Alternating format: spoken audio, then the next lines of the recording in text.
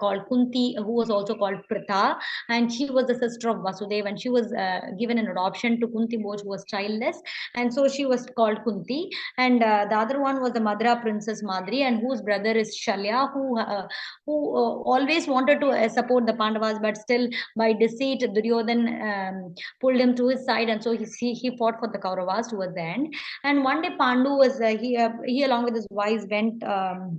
On hunting to a forest, and there was Rishi Kindama and his wife. They were in the form of the deer. They were uniting. So without even understanding what was happening, immediately at the sight of the deer, Pandu shot an arrow and it hurt and it killed Kindama Rishi. So as Kindama Rishi was desirous of he wanted his desires to get satisfied as far as his wife was concerned, and at that point the arrow pierced him and he died. So even before he died, he cursed Pandu by saying, see, the moment you are desirous of having this pleasure with your wife, you will, at the moment you think of it and the moment you approach her, you will die. Your head will burst into pieces and you will die. So say on account of that, let's see how Pandu is going to react to this big curse, because he was the king at that point of time. He was the king of Hastinapura. So let's see what is his reaction. So moving on to the next reading slide, we have Venkatji. Radhe Radhe Venkatji. Radhe Radhe. Pandu, hearing this curse, became pale, and from that time would not go in unto his wives. And he told them these words: through my own fault I've been cursed, but I have heard that for the childless there are no regions hereafter. Therefore he solicited Kunti to have offspring arise for him, and Kunti said, let it be. So she raised up offspring by Dharma. She had Yudhishthira, by Maruta, Bhima, and by Sakra, Arjuna. And Pandu, well pleased with her, said, this thy co-wife is also childless, therefore cause her also bear children. Kunti saying, so be it. Imparted on to Madri the mantra of invocation, and then Madri were raised by the twins Ashwins, the twins Nakula and Sadeva. And one day, Pandu, beholding Madri decked with ornaments, had his desires kindled. Radhe Radhe. Thank you so very much, Venkatji, for reading this so very beautifully. So at the moment Pandu heard this curse that was pronounced upon him, he immediately, he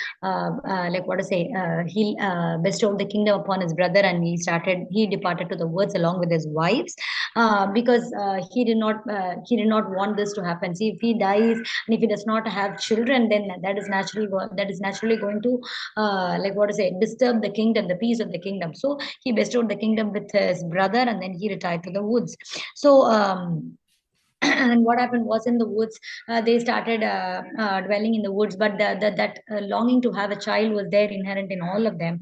And he also, now he expressed his pain to his wife. He said to Kundi that it was because of his own fault that he had been cursed, and that he had left everybody, he had left the kingdom kingless, and that was the reason behind he bestowing the kingdom upon his brother and retiring to the woods. And he also said that a childless person has no regions thereafter. So he was desperately longing for a child. So he requested Kunti, as he knew about Kunti's boon, when she was serving Durvasaji, pleased by her service, offered her boons, that the moment she thinks or she invokes a celestial, that by way of that celestial, the celestial's blessing will come as a child to her.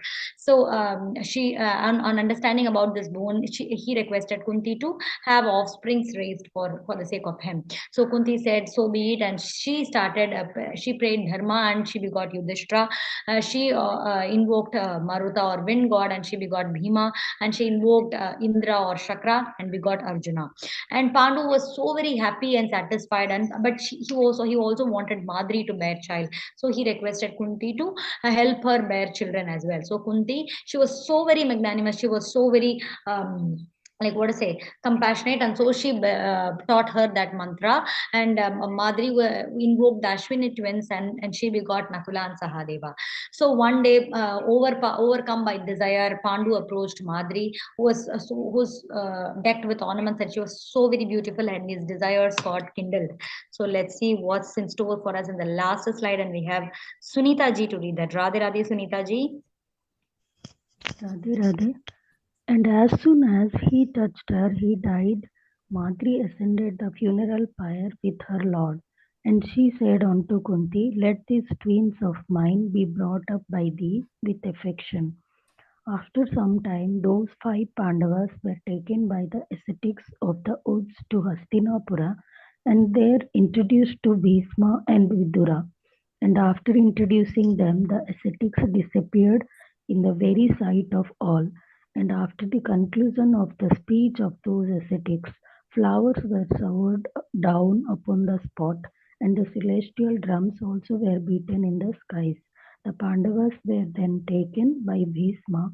They then represented the death of their father and performed his last honors duly. Thank you, Radhe Radhe. Thank you so very much, Sunita ji, for reading the slide so very beautifully. So, and the moment he touched her with a desire of uniting with her,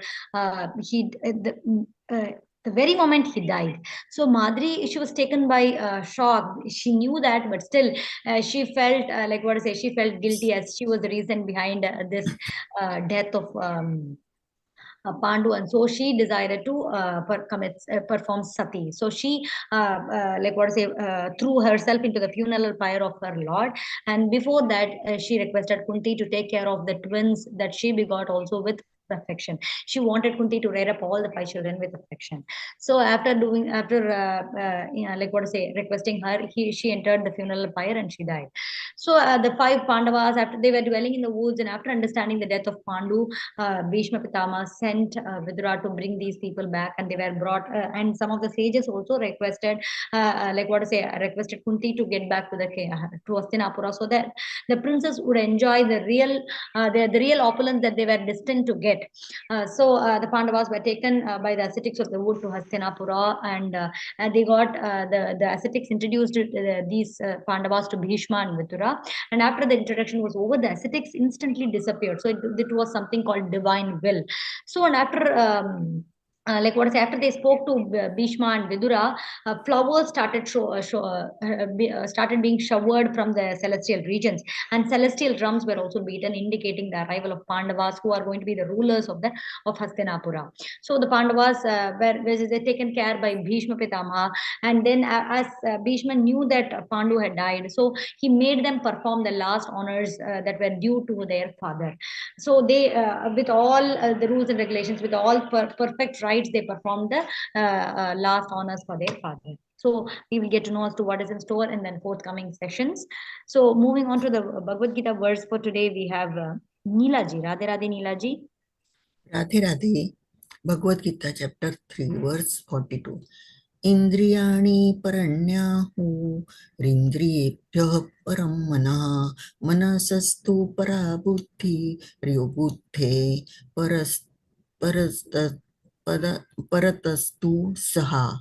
The senses are superior to the gross body and superior to the senses in the mind. Beyond the mind is the intellect, and even beyond the intellect is the soul. Radhe Radhe. Thank you so very much, Meeraji, for reading and reciting this so very beautifully. This sequence has to be understood. See, the gross body, the senses are superior to the gross body. The senses have the capability to control the body, and superior to the senses. The mind has the capability to control the senses, and the intellect has got the capability to control the mind as well. So, and the soul is superior to all these things. So, our soul goal is to do devotion unto God. If the soul is able to understand its original relationship with the God, and if it is able to direct the intellect to think in that direction, then naturally it will instruct the mind, and the mind will instruct the senses, and the body will respond to this calling. So it is only that we need to understand our relationship, the relationship of the soul with the Supreme Soul. So moving on to the quote for today, we have Anandi ji. Radhe Radhe, Anandi ji. Radhe Radhe. Sometimes we think we are subject to the whims of our mind, but that is not true. All of us have been blessed with the ability to control the mind at any moment by exercising the power of the intellect. As we exercise this power, we realize we are free to control the mind rather than be controlled by it. Swami Mukundananda.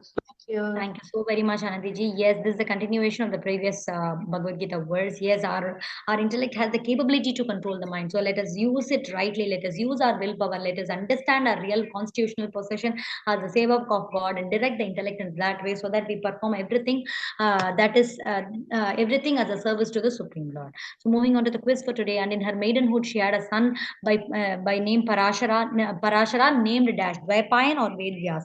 What was the name that was mentioned? Radhe Radhe Sunita ji? Radhe Radhe Dvaipayana. Perfect. Satyavati began to think as to how the dynasty of Dash might be perpetuated. Dushmanta or Dushyanta? Radhe Radhe Venkat ji? Radhe Radhe, it's Dushmanta. Perfect. That was really a dash in the form of a D. Rishi or sage? What was the term that was mentioned? Radhe Radhe Neela ji? Rishi. Perfect. By Dharma, she had Yudhishthira, by Maruta, Bhima, and by Dash, Arjuna. Sakra or Indra? What was the name that was used? Radhe Radhe Anandi ji? Chakra. Perfect. Dash ascended the funeral pyre with her lord. Matrika or Madri? What was the name of the wife of Pandu? Radhe Radhe Sunita ji? Radhe Radhe Madri. Perfect. The Pandavas were then taken by Dash. Bhishma or Gangaputra? What was the name that was used? Radhe Radhe Venkat ji? Radhe Radhe, it's Bhishma. Perfect. We got all the questions right. So that's something very great. So we'll continue with the discussion tomorrow. Thanking each and every one of you for your support throughout the session. Thanking Hari and Guru for their grace throughout the session. Please do fill out the attendance tracker to be able to receive a copy of these slides. We'll meet tomorrow with yet another interesting episode. Over to you, Lataji and Manish. Radhe Radhe. Thank you, Traji. That was a very interesting description of how the Pandavas were born and how King Pandu got cursed, and that led to the end of his life, and also Madri sacrificing his life. And then how they are returning to Hastinapur, and all these details which we all know, but we are going through that in detail again. So let's welcome all of you to come back and join every day Mahabharata series. Continue listening to more and more stories in detail. Thank you, Raji, for bringing that. Thank you, Manishji, for the support, and thank you all. Now let's move on to a pranayama and meditation with Swamiji. Welcoming all to pranayama and meditation. We don't have Ashritji here, so let me share the slides for the pranayama and meditation. Hope you are all in an isolated room so that you can focus completely and do the pranayama and meditation. Follow the instructions as Swamiji and enjoy the meditation. We'll start off with pranayama. Let us learn a new pranayam today. I do believe many of you are practicing pranayam already. This is called alternate breathing, anulom vilom. It is also called nadi shodhan. It cleanses. The yogic theory says there are 720 million nerve channels in your body through which the energy is traveling.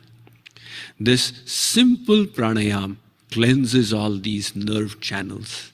So it's simple alternate breathing.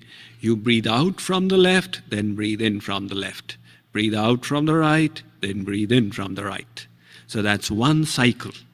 So you keep doing cycles like that. And in order to achieve it, we use nasagra mudra. Place the first two fingers on the forehead and use the ring finger and the thumb to alternately block the nostrils.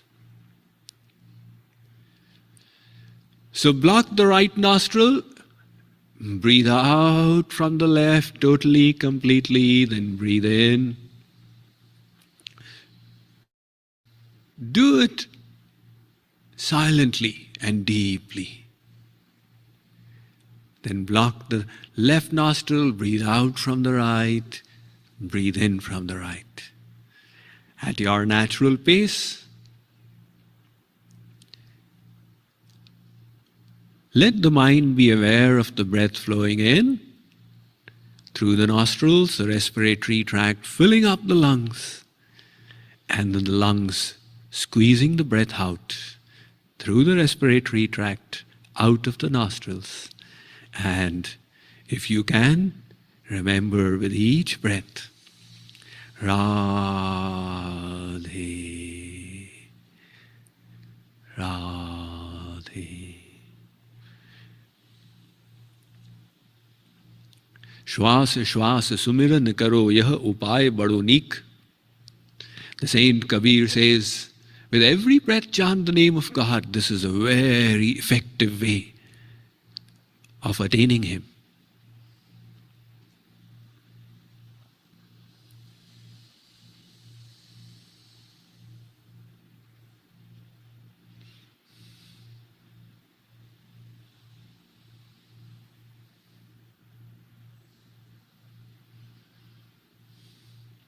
Throughout the day, we are breathing through one nostril or the other predominantly.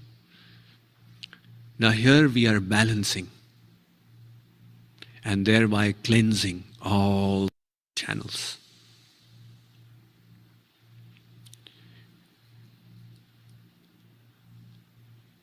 The breath doesn't have to be audible.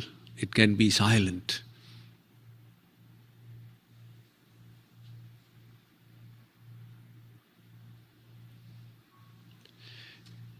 Sometimes we underestimate the effectivity of pranayam, but yogic theory says whatever benefits you got from yogasanas, you get 20 times more benefits from pranayam. Because you are working on the life force, the pranic energy.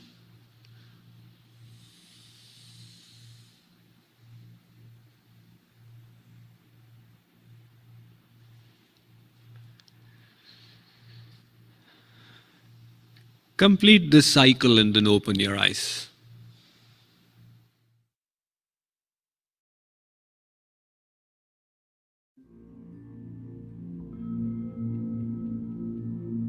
Some of you may be familiar with the Yoga Nidra technique. Now, this is a variation of that, subtle body relaxation as a part of the JK Yoga system, where we have added Roop Dhyan to it. So in today's Roop Dhyan again we will go to Radha Krishna. You see, Lord Ram came first, then Lord Krishna. So in the time of Lord Krishna, people were already celebrating Diwali. So we will go and witness a little Diwali scene there. Lie in the dead man's pose, your head this side, feet that side. Do ensure your mobile phones are in the silent mode.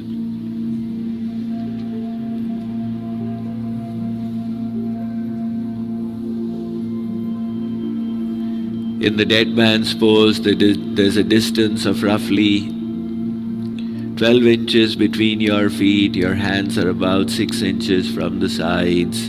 If you wish to cover your eyes with a cloth, you're welcome to do so.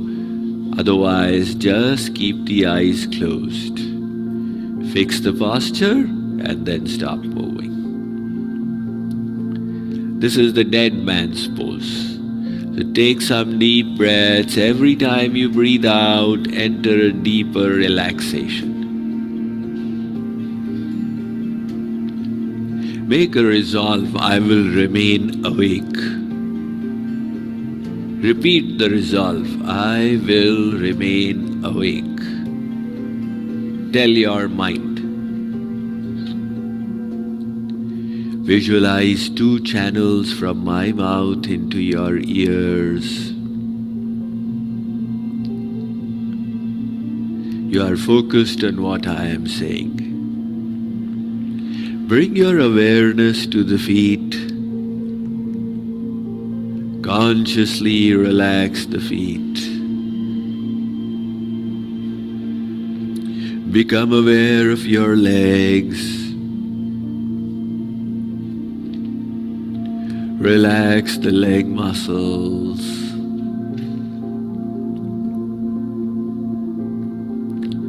Relax your buttocks.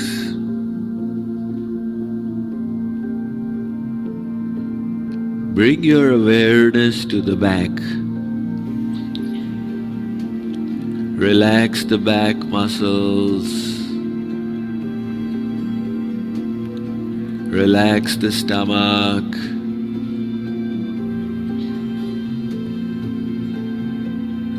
Relax the chest.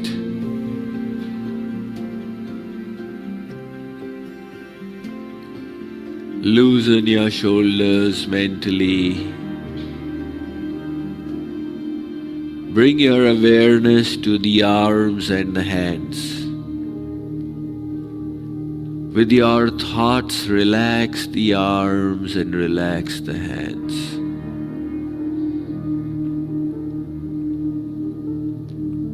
Come to the face now. Relax your jawbone. Relax the tongue within the mouth. Relax your eyelids. Relax your forehead. Now your whole body is relaxed.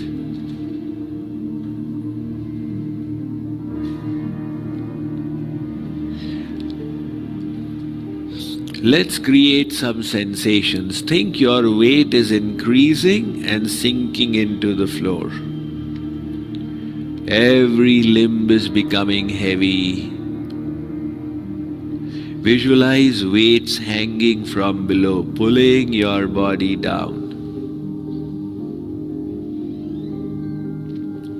The whole body is sinking down.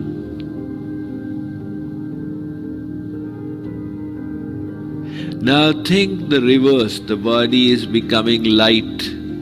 Every limb is becoming weightless. Your body is sort of floating like a paper in the wind. Your body has become weightless.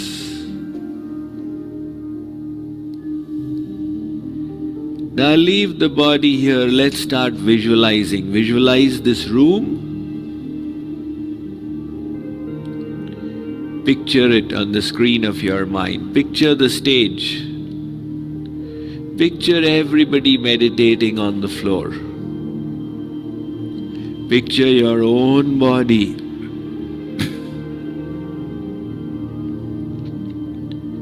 Picture your feet as if watching them from outside. Picture your legs. Picture the stomach. Picture the chest. Picture your shoulders. Picture the right arm, right hand, left arm, left hand, your neck, the face. Picture the whole body from head to toe. Again, picture it from toe to head. Now with X-ray vision, look inside your body. You can see all the bones, the organs. Wish them well, see them all as your friends and wish them well.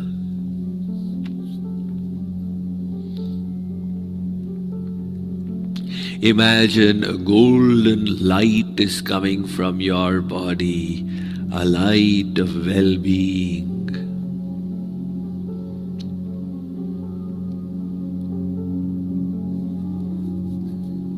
Now leave the body here and let's go on a journey. Take yourself to the land of Krishna. You are 5 millennia into the past.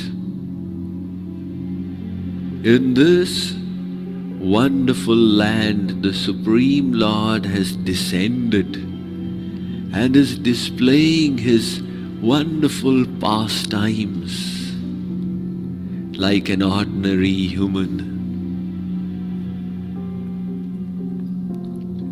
There is the village of Lord Krishna where his father lives, Nandagaon. 8 kilometers away is the village of Barsana where Radharani's father lives, Vrishabhanu.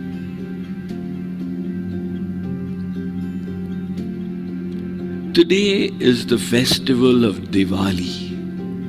All the residents have lighted lamps and placed them around their houses, on the entrance, on the window sills. They have illuminated their houses and their villages.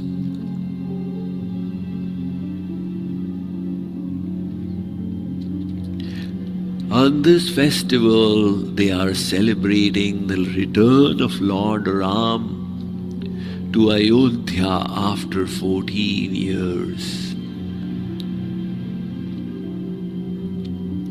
It is night time. Some of the villagers, they are singing songs, chanting kirtans of Lord Ram. Finally, by 11 o'clock, they're all going to rest. And Yashoda has also put Krishna to rest. So take a look at Yashoda's house. And Krishna is about now 7 years old. She's told him to go and rest. But half an hour after that, Krishna has gotten up. He has got different intentions. He has come out of the house. And with his cowherd friends, the Gwalbals, he's gone into the forest. Visualize 7-year-old Shri Krishna with his bluish complexion body, in his rustic attire, village dress. He is venturing into the forest at night with his friends have also come out and they are meeting in the forest. On the other side, Radharani has come out. The Divine Mother. Radharani is young.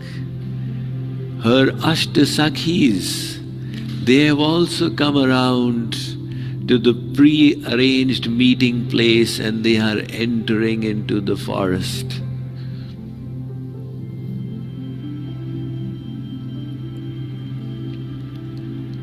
So out here they have come to a central place between the two villages. And the Gwalbals are there along with Krishna. The gopis are there along with Radha. You watch that divine scene. They have also started singing songs and Radha Krishna are dancing in the midst. Singing songs of Lord Ram. These Brajvasis, when they greet each other, they don't say Jai Shri Krishna. They say Jai Shri Ram. Because Krishna avatar is just taking place. They have lit the lamps which they had got. And they are releasing the lamps. Krishna has released one lamp on a leaf boat into the lake. Radharani has released another lamp into the lake water. They are playing a game. Whose lamp will cross the lake first? See Krishna's lamp floating, Radha's lamp floating, and they are splashing the water to push their boat ahead. The boat with the lamp. Everybody is excited. Krishna's friends are cheering for his boat. Radha's friends are cheering for her boat. Krishna is creating ripples to push his boat ahead. Radha and the gopis are creating ripples to push her boat ahead. Finally, Radha and Krishna, both their boats have reached the other side at the same time and joined together. Everybody is thrilled, they are all dancing and clapping. A mehfil has begun. They are going to sing and dance and celebrate till 4 in the morning, and then they'll return before their parents wake up. But we have work to do. We offer our blessings to the Lord for His divine pastimes, and we withdraw from there. Bring yourself back to the present times. Bring yourself back. Remember everybody meditating on the floor. Remember your body where you had placed it. Bring your subtle body back into the gross body. You are back in bodily awareness. Start moving your hands and feet. Rejuvenate your nervous system. Move your hands and feet. Interlock your fingers and stretch the hands over the head as in Tadasana. Bring the hands back. Gently now turn over to one side. Keep your eyes closed till the very end and come to the sitting cross-legged pose at your own convenience. Once you are in the cross-legged pose, rub your palms together.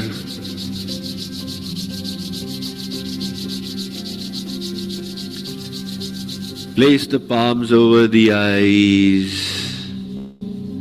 Relax the eyelids, calm the mind.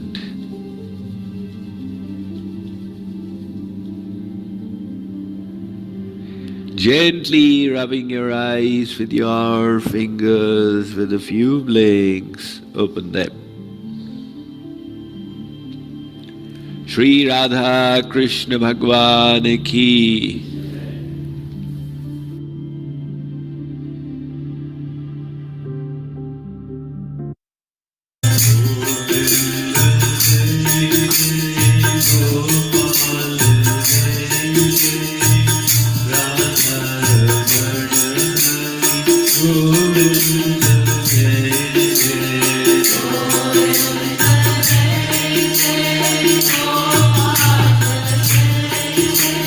Jai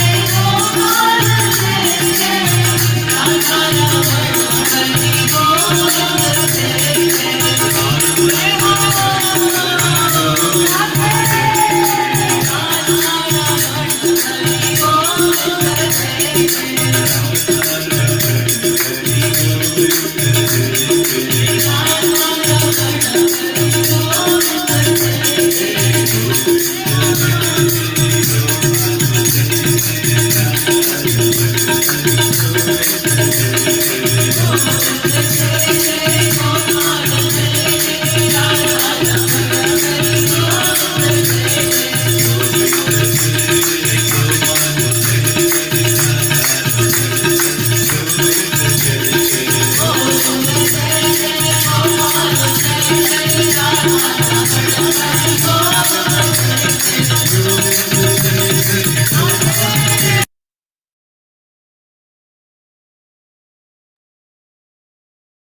Radhe.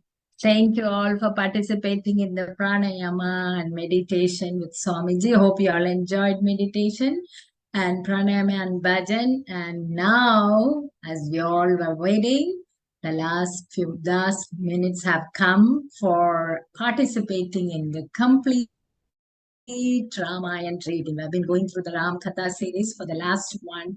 Auspicious Purushottam Mass. Now we are going to conclude with the complete Ramayan reading from Swamiji's book, Ramayan, and hope you're all excited for that. We're going to start right now. So welcoming Sapnaji, Shubhraji, and all of you, and all the volunteers, and all of you to our blissful Ramayan reading session. Thank you all for the sponsors and the Ajman and those who have come forward to read the Ramayan book. Over to you, Sapnaji. Radhe Radhe. Guru Brahma, Guru Vishnu, Guru Devo Maheshwara, Guru Sakshat Parabrahma, Tasmai Shri Guruve Namaha. Radhe Radhe, and a very, very warm welcome to everyone. And such an auspicious moment in this devotional Adhik Mass or Purushottam Mass. Hundreds and hundreds of people from all over the globe joined together, and some of them every single day, to listen to Shri Ram Katha. That is the beauty and the divinity of his Leelas and his pastimes. And from JK Yoga Academy, it has been a very, very humble attempt by so many volunteers who worked tirelessly to make this whole series possible. And the icing on the cake was Swamiji's Rasmai narration of Ramayan, which we all got to cherish. And the Hanuman Chalisa acclaimed chanting, which went on for 24 hours through the grace of Hari and Guru, was nothing less. There's no way we can even express the feelings and emotions and sentiments that many of us had experienced. Personally, for me, Ramayan has been a game changer, I would say. Every year, at least for the last few years, by the grace of Hari and Guru, if there's one thing that I definitely go to every single year, it is Ramayan. And that is how, every time I read it, personally for me, there's something deeper, something more meaningful that comes out that totally transforms, that whole year. So this year, it has been even more devotional to go through this Ramayan Katha with many of you. And today, as the culmination of this series, what better way than to read the entire Ramayan written by Swamiji himself. I have to tell you this. I was a little bit involved in this seva when the book was being written. And you will not believe there had been multiple versions that were written of this Ramayan, but nothing came close to Swamiji's expectation. And then finally, he wrote the entire book. And when he completed it, he said that, the book, when he was giving us feedback, he said when people read that, they should develop love for God. They should develop bhakti for Ram and love for Lord Ram. And truly, this book, when we go through, every time you get goosebumps. I know my nephew, he was hardly 6 or 7 years old. And when I gifted that book, Lord Ram became his hero, true to, the vision that Swamiji had. So I'm so happy that each and every one of us have come together to read this book end to end, all the chapters, and I'm sure the next few hours, it's a complete Ramayan reading, and I'm sure it is going to go throughout this night for people in USA and for people in India throughout the day. It is going to be Rasmai. Try to make the most of it, and my best wishes to each and every one who are coming together to become a yajman, to read the chapters. And as you all know, every contribution from this seva goes to Swamiji's university project. So I'm so happy that all of you are going to do this wonderful divine reading. So my best wishes and all the very best to each and every one of you once again, and joining you in bowing down to Hari and Guru to shower their grace as we embark on this very, very divine activity. So with that, I'm going to pass it on to none other than Shubhra and Umaji, for they have really planned it well and they're going to guide us through the rest of the reading. Once again, Radhey Radhey to everyone. Radhey Radhey. Radhe Radhe everyone. Welcome everybody. As Swamnadi beautifully explained all the different things, and I want to welcome you all to this complete Ramayan reading. So I am Shubhra, of course, from Chicago, and with me I have Radhe Radhe everyone, welcoming you all to this divine ecstatic journey. This is Uma from the serene city of Nilgiris. We are extremely honored to have gotten this opportunity to host you on this spiritual journey to embark upon the epic tales of Lord Ram and his divine pastimes. So before we delve into the first kand and start reading it, let's take a moment to reflect on the significance of the Ramcharitmanas. It is not just a story. You know, Swamiji on several occasions said that Ramcharitmanas helps you develop the sentiment of love towards the God. It is a profound scripture that offers timeless wisdom, guidance, and devotion. Absolutely right, Shubhraji. The Ramayana teaches us about duty, righteousness, the power of devotion, and the victory of good over evil. Now, it gives me immense pleasure to announce that we shall get started with the reading of the first kand of the Ramayana, which is Bal-Kand. But before that, would like to express my gratitude to all the Yajmans who have signed up for becoming a Yajman for the Bal-Kand. More details and links in the chat window. Now we will begin with the Bal-Kand.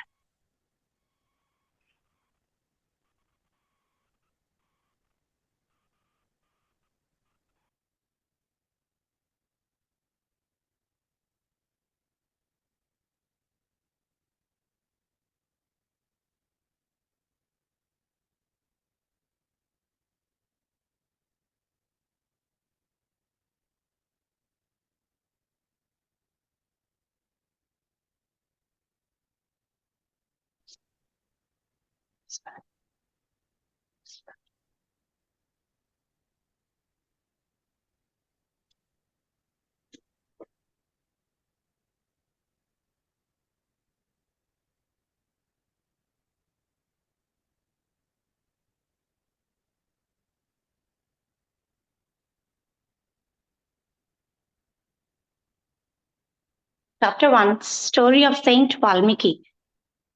A long, long time ago, during the age of Treta Yuga, a hunter named Ratnakar lived in the forest along the banks of the holy river Ganga. Ratnakar was a son of sage Pracheta. When Ratnakar was a child, he got lost in the forest while playing. His parents searched for him everywhere but could not find him. Ratnakar was not able to find his way home. An old hunter couple passed by the forest. They saw the worried Ratnakar. They liked him and decided to take him home to raise him as their own son. Meanwhile, Ratnakar's parents undertook huge efforts to find him. After searching and waiting for some days, they finally lost hope. With a heavy heart, they moved on to their day-to-day duties. Ratnakar slowly forgot about his original parents and started living happily with his foster parents. He learned hunting from his foster father and mastered it in a very short time. He hunted animals and birds with perfect aim and great ease. As Ratnakar grew up, he married a tribal woman. They had many children together. Ratnakar struggled to feed his family just by hunting. He started robbing the innocent people and who would pass through the forest. He was unconcerned about the sins that he was committing. One day, Ratnakar's wife complained to him that whatever little he was bringing home was not enough to feed the entire family. So he went off to the forest, hoping to find a treasure for his wife. He hid behind a tree, waiting to rob whoever who passed that way. That day, Narad Muni was passing through the forest. He is a Trika, Trikalagya, meaning one who can see the past, present, and future. He is also a Samasta Loka Sanchari, meaning he can travel anywhere in the universe. Observing divine thoughts about his dear Lord Vishnu, he was chanting Narayan, Narayan. As soon as Ratnakar saw him, he came out hiding and blocked the sage's way. Ratnakar did not recognize the great celestial sage. Narayan, Narayan, exclaimed Sage Narad. He did not expect to see anyone in the deserted forest path and was surprised to see Ratnakar block his way. Give me everything you have, growled Ratnakar. He threatened the sage with a sharp knife. Sage Narad fell into deep thought. He understood that Ratnakar was the last son of Pracheta and was born to accomplish an important task for humankind. He also realized that Ratnakar was trapped in the material world, unaware of the purpose of life. Sage Narad decided to help Ratnakar get out of this trap and make him realize the purpose of his life. Don't you dare try to escape, Ratnakar growled again. Narayan, Narayan, exclaimed the sage. Give me everything you have, else I will kill you, shouted the impatient Ratnakar. Narayan, Narayan, exclaimed the sage again.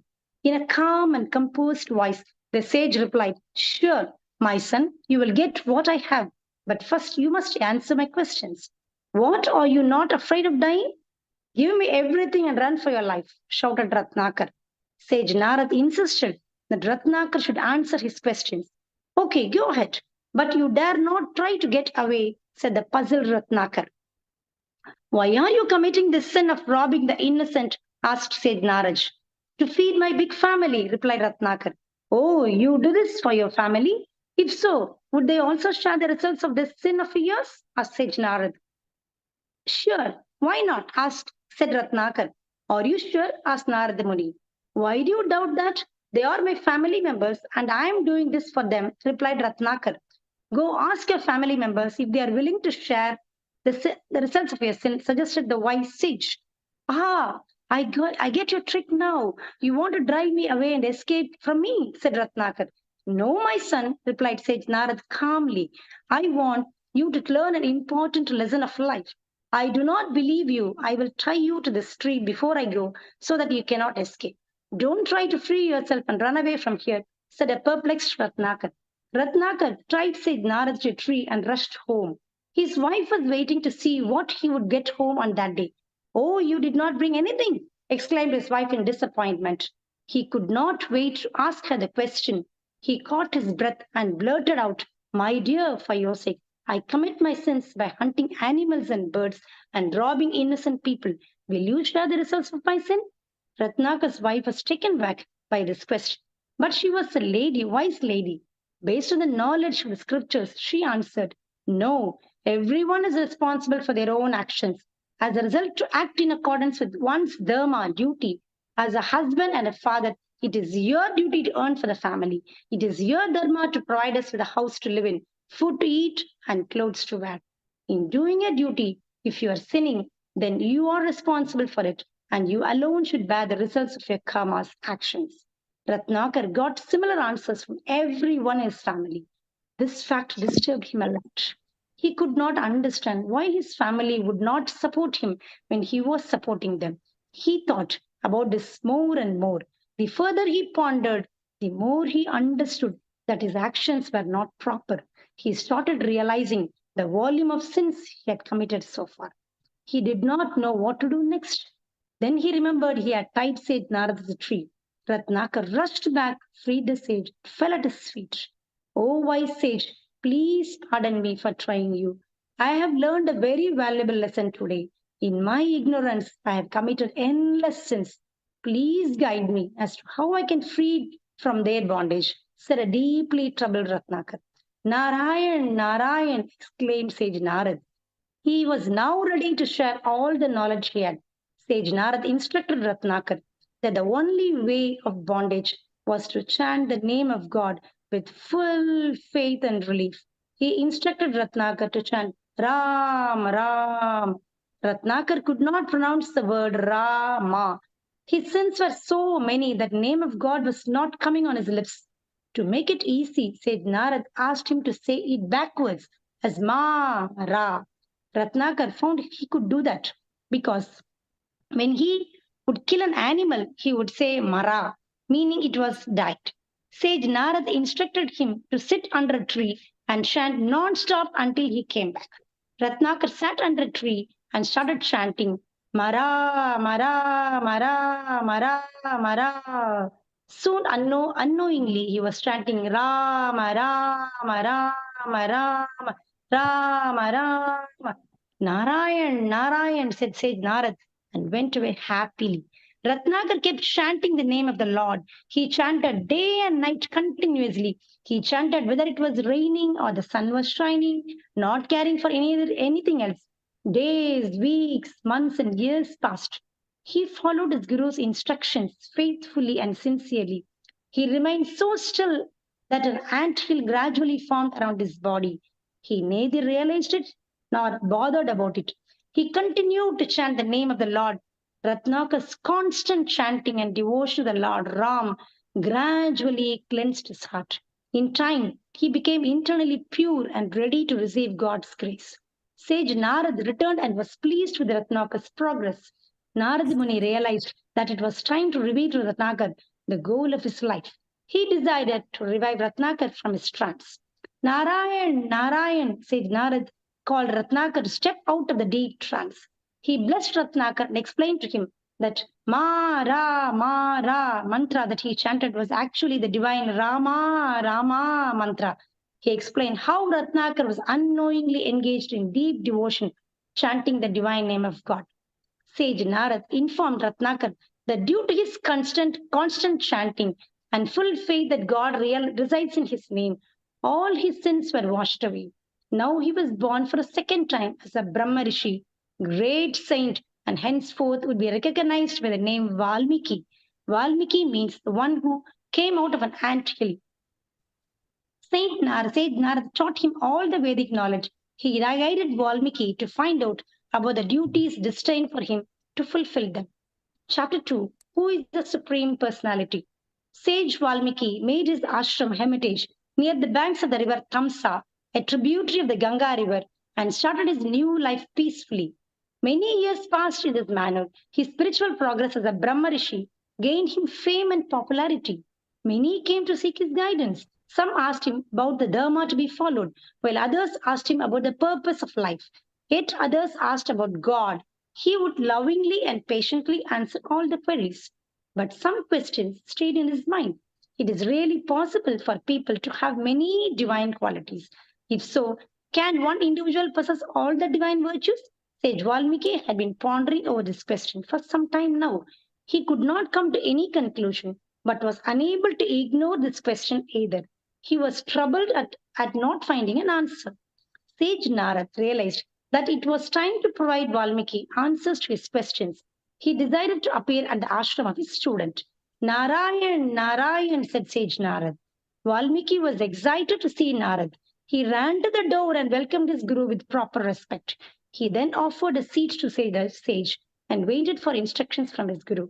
Sage Narad grabbed the hands of Valmiki and asked him to sit next to him. Devarishi, sage of the celestial gods, Narad lovingly inquired about Valmiki's well-being.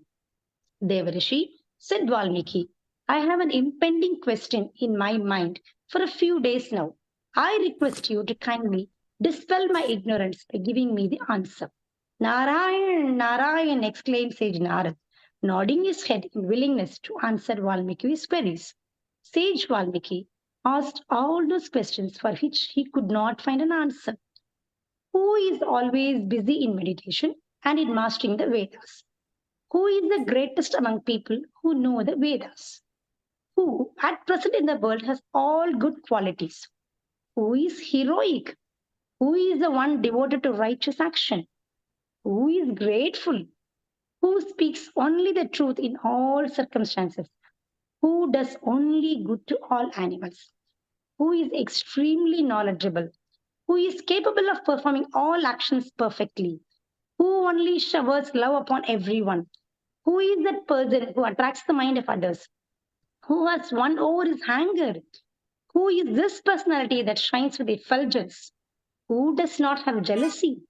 Who in war makes devatas fear struck? Valmiki took a deep breath while anxiously looking at Sage Narad for answers. Narayan, Narayan, Sage Narad exclaimed again. His face was brimming with joy on hearing such intelligent questions. He began responding with great satisfaction. The wonderful qualities that you have inquired about are very many and very rare. The Supreme Lord Ram, who will be born as a son of King Dashrath and Queen Kaushalya, is the only one with all the qualities described by you.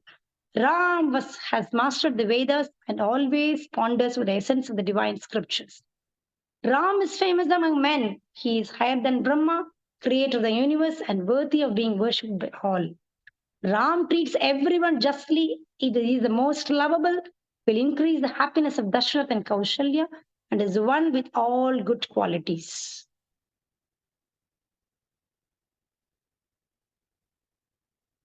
Ram is a great hero. His valor is immeasurable. He is a destroyer of enemies, and he will save humankind by killing all the Rakshasas, demons. Ram knows Dharma. He never ignored it in the past and will never ignore it in the future. Ram is grateful to everyone. He is interested in the welfare of his people. He is approachable to one and all, and he protects all who depend upon him. Ram speaks nothing but the truth. He is firm in his resolve. Ram is the abode of all good characteristics. He is kind-hearted, a good orator, a gentleman, and is charming. Ram protects all people and animals. Ram has complete knowledge of the science and archery. He has great and minute knowledge of all sciences, and he has clear understanding of everything. Ram is dear to the entire world and is very soft-natured. Ram is capable of attracting everyone and is attained by those who always love him selflessly. Ram keeps his mind under control and never lets anger take over. Ram is immense in stature like the ocean. He is great in his courage like the Himalayan mountains. He is valorous like Lord Vishnu and is pleasant to see like the full moon. Ram is devoid of jealousy, hatred, disrespect, and ignorance. Ram's anger is like the fire at the time of deluge. His patience is like Mother Earth. His sacrifice is equal to that of Kuber, god of wealth. And in truthfulness, he is like the Yama, god of death. Ram has a handsome face, broad forehead, wide eyes, pretty cheeks, conch-like neck, thick shoulders, hidden shoulder bones, broad chest, long hands, and is of proportionate height and weight. He is of blue complexion. He appears like 1,000 cupids together. Valmiki was very pleased to hear this detailed response of Sage Narad. At last, he had found answers to satisfy his quest. He expressed his eagerness to hear more and more about such a Lord Ram, who is the embodiment of all supreme qualities. Sage Narad was pleased to see the keenness of Valmiki for learning further about Ram. He briefly narrated the story of Ram. Sage Narad blessed his student Valmiki and left the ashram. Valmiki was in bliss, pondering over his questions and his guru's response. Chapter 3, the first song. Sage Valmiki was happy and content with the divine knowledge he had received from his guru. Sage Narad, Valmiki, found himself constantly thinking about Ram and his qualities as narrated by Devrishi Narad. One day, Valmiki decided to take a holy dip in the river Ganges. He instructed his disciple Bharatwaj to make all the necessary arrangements. Bharatwaj informed the sage when this task had been completed. All right, let us go, said Valmiki. They both started walking towards the river. Sage Valmiki walked in front, trying to concentrate his mind on an image of Ram based on what Narad Muni had told him. Bharatwaj was following him from behind at a distance as instructed by Valmiki. They had to cross a dense jungle to reach the river. It was a scenic forest with many trees that were full of flowers and fruits. The flowers were of different shapes, sizes, and colors, making the woodland very colorful. The forest was filled with fragrance of fruits and flowers. Birds had made their nests in their trees. They were very busy chirping and flying around, trying to get food for their young. One could also see animals playing with their babies and grooming each other. Sage Valmiki saw two attractive storks, craunchas, playing with each other in loving affection. He stopped to observe them when suddenly came a sharp arrow. It struck the male stork, killing it instantly. Seeing the dead body of its mate, the female stork wept miserably. She was so heartbroken that she fell next to the dead body of her mate and died. Sage Valmiki realized that a hunter had shot the male bird when it was engaged in love.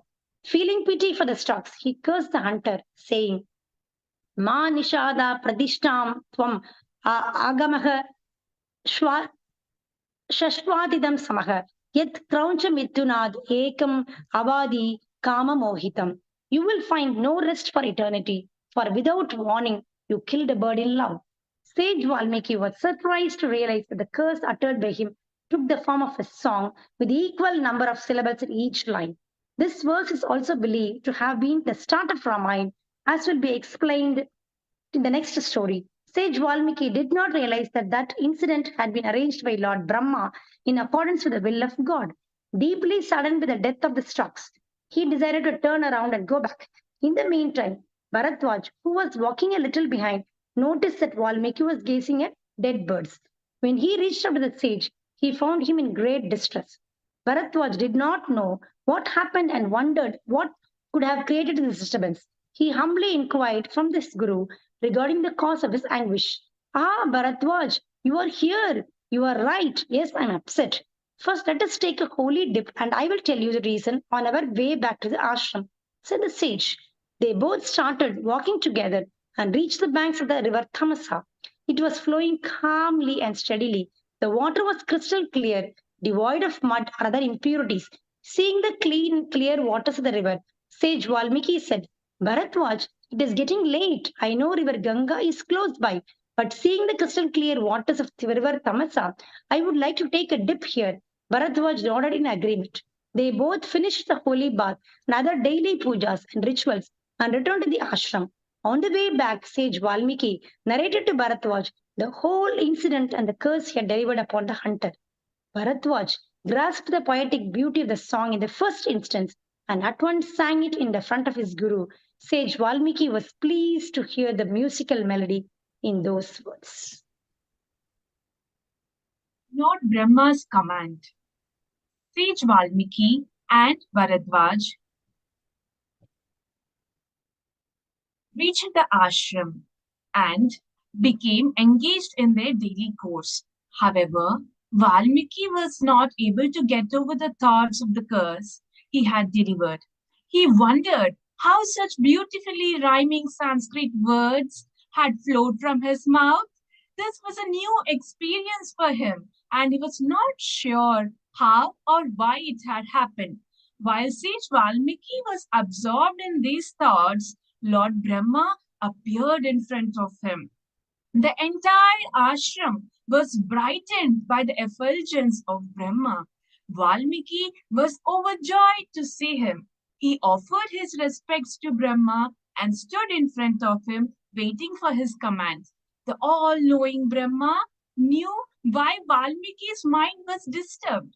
Brahma advised him not to worry about the curse delivered upon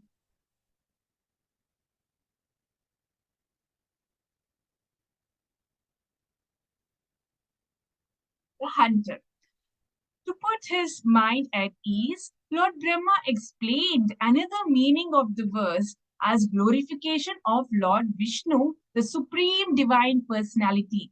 Brahma said, I know in your kindness and sorrow for the birds, you curse the hunter. But the same verse can also be interpreted differently. When we do that, it means, O Lord Vishnu, who resides in the abode of Lakshmi, you destroyed the great evil on this earth. For this, may you be remembered forever. I had requested Mother Saraswati, Brahma's consort and goddess of knowledge, to bless you such that you may utter this poetic verse. Using the same pattern of poetry, I now want you to sing the glories of the Supreme Lord Ram. When you do this, you will learn that he killed the evil Ravan, and the second meaning of the verse will become clear. The time has come for you to fulfill the purpose of your life. I want you to continue creating and writing more verses like the ones before. To do this, I grant you the vision to see the past, present, and future. Use this ability wisely, as it is a special gift. It is not given to all.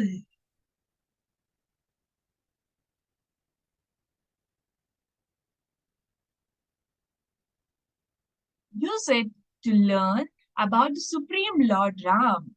Write about his abodes, forms, names, pastimes, saints, and virtues, so that generations to come may learn about Lord Ram and grow their love for him.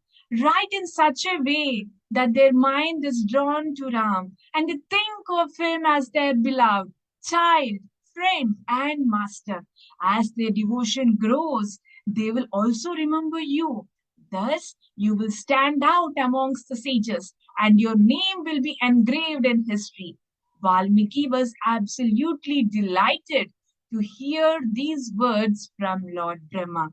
With all his heart in mind, he thanked the Lord for giving him an opportunity to serve through his writing. As instructed by Lord Brahma, Valmiki wrote about the glories of Lord Ram in a poem titled Ramayan, meaning the path of Lord Ram. This poem was constructed with 24,000 couplets, similar to that of the curse he had uttered. The couplets have a musical form which adds sweetness to the story and makes it enjoyable to hear and recite.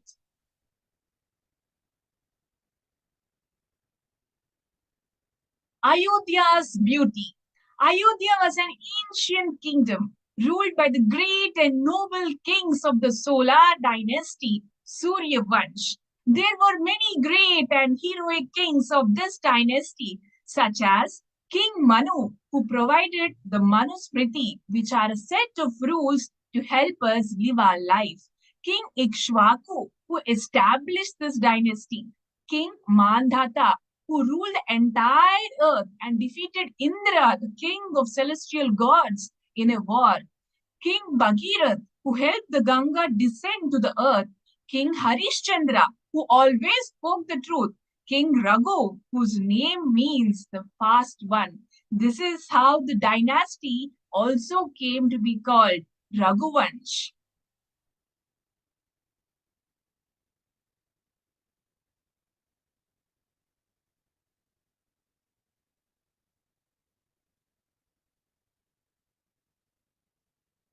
The kingdom was vast and situated in a rich, fertile region on the banks of the river Saryu. The kingdom's fame exceeded the fame of Indralok, the abode of Indra.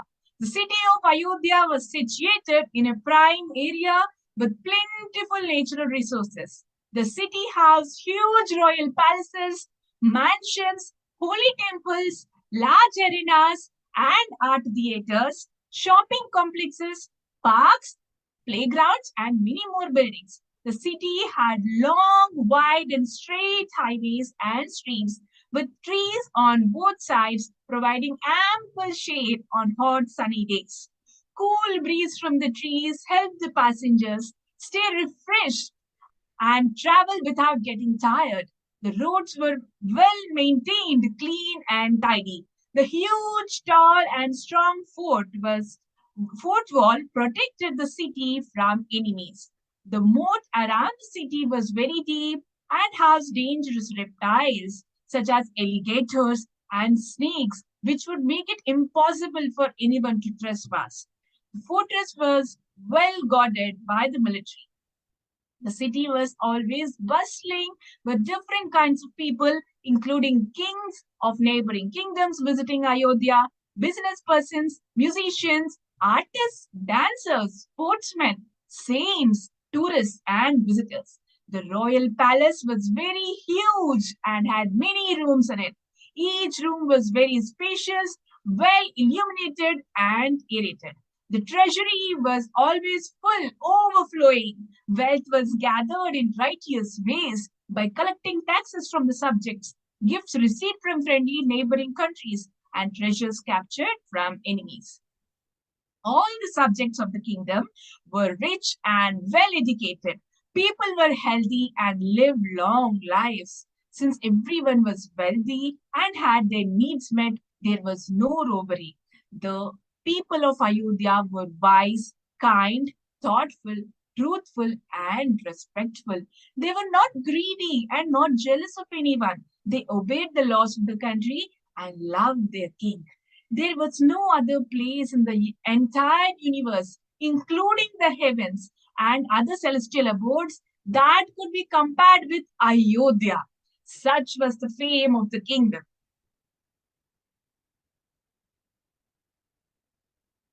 Dashrath's worry and belief.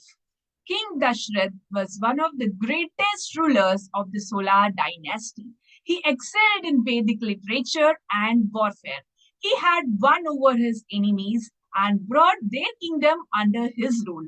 His fame spread across all the three worlds. As a noble and virtuous king, King Dashrath had 8 ministers, with Sumantra being the most prominent among them. All the 8 ministers were learned. They understood the art of politics, the strategy of war, and how to take care of people. Keeping in mind the welfare of the state at all times, they advised the king honestly and truthfully. As a result, the king's fame grew just like the rays of the morning sun grow stronger and brighter. Sage Vasisth was the guru of Ayodhya. King Dashrath and his ministers respected the sage and consulted him on all appropriate matters. In this manner, the king ruled wisely and justly. Everyone was happy. There were no complaints, and nor was there any wrongdoing. The king had 3 queens, Kaushalya, Sumitra, and Kaikeyi. Kaushalya was his first wife and the chief queen. Kaikeyi was the youngest of all the 3 queens and Dashrath's favorite. While everyone in his kingdom was happy, King Dashrath was sad. He was concerned about who would take care of the kingdom after he passed away. Usually, once a king dies, the eldest son becomes the king and rules the kingdom. But Dashrath had no children. He thought he was cursed. But then he remembered an incident that happened a long time ago when he was young. King Dashrath was an expert in archery. He could hit any moving target by shooting arrows in that direction of the sound generated by it. He did not have to see the target. He could shoot precisely just by paying attention to the sound. One day, while he was young, he went into the forest to hunt. While hunting, Dashrath mistook a sound that came from filling water in a pot for a deer drinking water. He shot an arrow towards the source of the sound, and it hit an innocent boy named Shravan Kumar. Shravan Kumar was fetching water in a pot for his blind parents.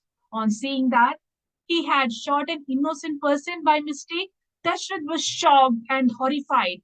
He ran up to the young boy to comfort him. He begged forgiveness from the boy and asked him if he could fulfill his last wish. Shravan Kumar said, "My parents are old and blind. I am their only support. They are very thirsty and are waiting for me to bring them water. Will you please take some water to them?" Dashrath collected water in the pot and went to the place where Shravan's parents were waiting. They could not see, but had very sharp ears. Upon hearing the footsteps, they realized that it was not their son. They were surprised and asked the stranger about himself and their son. At first, Dashrath just stood there, not knowing how to answer this old couple. How could he explain to an aged couple that a king had killed their son mistakenly? After all, a king is supposed to protect his people.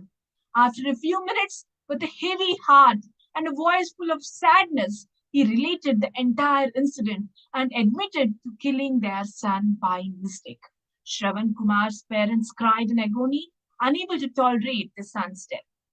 Dashrath tried to pacify them repeatedly, promising to take good care of them, but they refused to listen to him and decided to end their lives. However, first they cursed Dashrath that he would face his end in the same way as they did, in separation from his son. As Dashrath thought about this incident, he wondered if he would ever get his son. He was getting old and he did not know how much longer he would live. He had three wives, and none had borne him any children. Worried, Dashrath sought the advice of sage Vashist. The great sage recommended,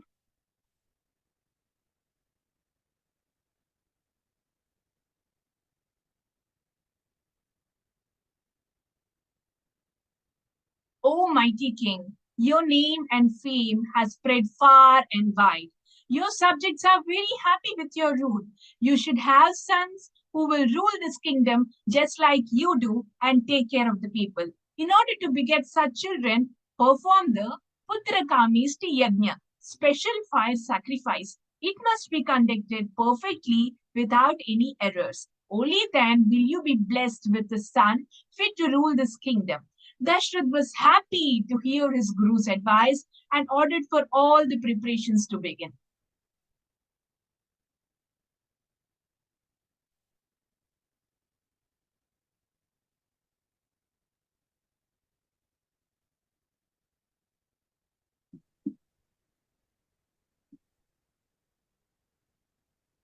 Ravan's growing evil. During this time, there lived a demon king called Ravan. He was born to Rishi Vishwarava and Keshi, a Daitya demon princess. Together, Vishwara and Keshi had a total of four children: Kumbhakaran, Ravan, Vibhishan, and Sorpankha.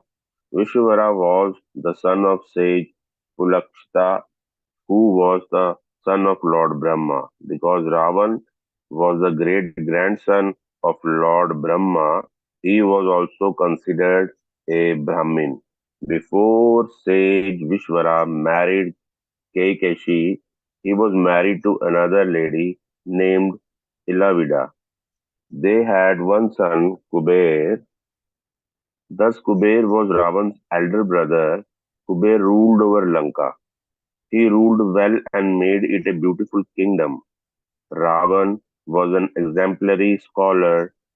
Under his father's guidance, Ravan and his brothers mastered the Vedas, other holy books, and also the arts and the ways of Kshatriyas. Ravan was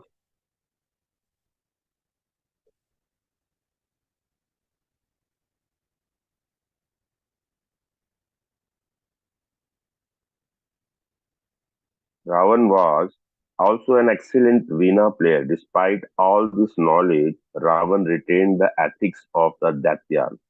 He was cruel, fearsome, and ungrateful. If people would not give him what he wanted, he considered it his right to snatch it away from them. Ravan has 10 heads and 20 arms. People were scared of him. He was physically strong and very proud. He committed great atrocities and did not think twice about killing anyone. Ravan's body showed the scars from fighting battles with the celestial gods. Under his rule, no devotees could worship any god. If Ravan heard about it, they would be instantly killed. Everyone had to worship only Ravan. They did not have any other choice. Following this, Following his initial training, Ravan performed intense penance for several years to please Lord Brahma. At last, Brahma, satisfied with Ravan's austerity, appeared in front of him and said, Ask me for a boon. Ravan replied, Please bless me that I may never die. Please make me immortal. Lord Brahma replied, My son, I can't grant this wish. I can't make you immortal. Please ask for something else. Ravan was disappointed and he asked for the next best thing. He said, may no celestial god or heavenly spirits be able to kill me, neither demon, serpents, nor any animal. Scornful of mortal men, Ravan did not ask for protection from them. So be it, said Lord Brahma. He granted Ravan these boons and also blessed him with great strength by way of knowledge of divine weapons and magic. Equipped with the special boom, Ravan became fearless. He began creating havoc everywhere. No one could kill him, and so he did as he pleased. He became very, very proud. Ravan described to bring the whole world under his dominion. He fought with his elder brother Kuber and conquered the kingdom of Lanka. He also snatched Kuber's special vehicle, the Pushpak Viman, special flying chariot. Since Ravan's dream of becoming immortal remained unfulfilled, he decided to start worshipping Lord Shiv. He prayed to Lord sincerely and diligently for many, many years. His devotion grew. One day he decided that he must have the best and the biggest lingam in his backyard garden. What other place to get it than from Mount Kailash, the abode of Lord Shiv himself? Ravan went to Kailash with the intention of bringing it back home.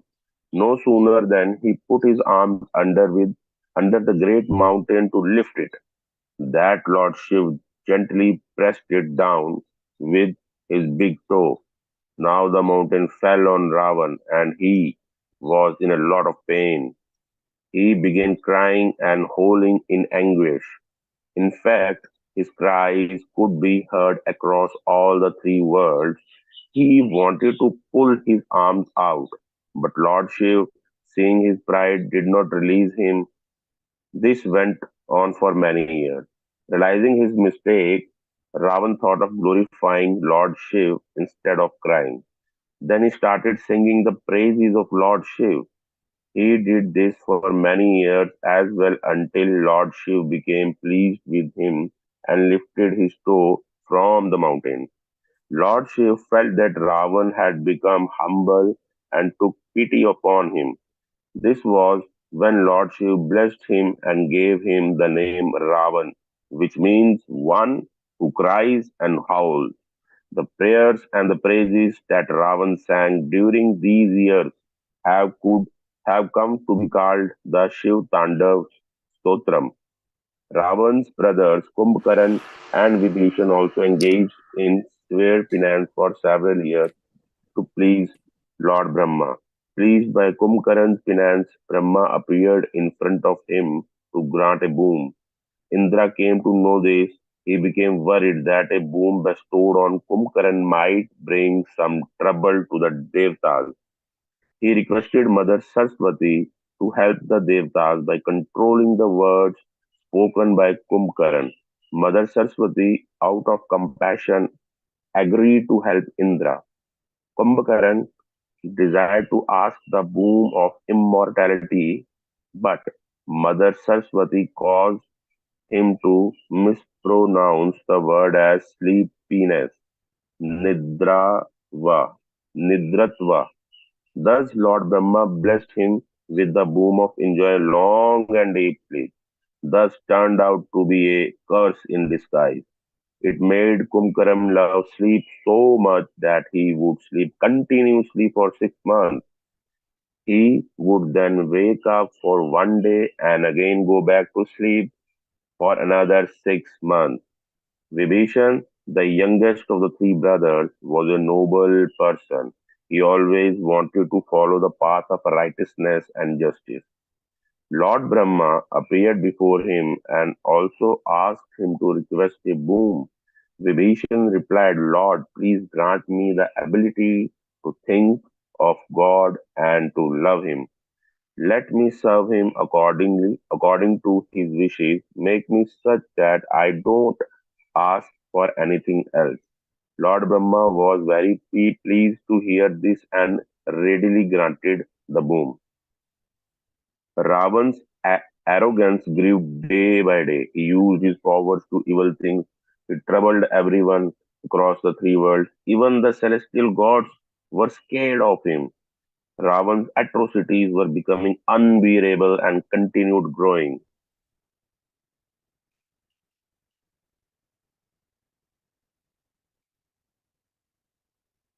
Now celestial gods flee to Lord Vishnu. Not able to bear the atrocities of Ravan, Indra and other devatas, not able to bring the atrocities of Ravan, Indra and other devatas ran to Brahmalok, the residence of Lord Brahma, and requested him in controlling Ravan. O Lord, please save us from the brutalities of Ravan, they pleaded. Lord Brahma was saddened. With a heavy heart, he replied, Children, I am helpless. I can't take back my boon. Approach Lord Shiv and ask him for his help. Lord Brahma, Indra, and other celestial gods reached Shivalok, the abode of Lord Shiv. After paying their respect to him, they pleaded, O Lord, please save us from the atrocities of Ravan. Lord Shiv was deeply moved by the cry of Devatas, so he opened his eyes and said, It is time for Lord Vishnu's descension. He will born as Ram, the eldest son of King Dasharath.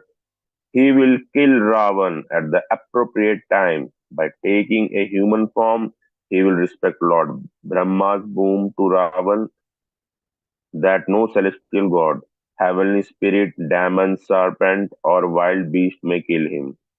Go and remind him that the time for his descension has come. Headed by Lord Shiv and Lord Brahma, Indra, and other devatas, reached Vaikuntha, the abode of Lord Vishnu.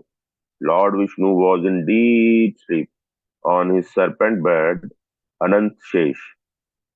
Seeing this, they all started singing praises of Lord. When he woke up, he saw the troubled looks on their faces and asked about it.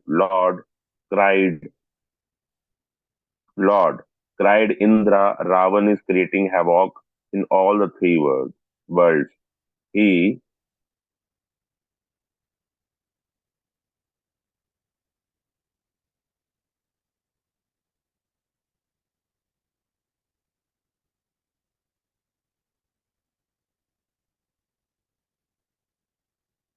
So I say Ravan is creating havoc in all the three worlds.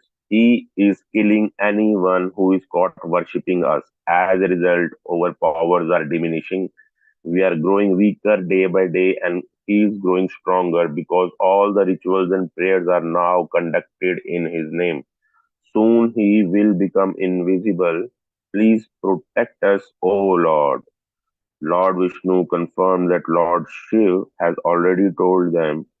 He said, Do not worry, I will be born as the eldest son, noble king of the noble king Dashera. Towards the end of my 14 years in exile, I will kill Ravan. My eternal associates will descend as my brother, wife, etc. to help me in this mission. Please go back your boats and resume your daily duties. Thus assured, everyone thanked Lord and headed back. On the way, Lord Brahma instructed the celestial gods to get an army of monkeys and bears ready to support the Lord in his war with Ravan.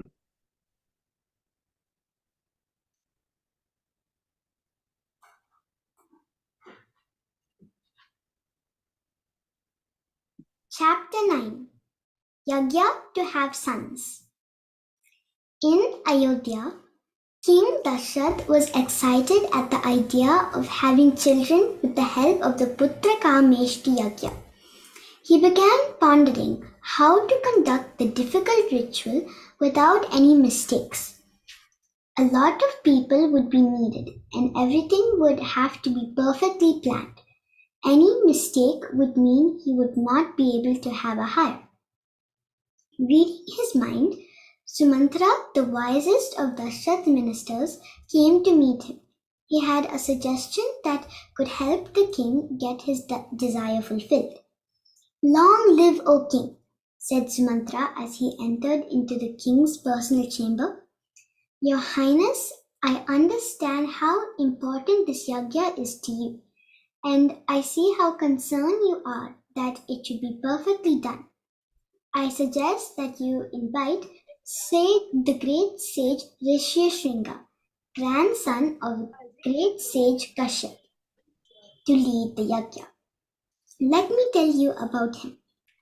Sumantra went on to narrate an incident that had occurred in the neighboring kingdom of Anga, which was ruled by King Romapad.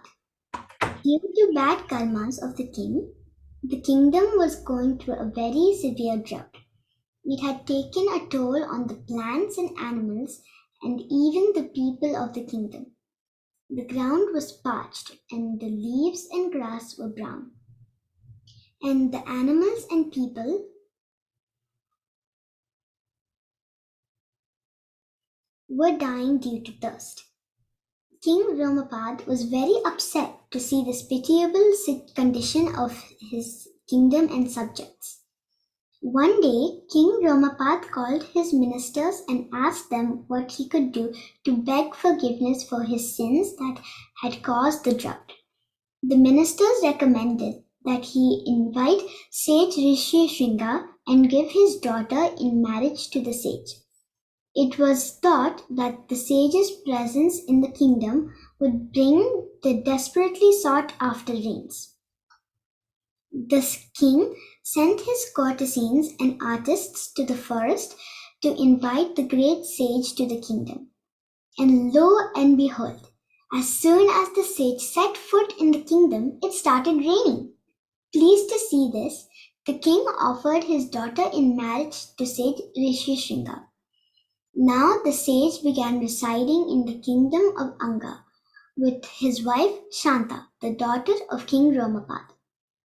Upon hearing this, Dashrath sought permission from Guru Vashisht to bring sage Rishyashringa to lead the yagya.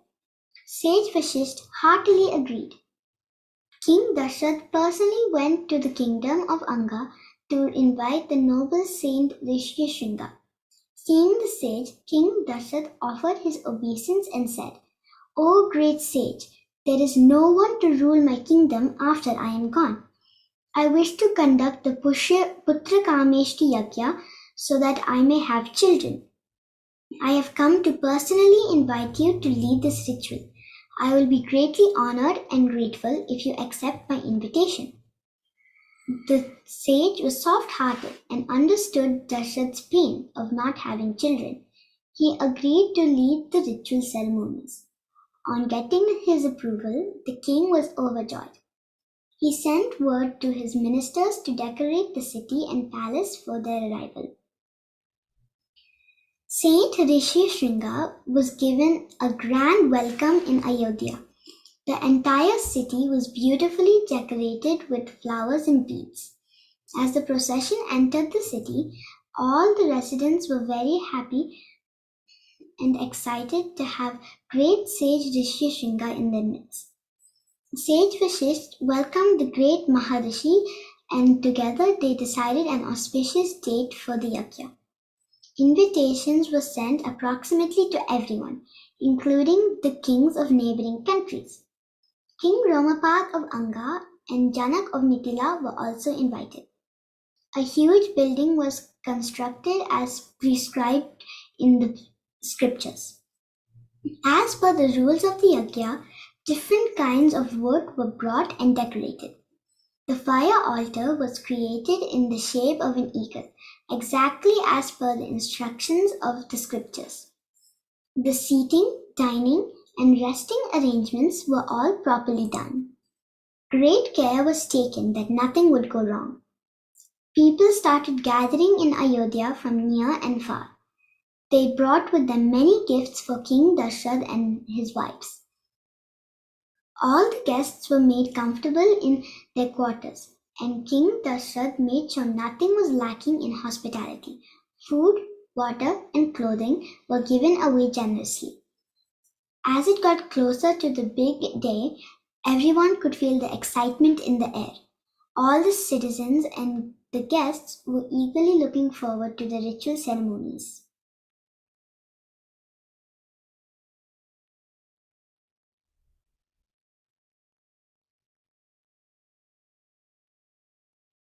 On the auspicious day, headed by Saint Rishishringa and Guru Vashisht, the different puja ceremonies of the Putra Kameshti Yagya were performed. The celestial gods and sages were very happy with the completion of the yagya. Then, from the sacrificial fire, Agni, the celestial god of fire, appeared with a golden bowl of divine nectar in his hands. He said to Dashrath, "O king, everyone in the celestial abodes is very pleased with the way in which the yagya was conducted. As a result of your sincerity and devotion with which the ceremonies and yagya were held, I offer you this divine nectar. It has been especially prepared by the celestial gods for you. It promotes good health and progeny. Please distribute it to your wives as you wish." He handed the golden vessel to the king and left. Just as a beggar is excited to receive lots of money, King Dashrath was also very happy. His dreams of having a son would now come true. He graciously thanked the sages, ministers, guests, and everyone who had attended the ceremony. Then the king headed over to the queen's chambers to give them the divine nectar. First, he went to Queen Kaushalya and gave her half of the nectar. She drank it happily.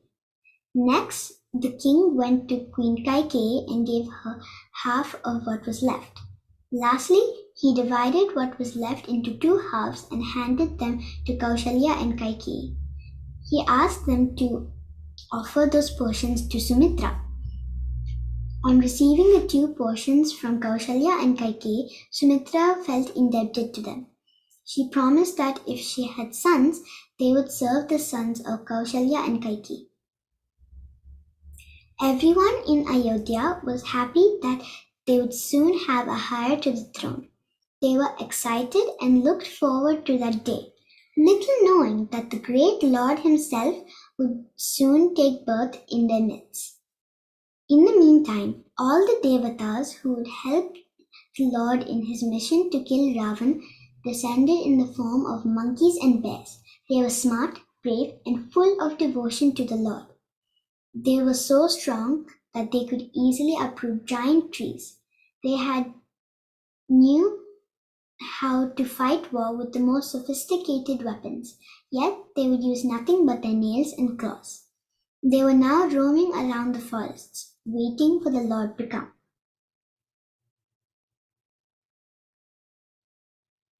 Chapter 10. God takes an avatar. After consuming the divine nectar, the queens of Dashrath were glowing with divine aura. The subjects were happy that soon the desire to have princes would be fulfilled. Even the river Saryu's banks were flooded with bliss, knowing that the Almighty Lord would soon be there. Trees looked a lovely green, as though it had just rained. Flowers were blooming in all directions, and their color was brighter than usual. The birds and animals in the kingdom sensed that an auspicious moment was arriving. There was so much anticipation and eagerness in the air. On the morning that the Lord was to descend, all the devatas started gathering in the heavens above Ayodhya. They too wanted to see the baby form of the Lord. The sun was finding it difficult to get its rays down to earth because the devatas were blocking it. Seeing this, Lord Brahma instructed all the devatas to go back to their abodes. He did not want the Lord to descend in darkness. The Lord was coming into the Surya Vansh, so the sun needed to be in its full glory. Finally, when the sun was at its peak, at noon, the cries of a baby came from Mother Kaushalya's chambers. The baby had very attractive features, lotus-shaped eyes, red lips, and a pleasing voice. "It's a boy! It's a boy!" came the announcement. The news of the birth of a baby boy spread like wildfire, and everyone was thrilled, but no one knew of the secret conversation between the Lord and Mother Kaushalya. Before the Lord was going to take the form of a baby, he came out of Mother Kaushalya's womb. He stood before her, not as a baby, but as the Lord Vishnu with 4 arms. In one hand he held a lotus flower, in the other the conch, in the next a mace, and in the fourth a disc. He wanted Mother Kaushalya to know that her baby was none other than the Supreme Almighty himself. Mother Kaushalya paid her respects to the Lord, and with folded hands she said, "In my last life I had done severe penance. When you gave darshan, I asked you for a boon. I wanted you to be my child, so that I could love you like a mother. Thank you for keeping your word. Now please change your form to a baby, my baby. I shall always be devoted to you as my child, but I cannot love you in this form." "So be it," said the Lord, and changed his form to a little baby boy.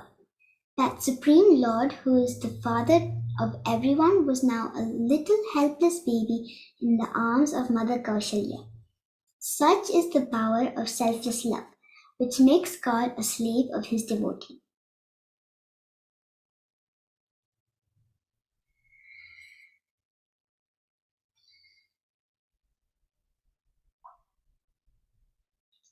When Dashrath heard the news, his joy knew no bounds. He had waited for this day since so many years. It was a dream come true.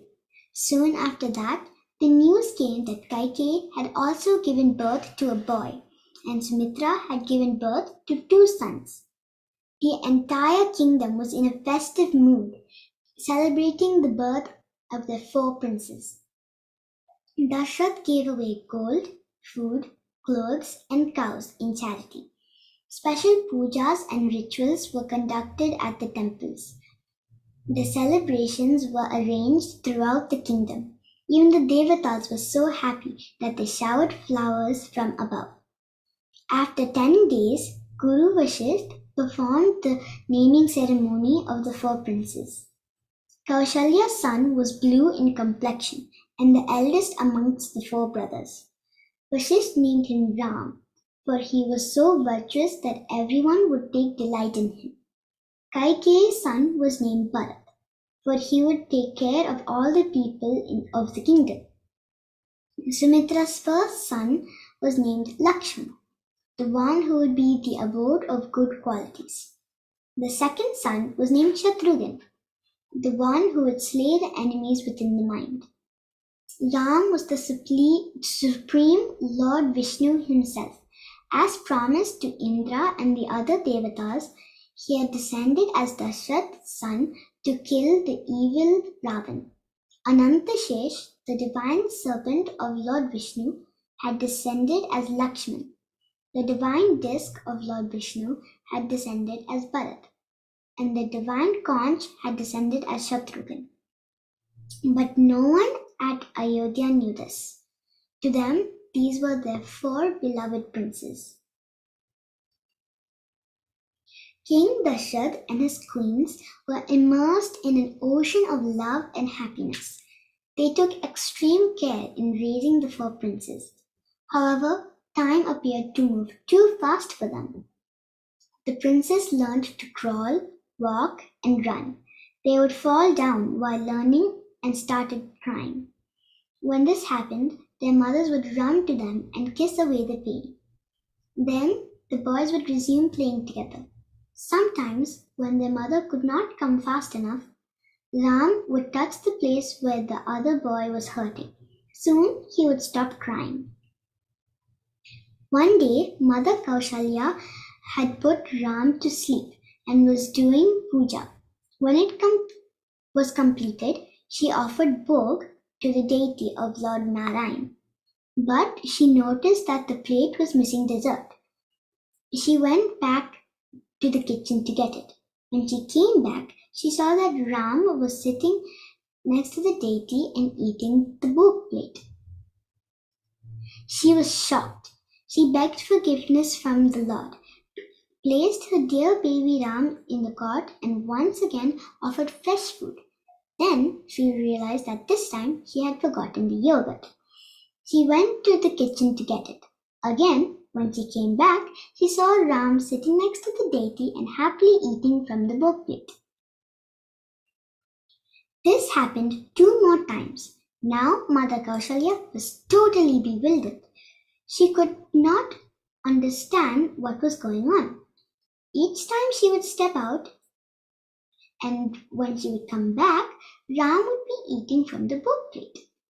She became scared that she was committing a great sin and was terrified that the Lord would punish her. Then Ram showed her his cosmic form. Mother Kaushalya understood that her baby was none other than the Supreme Lord himself. But when she saw this form of the Lord, she bowed down in respect. But how could she love him like a mother? He was the Almighty God who takes care of everyone and knows everything. The Lord understood this and changed back into his infant form. Then the divine energy of God, Yogamaya, made Mother Kaushalya forget what she had seen. Overwhelmed with motherly love and seeing her baby was hungry, Mother Kaushalya fed him milk. The 4 princes soon blossomed into 4 little boys.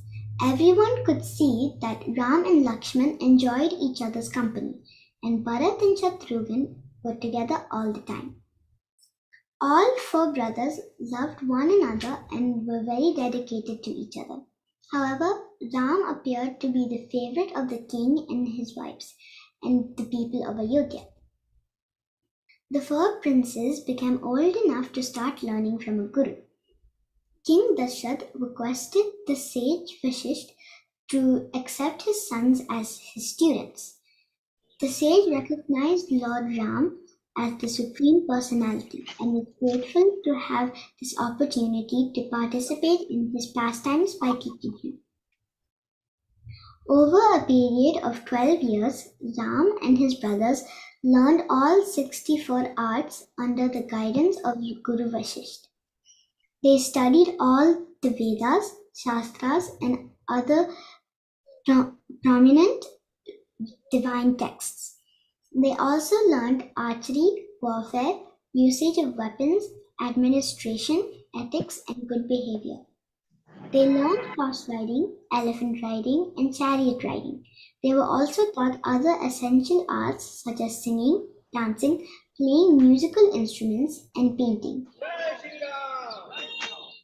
Ram excelled in everything he learned from sage Vashisht.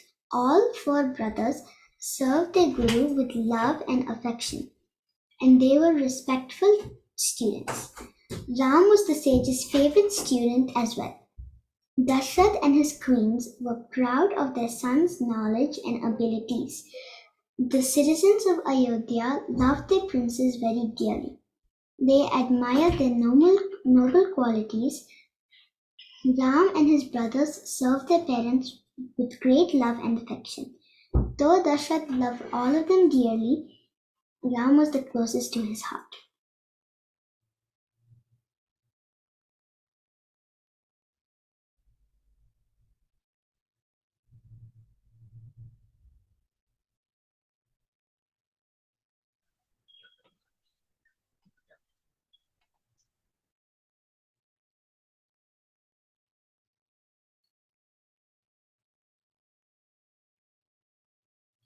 Chapter 11.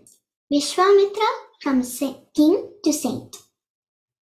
There used to be a great emperor called Kush, not to be confused with Kush, the son of Lord Ram. He was the mental child of Prajapati. Kush's son was the righteous king Kushnab. Gandhi was Kushnab's son, and Vishwamitra was the son of Gandhi. Thus, Vishwamitra used to be a king before he became a saint.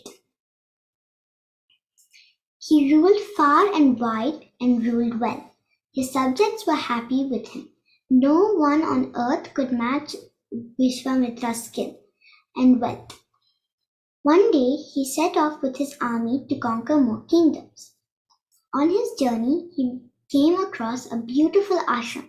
It was adorned with trees that were full of fruit, flowers of different colors, birds that were happily chirping, and animals that were playing with each other. The sages were busy with their rituals and daily chores. Even the devatas would come there frequently. There was a sense of peace and calm. Indeed, it seemed like heaven on earth. This was the ashram of the great sage Vasishtha. Seeing this, the king stopped and decided to look at it more closely. The sage saw him and received him with great respect. After exchanging pleasantries, the sage requested that the king and his army have some food and rest. At first, the king disliked. How could a sage living on simple food, fruits, leaves, and vegetables feed his entire army? He thought, but Vasishtha insisted, so the king agreed. The sage Vasishtha had a cow called by the name Nandini. She was the daughter of Kamadhenu, the divine cow of the celestial abodes. Thus, because of her divine powers, she was also known as the wish-fulfilling cow. The sage called out to her and said, "O Nandini, the divine cow, I wish to offer a lavish feast to the great king and his army. Please make sure all items are readily available to suit everyone's tastes. Whatever anyone desires to eat should be made available. If someone wants something bitter, salty, or sweet, it should be available. There should be water and juices, fruits and desserts. No one should go hungry, and there should be no shortage of any kind of food. There should be food for the horses and elephants too." Nandini did as instructed by her master. There was lots and lots of food. Everyone loved the delicacies, and no one went hungry. The king thanked the sage for the wonderful feast, but seeing the cow produce such a grand feast, he became greedy and wanted the cow for himself.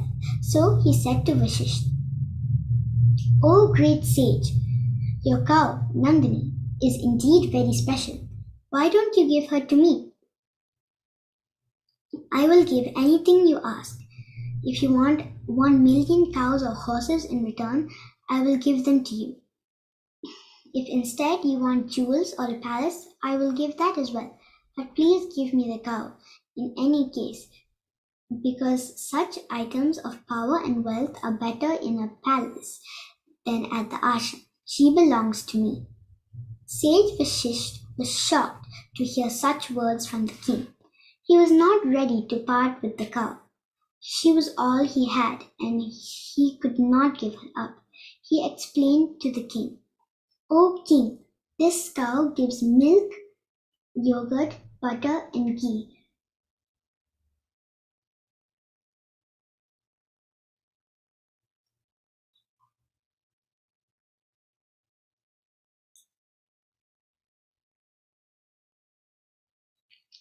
Which all the sages in the ashram use for their fire rituals. Without her, we will not be able to get these items, and then we will be unable to conduct the fire rituals. If we cannot conduct the yagyas, then our life will have no meaning. I cannot live without her, and she cannot live without me. Hence, this cow cannot be given to you or anyone else." When Vishwamitra heard these words, he became very angry. He instructed his soldiers to drag the cow away by force. On hearing this, Nandini started crying and ran and fell at the feet of Vasishtha. She begged to the sage to protect her. But Vasishtha responded, "Oh dear Nandini, we both know that the king rules his land. Everything here belongs to him. The king is very powerful. I cannot fight with him. He has also become very proud, greedy, and arrogant. For this he shall pay." Hearing this, Nandini replied, O sage, the might of the saint is the greatest. No one can conquer or steal the spiritual wealth.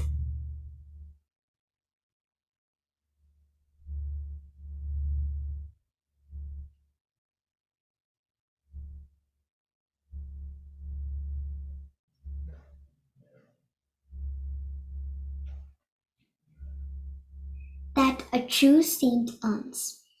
No one can match the might of a true saint because only he knows how to truly forgive and love. Hearing this, Sage Vasishtha guided Nandini to create powers and weapons to be used against Vishwamitra. Even though Vishwamitra had the knowledge of many powerful and divine weapons, he was unable to defeat Vasishtha. The spiritual power of the sage was like an armor that protected him. His staff and body absorbed the fire and heat from all the weapons and missiles that Vishwamitra directed at him. Thus, the sage remained unhurt. Seeing this, Vishwamitra decided to undertake severe austerities and penance so that he too may gain these kind of spiritual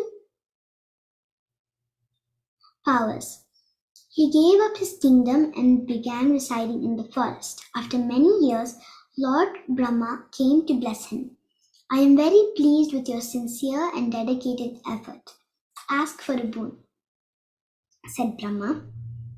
Vishwamitra asked to become a Brahma Rishi, divine sage, just as Sage Vasishtha. Lord Brahma replied, O Raja Rishi, kingly sage, I cannot address you as Brahma Rishi until you rid yourself from all desires, greed, anger, envy, pride, and attachment. Saying this, Lord Brahma left. Vishwamitra continued with more severe austerities and penances. After many years, the Devatas pleaded to Lord Brahma to fulfill Vishwamitra's wish. When Lord Brahma greeted Vishwamitra with the title of Brahma Rishi, Vishwamitra thanked Lord Brahma for showing him the path and said, I will only believe it when the great sage Vasishtha himself addresses me with that title. Vishwamitra overcame his anger and fell at the feet of sage Vasishtha to beg forgiveness for fighting with him. The kind sage picked him up and said, O Brahma Rishi, now that you have given up desire, greed, anger, envy, pride, and attachment, you deserve this title. You have worked extremely hard for this, and your heart is now pure. May God bless you.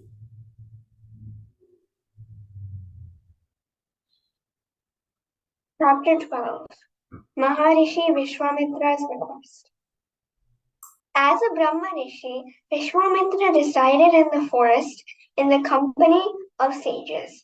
The sages in the forest would perform various yajnas for the welfare of humankind. The demons living in the same forest would often hinder these fire sacrifices. The atrocities of the demons were increasing day by day. This would cause problems for all the sages and rishis living in the forest, and they went to sage Vishwamitra to seek his protection. However, sage Vishwamitra had undertaken a vow to not use weapons and to not curse anybody. He wanted the Supreme Lord, who had descended as Rama, Dashrath's first son, to kill these demons. So he set off for Ayodhya to seek their help. Sage Vishwamitra arrived at Dashrath's palace. When the king was informed of the sage's arrival, he rushed out with the palace ministers and saints to greet the noble sage. King Dashrath welcomed sage Vishwamitra with great sincerity and humility. As a sign of respect, he offered his throne as a seat for the sage. Then he said, O great Rishi, thank you for coming to my humble home. I feel so blessed that you would take the time to visit us. How are things at the ashram and with you? Surely there must be a reason for your visit. How may I be of assistance to a great saint like yourself? I will obey your commands without question. Sage Vishwamitra was pleased to hear such words from King Dasharath. He replied, "O great king, thank you for your generosity and hospitality. Indeed, there is something troubling me, and I have come to seek your help. I trust you will keep your promise." He continued, "I am doing a yajna these days for my spiritual betterment. However, there are some demons who keep disturbing it. Before the last day of the yajna, these demons come at night and throw meat and blood into the holy fire. As a result, my entire practice is wasted and I have to start all over again. This has been going on for some time now."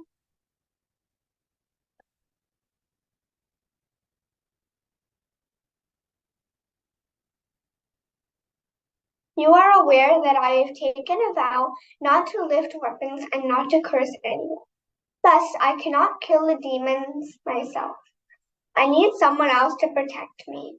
Only a great virtuous soul like your eldest son Ram is suitable for this endeavor. He is smart, brave, and a master of military science. He will easily be able to kill the demons. Please send him with me for 10 days. When Ram accomplishes this task, he will become famous and the glory of your dynasty will also grow. I will also teach him various advanced techniques to use in war and mantras to protect himself. I will instruct him on how to live in the forest." King Dasharath was shocked on hearing these words from the great sage. All sorts of questions sprang up in his mind. Ram was just a little boy, and he had never stepped foot into a dangerous forest. How would he fight the demons all by himself? Would he sleep on the forest floor instead of his comfortable bed? What would he eat? How would he survive?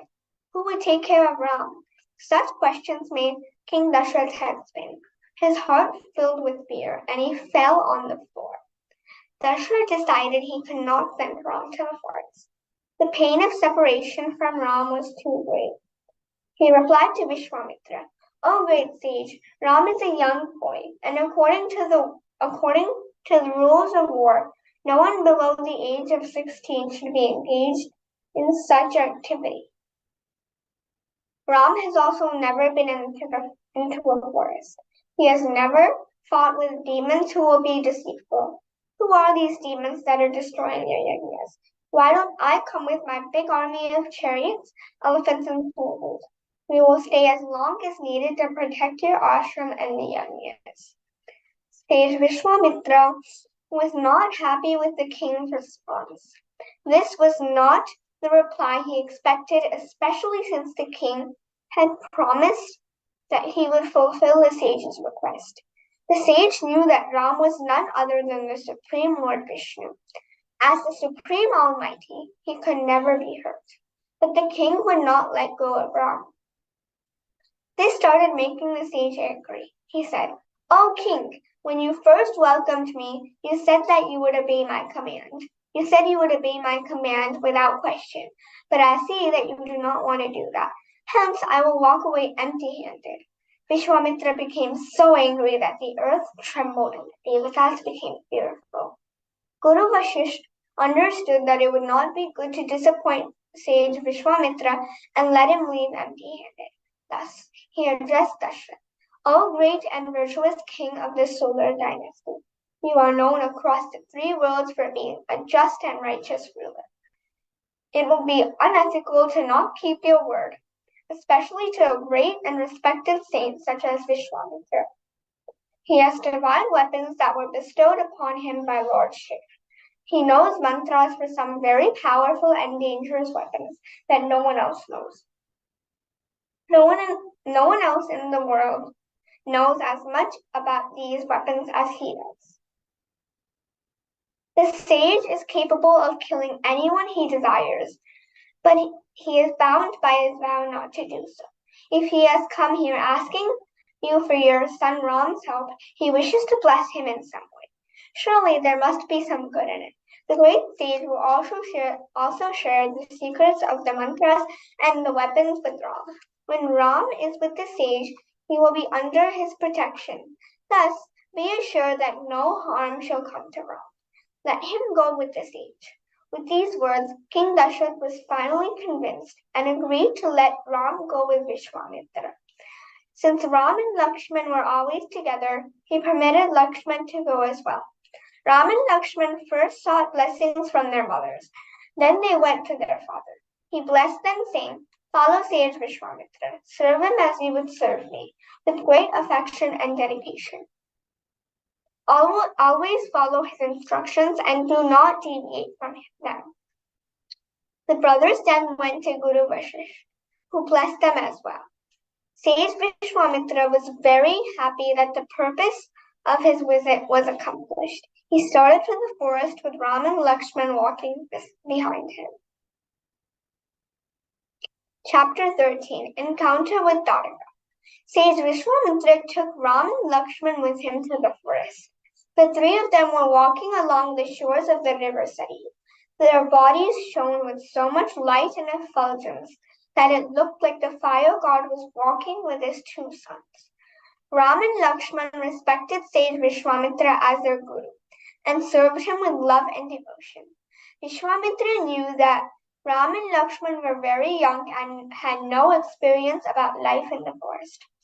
Just as our Divine Father looks after us, he took care of the Lord as if he were his son. They soon came to a resting spot. Here, Vishwamitra decided to teach them two very powerful mantras. He said, "Ram, Lakshman, you must learn these mantras before it gets dark." These are two very special mantras called Bala and Ati Bala. If you keep repeating them in your mind with sincerity, they will protect you. Thus, you won't ever become hungry, thirsty, or tired, nor fall sick. Demons will not attack you when you are asleep or not paying attention. You will always be able to maintain and uphold your good character. None will be able to notch you in the three worlds.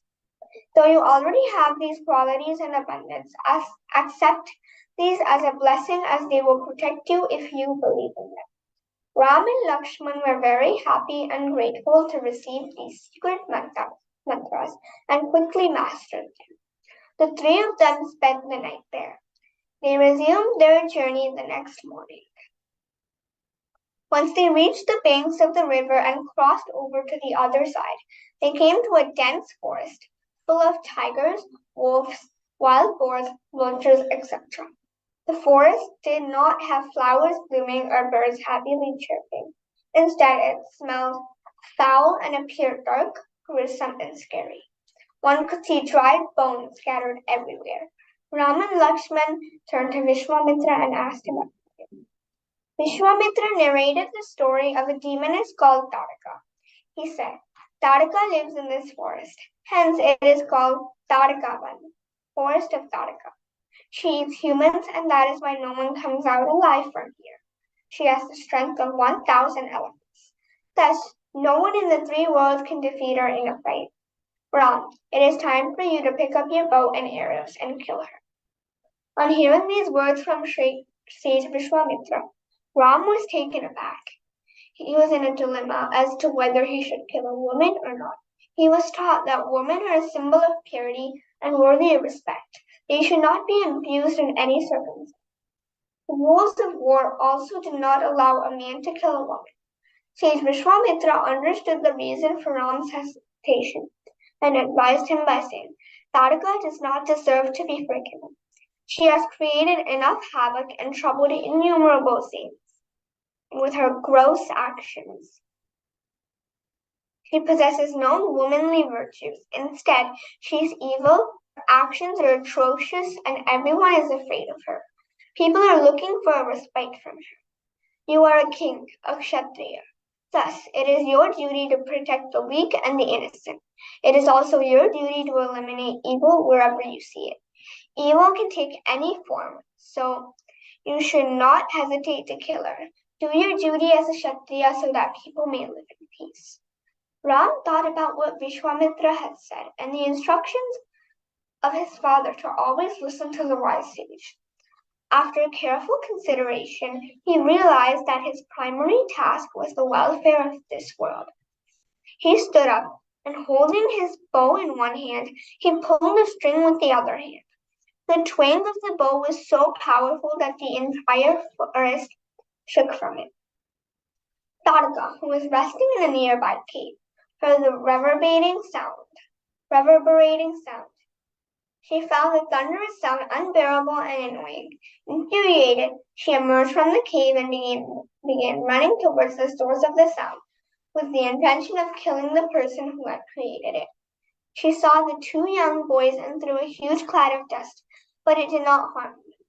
Next, she poured down stones on them. This made Ram angry, and he cut off her arms. When she saw this, she began roaring and yelling.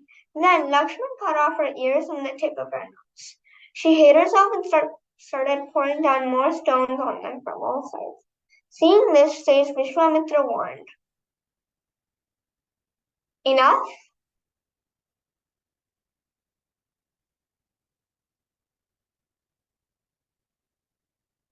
Enough? Enough.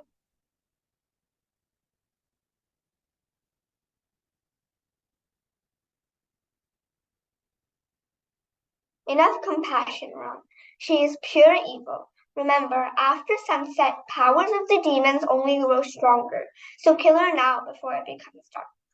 Ram then shot a sharp arrow aimed at Nataka, which pierced through her chest and killed her.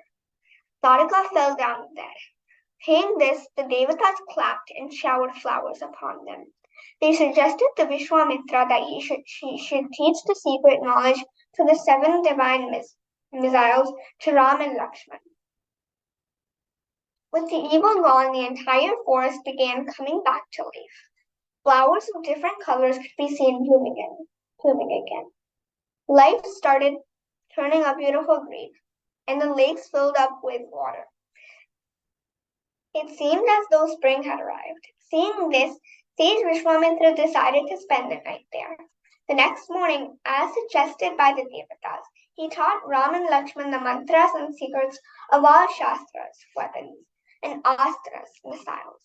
He taught them about other kinds of missiles that could destroy the enemy missiles that were headed towards them. As soon as the sage finished teaching all the secrets to Ram and Lakshman, all the different kinds of weapons and missiles stood in front of them. Then Lord Ram blessed them and said, Go now. Come and serve me when I need you. All of them bowed before the Lord and left. After taking a short break, Vishwamitra resumed his journey with Ram and Lakshman. Chapter 14. Encounter with Marij and Subahu. Sage Vishwamitra, along with Ram and Lakshman, reached Siddhashram, the sage's ashram. The inhabitants of Siddhashram gave them a warm and loving welcome. They praised Lord Ram for killing Nataka and saving the forest. The Lord was now ready and eager to protect the rishis of the ashram. He requested the sage to not delay the ritual, but to start immediately. Vishwamitra took a vow of silence and withdrew his mind from the world, so that he could only focus on the yajna. The next day, the ritual ceremony started once the fire was lit. Ram and Lakshman stood in guard, protecting the fire vigilantly. 6 days and 6 nights went by smoothly, without any obstacles. On the 7th day, when the fire sacrifice was about to get completed, the fire grew stronger and brighter to indicate that the ritual was soon coming to a successful close. Ram and Lakshman grew more alert because they were sure the demons would come now. Suddenly they heard a loud noise in the sky. They could see that Marij, Nataka's son, and Subahu, Nataka's brother, were approaching to destroy the yajna.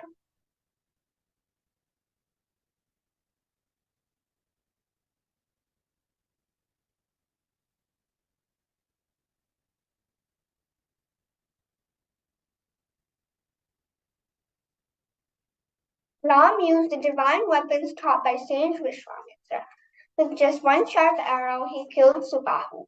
Ram shot another sharp arrow at Marij that dragged him for a very long distance and dropped him into the ocean that is today called the Indian Ocean.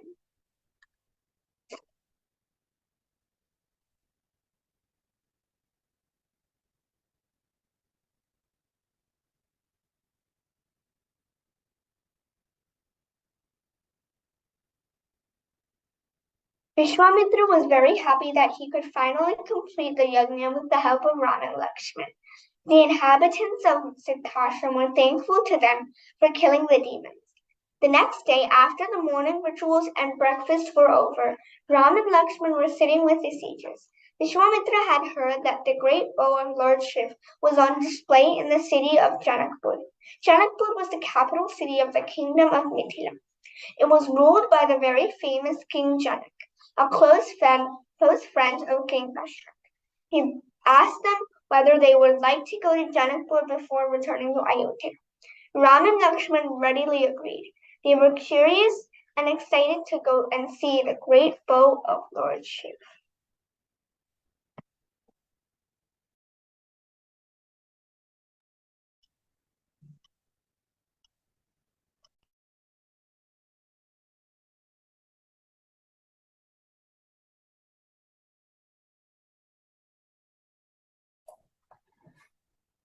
Ram releases Ahalya from a curse. The next morning, sage Vishwamitra, Ram, and Lakshman started their journey. Just before they reached the beautiful city of Janakpur, they saw a very old ashram. It did not look like anyone was living there. Ram inquired about the history of the ashram. Sage Vishwamitra was happy to narrate the story. Once upon a time, this was the hermitage of sage Gautam, one of the 7 celestial sages. Sage Gautam lived happily with his wife Ahalya and their children pursuing spiritual advancements. Ahalya was the extremely beautiful daughter of Lord Brahma. He had created her through his mind. Ahalya was natural beauty personified. All the Devtas, including Indra, wanted to marry her. Lord Brahma wanted only the most qualified groom for his dearest daughter. So he decided to hold a competition. He announced that whoever could go around the earth the fastest would win Ahalya in marriage. All the Devtas jumped on their vehicles and set off with high hopes of victory. The wise sage Gautam circled a cow instead. His logic was that mother cow is a symbol of the earth. Also, all the celestial gods reside in her body. Thus, sage Gautam reasoned that if he circled the cow, he had gone around the entire earth.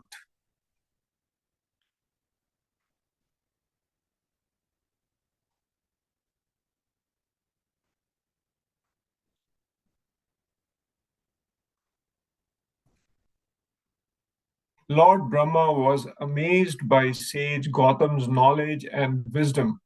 As promised, he gave his daughter Ahalya in marriage to sage Gautam. They started living in his ashram and were very happy together. In the meantime, Indra was jealous and did not like this. He wanted to marry Ahalya and kept thinking of ways to get together with her.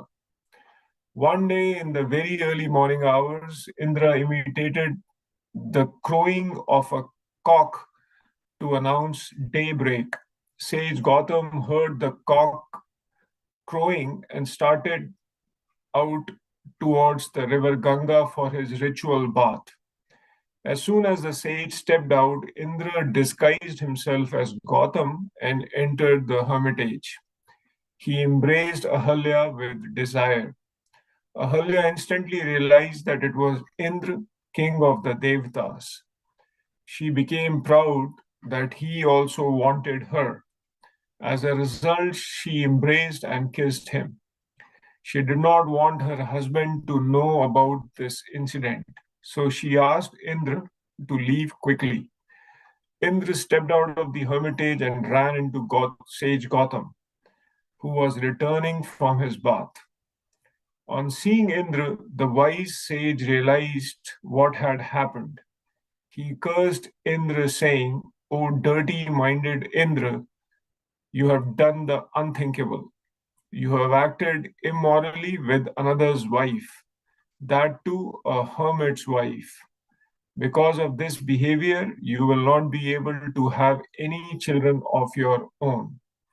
Then he stepped inside and cursed Ahalya, saying, "You too shall pay for this by becoming a boulder on the ground." Just as no one pays attention to a boulder, from here on, you will also go unnoticed. And like a stone, you will only live on air. After many years, when Lord Ram passes by his ashram, he will place his foot on you. Then you will become purified and will be released from my curse. At that time, you will join me. Saying this, sage Gautam left the ashram and went to the Himalayas to continue his practice. Ram felt deep compassion after hearing the story of Ahalya. Sage Vishwamitra had narrated the entire story while standing next to the stone that was Ahalya. He pointed to the boulder and urged Ram to place his foot on it. As soon as Lord Ram put his foot on the stone, it split into two parts. Ahalya came out from the stone body to her beautiful self. Seeing her, the Devatas clapped and showered flowers from the sky. Ahalya thanked Lord Ram with all her heart for releasing her from the curse and offered this prayer. O Lord of the Raghus, I am an impure woman and you are all pure. Please have mercy on me. Sage Gautam did well to curse me. It was a blessing in disguise. It was only because of his curse that I could attain your darshan. You not only gave me darshan, but also blessed me by placing your foot on my head. Hence, from now on, please let my mind always be attracted to your lotus feet, just as a bee is drawn to the nectar and flowers. So be it. Blessed Lord Ram. Hearing this, Ahalya departed for sage Gautam's abode.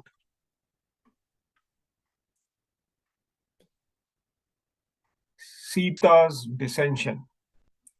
Mithila was another famous kingdom around this time. It was equal in fame and magnificence to Ayodhya. Janakpur was the capital city of Mithila, and its ruler was the famous and noble King Janak. It was well known throughout the lands that the great bow of Lord Shiv belonged to King Janak. This added to the fame of Mithila. Many sages and princes would visit Janakpur to see the magnificent bow and hear its story. Sage Vishwamitra arrived there with Ram and Lakshman. King Janak was delighted to hear of the sage's arrival. His ministers, priests, and he went to the palace gates to invite them. Upon seeing Ram and Lakshman standing next to the sage, Janak was speechless. He could tell they were special divine personalities, but he did not recognize them. Once they were seated, he asked Vishwamitra, "O sage, who are these young godlike youths with you? They have stolen my heart. Who is their father? Which kingdom are they from?" Sage Vishwamitra was happy to answer the king's questions and replied, "O great king, these young princes are Ram and Lakshman. They are the sons of the great king Dasherath, who rules over Ayodhya. They are with me as they protected my ashram by killing the demoness Tataka and her brother Subahu. With the demons no longer troubling us, we could complete our yagnas." On the way to Janakpur, Ram released Ahalya from the curse of sage Gautam. They are here to see the great bow of Lord Shiv. Why don't you share the story of how it came to be yours? King Janak was excited to hear about the bravery of Ram and Lakshman. From the sage's words, he also understood that they were divine. His heart started beating faster as he hoped that Ram would break the bow of Lord Shiv. He narrated the story of the bow to them. This bow used to belong to Lord Shiv, said the king. Once Shiv became very angry at the Devatas, so he picked up this bow to fight with them. Seeing this, the Devatas fell at his feet and begged for forgiveness. Being soft-hearted, Lord Shiv forgave them. He also gave them the bow to indicate he would not fight with them anymore. One day, the Devatas, pleased with my forefathers, gave them the bow. This is how it has come down to me.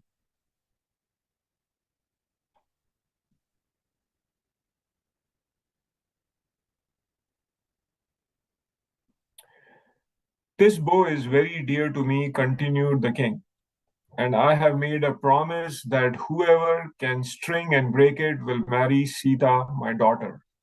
Sita is very special as she is a gift from Mother Earth herself.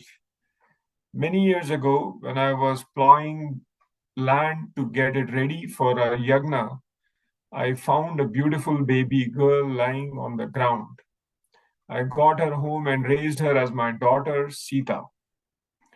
When she was young, one day, her ball went under the box in which the bow was resting. She simply pushed the box to the side to get her ball. Since then, I have known she is divine. She deserves an equally divine personality as her husband. Many kings and princes have come and tried their hand at breaking the bow, but none has succeeded. The young princes are welcome to try to break the bow tomorrow. In his heart of hearts, he prayed that the blue complexioned Ram would break the bow and marry Sita.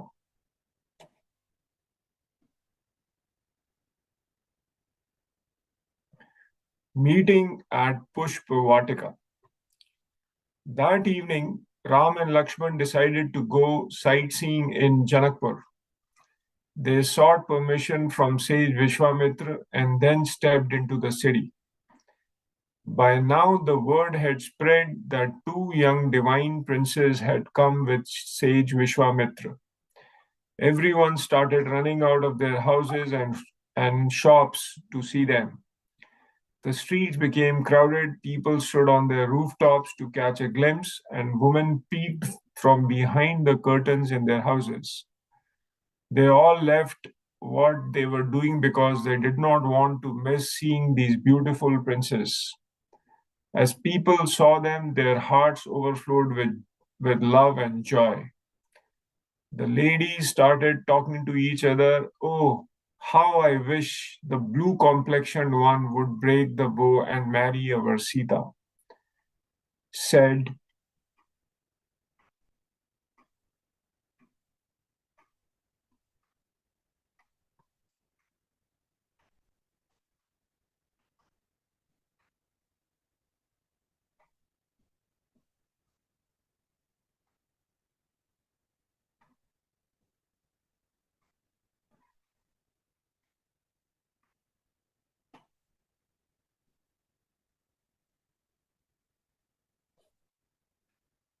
one. But he looks so delicate. It seems so wrong. How can such a gentle prince break such a mighty bow? Complained another. Haven't you heard? Said the third. He killed the demoness Tadka and released Ahalya from her curse. There is definitely something about him. I think he will succeed in breaking the bow and marry Janki, daughter of Janak. People could not stop looking at the two princes. Everyone felt that Ram and Lakshman belonged to them. Some felt that Ram was their best friend, while others felt he was their son or brother, and yet others felt he was their everything. Everyone wished that Ram and Lakshman would spend the night at their house, but they went back to their guru. The next morning, Ram and Lakshman went to the famous Pushpavatika flower garden to get flowers for the morning puja. The garden was bursting with colors as if it was eagerly waiting for the Lord to come. The flowers were in full bloom, and the wind carried their fragrance far and wide. The birds and bees were happily chirping and humming as they went from flower to flower, collecting the sweet nectar. It seemed to be extra sweet today. All the petals of each flower were open as wide as they could, as if trying to catch Ram's attention. The branches of the trees swayed to the wind. They too wanted Ram to come and embrace them. The peacocks, parrots, and cuckoos were so excited that they could not stop dancing. They wanted the Lord to see their dance. It felt as if all the plants, trees, and birds were singing and taking the name of the Lord. If one listened carefully, one could hear the soft murmur of Ram, Ram, Ram. As Ram and Lakshman started walking around the garden, plucking flowers, Sita also arrived with her companions. She had come to worship Mother Parvati, whose temple was in the garden. One of Sita's companions saw Ram and was spellbound. She hurried back to Sita, who was about to enter the temple, and said, "Oh, princess, you can have darshan of Mother Gauri later. Right now, there is something more important." The two princes, Ram and Lakshman, whom everyone is talking about, are here. You must see them. You will also fall in love with them instantly. Upon hearing her companion's words, Sita asked her to lead the way and started walking behind. As she was approaching, as Lakshman spotted her, he turned around to Ram and said, "Dear brother, my eyes just fell on the most beautiful princess seen anywhere in the three worlds. Surely she must be Sita, the daughter of King Janak. You must see her. Let me help you look your best before you talk to her." Having said this, Lakshman started making sure that Ram indeed looked his best. As Lakshman straightened Ram's crown, he saw a peacock feather lying around. Thinking it would look pretty, he picked it up and placed it in Ram's crown. He made sure Ram's scarf was draped around his shoulders so Sita could see his wide chest.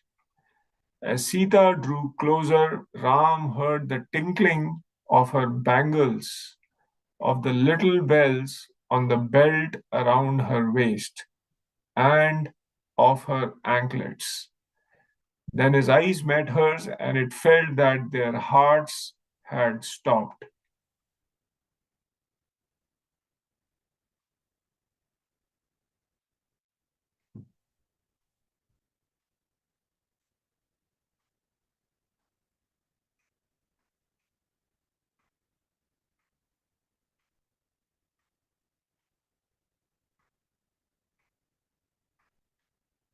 Pleading. Ram had never seen anyone as beautiful or elegant as Sita. He could not stop staring at her. Her eyes were enchanting like the deer, and her walk was graceful like the swan. With her pretty red lips, long black hair, and a narrow waist, Sita could put Cupid to shame. And then, just as suddenly, his heart started beating faster. Ram recognized Sita as the princess of King Janak and understood he had to break the famous bow of Lord Shiv to marry her. The moment their eyes met, Sita fell in love with Ram. She could not stop gazing at him. She felt as though she had found a long-lost treasure. Her heart overflowed with love and devotion, and she almost fainted, but her companions caught her. Sita captured the picture of Ram in her heart. Then she went to the temple and prayed to Mother Gauri, Parvati, please guide Ram to break the bow of Lord Shiv and marry me. At that time, the garland around the Divine Mother fell upon Sita, and a voice came from the deity, your wish shall be fulfilled. Full of happiness on hearing those words, Sita returned to the palace.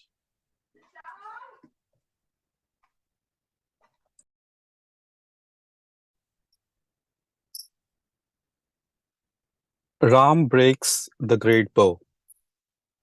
Next day, sage Vishwamitra led Ram and Lakshman to the palace hall, where Sita's Swayamvar was to start. When the news spread that the two brothers were headed to the Swayamvar, the citizens of Janakpur forgot what they were doing and ran to the court of King Janak. They were all eager to see if Ram would break the bow. Old people, young people, and children went. Businessmen and priests went. All the ladies dressed up quickly and went. The homes and streets of Janakpur were deserted. By the time Rama and Lakshman arrived at the court, it was packed. Clearly, everyone was eager to see what would happen that day. King Janak was seated across the entrance to the hall. To his left were the other princes and guests. To his right was the general public. Because Ram was the Supreme Almighty, everyone saw him according to their inner nature. The devotees saw him as their beloved Lord. The scholars saw him in his cosmic form encompassing many universes. The evil kings saw him as very fearsome. The women saw him as the most beautiful man. Janak's wife, Sunaina, saw him as a child. Everyone present in the hall was staring at Ram so intensely that they could not even blink. Not wanting to be left out, even the Devatas came down to the sky to see what would happen. There was intense anticipation in the hall. Then King Janak called for Sita to come to the hall. Her friends had dressed her, so she looked like a bride.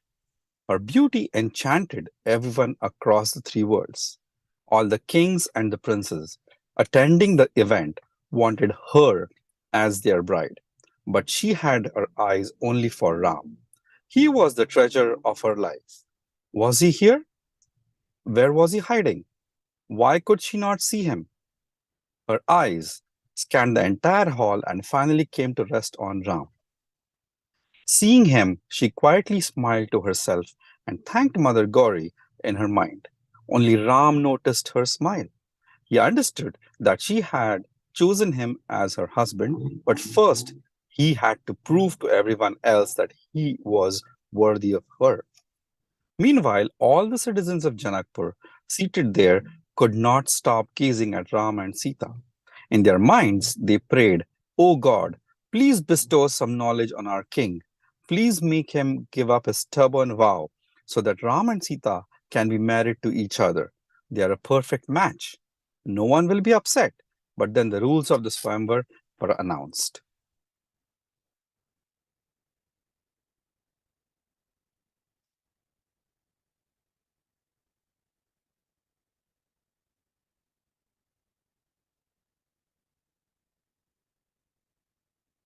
All the kings and princes who had assembled here are welcome to try and lift the mighty bow of Lord Shiv. However, that will not be enough. They will also have to string it and break it. Whoever succeeds in doing this will marry Sita. The kings and the princes, who were humble, knew that they would fail, so they did not even try.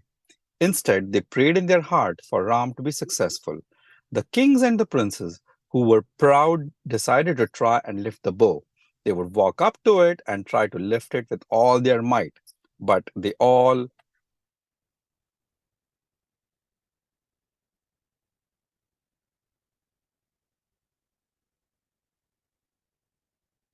would fail. The divine bow would absorb their strength. Thus, it only grew stronger and heavier.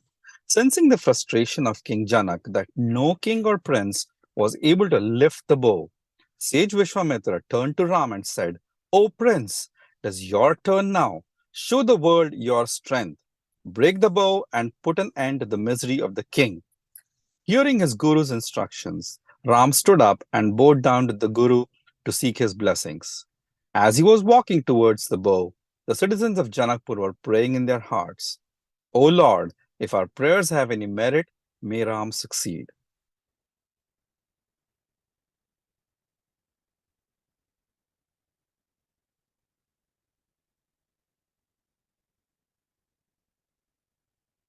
Please bestow upon him the strength to lift and break the bow. Let him marry our dear Sita. Sita too had closed her eyes and was praying to Mother Gauri. "O Mother Gauri, please do not abandon your daughter at this time of need. Please make the bow light so that Ram may be able to lift and break it." As she was thinking of this, her heart felt heavy and her eyes filled up with tears. She could not wait for Ram to break the bow and marry her. Would the gods answer her prayer?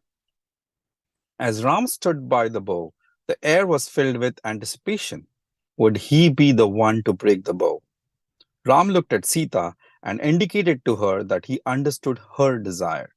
Next, he folded his hands and paid respect to Lord Shiv. Then he lifted the bow as easily as a child lifts a toy and broke it into two. It was so quick that no one knew exactly what happened. It all happened in a flash. The thunderous sound of the bow breaking was heard across the three worlds. The Devatas who were watching from above started clapping, blowing conch shells and showering flowers. Then everyone realized that Ram had broken the bow and he would marry Sita. Words of thanks came from all those who had prayed for this event. There were shouts of Jai Ho. The kings who were proud were now shamed. Those who had hoped for Ram's success were joyous. Everyone started singing and dancing. There was much merriment. Just as a dry rice field springs up after a shower, King Janak and Queen Sunaina were relieved and happy. Finally, there would be a wedding for Sita. Chapter 19, Parshuram's defeat. Sita could not believe what she saw. Ram had broken the bow. Mother Gauri had heard her prayers and made her dream come true. She was full of awe and gratitude. Upon receiving the signal from King Janak, she walked up to Ram and placed the garland around his neck. The Devatas showered more flowers from above. The celestial damsels started singing and dancing. The sages sang auspicious verses blessing the couple. Sita and Ram glowed like two moons amongst a million stars. Sita's heart was full of joy and love, for she was going to marry her eternal beloved. With sage Vishwamitra's blessings, King Janak sent messengers to King Dashrath in Ayodhya. They were asked to narrate the sequence of events to him. He would then be invited to come to Janakpur so that the wedding could be conducted. While everyone was busy celebrating in this manner, suddenly the earth shook. The clouds hid the sun as there was something terrible had happened. Sensing some bad omen, Janak ordered the festivities to be stopped. People looked at each other to see what had happened, when suddenly their attention was drawn to the entrance of the hall. There stood the fearsome sage Parshuram. He looked fierce, with an axe over his right shoulder and a bow in his left hand. By looking at him, one sensed that he was very angry and ready to fight. Once a king had offered sage Parshuram's father as sacrifice in a yagya. Since then, Parshuram decided to kill all the Kshatriyas. He went around beheading them with an axe. After doing this for some time, he finally calmed down and went to the mountains to focus on his penance. He did severe austerities to please Lord Shiv. Pleased with the sage's efforts, Lord Shiv bestowed upon him knowledge of all the divine weapons. Since then, no one could beat Sage Parshuram in archery. But his reputation as a harsh and violent sage had been established. Everyone was scared of him. To him, at the start of the wedding was not a good omen. No one could understand why he was there. The priests and King Janak paid their respects to him, but he ignored them and started talking to Ram. He said, "O Ram, I've heard that you broke the great bow of Lord Shiv. I've also heard of how you redeemed Ahilya and killed Tadaka and other demons. I have in my hand the great bow of Lord Vishnu that used to belong to my father. Why don't you shoot an arrow from it? If you succeed, I will honor you by fighting with you." Ram replied, "O great sage, I am a mere servant of yours. How can a servant fight with his master? I did not intend to break the bow of Lord Shiv. My fingers just touched it and it broke. How can I be at fault for this? However, you seem angry, so please forgive me." Saying this, Ram reached out for Lord Vishnu's bow that was in the sage's hand. The bow easily went to him. As soon as his hands touched the bow, all the powers within it were transferred to Ram. Sage Parshuram was very surprised that the bow had slipped out of his hands and gone to Ram. But then he remembered that he had been told that when the bow would go of his own accord to someone else, that person would be none other than the Supreme Lord himself. At that time, the purpose of his life would have been fulfilled.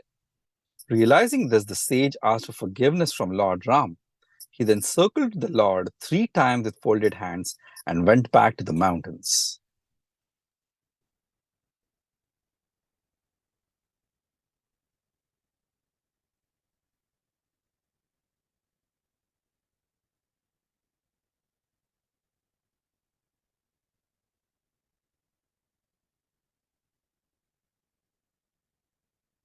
Chapter 20, 4 Weddings. Everyone sighed with relief when Parshuram left.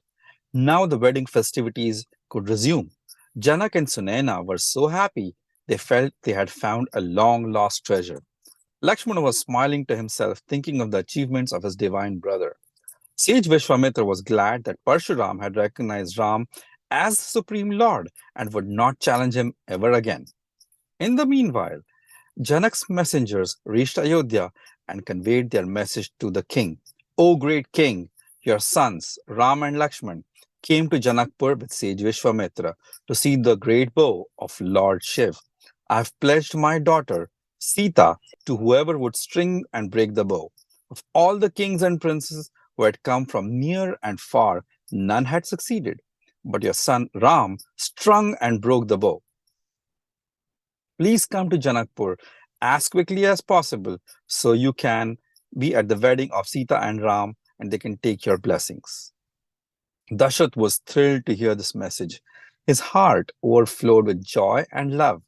Tears rushed to his eyes as he heard the news about Ram's marriage.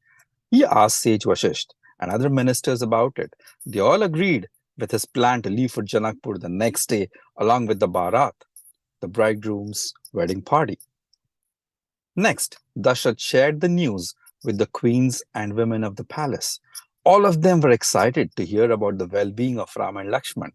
Just as the thirsty man is eager to drink water, the queens were happy to hear about their dear sons, especially about the marriage of Ram. While the king began making preparations for taking gifts to Janakpur, the queens donated gold, cows, clothes, food, etc. to Brahmins and the citizens of Ayodhya. Everyone rejoiced at this news and started decorating their city to welcome Ram and the new bride. King Dashrath soon arrived at Janakpur with the Bharat.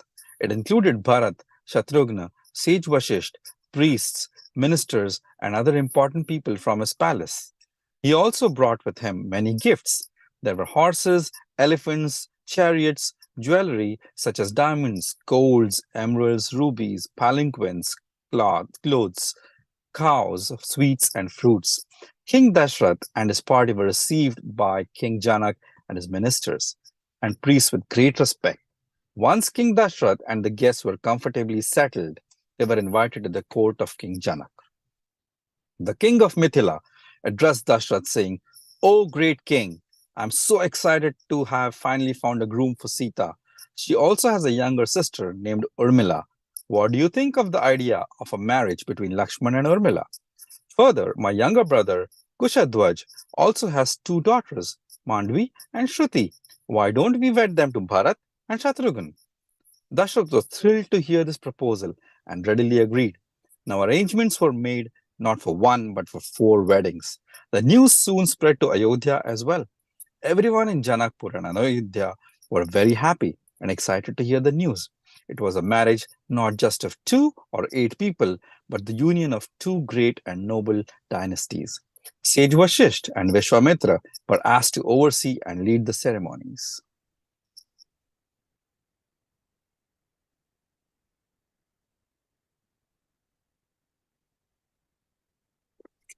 On the wedding day, the streets of Janakpur and Ayodhya were ornamented with the paste of sandalwood, saffron, musk, and camphor. All the homes were cleaned and adorned with flowers and jewels. The palaces were decorated with so much love that they lit up the entire universe. There were some good omens everywhere. King Dashrath was glowing so much that even Indra looked small in comparison. To others, Dashrath looked peaceful like Brahma. Dashrath's 4 boys, all courageous, noble, beautiful, pure at heart, and virtuous, were like Brahma's 4 heads. The Devatas too came down to attend the weddings. They were amazed to see how well the city of Janakpur was beautified. It put their abodes to shame. Brahma and some Devatas disguised as Brahmins and joined the wedding.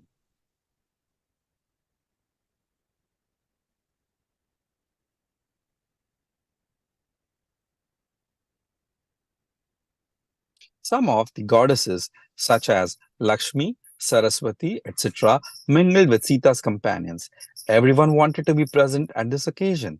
In the Indian culture, the feet are worshipped as a way of offering respect. King Janak was a lucky person who had the opportunity to wash Ram's feet. As the wedding ceremony progressed, people were so happy that they forgot all about themselves. They could not take their eyes off Ram and Sita and repeatedly kept wishing them a happy married life. The great sage Tulsidas described the scene as Ram and Sita seemed like the perfection of beauty, and the 2 kings, Dashrath and Janak, seemed like the perfection of virtue. After this, Mandvi, Urmila, and Shruti were called to the hall and wedded to Bharat, Lakshman, and Shatrughan. Love and joy were overflowing the wedding hall in the cities of Janakpur and Ayodhya. This was indeed a once-in-a-lifetime event. There would never be another day like this. Everyone who attended these weddings felt very grateful. A few days later, it was time for Dashrath to go back to Ayodhya with the newlywed couples. The couples went to seek blessings from the mothers before leaving. Queen Sunaina blessed Sita and turned to Ram with folded hands. She was experiencing the pain of separation from Sita. She said, "O Lord, you know what is in everyone's mind. Please know that Sita is very dear to all of Janakpur, not just to her father and me. You are the crown jewel of the wise. It is love alone that attracts you. You see only the good points of your devotees. You destroy their weaknesses. You are an abode of mercy, O Ram. If you see any faults in our daughter Sita, please overlook them." Ram heard the love and affection in her voice and bowed down to her. As the couples left the palace, King Janak followed them until the city gates. Before heading back, he folded his hands before Ram and said, "O Ram, you reside in everyone's heart. You are divine and beyond our understanding. Your devotees bind you with love. You give love to all, and I am ever so fortunate that you chose to appear before me. By marrying my daughter, you have accepted me as your servant. I beg you that your mind always be attached to your lotus feet." Ram was very happy to hear these words and honored Janak. And in this way, the 4 daughters of Mithila left for Ayodhya along with their 4 husbands. The Devatas showered flowers upon them as they left, while the citizens of Janakpur felt that their dearmost treasure was being taken away from them.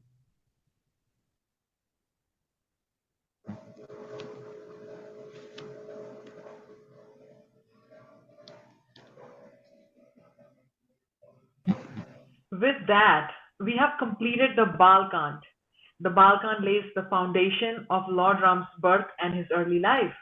Now, here is an interesting Leela. So one day, baby Ram looked at the moon and he wanted to play with it. Everyone was clueless as to what to do, and little Ram continued crying and crying. Finally, Mother Kaushalya, she placed a vessel with water which reflected the moon in it, and Ram was extremely, extremely happy. He thought that he had gotten the moon. Wow, that was such a beautiful Leela, Shubhraji. Loved it. Thank you for sharing it. I also loved the Leela which Swamiji mentions in his book in the Bal-Kand, where baby Ram once sneakingly goes to the altar and gulps down the bhog offered for Lord Vishnu.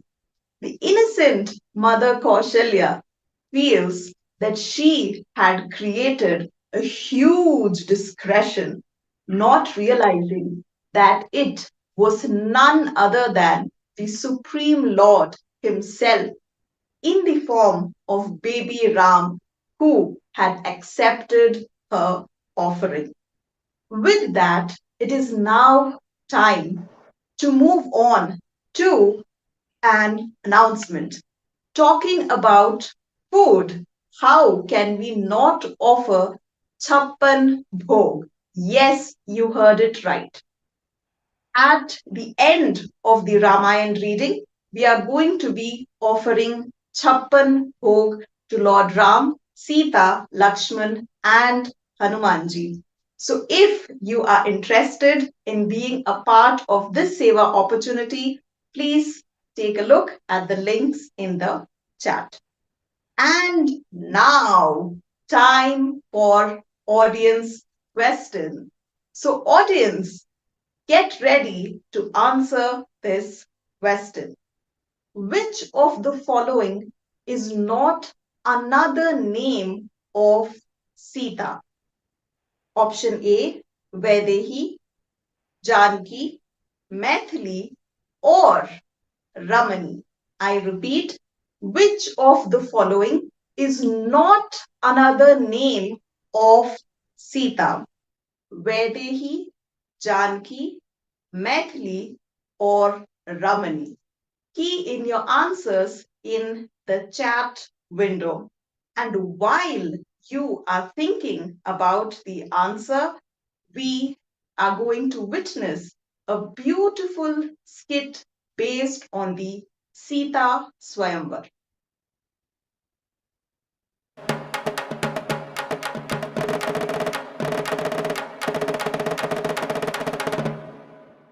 जनक महाराजः निजात्मजायाः सीतायाः स्वयंवर महोत्सवम् आचरति वीराणां स्वागतं व्याहरति स्वागतं व्याहरति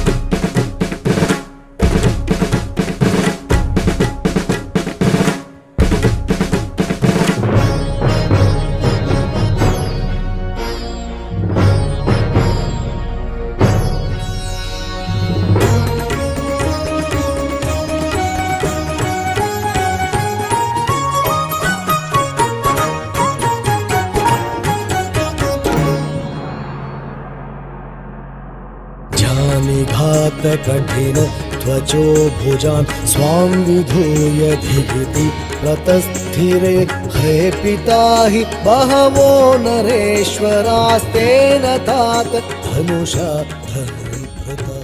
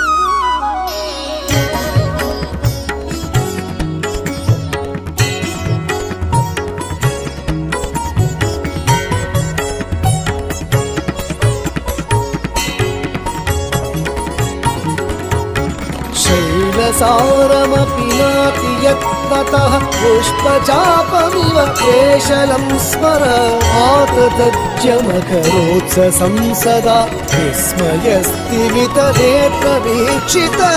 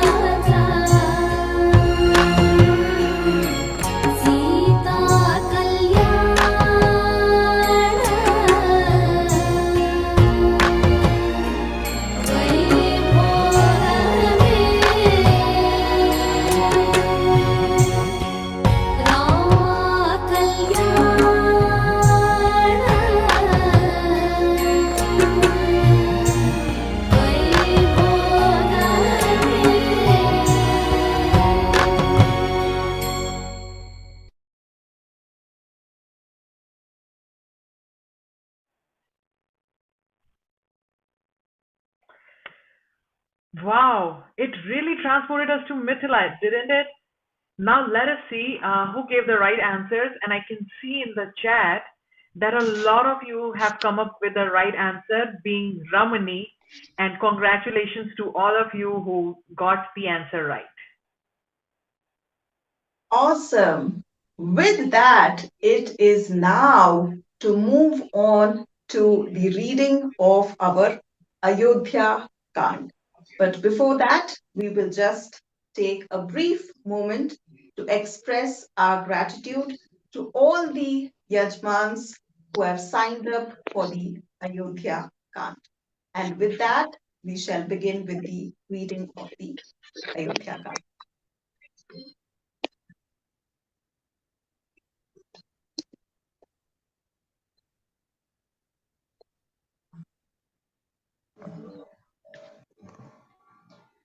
Ayodhya Kand.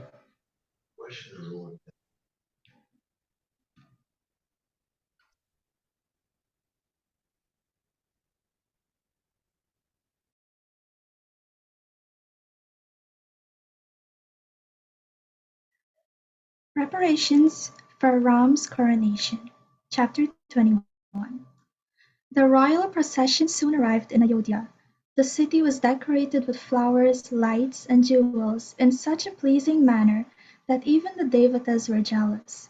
There was much laughter and merriment everywhere. The citizens of Ayodhya gave a grand and royal welcome to the newly married couples. Kaushalya, Sumitra, and Kaikeyi took good care of their daughters-in-law, Sita, Urmila, Manvi, and Shruti. The princesses loved all the three queens as their own mother. Dashrath loved all the four princes and princesses dearly. Hearing of the weddings, Bharat's maternal uncle Yudhajit had come to Ayodhya to bless them. He brought with him many gifts from Bharat's grandfather as well. After staying at the palace for a few days and enjoying the festivities, he asked Dashrath if he could take Bharat back with him. His grandfather was very eager to see and bless him. Dashrath understood his father-in-law's desire and agreed. Since Bharat and Shatrughan were inseparable, he instructed Shatrughan to go as well. The two princes soon reached the city of Rajagriha and ran in to meet grandfather. They were very excited to see him and he was happy to see them. He had missed them so much. Bharat and Shatrughan began enjoying their time in their grandfather's home. But they missed their brothers and parents, and everyone in Ayodhya missed them too. Life in Ayodhya continued as normal. Ram and Lakshman served Dashrath in all political matters. Ram's concern for all, kindness and compassion were greatly appreciated by the subjects. Everyone loved him dearly. One day, Dashrath noticed that his hair was turning grey. Old age was creeping up on him. This made him think that it was time to appoint the eldest son, Ram, as king. He consulted with Guru Vashisht and the ministers of the court. They all heartily agreed.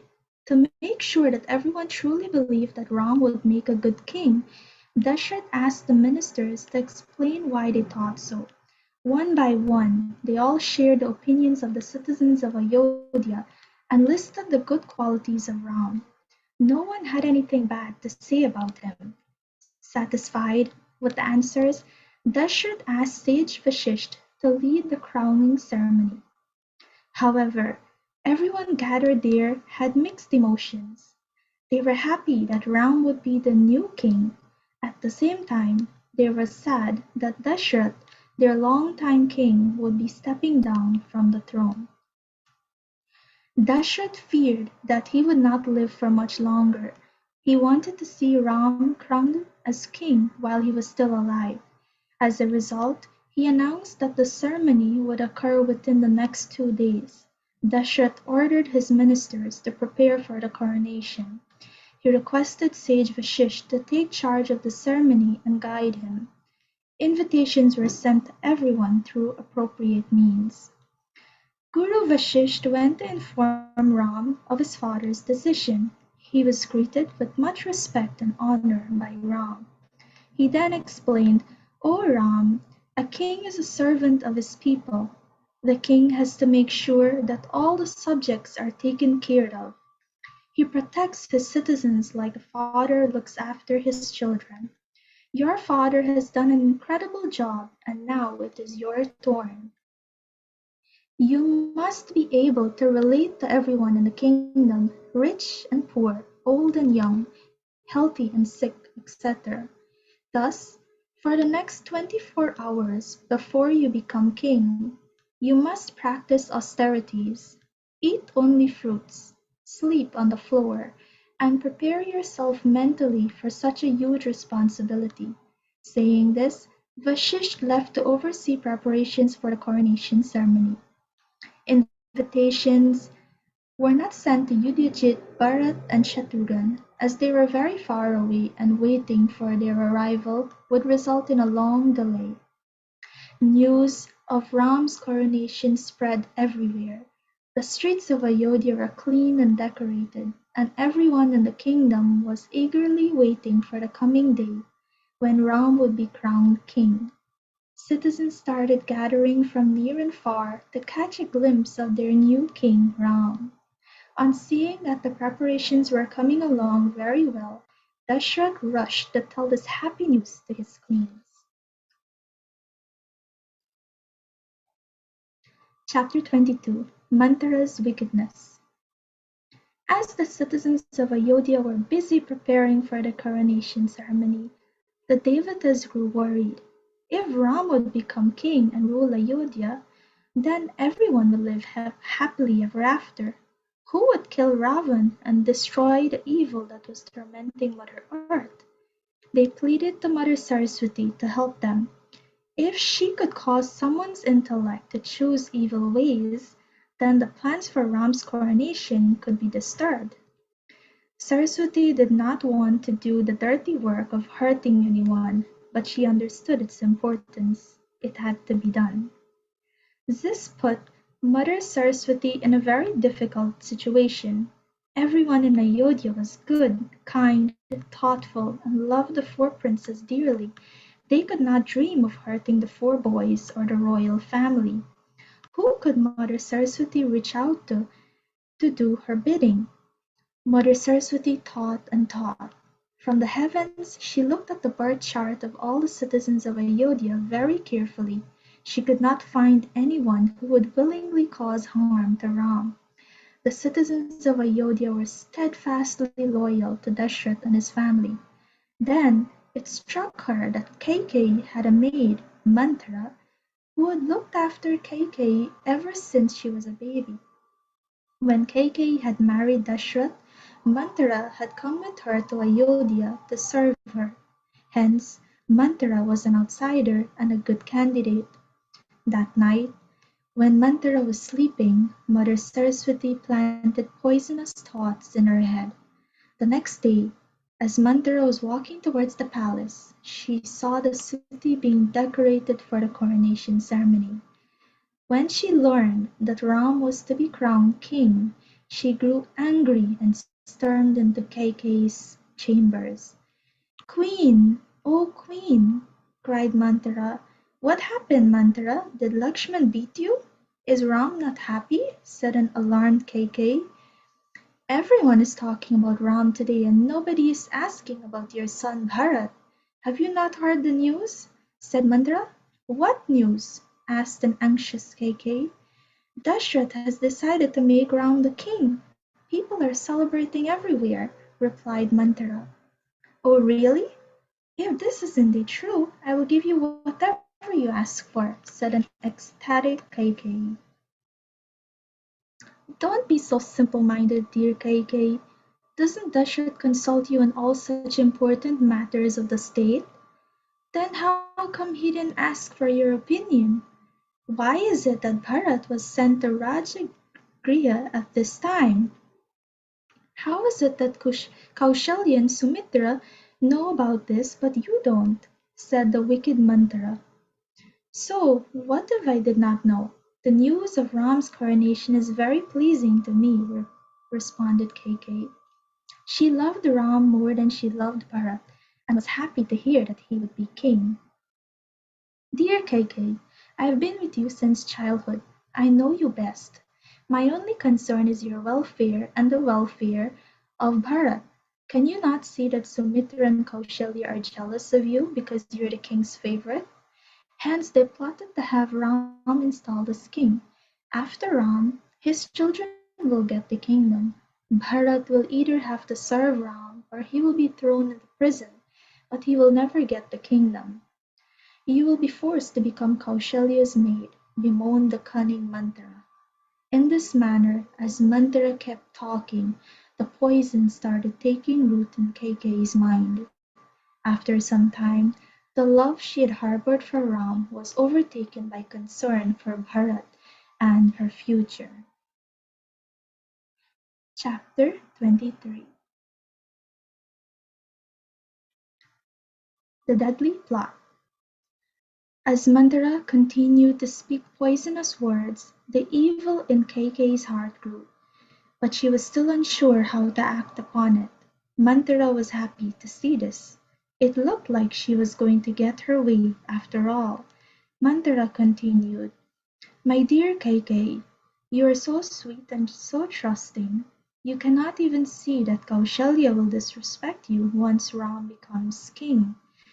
You will have to live the life of a maid, not a queen. To save yourself, you should ask Dashrath to make Bharat the king." "But how can I do that?" complained Kaikeyi. "Ram is the eldest son, and he has the right to the throne. If, for any reason, Ram is unable to rule, then Bharat can be crowned king. But until that happens—" This was the moment Mandara was waiting for. She quickly jumped in. "Dear Kaikeyi, do you remember years ago when you saved the king's life in a battle?" "Yes, yes," replied Kaikeyi excitedly. "I was newly married at that time. The king had gone to help Indra in a war. The king was hurt and fell in the chariot. His charioteer was also hurt and was unable to steer the horses. I climbed in and steered the chariot to a safe place. But why are you bringing up that incident now?"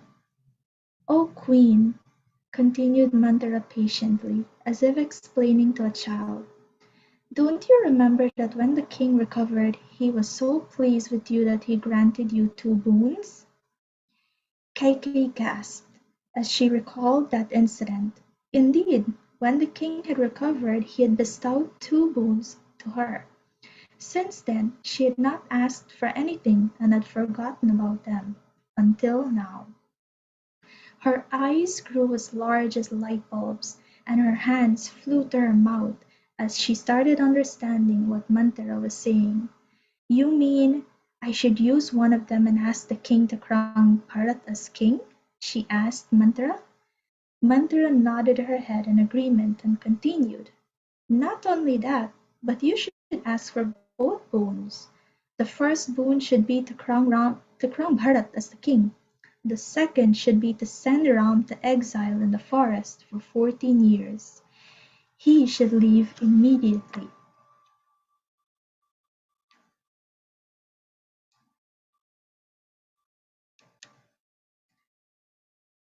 "Ram in the forest? 14 years? Really, Mandara, this is too much," said a shocked Kaikeyi. "What wrong did Ram do? Did he hurt you? He loves me more than he loves his own mother. He loves Bharat more than any of the brothers. No, no, I cannot do this to him." "But you must," insisted Mandara. "You are like a child. Do you not understand that as long as Ram lives in Ayodhya and the citizens will not accept Bharat as king, with Ram away Bharat will have the time to win over the hearts of the people. Everyone will forget about Ram." Mandara continued, "You should ask for these boons tonight. But first you must make the king promise that he will fulfill the boons that were granted. Only after that you should tell him your heart's desire." Kaikeyi thought about what Mandara had told her. She really liked the idea of Bharat being crowned as king. She praised Mandara for using her intelligence to save her. Kaikeyi promised her many gifts if everything worked out as planned. Ill-hearted Mandara was happy, for she knew that she had saved her queen. Chapter 24. Boons that Killed Dashrath. As suggested by Mandara, Kaikeyi removed her ornaments and scattered them all over the floor. She did not beautify herself for the king as she would do every day. Instead, she lay on the bare floor, rejecting the comfortable beds in her palace. After taking care of the administrative duties at the palace, Dashrath could not wait to see Kaikeyi. After all, she was his favorite queen. He was looking forward to spending some time with her. She always made him smile and feel good about himself. She loved Ram dearly and would be happy to hear the news of his coronation. When Dashrath arrived in Kaikeyi's palace, he was surprised to see that Kaikeyi was not there at the doorsteps to receive him, as she always used to do. Dashrath looked for her everywhere but did not see her. He saw that all the things were scattered around and misplaced, as though a mad elephant had entered the palace and ruined everything. Finally, when Dashrath found her, he was shocked to see her lying on the bare floor. He sat next to her and tenderly placed her head on his lap. Seeing her in this situation, he said, "My lovely Kaikeyi, what happened to you? Why are you lying in such a state? Why are you not beautifully dressed up with a smile on your face as always?" Kaikeyi kept quiet. Growing concerned, Dashrath continued, "Are you not feeling well? Should I call for a doctor? Did someone ill-treat you? If so, I can punish them. Tell me what happened, dear. Why are you lying around in such a sorrowful state? It breaks my heart to see you in such a condition." Hearing this, Kaikeyi started crying, though she still did not talk.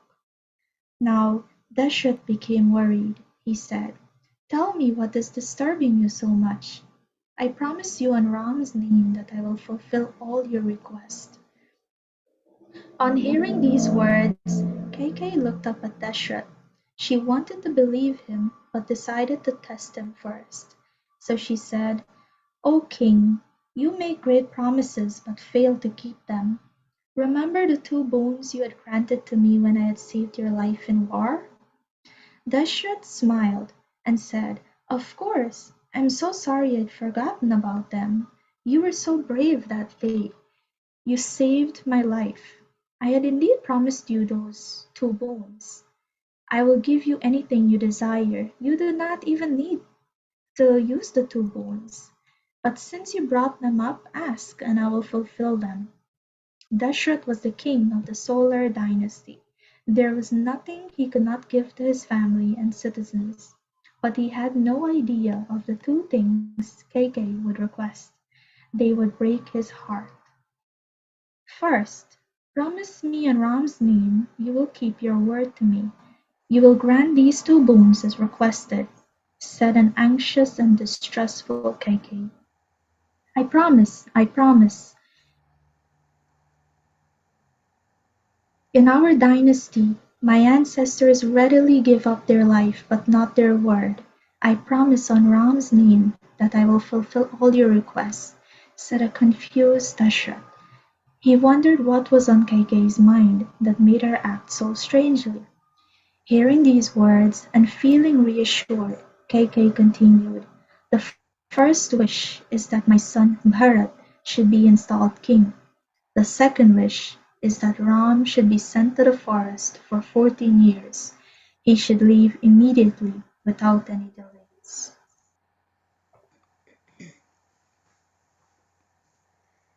Chapter 25, Dashrath's Dilemma. Dashrath was well shocked to hear those poisonous words from Kaikeyi's mouth. He had never even imagined that Kaikeyi would ever make such a request, for she knew how much he loved Ram. He covered his face with his hands. He could not bear the sting of such toxic words. He felt he had been struck by lightning. He could not think or speak. Feeling weak and dizzy, he fell to the floor. Kaikeyi did not help him. Instead, she continued, "Is Bharat not your son? If you are so hurt by my words, why did you agree to fulfill the boons before hearing them? You are the brave and noble king of the Raghu dynasty.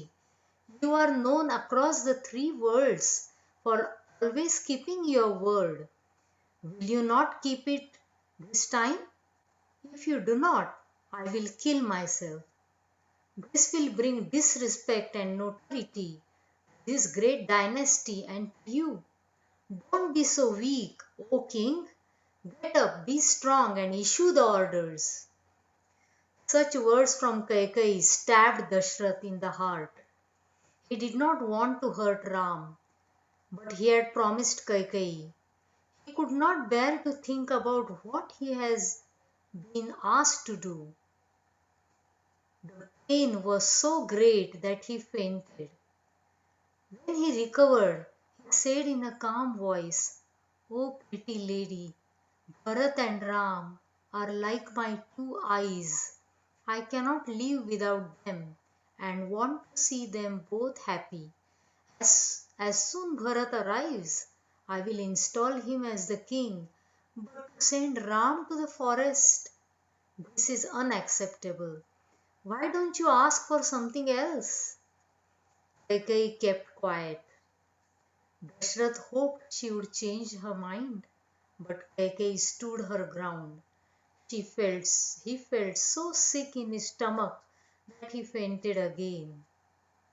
When he recovered after a few minutes, he continued, "O evil Kaikeyi, what did Ram do to you that you would banish him to the forest? That too for 14 long years? Why would you curse him in such a manner? He has nothing but love and respect for you. You too loved him in return. What caused this change of heart? Was it all a lie? He was always he has always obeyed me. If he hears about this, he will not hesitate to go to the forest as soon as possible. Just as a fish cannot live without water, I will not be able to live without Ram. Take my life if you wish, but please don't send Ram away." The entire night passed like this. Dashrath felt like a baby deer standing in front of a hungry and fierce tiger. He kept repeating Ram's name. In his heart, he prayed that the sun would not rise because it too would be pained to see the plight of the solar dynasty. Dashrath would faint from thinking about separation from Ram.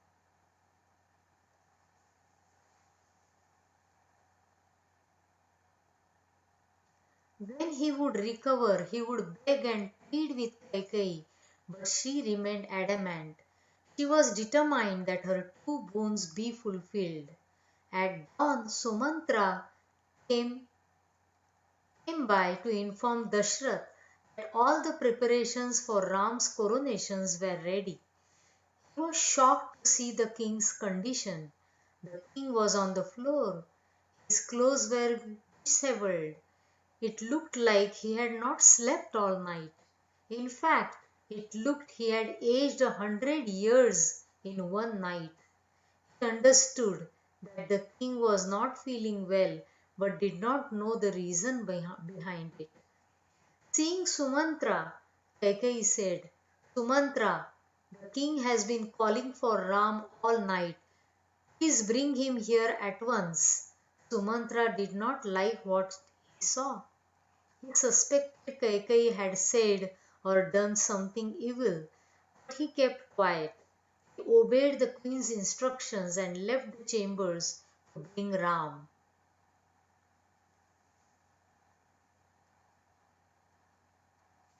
Chapter 26, 14 Years of Forest Life. Sumantra informed Ram that King Dashrath was not well. He conveyed Queen Kaikeyi's instruction for Ram to come right away. When Ram entered Kaikeyi's chambers, he was shocked to see his father's condition. Dashrath looked like an old elephant who was bowing down in fear before a fierce lioness.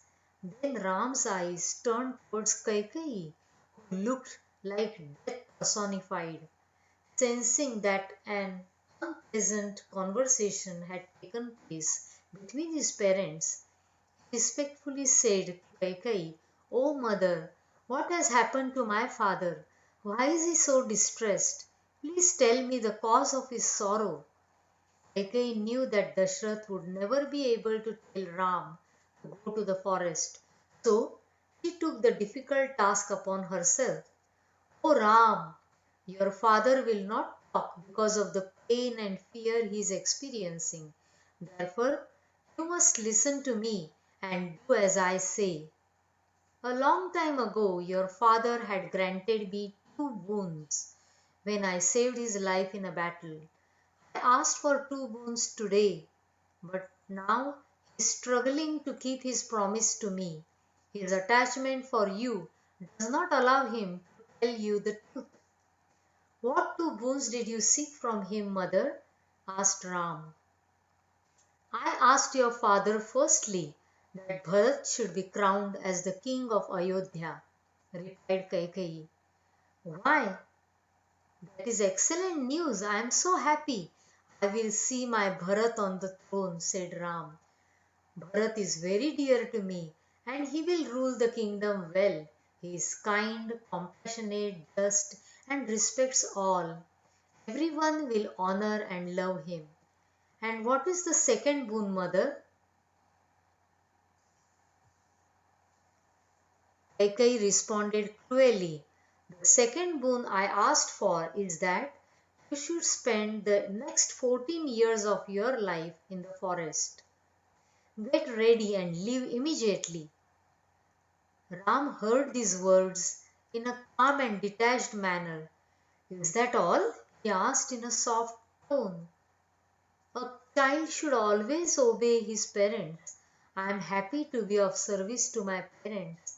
If my going to the forest brings peace and happiness to them, there is no doubt in my mind. I will do so immediately. In the forest, I will be blessed to greet, to meet great and devoted sages. What can be better than that? Please tell father not to worry. Is there anything else that is disturbing him? If he is hurting because of my actions, please tell me so that I may take appropriate action. I hate to see him in pain.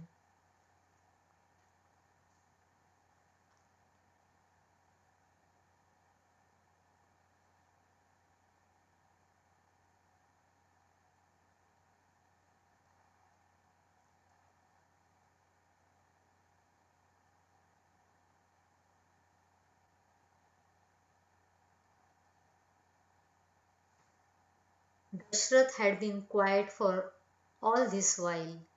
He was feeling the impending pain of separation from Ram very intensely. Tears were trickling down in an unbroken stream. He could not imagine life without Ram next to him. In his mind, he kept praying to Lord Shiv to convince Ram not to go to the forest. He did not know what else he could do. The only words that came out of his mouth were Ram, Ram, Ram. Kaikeyi assured Ram that there was no other reason for Dashrath's agony. Convinced, Ram left to get Mother Kaushalya's blessings that he may depart for the forest. Chapter 27 Kaushalya's Blessings. The news about Kaikeyi's two boons spread across the entire city, just as the poison from the sting of a scorpion spreads all over the body. The citizens of Ayodhya felt pained at the thought of seeing their beloved Ram go into the forest. Some could be heard cursing Kaikeyi, others were cursing the king, while some blamed God himself. Everyone's eyes were filled with tears. They felt God had played a cruel trick on them. Just when they were getting ready for the coronation, their dear Ram was being snatched away from them. Seeing this, even the devatas from the skies were saddened. Ram entered Mother Kaushalya's chambers with a heavy heart. He knew she was looking forward to his coronation ceremony later in the day. Kaushalya had been fasting and praying for Ram's success. There,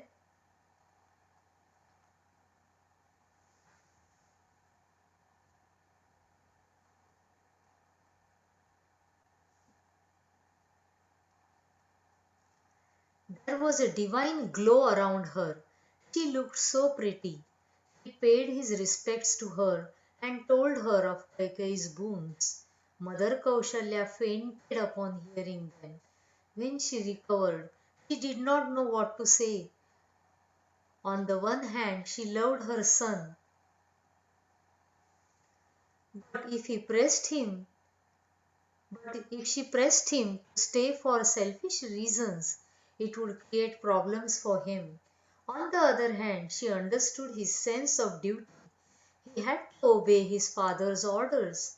After thinking about it with a brave heart, she said, Ram, you made the right decision to obey your father's orders. You must go to the forest to fulfill the boons he has given to Kaikeyi. However, I will miss you terribly. In fact, your absence here would be a great loss for Bharat, the king, and the citizens of Ayodhya as well. The forests are blessed to have you amidst them. May the gods of the forest take care of you, just as eyelids protect the eyes. But how will I live without you? You're my life. What will I do here without you? Why don't you take me with you?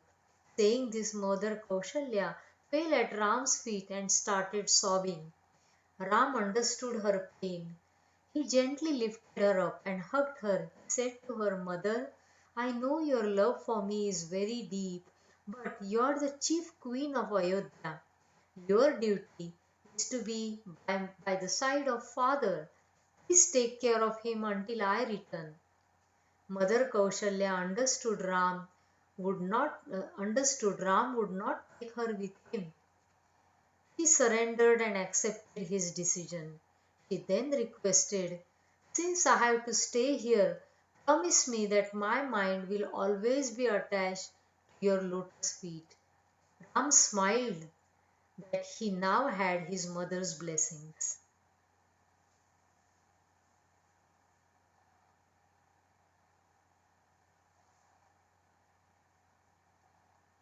Chapter 28, Sita's Plea. The news of Kaikeyi's two wounds had reached Princess Sita as well. When she came to know that her beloved Ram would have to leave for the forest, she felt as though a dagger had pierced her heart. There was no way she could live without him. While Mother Kausalya and Lord Ram were speaking, Sita arrived in the room. She fell at Ram's feet and begged him to take her along into the forest. Mother Kausalya interrupted her and addressed Ram. O Ram, Sita is the crown jewel of Mithila and Ayodhya. She is extremely dear to all. She was not born to live in the forest. It is only befitting her, the daughter-in-law of our dynasty, to reside in the palace. Thinking about Kausalya's word and knowing Sita's heart, Ram said, My lovely Sita, please do not misunderstand me. Please stay here with my parents and serve them. Comfort them when they grieve for me. One of the duties of a woman is to serve her husband's parents. Knowing you are here with them will bring me great peace. I will not be worried about their welfare or yours. If you come with me, you will face immense hardship. It will have to bear the heat, cold, and rain. Your feet will hurt as you will have to walk in the jungle without shoes or slippers. Forests are full of dangerous beasts such as snakes, wolves, bears, tigers, and lions. Demons roam around there and eat everything in sight. You will have to sleep on the cold, wet grass. There will only be leaves and fruits for food, and even these will only be available according to the season. The forest is no palace and princess like yourself. Those who do not obey the advice of elders will regret it someday. Think about it. When Sita heard these words from her beloved, it broke her heart. Tears welled up in her eyes. With great control, she said, I understand what you are suggesting it is for my best interest. However, I will not survive in your absence, just like a body cannot exist without the soul, and a river is not considered a river without water. I too will be unable to live without you. In your absence, even heaven will seem like hell. All the luxuries of the palace will fail, burdensome for a wife without her husband. How can I live a life of luxury while you live a life of hardship in the forest? 149. If you are by my side, then the bed of cold grass will feel softer than the bed of the palace. You have said that there are demons in the forest, but which demons or beasts dare cross you and attack me? In your presence, the roots and berries of the trees will taste sweets. When you are with me, the feet will carry me forward. When my eyes rest on you, everything will be fine.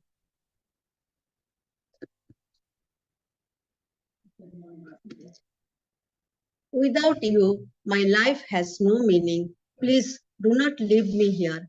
I will not be able to survive this separation. Please take me with you. Sita knew her Lord was aware of what was in her heart. She did not have to stay too much. Ram understood that Sita would not survive his absence. She agreed to her request and said, "Go, get ready for a life in the forest." Mother Kausalya was unable to stop crying as she heard these words. Separation from Ram was painful enough, and now she would have to bear separation from Sita as well. Yet she controlled herself and blessed Sita, saying, "May your love for Ram live for as long as the river Ganga continue to flow forever." 29. Lakshman request. Now it was Lakshman's turn. He heard that Mother Kausalya's request was denied, but Sita's request was granted. She wondered what Ram would say to him. His hair was standing on end. He felt extreme emotions. On the one hand, he was very angry at Mother Kaikeyi for sending Ram to the forest. On the other hand, he too was unable to bear the pain of separation from Ram. He felt like a fish out of water. He fell at Ram's feet. Ram sensed Lakshman's feeling and desires.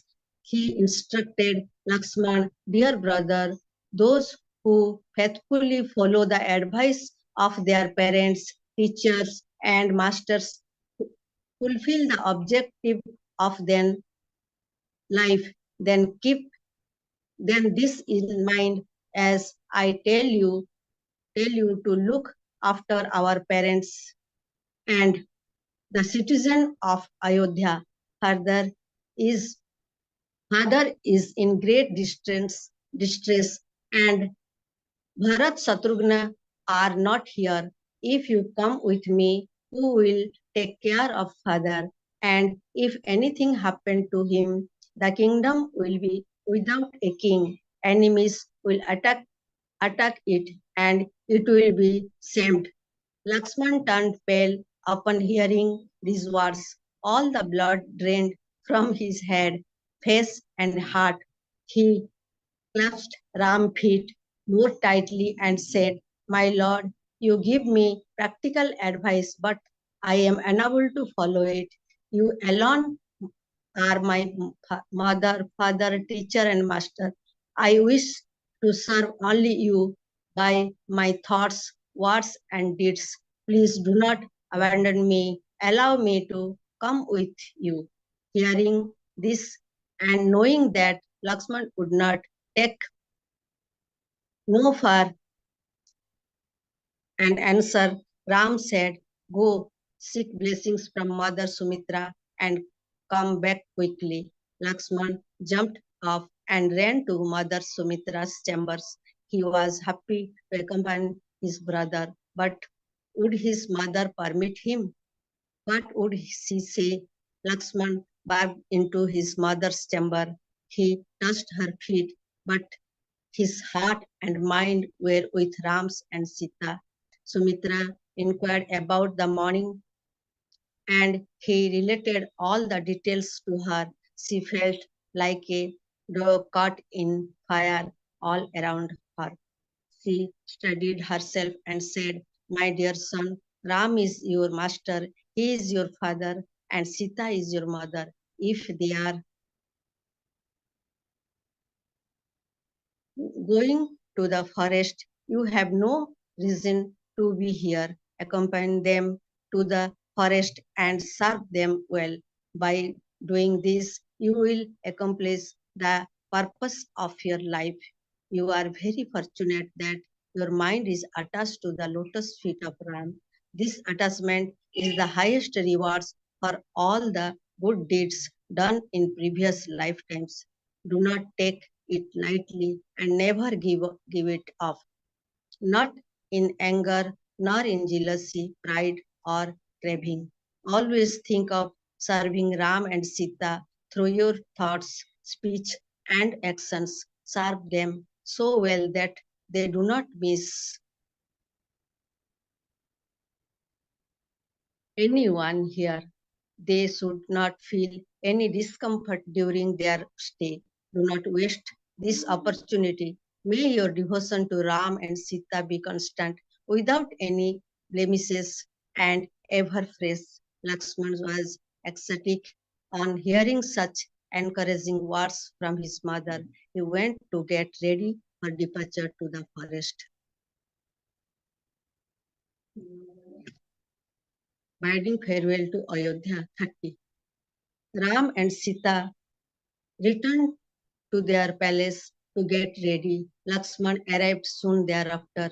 The three then walked towards Kaikeyi's palace to seek blessings from Dasarath before departing from for the forest. As soon as King Dasarath saw them approaching, he stood up and ran to greet them, but he fell down halfway. Ram and Lakshman picked him up and gently seated him.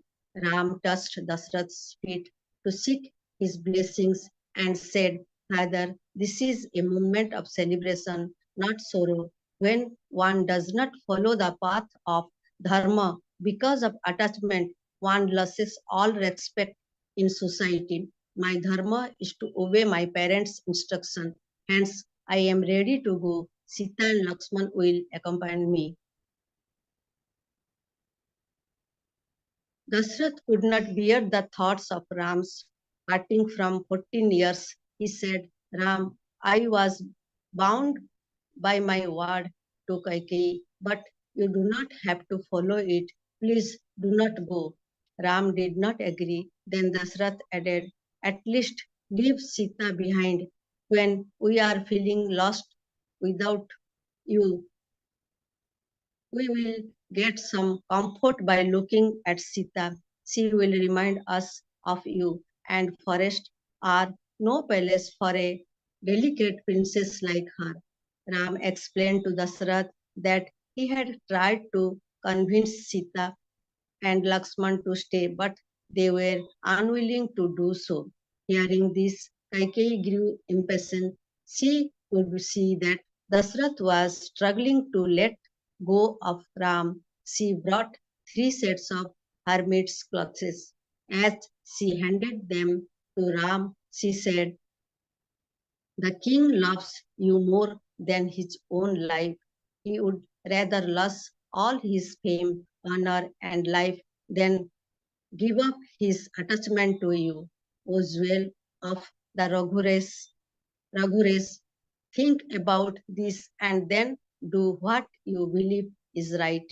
Ram, Sita, and Lakshman quickly changed into the clothes given by Kaikeyi. When Dasrath saw them dressed in the manner, he fainted. Ram bowed to everyone present, Guru Vasisht, the mother, Sumantra, and other officers of the palace, and started walking out of the palace. Sita and Lakshman followed. The citizens of Ayodhya were waiting outside the palace. The streets were overcrowded. The houses, shops, and markets were deserted. Everyone was crying. Sorrow hung in the air, just as smoke streaks around after a fire, just as the night feels so dark without the moon, and the day feels gloomy without the sun. The citizens of Ayodhya were feeling the same without their dear Ram. No one wanted him to leave, and if he was going to leave, they too wanted to go with him. The forest would be their Ayodhya as long as they were with their dear Ram. Ram stopped them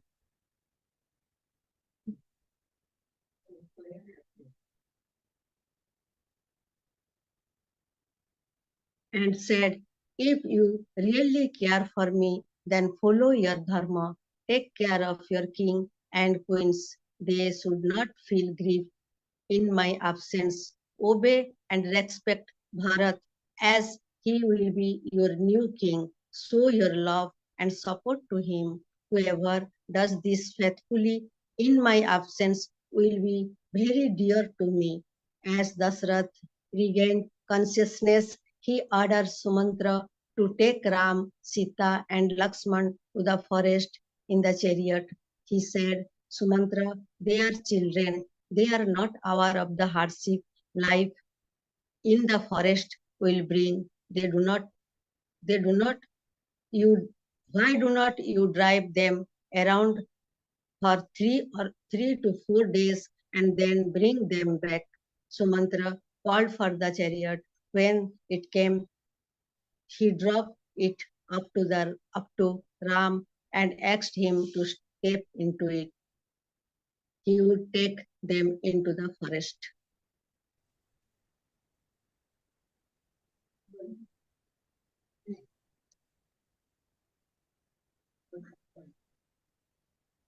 Chapter 31 Guha's and Sumantra's affection. As the chariot left, the citizens of Ayodhya ran behind it. They wanted to follow their dear Ram no matter where he went. By evening, the chariot arrived at the banks of river Tamsa. Ram asked Sumantra to stop there for the night. People hoped Ram would instruct Sumantra to turn around the chariot and go back to Ayodhya. Instead, he instructed the citizens to go back to their houses and serve the king. They were not ready to go back without their beloved Ram, Sita, and Lakshman. Ram understood this and allowed them to spend the night there. Soon Ram found a suitable spot on the ground under a tree. He and Sita lay down on the bare earth to sleep. Lakshman sat nearby to begin his vow of guarding them in the forest. All the citizens of Ayodhya who had accompanied them in the forest also went to sleep a little distance away. At midnight, Ram woke up Sita, Lakshman, and Sumantra. He then explained that it was best for them to leave at night while everyone else was asleep. In the morning, the citizens would again urge them to return. Therefore, Ram, Sita, and Lakshman sat on the chariot. Ram instructed Sumantra to drive the chariot in all directions so that anyone following them would not know the course they took. After Sumantra did this for some time, Ram directed him to take them south onwards the Ganges river. When the citizens woke up in the morning, they noticed that Ram, Sita, and Lakshman were missing. Sumantra and the chariot were also not found anywhere. They tried to follow the chariot tracks but soon discovered that the tracks were misleading. Now they had no clue where Ram and Sita had gone. They felt the light had gone out of their life. They did not want to go back to Ayodhya without their dear Ram, but they also didn't know his whereabouts. They did not know what to do. They cursed themselves for not staying up all night to watch over their dearmost Ram. With a heavy heart, they realized that they had no choice but to go back home.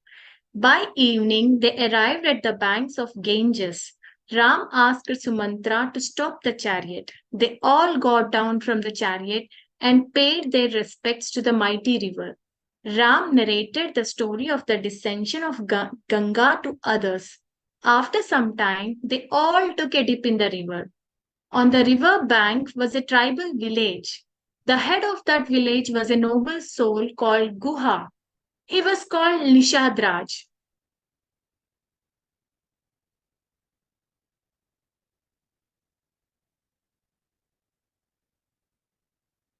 Nishadraj, head of tribals, and also Guharaj, chief Guha. The news of Ram's arrival had reached Guha. He was very excited to to get darshan of the Lord. He collected numerous gifts and went with his ministers and elders. Guha saw Ram and fell at his feet. He said, "Dear Lord, having seen and touched your feet, I consider myself to be most blessed. Everything I have is yours. My family and I are your humble servants. Please accept these gifts from my people and come and bless my home. Direct me as to how I can be of service to you."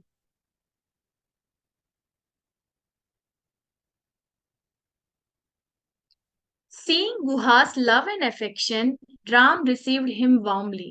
He replied, "Dear Guha, upon my father's orders, I am to live as an ascetic in the forest for 14 years. Therefore, I am unable to accept your gifts.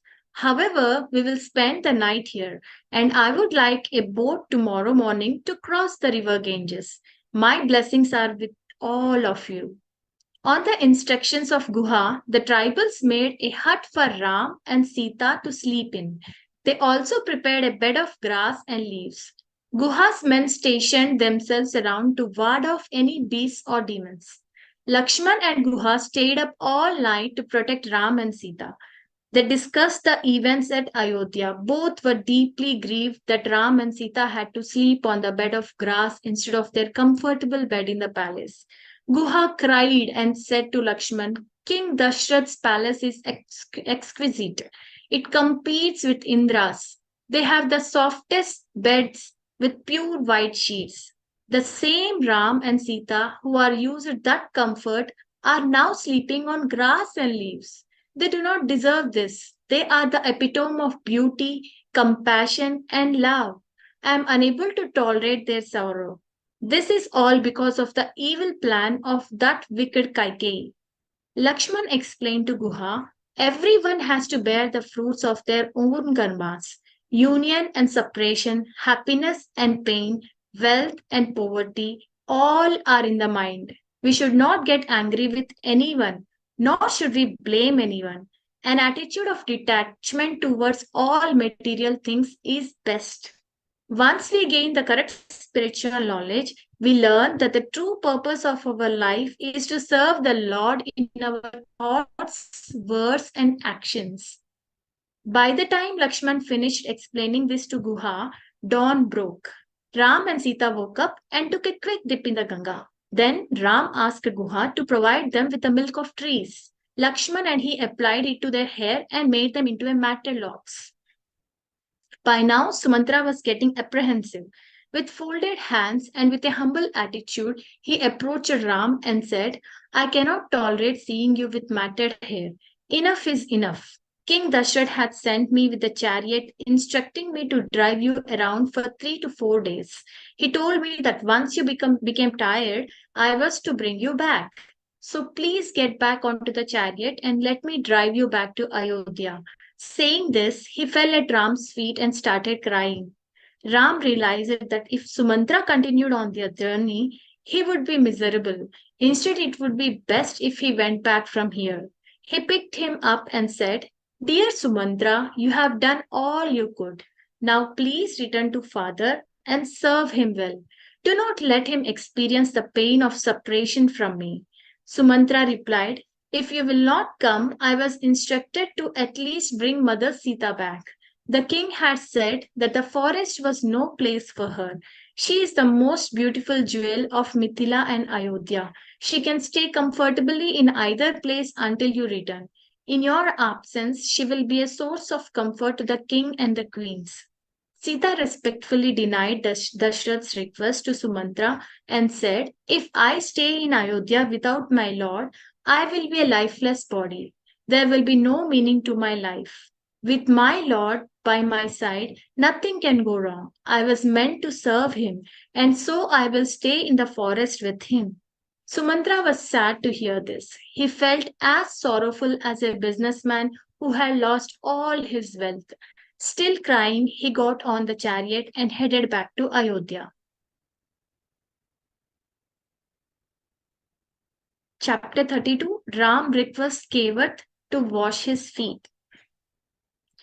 After Sumantra left, Guha informed Ram that the boat was ready. They all walked up to the boatman, and Ram said, "O Kevat, boatman, will you please take us across the Ganges on your boat?" Everyone asked the Almighty Lord for a favor. Today, the Lord is asking a soul for a favor. Usually, the tiny souls, we people, ask the Lord for the things and favors. But here, the situation is reversed. Kevat answered, "No, I will not take you across because I know your secret. By the touch of your feet, a boulder was transformed into a woman. Not any woman, but a very pretty lady who was the wife of a sage. If you set foot in my boat and it turns into a woman, what will I do? This boat is the only source of livelihood for me. I am married and I have a wife and kids. I cannot afford to take a risk like this. If you want me to take you across in the boat, you will have to allow me to wash your feet. This way, I can check to make sure that nothing strange will happen. Furthermore, I will not ask you if I can wash your feet. You will request me to come and do so."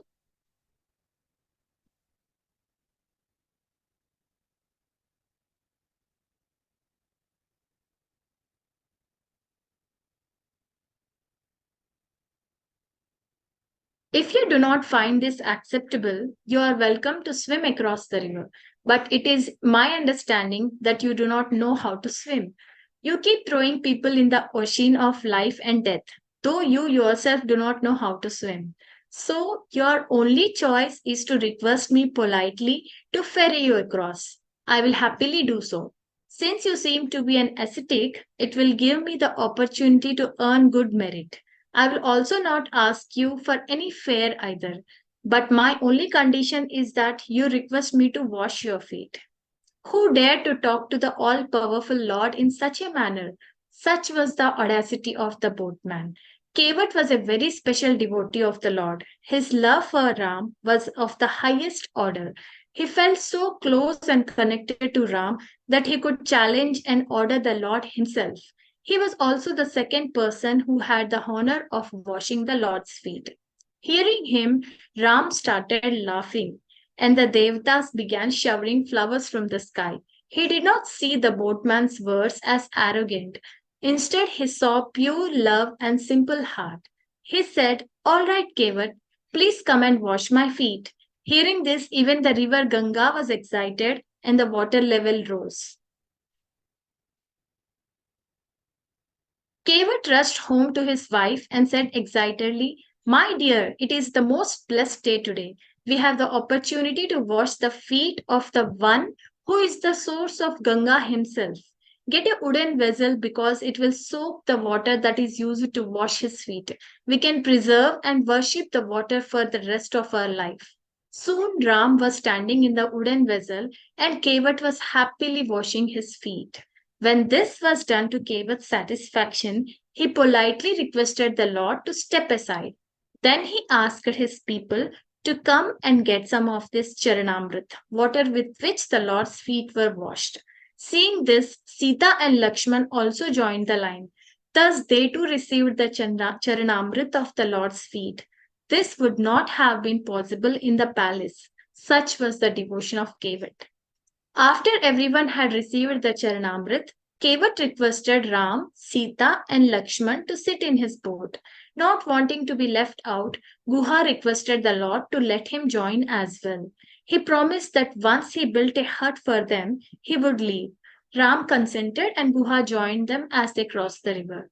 Once they disembarked from the boat on the other side of the Ganges, Kevat finally offered his respects by touching Ram's feet. Ram wished to offer something to Kevat, so he offered Sita's ring. Kevat declined. He said, "Oh Lord, what did I not receive today? I have been gratified for the rest of eternity. The opportunity to wash your feet and serve you is very rare. I want nothing from you. You know, we both are alike. We do the same thing. I ferry people across the Ganges while you ferry people across the world of Maya. My only request is that when I die, you meet me and take me across to your abode. Nevertheless, if you still desire to give me something, when you come back after 14 years in exile, should you give me something then, I will accept it." Hearing this, Ram and Sita blessed him and walked into the forest.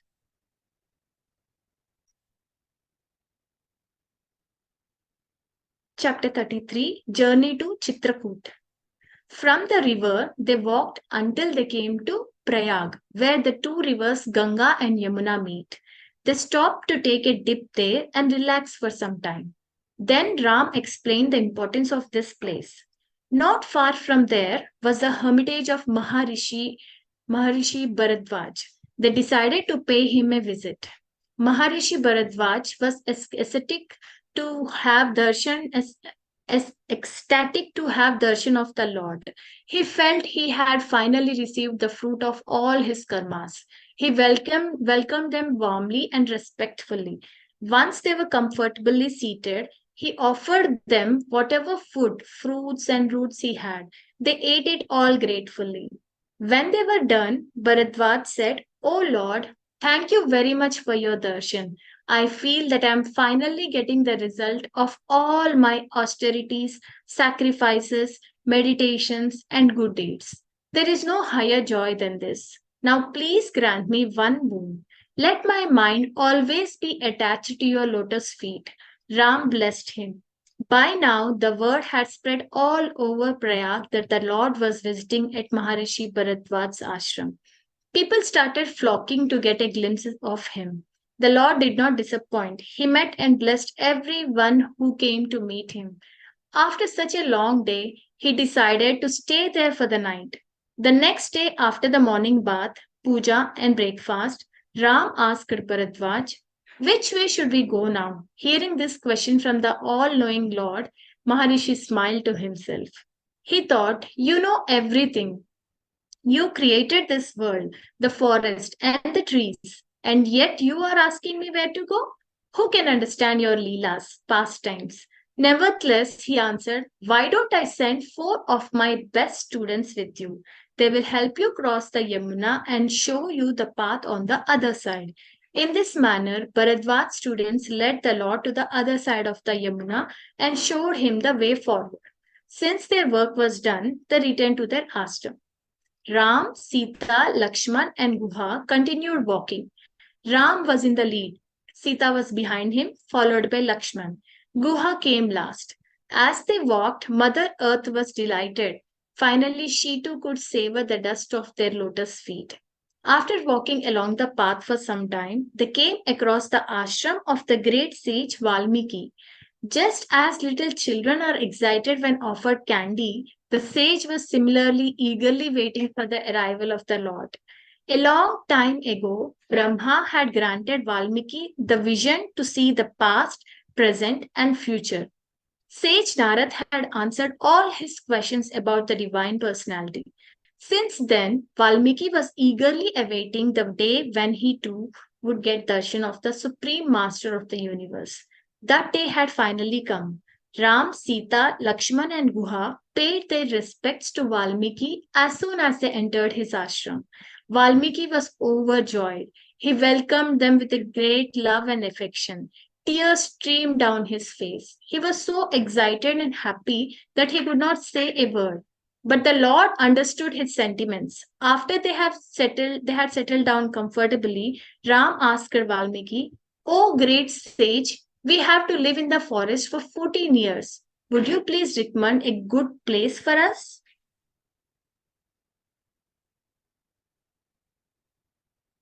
Valmiki replied, O Lord, you are ever present in all things, big and small, plants and stones, forests and rivers, etc. And yet you ask me where to live? Tell me, where do you not live? Who understands you, my Lord? Only that soul can understand you upon whom you bestow your divine grace. Nevertheless, if you still want an answer from me, I say, please reside in the heart of all your devotees who never tire of hearing and singing your glories. Please make your home in the heart of all those devotees whose love is not tainted by selfishness. Please dwell in the heart of those devotees whose minds are always attached to your lotus feet. To answer your questions directly, there is a beautiful place by the banks of the river Mandakini. You should have a comfortable stay there.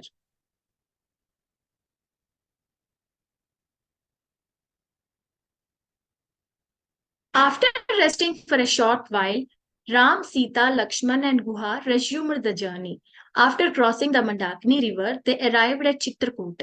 It was a beautiful scenic place situated at the bend of the river and had a hill behind it. They decided to reside there. Guha spent the rest of the day building two huts for them and left. Soon the news spread that Ram, Sita, and Lakshman were residing in Chitrakoot. All the nearby sages rushed to get his darshan. This was an extra special opportunity received after performing austerities for many lifetimes. The Supreme Master was finally here. Ram greeted them with much love and affection and blessed them. Next, the Devatas came to pay their respects. Ram greeted them appropriately and blessed them as well. Slowly, all the tribal folks came to get the Lord's darshan as well. They were enamored by their beauty. In this manner, Ram, Sita, and Lakshman happily spent 12 and a half years. Ram never looked south because that's where Ravan lived. He knew that the day he would look in that direction, Ravan's downfall would begin. Chapter 34, Dashrath passes away in grief. The disappointed Sumantra waited with teary eyes on the shores of river Ganga. He watched Ram, Sita, and Lakshman cross the river. Once they had gone out of his sight, he put his head on the chariot and wept. All his mind could think about was separation from Ram. He wondered what he would say to Dashrath, Kaushalya, and the people of Ayodhya. How could he face them? The horses tussled as they kept turning back to catch a glimpse of their dear Ram. He struggled to get back to Ayodhya. As he entered the city, he sensed the air was filled with sorrow and pain. No one in the kingdom was happy. Everyone was struggling to deal with Ram's absence. Dashrath was in Kaushalya's chambers. Sumantra was shocked to see his condition. He looked so pale and sick. He kept repeating Ram, Ram, Ram. Dashrath did not notice Sumantra until he announced himself. The aged king looked at his minister, and all he could say was, Sumantra, where are Ram, Sita, and Lakshman? Have you brought them back? How are they doing? Sumantra did not have the heart to tell him that they had gone into the forest. He started by saying, O king, you are wise and brave. The wise treat birth and death, pleasure and pain, union and separation alike. So be strong and do not grieve. Sumantra then shared the journey. He told Dashrath about the stay at Tamsa, the meeting with Guha, and of their departure. He also conveyed Ram's message for the queens Guru Vashisht, Bharat, and the people of Ayodhya. Hearing this, Dashrath fell to the ground and the queen started wailing. Slowly, the news spread across Ayodhya, and the entire city was drowned in grief and sorrow. Kaushalya gathered courage and tried to console Dashrath. She said, O king, you are the father of the people of Ayodhya. They look up to you for everything. They need you most at this time of sorrow and distress. Take heart for you will see Ram when he returns from the forest. Dashrath did not pay heed. He kept inquiring about Ram, Sita, and Lakshman. He sensed he would not live long. He shared with Kaushalya the curse that had been given to him by Shravan Kumar's parents. He kept crying for Ram throughout the night. Finally, he uttered Ram 6 times and his life force left the body. The night seemed so long. All of Ayodhya was drowned in darkness. Kaikeyi too began to realize the disaster she had brought about and started crying. She wondered what Bharat would think of her. With Ram's departure and the king's demise, it felt like the sun had set on the Raghu race.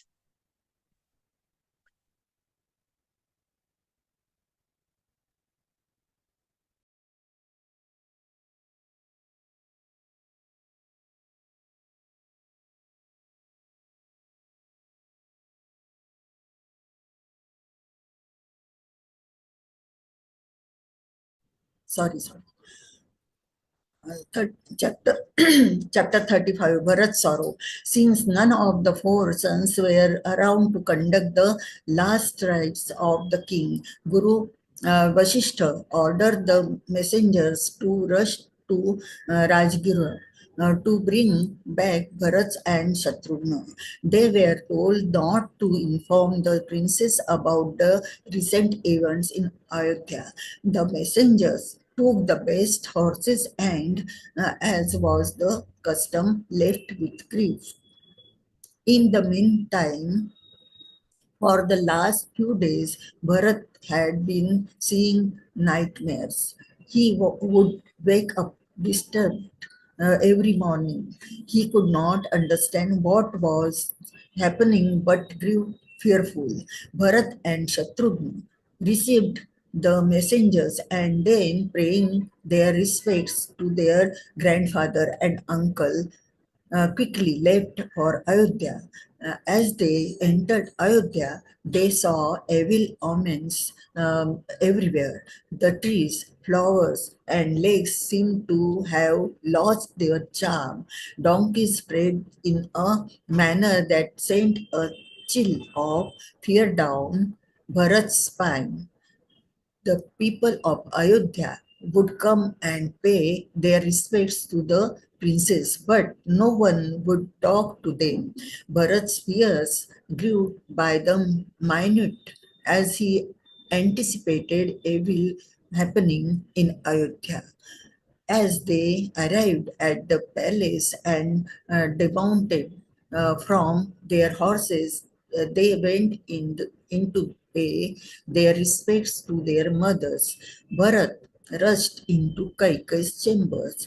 Kaikeyi was happy to see him. Finally, her Bharat was back and soon he would be king. Bharat noticed that while Kaikeyi was happy, the rest of the palace was gloomy. He asked her about the king's mothers Kaushalya and Sumitra and his two brothers Ram and Lakshman. Kaikeyi responded, I have done everything I could. Everything is said. None of it would have been possible without mantra Manthara. Unfortunately, your father left for the heavens sooner than expected. Hearing this, Bharat was confused and hurt. He fell down. Father, father, he cried. What kind of a son am I? Who was not there with you during your last moment? Had I been here, you could have instructed me serve my Lord Ram for the rest of my life. Slowly, Bharat gathered courage and asked his mother, how did father passed away? What led to this? Now Kaikai had to explain everything to him. And she responded in a matter of fact tone.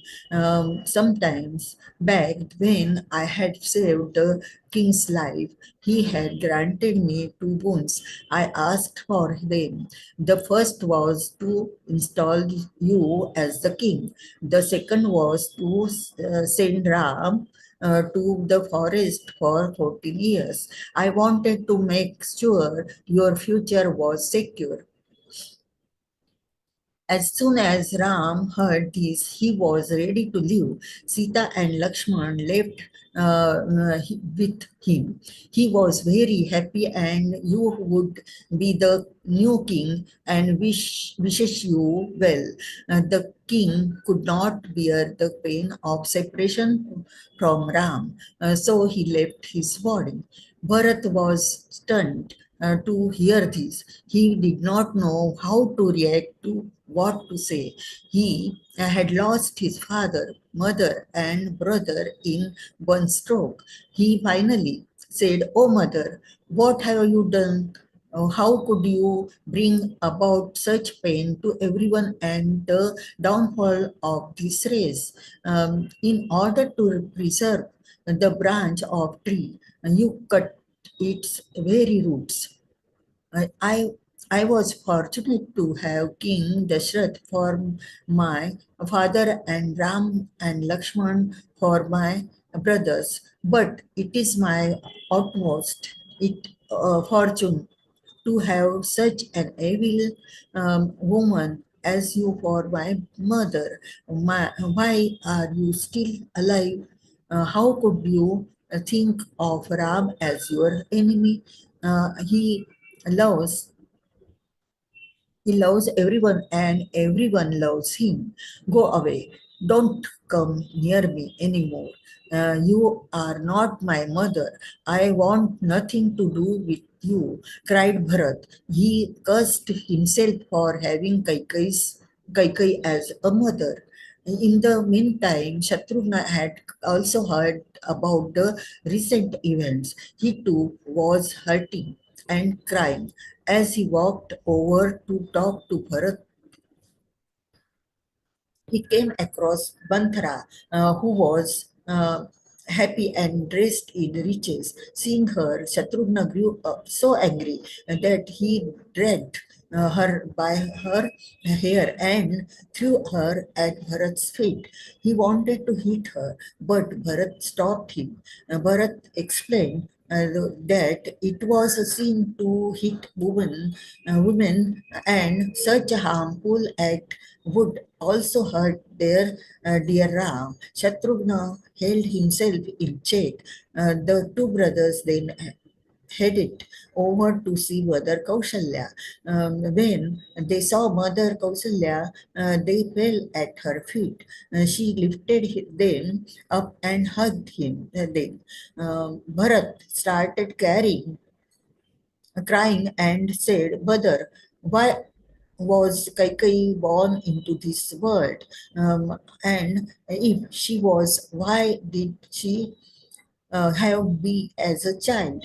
I have brought grief and destruction to the entire Raghu race. Father is in heaven and Ram is in the forest. This is all because of me. If I wasn't born, then Kaikai would not be so attached to me, and none of this would have occurred. It is all my fault."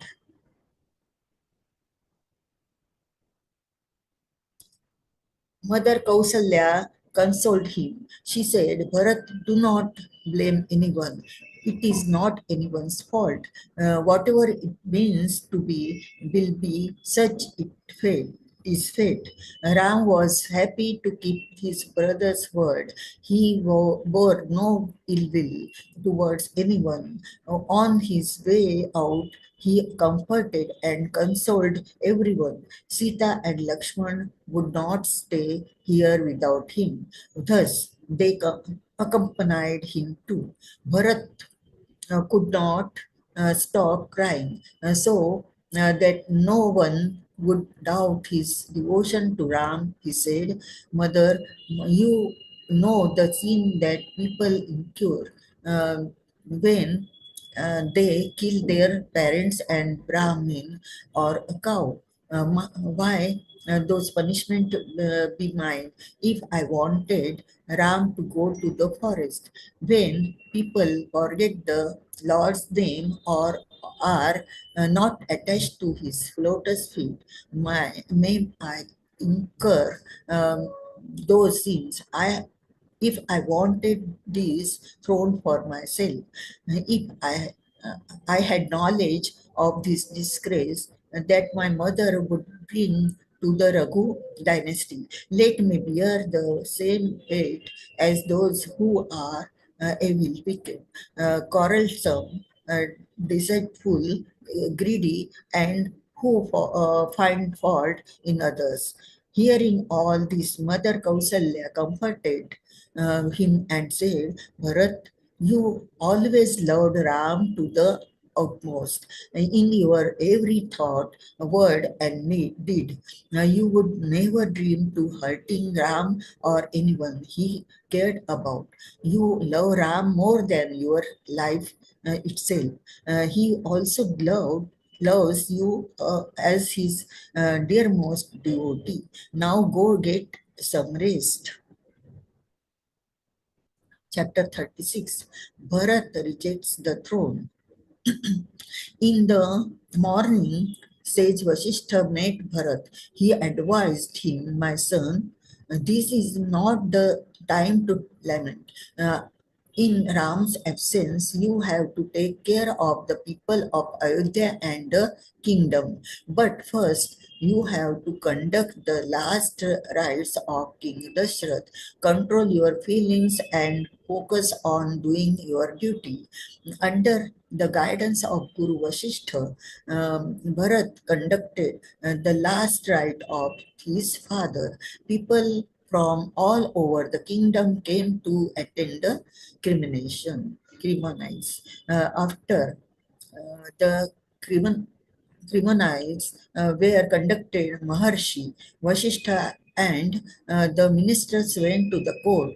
Bharat and Shatrugna followed them. After sharing the recent events with them, Guru Vasishtha said, fate has no friend or foe. Life and death, gain and loss, fame and monarchy, all are in the hands of fate. Thus, there is no one to be blamed. Do not blame yourself. It is what it is.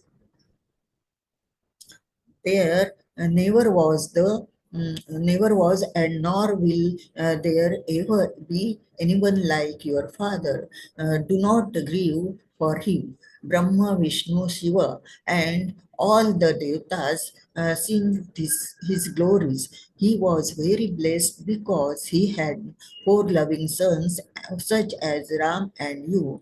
So then, why are you crying? The king loved his word more than his life. He has given you the kingdom, so you must accept the crown. Ram obeyed his father's wishes, and now it is your turn to do the same.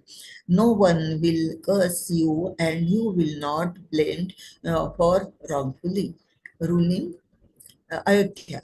When Ram returns, you can return the throne to him. Bharat listened very attentively to everyone's advice and thought about it. Then he stood up and with folded hands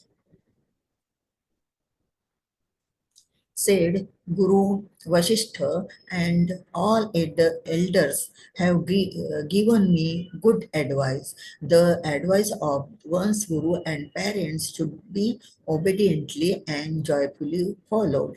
One should not stop to think about it, because when what happens, one fail to do one's duty.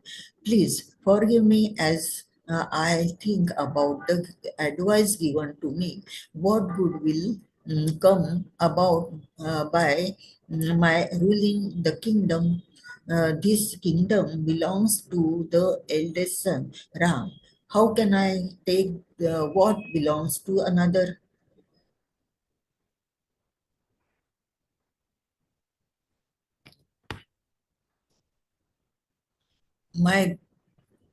My good only lies in serving Lord Ram. Just as well are unless without clothes. This kingdom is unless without Ram and Sita. How can I rule this kingdom when it is because of me that Ram and Sita are wandering in the forest? Only the honorable and virtuous are eligible to rule to the kingdom. I am the root of this evil, and yet you ask me to rule no one. No, no. Please permit me to go to Ram. Hopefully, you will accept this rightful place as the heir to this throne and come back. The entire court was very happy to hear these words from Bharat. Everyone wanted to go with him to bring their beloved Ram back. Preparations were made to begin the journey the next morning. All the attempts were also taken to conduct the crowning ceremony of Ram in the forest. Chapter 37. Bharat meets Guha. No one slept in Ayodhya that night. They were all too excited at the thought of seeing their dear Ram. The next morning, the procession was led by Guru Vasishtha. Bharat and Shatrughna brought up the rear. They chose to walk as Ram and walked before them. The next day, they reached Shivrampur, uh, Srirangverpur. This was where Ram had met Guha. Sumanta informed Bharat about Guha and his love, support, and loyalty for Ram. Bharat was only too happy to know about it and looked forward to meeting Guha.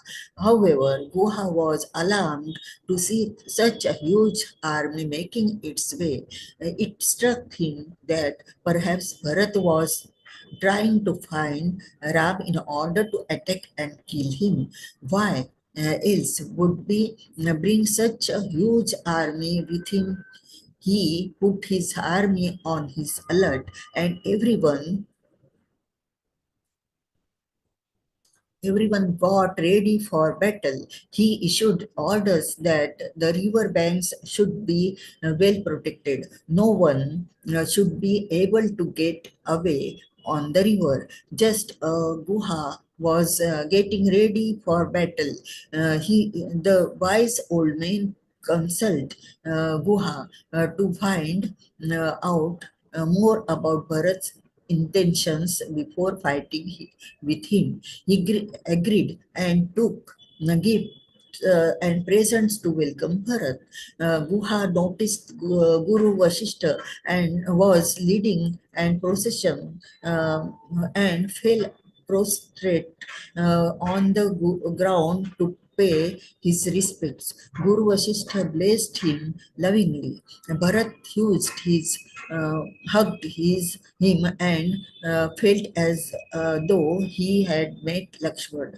His heart was overflowing with love.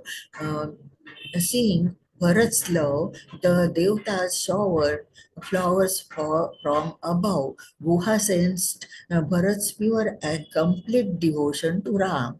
He felt honored to have met Bharat. Guha then met with Shatrughna, who embraced him as well. Next, he paid his respects to the mothers who blessed him because he had helped their son. In this manner, Guha met everyone and was convinced to their devotion to Ram. After making arrangements for their stay, Bharat and Guha chatted away like old friends. Bharat asked Guha about Ram. He wanted to know everything that Ram said and did. He wanted to know where Ram slept, what he ate, where he sat, what he said.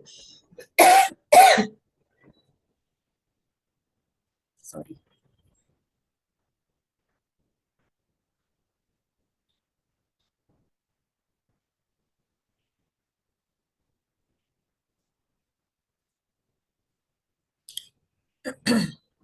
etc. He did not want anything left out. Guha was only too happy to share. He took Bharat to the spot where Ram had taken a dip in the Ganga and spent the night. Bharat was in tears thinking about the hardships that Ram and Sita had to endure.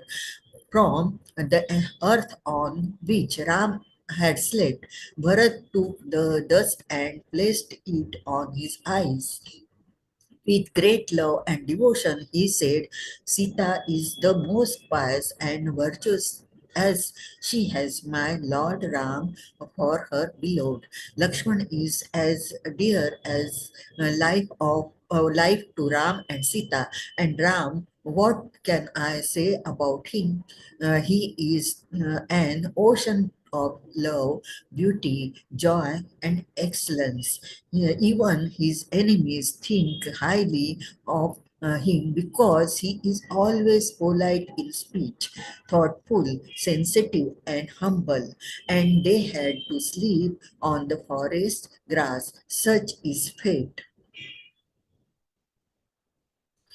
Curse is my mother Kaikai who brought about the downfall of the Raghu dynasty, and twice cursed am I, uh, who is the root cause of all this suffering. Hearing this, Guha realized the depth of Bharat's humility and love to Ram. He tried to pacify Bharat by saying, "You are as dear to Ram as he is to you. There is no one to be blamed for what has happened. Why lament when he was here? Ram could not stop praising you. He knows everyone's heart. He is an ocean of love, compassion, and forgiveness. Have faith in him. Now get some rest."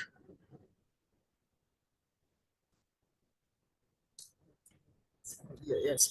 Chapter 38, Bharat approaches sage Bharadwaj.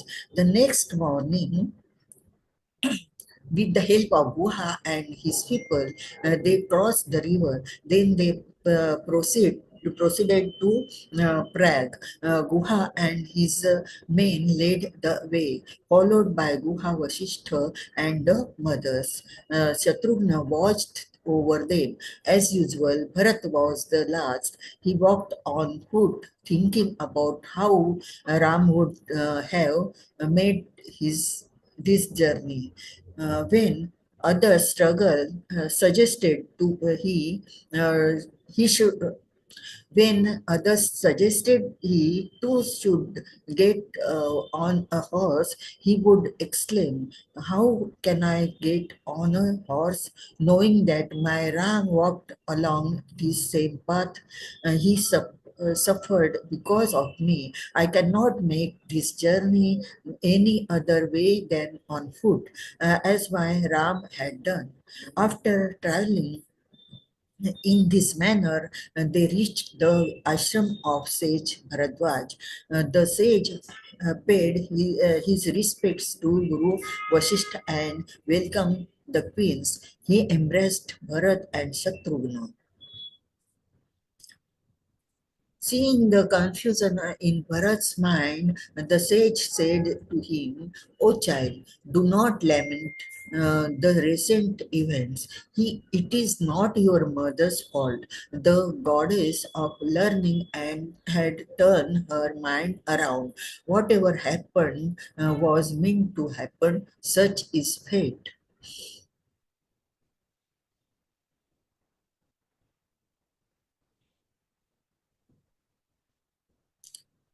The entire world and the Devatas recognize your humbleness, selflessness, and devotion to Ram.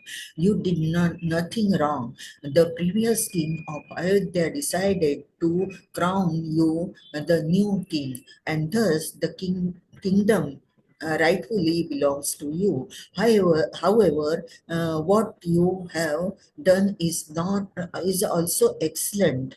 You desire nothing but the loving service of the lotus feet of Ram. There is nothing higher than this. While they were here, Ram, Sita, and Lakshman were expressing immense love for you. Clearly, you are dearer to them than anyone else. They are also dearer to you than your own life. Your love to Ram is like a spotless moon. It is completely pure. The word will always remember your name and sing your praises. There is no one equal to you. What to talk about greater than you? As Bharat heard this, his eyes filled up with tears. He was so overwhelmed with love for Ram and Sita that his entire body trembled. Instead, he bowed to the sages present there and said, I am not concerned about what the world thinks of me. I am not worried about the throne that my father bestowed upon me. What brings me endless grief is that Ram, Sita, and Lakshman were walking in the dense forest. They sleep on the forest grass and eat only leaves, berries, and fruit from the trees. They had to sacrifice all the comforts and luxuries of the palace while I am asked to live the life of king, just as two servant is one who endure the same hardships as his master. How can I live in the palace while Ram is in the forest? It is for this reason that I am not hungry during the day and cannot sleep at night.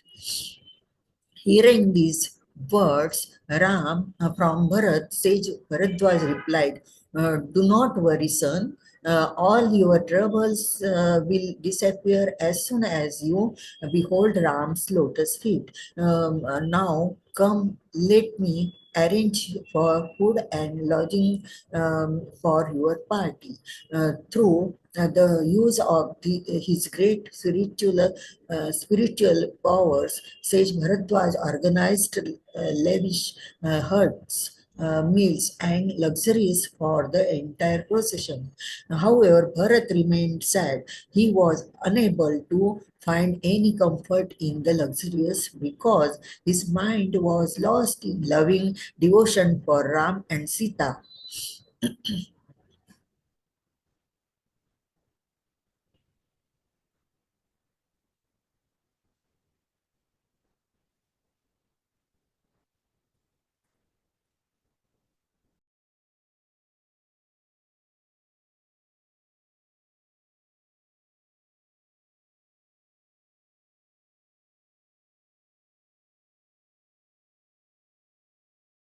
Chapter 39. Lakshman doubts Bharat. The next morning, Bharat, Shatrugn, and the procession resumed their journey to Chitrakoot. As usual, Bharat and Shatrugn were walking with Guha. Bharat was so deeply absorbed in loving thoughts about his Ram that from the heavens Bharat and Guha looked like Ram and Lakshman. Seeing Bharat so full of devotion and knowing the Supreme Lord's rule of always fulfilling the devotee's wish, Indra grew troubled. He asked Brihaspati, Guru of Devtas, if Lord Ram were to grant Bharat wish and go back to Ayodhya to rule, then who would kill Ravan? The Lord has given his word to us Devtas that he would rid the earth of Ravan. Is there some way we can prevent this meeting of Bharat and Ram? The wise Brihaspati replied, O Indra, do not even think of harming Bharat. He is such a great devotee that while everyone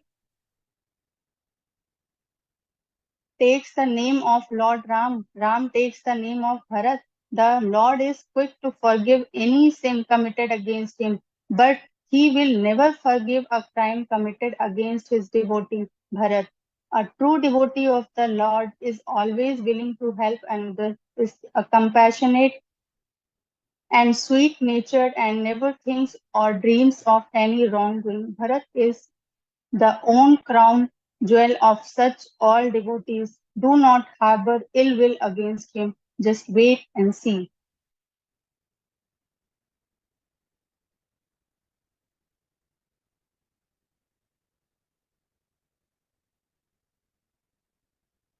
Hearing this, all the devtas showered flowers upon Bharat. Mother Earth felt so blessed that she made the ground soft to walk upon.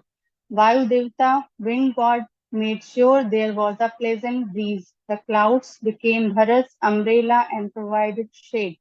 In this manner, the Devis and Devtas came together and made the journey more comfortable for Bharat than they had done for the Lord himself. Of course, they all were acting upon directions from the Supreme Almighty.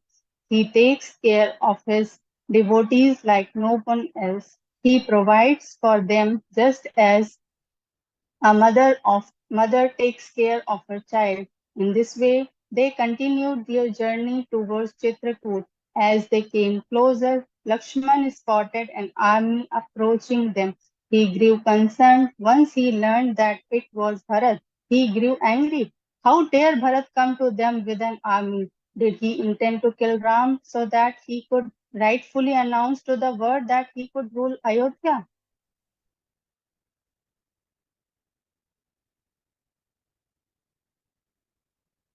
And angry Lakshman went to Ram and said, Dear Lord, even though I am your servant and you have not asked for my opinion, please hear me out. It looks like Bharat is coming here with a huge army. He has brought with him chariots, horses, elephants, and soldiers. I think he wants to kill you. Then he can announce to the world you are dead and rule over Ayodhya without any fear or obstacles. Just as Indra became arrogant and King Trishanku became greedy, Bharat too has become like that. It seems he has grown very fond of power, wealth, and fame, but he does not realize that in order to get to you, he has to go through me. Let me vent my anger by fighting with Bharat and Shatrugna. They shall learn their place in this world by sleeping on the battlefield tonight.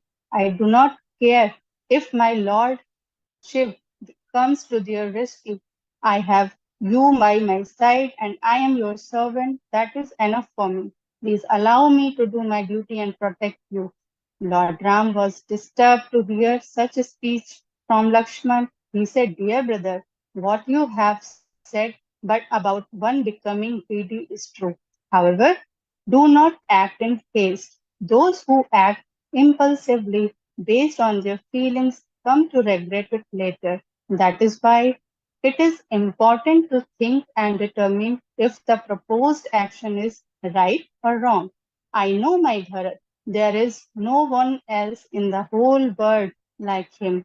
Even if he gets the position of Brahma, Vishnu, or Shiv, he can never become arrogant or greedy. Darkness may overcome the bright sun, but Bharat can never do wrong. Just as milk and its whiteness cannot be separated, the goodness in Bharat can never leave him. Why don't we wait and see what he has to say? As Lord Ram was talking about the virtuous nature of Bharat in this manner, everyone could see the love he harbored for Bharat. Even the Devtas clapped and showered flowers upon Ram, for he never talked about anyone else in this way.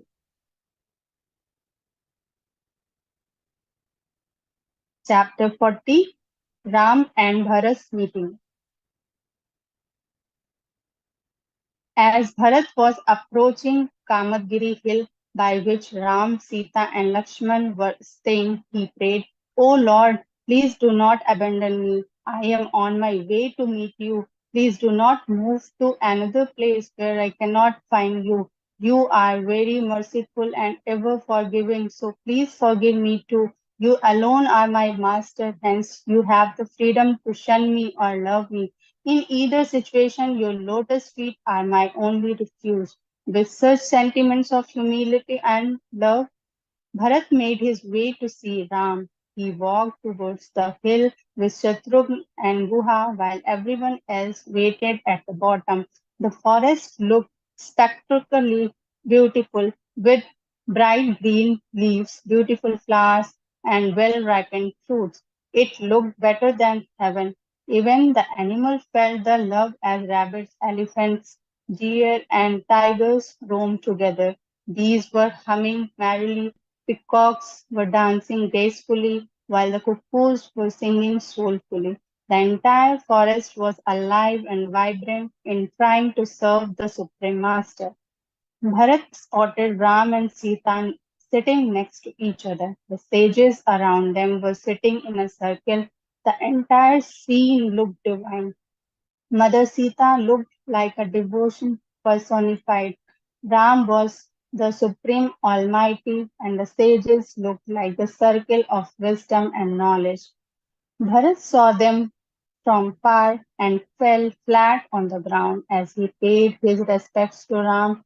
He had such feeling of humbleness that he felt he was not qualified to go close to Ram. Seeing Bharat lying flat on the ground, Lord Ram went forward to greet his supreme devotee. His bow and arrow fell away, thinking they had no purpose in such a divine meeting. Ram picked up Bharat and hugged him tightly. They forgot everyone and everything else. Even the Devtas were so moved that they clapped and showered flowers from above. At this sight, Indra and Lakshman felt extremely ashamed to have thought negatively of Bharat. Then Ram hugged his youngest brother Shatrugna while Bharat hugged Lakshman. Next, Ram met the tribal chief Kuha while Bharat and Shatrugna paid their respects to Sita. Once the greetings were completed, Kuha informed them that Guru Vasisth had also come with the queen mothers and other citizens of Ayodhya. They rushed ahead to meet them. Ram, Sita, and Lakshman met everyone with much love and affection. There were tears and laughter as everyone rejoiced.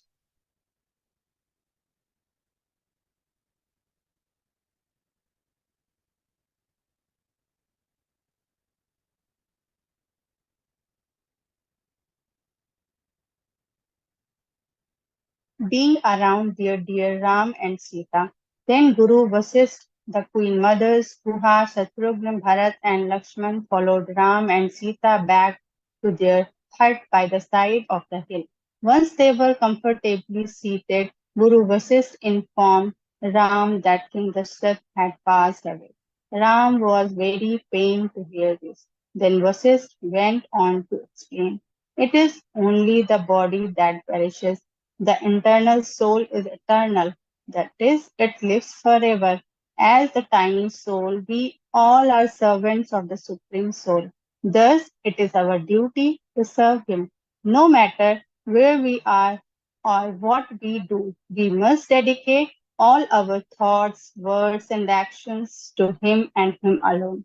After a couple of days, Ram said to Guru Vasisth, most revered teacher, everyone here has been surviving in discomfort. They have nothing to hear but roots, fruits, and leaves. They sleep on the grass instead of their comfortable beds at home. Please leave everyone home now. As soon as the people of Ayodhya heard this, they trembled in fear like a goat before a lion. They did not want to be separated again from their dear Ram. They felt they would not be able to survive the separation, knowing what was in the heart of the people of Ayodhya. Guru Vasisth replied, Ram, they long to see you and be in your presence. Grant them this joy for few more days. Seeing this, the Devtas were worried that Ram would head back to Ayodhya. If he did, then what would happen to Ravan and his evil ways? But all they could do was to wait and see. On the other hand, Bharat was worried too. He feared that Ram would not back to Ayodhya. Guru Vasisth called a meeting with the queen mothers, the ministers who had come from Ayodhya, the scholars and priests and Bharat and Shatrughan. Bharat said, "O Guruji, please find a way to convince Ram to come back to Ayodhya. Based on that knowledge of the scriptures, Guru Vasisth replied, Why don't you exchange places with Ram? Let Ram, Sita and Lakshman go back to Ayodhya while Shatrughan and you stay in the forest and complete the exile.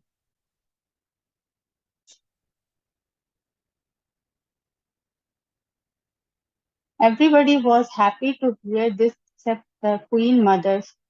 They were asked to trade one son for another and did not like this idea. They went to discuss the suggestion with Ram. Guru Vasisth opened the conversation by saying, O Ram, you know what is in the heart of everyone.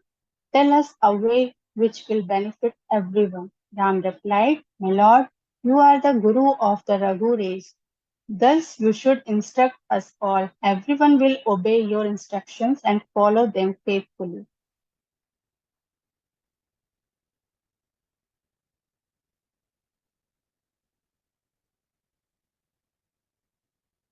Vasisth responded, I am so moved by Bharat's devotion to you that I am unable to think properly.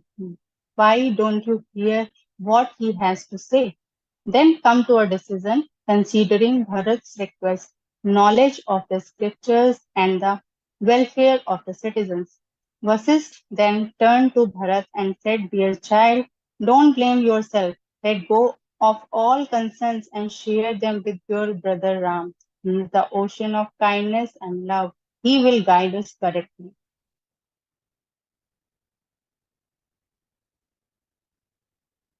Chapter 41 Bharat returns to Ayodhya.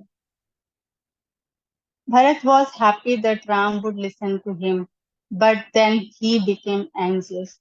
He realized he had to persuade Ram to come back to Ayodhya. Suddenly, he realized he did not know what to say.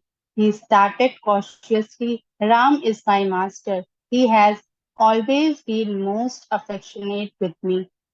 But my dharma is to serve him. I must not displease him by asking him to do something that he does not wish to do. With tears streaming down his face, he continued, It is to me that Queen Kaikeyi asked for the two boons. It was what led King Dashrath to depart to the heavens. Now Ram, Sita, and Lakshman are living in the forest because of me. As a result, the queen mothers are also in deep pain. And finally, it is my fault that all the citizens of Ayodhya are drowning in sorrow of separation from Ram and Sita. Hearing such words, Ram said, Bharat, you are feeling guilty for no reason.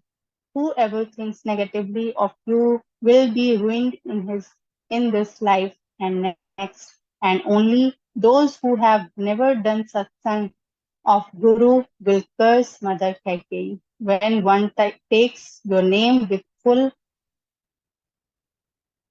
faith and devotion, their sins will be washed away. Our father passed away because he wanted to keep his words. It was his instruction that I should go to the forest for 14 years.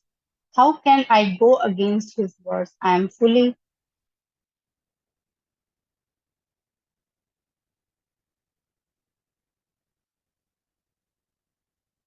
aware of your love and devotion to me. So why don't you suggest that what I should do next? I will do as you recommend. When Bharat heard Ram, he felt overwhelmed with such a huge burden of responsibility. his master was asking him what to do. He did not know what to think or say next. After much thought, he said, even though I do not deserve it, the grace of Guru and God is upon me. A servant does not ask his master for anything. A servant's role is to serve his master and make the master's life easier. How can the servant be a true servant if he keeps asking his master for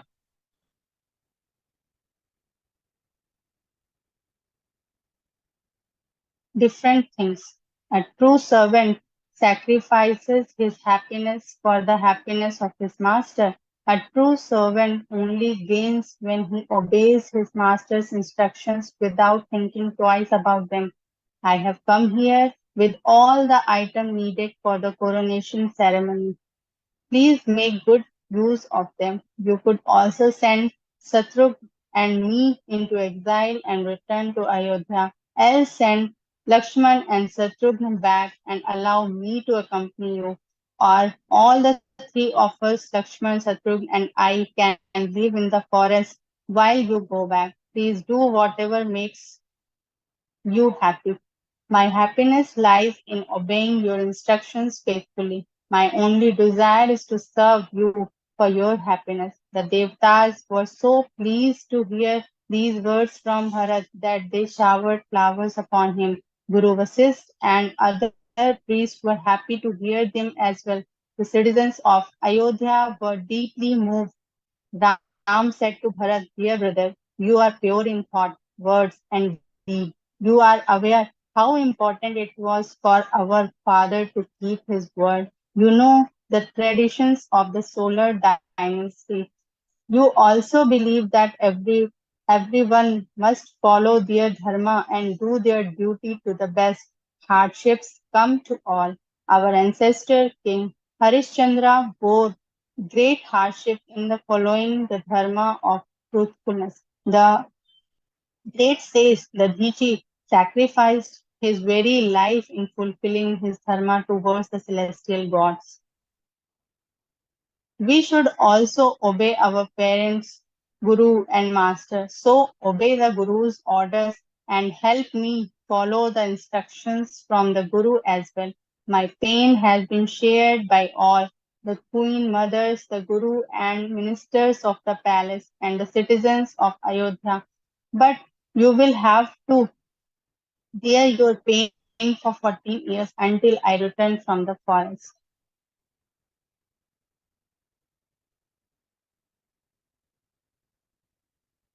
Bharat said, O Ram, I will do as you say. However, I cannot accept the kingdom as mine because you are its rightful king. Ram responded, listen, Bharat, when one follows the instructions of the Guru, parents, or master, one can never stumble or fail, even if they walk the wrong path.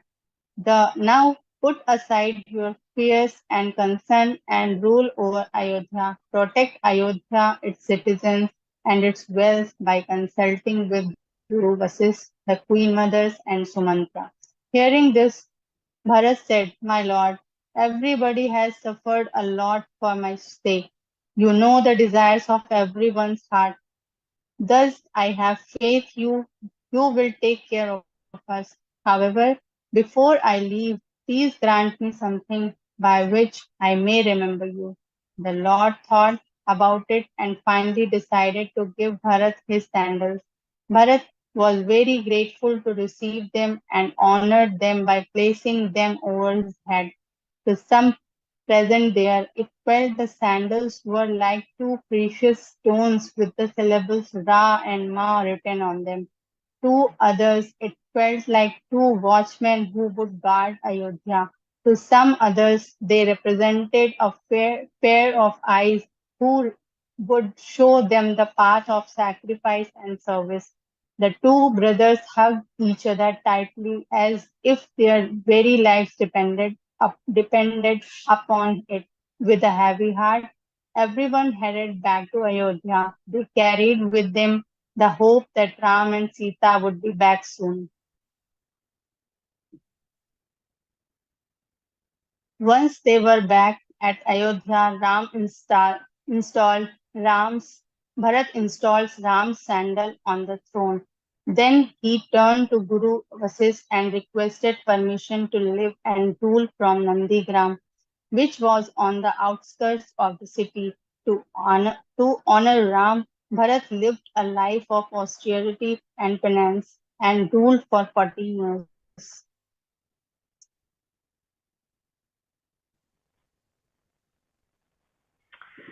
Jai Shri Ram, everybody. So we moved forward, and we transfers through the Ayodhya Kand, witnessing Lord Ram's exile.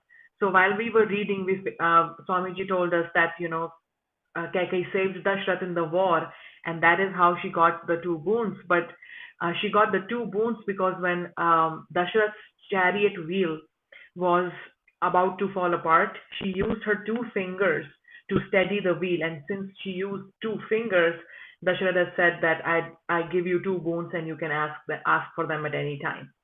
So that was the reason that she was blessed with those two boons. Oh, really? That was a very interesting fact to know, Shubhraji. And isn't that truly women empowerment? Now, talk about it in this modern world. So let us appreciate all the women in our lives who not just portray physical strength, but also emotional strength and have supported us all in our journey of life. With that, audience, are you ready? It is time for the next question. Everyone, stay alert on your chat windows. The question is coming up. According to Swamiji, which of the Kants is the branch of the tree called Ram Charit Manas? I repeat, according to Swamiji, which of the Kants acts as the branches of the tree called Ram Charit Manas? While you all ponder over it and send in your answers in the chat window, we have a beautiful dance drama called Raghukul Riti Sada Chali Ai, Pran Jai Par Vachan Na Jai.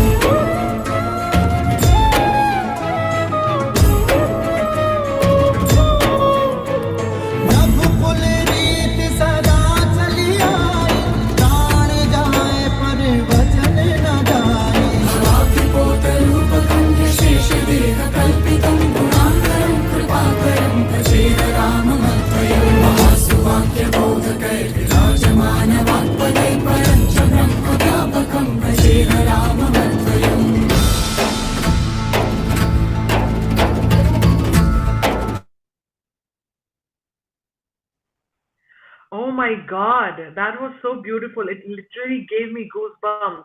The artists, with their expressions, with their choreography, have done such a great job, and so has our audience. So the people who got the answer right are Ravi Ranjan ji, Pooja ji, Sandhya Das ji, and Swati Bankar ji. Awesome. And the answer is Aranya Kand. And if you're wondering why, well, stay tuned because coming up next is the reading of the Aranya Kand. What happens in the forests during the Vanvas of Sri Ram, Sita, and Lakshman. Let us take a look at it. But before that, thanking all our Yajmans for the Aranyakand and also a gentle reminder to everyone that we will be offering the Chappan Bhog to Lord Ram at the end of our Ramayan reading. Interested people, please do check out the link in the chat. With that, we will begin with the reading of the Aranyakand.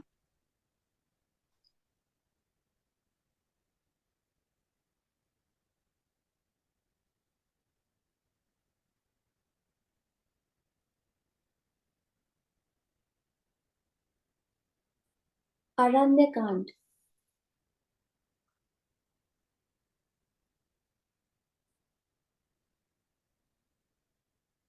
Giant's punishment. After Bharat and the citizens of Ayodhya left, Ram, Sita, and Lakshman settled down at Chitrakoot. In that scenic abode, they lived with great closeness and affection for each other. Sometimes the divine pastimes of Lord Ram in Chitrakoot are compared with Lord Krishna's pastime in Vrindavan. In the morning, Ram would complete his daily ablutions. He would then greet the celestial gods who came to pay homage to him. After that, he would receive the sages who came for his darshan. He would tell them how fortunate he felt to be living in their midst. They would bless him and take leave. Then the tribals would come. They were not aware of the rules of the scriptures and the proper code of conduct, but they would approach the Lord with utmost love. They would offer him simple gifts like firewood, fruits, and berries. Seeing their loving devotion, Ram would be overjoyed. It is said, the Lord does not see the gift of his lovers. He is impressed by the love of his givers. During the day, Ram and Lakshman would roam casually in the forest. Sometimes, Lakshman would go deeper into the jungle to bring fruits for them. If he did not return on time, Sita would get worried for him. She would scold Ram. Why did you let him go so far? He is young and inexperienced. We should be careful. Later, when Lakshman would return, Sita would lovingly scold him. How many times have I told you not to go far? We do not mind going hungry, but I do not want any danger to befall you. In the evening, they would all sit together by the fire and chant kirtans. Sometimes, Ram would relate stories from the Puranas about different sages from Indian history. At night, after the meal, Ram and Sita would go to rest. At that time, in accordance with his vow, Lakshman would take his position under some tree. He would then spend the entire night awake, guarding Ram and Sita. In this manner, Ram, Sita, and Lakshman spent over 12 years in the forest of Chitrakoot. Then one day, Ram took a garland and put it around Sita's neck. He then began adorning her with flowers. When Jayant, Indra's son, saw this, he became confused. He thought, if Ram is God, then why is he decorating his wife in this manner? He decided to test them. He took the form of a crow and bit Sita on her foot. When Ram saw blood coming out,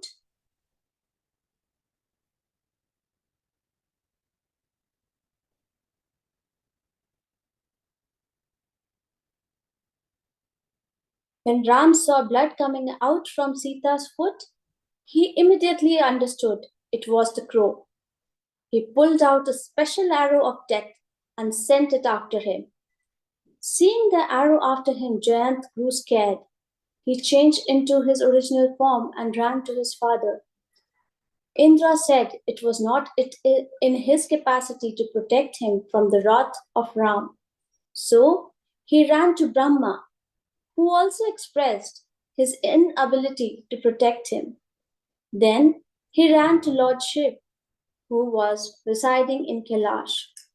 Lord Shiv also refused to protect him. In this manner, Jayant ran everywhere, but no one offered him protection against the Lord. When one becomes an enemy of the Lord, who in the three words can save him? Saint Tulsidas says that the heart of true saints is like butter that melts upon seeing the suffering of others. They always strive to help one and all. Thus, taking pity on Jayant, sage Narad instructed him to fall at the feet of Lord himself and beg forgiveness. Jayant went back to Ram and fell on the ground before him. He cried, "O Lord, please protect me from the arrow of death. I have sinned by trying to test you. Please forgive me. I'll never do this again." Ram replied, "You have committed such a grave and deplorable act that I cannot forgive you." Sita was surprised to hear this. She said, "Tell me, my lord, is there anyone under your rule of Maya who is free from all sins?" Ram thought about it and said, "No." Sita continued, "In that case, you should forgive him too." Understanding that Sita had forgiven Jayant, Ram agreed to do so as well. He withdrew his special death arrow, but took out one eye so that Jayant would always remember this incident. Sages say that Ram gave Jayant an eye. Earlier, he was spiritually blind, but now he received one eye of spiritual wisdom.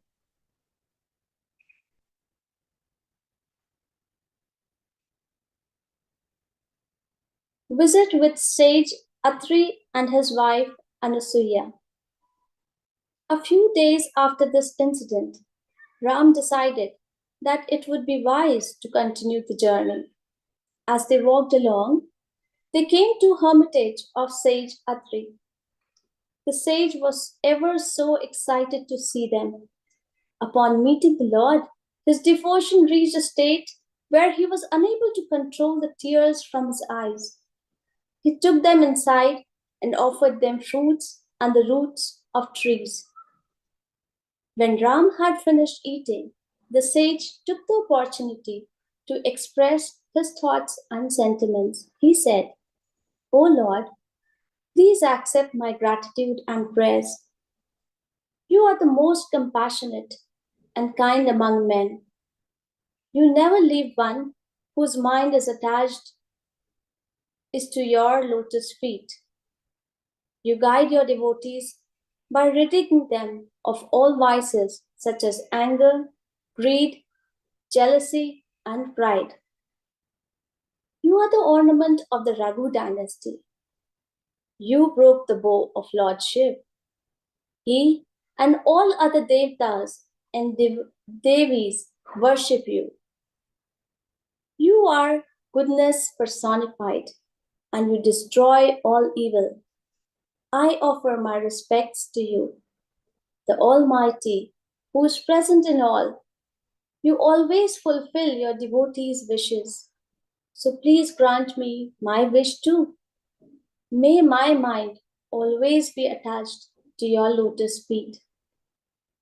The Lord smiled and nodded his head as if blessing the sage. Then Sita offered her respects at the feet of Anusuya, sage Atri's wife. Anusuya blessed her and explained the duties and responsibilities of a good wife. She said, according to the Vedas, there are 4 types of wives. The highest kind of wife is one who never thinks of another man, even in her dreams. The next class of women think of another's husband as their father, brother, or son. Below them are those who are attracted to other men besides their husband, but restrain themselves because of their consciousness and values. The lowest are those who are constrained by fear and lack of opportunity. I tell you this because in the future, women will seek inspiration from you. They will turn to you so that they can faithfully and loyally serve their husbands. Hearing the teachings from Anasuya, Sita thanked her. Anasuya then gifted Sita many jewels and expensive outfits fit for a queen. Seeing Anasuya love, Sita accepted them respectfully and humbly.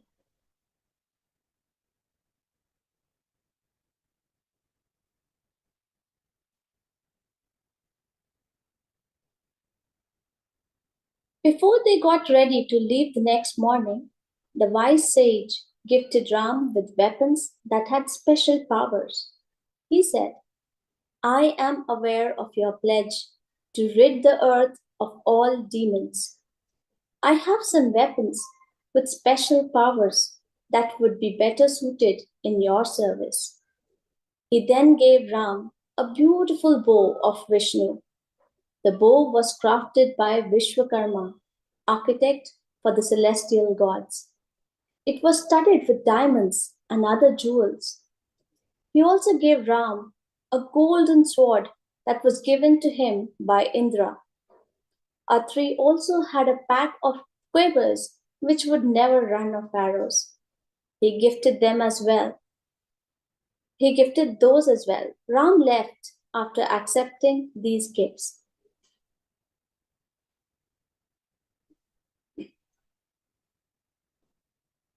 Ram blesses Sutikshna. Walking in the forest, Ram, Sita, and Lakshman reached the ashram of sage Sharbang. He was overjoyed to see them. He said, Dear Lord, I have been waiting for you for so long. I've done nothing to deserve your grace. Yet you took pity on this humble servant of yours when you decided to grant me darshan. You are my only shelter. I'm nothing without your support. Brahma wanted me to come to his abode, but please send me to yours. Ram said, So be it. In front of the Lord, Sharbang manifested Yogagni, the fire of Yoga, and allowed his body to be burnt to ashes. Ram sent sage Sharbang to his abode. Ram, Sita, and Lakshman continued walking southwards. After some time, they reached the hermitage of sage Sutikshna. He too was a great devotee of the Lord. He would not even dream of anyone else other than his beloved Sri Ram. When the news reached him that the Lord would be arriving, he jumped up and down with joy. He drowned in a flood of devotion. His heart overflowed with love, and he exclaimed, Will the Lord accept me as his servant? I am a fallen soul with no faith and no devotion. I do not practice yoga or japa or rituals to draw his grace. All I know is that he is ever merciful to those who depend completely upon him. This alone gives me hope that he will bless me. In the meantime, Ram arrived. Instead of announcing himself, he hid behind a tree and watched the sage sing and dance uncontrollably. The Lord wanted to enjoy the bliss of devotion in the devotee's heart. After some time, Ram revealed himself in the heart of the sage.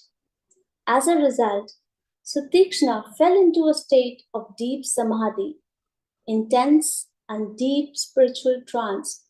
So intense was his love that shortly thereafter, when Ram tried to wake him up, the sage could not be aroused from samadhi. Ram then changed his form to the four-armed Vishnu. This troubled the sage, and he opened his eyes. Lo and behold, he could not believe what he saw. Ram, Sita, and Lakshman were standing in front of him. Sutikshna was stupefied. He tried to get up and walk towards them, but instead fell flat at their feet. Ram was very moved by the intense devotion in the sage's heart and picked him up and embraced him. The sage kept staring at Ram. He could not remove his eyes from the Lord's face. After some time, when he regained some amount of sensibility, the sage graciously invited the Lord to his hut and offered him fruits to eat. Then he said, "With which words can I sing your glories? They are countless, and I am an ignorant fool. I'm like a little firefly in front of the mighty sun. You are all pure, full of compassion.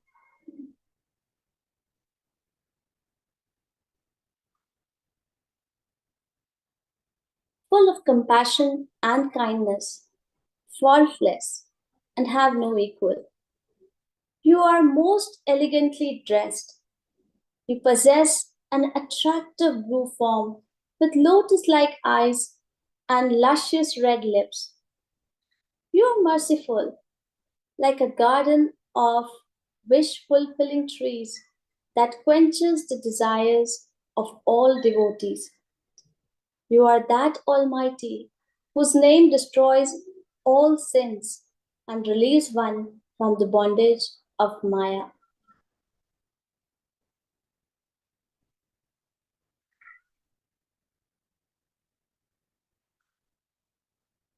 Even though you are present in all, at all times, please let me remember you as a slayer of the demons, roaming around in the forest with Sita and Lakshman. You may always reside in my heart. May I never forget, not even for 1 second, that you are my master and I am your servant. Ram was delighted to hear these words from the sage and said, "I am very pleased with your selfless and exclusive devotion to me. Ask me for anything you wish. I will fulfill all your desires." The humble and ecstatic sage replied, "O Lord, I have never asked for any desire to be fulfilled, as I do not know what is good for me. Please grant me what you think is most appropriate and let me cherish it forever." Hearing this, the Lord replied, "May goodness, intense devotion, and spiritual wisdom reside in you." Sutikshna thanked the Lord profusely and said, "Allow me to cherish the gift forever." As Ram, Sita, and Lakshman started to depart, the sage said, "Let me take you to my guru, Sage Agastya hermitage. I had vowed not to go back to his ashram until you were with me." So saying, he led them to sage Agastya ashram.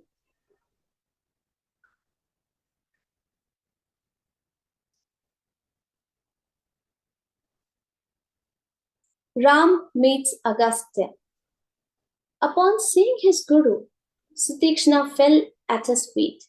Sutikshna was meeting his guru after a very long time, begging his forgiveness. Sutikshna said, "The sons of King Dashrath, whose names you take day and night, are here to see you."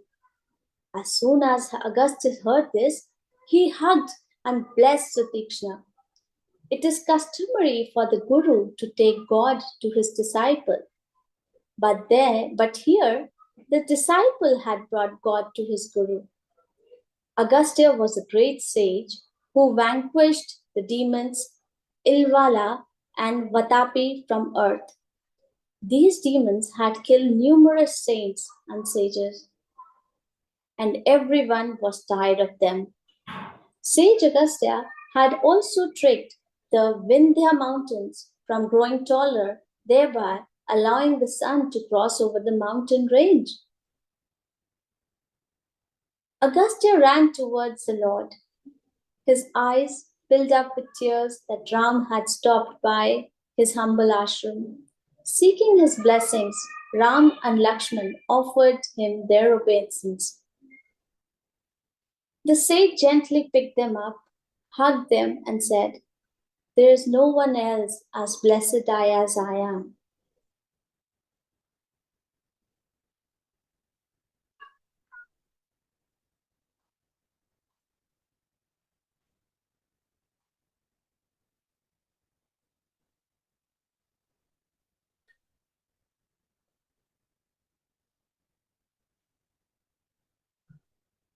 Once they all had settled down, Ram said, "O great sage, such is your glory that you do what even the Devtas and Devis cannot.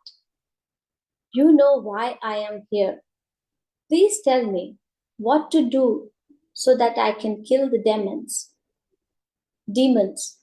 In this way, the sages will be free to continue with their yajnas." The wise sage replied, "O Ram, you know everything, yet you ask me? I ask you to remain in my heart along with beautiful Sita and Lakshman. Grant me intense devotion, the company of other saints, and an everlasting attachment to your lotus feet. Even though I worship your formless aspect, I am most enchanted by this form of yours. You treat your servants as higher than you, and that is why you asked me this question. There is a beautiful spot called Panchavati not too far from here. Please rid that forest. Rid that forest, Dandak, of all demons and free it from the curse of Shukracharya." "So be it," said Ram. In this way, Ram, Sita, and Lakshman traveled to Panchavati.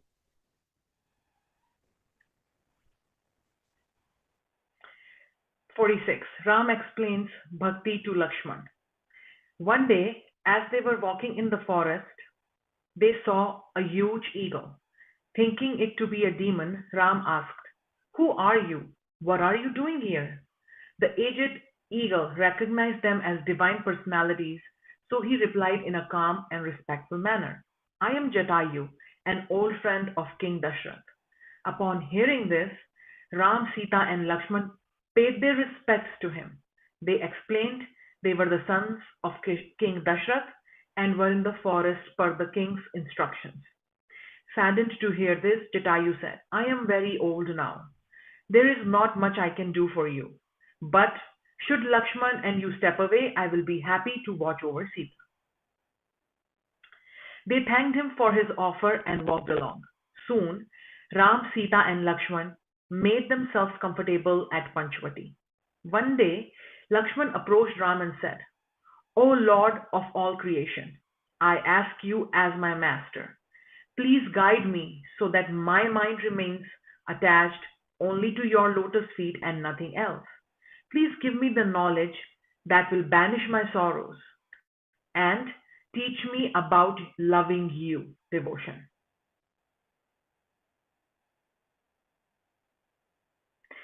Ram was happy to hear this and said, Dear Lakshman, listen carefully as I will answer your questions briefly. As long as one thinks of I, me, mine, you, and yours, one is under the sway of Maya. Everything one can understand is within the realm of Maya.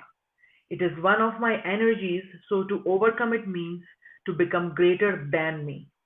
The illustrious sages have taught that there are three great enemies: desire, greed, and anger. Desire arises from the attachment for material happiness of the five senses. When one is greedy, one always wants more. The thirst for desire is never quenched, and it makes one behave dishonestly. Anger comes when desire is unfulfilled, and one speaks harshly when one is angry. Words should be used to heal, not hurt others. My heart melts for those who love me alone without regard for anything else. Those who follow the path of Gyan, knowledge, cannot reach me without bhakti. Those who follow the path of bhakti do not need anything else. This bhakti is the root of all happiness but cannot be attained without humble service to a guru.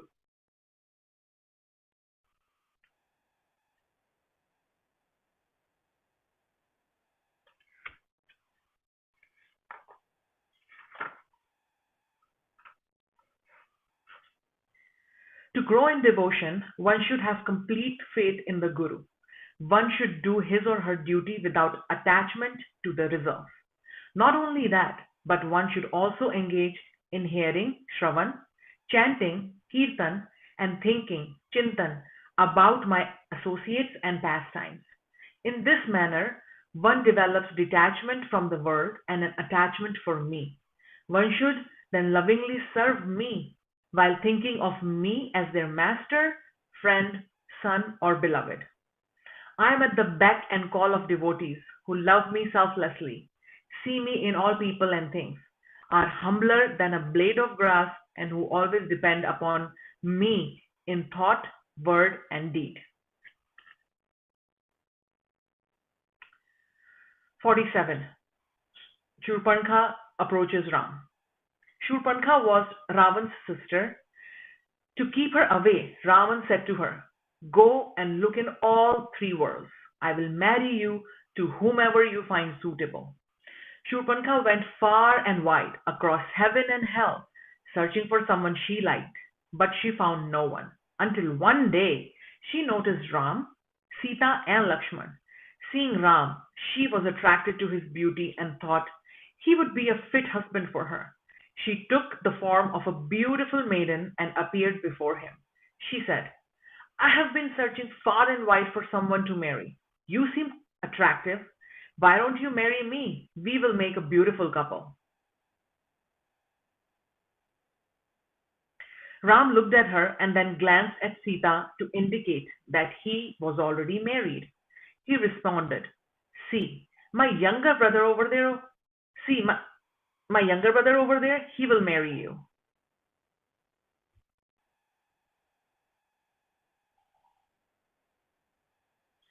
Shurpankhah went to Lakshman and said, Why don't you marry me? Lakshman understood that she was a demon. Glancing at Ram, Lakshman replied, Dear lady, I am his servant, which means I cannot offer you any luxuries you are accustomed to enjoying. He has everything. Why don't you ask him again? Shurpankhah went back to Ram. He refused her again and sent her back to Lakshman. After this happened a few times, she grew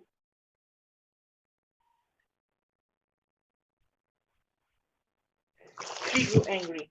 She changed back to her demoness form and stood in front of Ram as if ready to fight with him. Seeing a demoness in their midst, Sita grew scared. Ram saw this and signaled to Lakshman.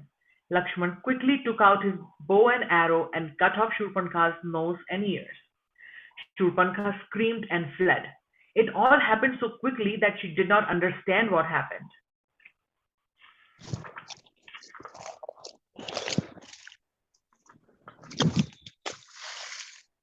Khar and Dushan fight Ram. After Lakshman cut off Shurpankha's nose and ears, she fled and went sobbing to Khar and Dushan, her cousins who lived in the Dandak forest. She told them what happened. Seeing her condition, Khar and Dushan became angry. Who dared treat their sister in this manner? They assembled their entire army to fight with Ram and Lakshman. It was a huge army of demons. They looked hideous and dangerous. As they were getting ready to fight, there appeared several ill omens, but no one paid attention to them. They wanted revenge. Khar ordered, "Kill the two men and bring back the women with them." When they started, there arose a huge black cloud of dust in the sky. Ram and Lakshman noticed and understood that the demons were coming to fight. Knowing that Sita would get scared, Ram instructed Lakshman, "Please find a good hiding spot. Keep Sita safe there until I say so. Stay on your guard." Lakshman did as instructed. After Lakshman and Sita left, Ram got ready to fight. He pulled up his bow and arrows and waited for the demons to arrive. As the demons neared Ram, they shouted, "Seize him! Kill him!" When they tried to bring up their weapons, they found they were unable to do so. They were stuck. Seeing this, Khar and Dushan called their ministers and said, "Of all the people we have seen, fought, and killed, he is unique. He is beautiful and seems to be someone special. Even though he hurt our sister, he does not deserve death." Khar and Dushan did not realize that they were fighting with the Almighty God. How could they capture and kill him? They continued, "Tell him, surrender your woman and your brother and you can go back home. Come back and tell us what he says." The ministers conveyed the message to Ram. He smiled and replied, "We are Kshatriyas. It is our duty to protect the sages and hermits and kill those who trouble them. You are welcome to go home if you like. If you do, I will spare you your life." The ministers went back and conveyed the message to Khar and Dushan. They became angry and blood rushed to their face. How dare he insult them when they were trying to make peace? They will show him, they thought. They rushed forward to attack him and shouted, "Seize him!" Their entire army moved forward with their maces, axes, steel clubs, pikes, swords, daggers, and other dangerous weapons. Ram expected this. He quickly pulled the string of his blow as if to announce to them that they were facing death himself. The sound was scary and confused the army of demons. They did not know what to do, so they blindly hurled their weapons at Ram. Ram broke their weapons as if they were little toys. Then he sent forth his arrows, which were extremely sharp. With so many arrows coming together, it sounded like many snakes were making their way to kill the demons. The army started to turn and flee, but Khar and Dushan stopped them by saying, "Whoever will run back will be killed by us." Now the army of demons had to stay and fight.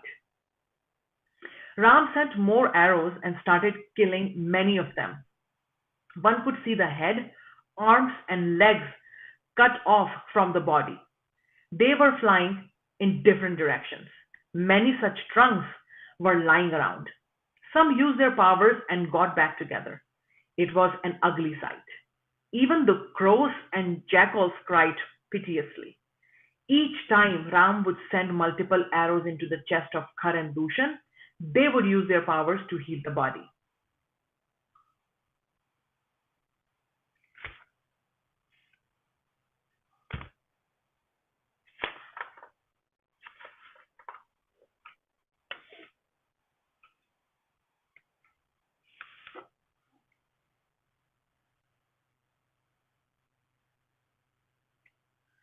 The celestial gods grew disturbed seeing the might of the demons.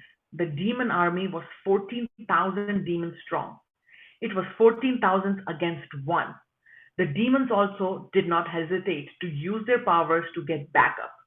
If they kept fighting in this manner, the celestial gods thought that Ram would be exhausted soon. He would lose. However, Sri Ram is the father of the three worlds. He is the Almighty. There is no one he cannot defeat. He played a trick on the demons such as that they all saw him in each other. In this manner, they fought with each other until they grew exhausted, and then they killed each other. Seeing the demons dead, the Devtas showered flowers upon the Lord. There was much celebration in the heavens. They sang and danced joyously. Lakshman brought Sita out of hiding. He fell at the feet of his brother. Ram picked him up and hugged him. Sita was happy that her lord was unhurt and safe. Her eyes were full of love and she could not stop staring at him. In this way, Ram killed many demons during his stay at the Panchvati. 49. Shurpankha goes to Ravan. Hearing that Khar and Dushan were killed in a battle with Ram, Shurpankha grew scared and angry. She went to Ravan and said, "You only eat and drink all day. You are not even aware that your enemy is at your doorstep. Just as a sage loses his spiritual wealth by developing attachment, a king loses his wealth, power, and fame by evil advice, and wisdom is lost by pride. You will lose everything you have if you do not pay attention to the enemy. An enemy, a fire, a snake, a disease, and a master should never be taken lightly." Not getting a response from Ravan, she started crying and continued, "Do you not see what happened to me? I'm your sister. How can you tolerate anyone disfiguring your sister like this during your lifetime? You have a duty to protect me." Now Ravan spoke up. He said, "What happened to you? Tell me who did this to you." Shurpankha was only too happy to tell him what happened. She said, "Two sons of King Dashrath of Ayodhya are roaming around in the forest. They are very brave and strong. They are here to protect the sages and hermits and free the world of all demons. The elder one is named Ram, and he is an abode of beauty. He has with him a wife whose beauty is matchless. Even 1,000 ratis cannot match her. His younger brother is Lakshman. He did this to me. When Khar and Dushan went to seek revenge, Ram did not think twice and killed them, just like that." She clicked her fingers to indicate the speed with which Ram killed them. Shurpankha cunningly did not tell them that she had approached Ram and Lakshman and asked them to marry her. Instead, she framed the narration as though she was a beautiful lady she wanted to get for Ravan. Ravan consoled her and then retired to his chambers. He was anxious. He thought to himself, "Khar and Dushan were as powerful and strong as I. No one could kill them except the Lord. If the Lord has appeared to relieve Mother Earth of her burdens and to please the celestial gods, then I will gladly fight with him. In this way, at least I will die at his hands and reach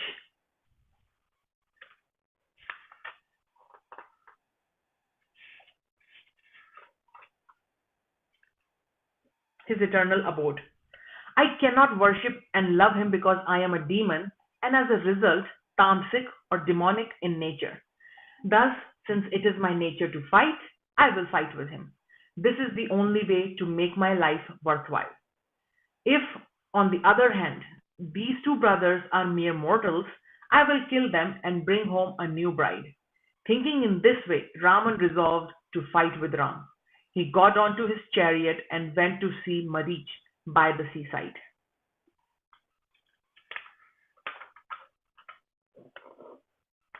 In the meantime, Ram knew that from now on he would fight many more battles with ferocious demons. When Lakshman had gone to get some fruits, he told Sita, "My love, You have remained ever so loyal and faithful to me. The time has come for me to start fighting with the demons. In order to protect you and to maintain your purity, I recommend you enter the fire. Leave your shadow with me. No one will know the difference. Sita heard this and pressed the Lord's feet to her heart. She immediately stepped into the fire and left her shadow with her Lord. No one knew of the secret except the two of them.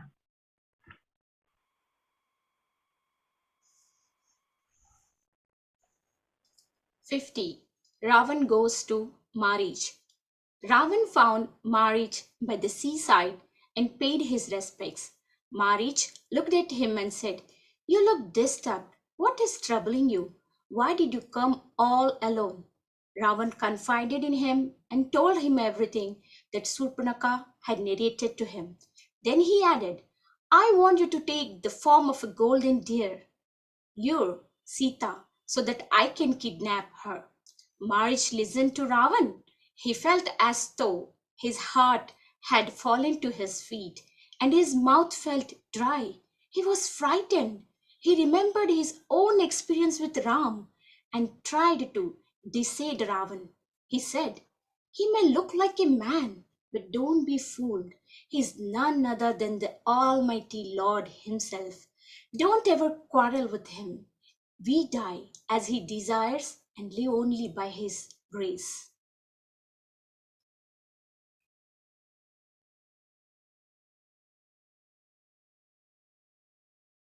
These are the very princes who had gone to protect the yagyas of Vishwamitra. "We shot an arrow at me that threw me 800 miles away. I feel like an insect caught in their web. Don't instigate them. They will destroy Lanka and kill you. Don't let your desire for Sita be the cause of your destruction and downfall. You are attempting to rob Ram of his splendor just as one tries to rob the sun of its brightness. She is dear to him."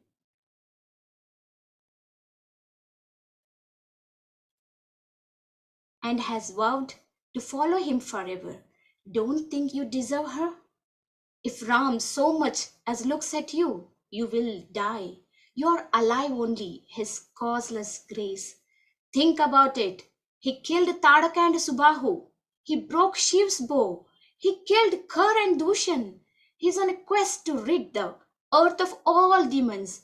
He will not leave you. They are not ordinary people. Ravan flared up as soon as he heard this. How dare someone say no to him?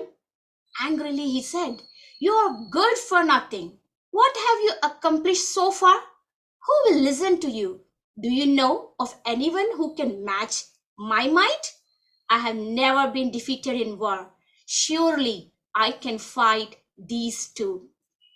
I did not ask you for your opinion or whether I should do this or not. I am the king and it would be best if you follow my orders. Otherwise, you will meet your end very quickly." Marich tried to dissuade Ravan again, but seeing him adamant, he finally gave up. He thought that if he had to die, it would be far better to die at the hands of his soul beloved Ram than the demon Ravan. As the deer being chased, he could keep glancing back lovingly at his lord and beg forgiveness for his role in this hideous act. Thinking in this manner, he agreed to Ravan's plot to kidnap Sita. Sita sights a golden deer. Ravan and Marich traveled to the Dandak forest where Ram, Sita, and Lakshman were staying. Making sure the time was right, Marich changed his form into a very attractive golden deer and stood outside Ram and Sita's hut. He had to make sure that Sita would notice him. Sure enough, Sita noticed him and exclaimed, "Oh, what an extremely beautiful deer! Dear Lord, will you please get it for me?" It was unusual for Sita to ask for anything from her Lord. Knowing what was in her heart, and also that the deer was none other than the demon Marich, Ram stood up and got ready to follow the deer. However, before he left, he instructed Lakshman, many demons are roaming around in the forest. Do not leave Sita alone. Wait here until I come back.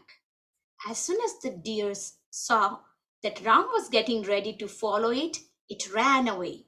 Now Ram had to run here and there to find it. Is not it so strange that he who is chased by many but cannot be caught by anyone was running after someone?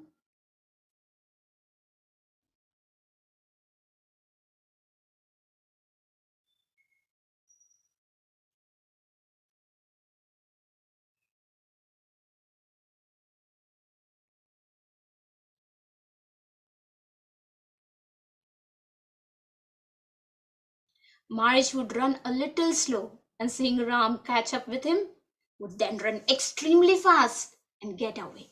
Sometimes he would go behind some bushes so that Ram would be able to spot him. At other times, he would make sure that he was in Ram's sight. All the while, he was going deeper and deeper into the forest, away from Ram and Sita's hut. He also kept glancing at Ram affectionately, for he worshipped him. Finally, as Ram grew tiresome of this game, he pulled out an arrow and aimed it at Marich. As soon as it struck Marich in the heart, he fell down in pain. He lost the deer form and regained his original demon form, keeping his promise to Ravan and mimicking Ram's voice. He shouted, "Hey Sita! Hey Lakshman! Save me!" Hearing this, Ram became confused and perplexed. He wanted to rush back to the hermitage. Meanwhile, Marich mentally bowed at the lotus feet of the Lord and begged forgiveness from him. Ram was so pleased with his devotion that he sent Marich to his abode. Seeing this, the Devatas and Devis showered flowers upon Marich.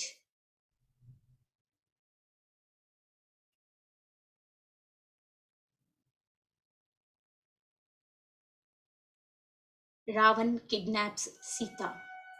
Hearing Ram's cry, Sita urged Lakshman to go after Ram. Lakshman did not budge, as he did not want to disobey his brother's orders.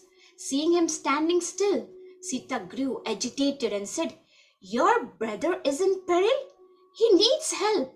It is your duty to serve and protect him. Why the delay? Surely you are not interested in me, are you?" Such words from Sita hurt Lakshman deeply. He considered Ram and Sita as his father and mother. How could Sita talk to him like this? He gently tried to convince Sita by saying, "No one can protect or hurt Ram against his will.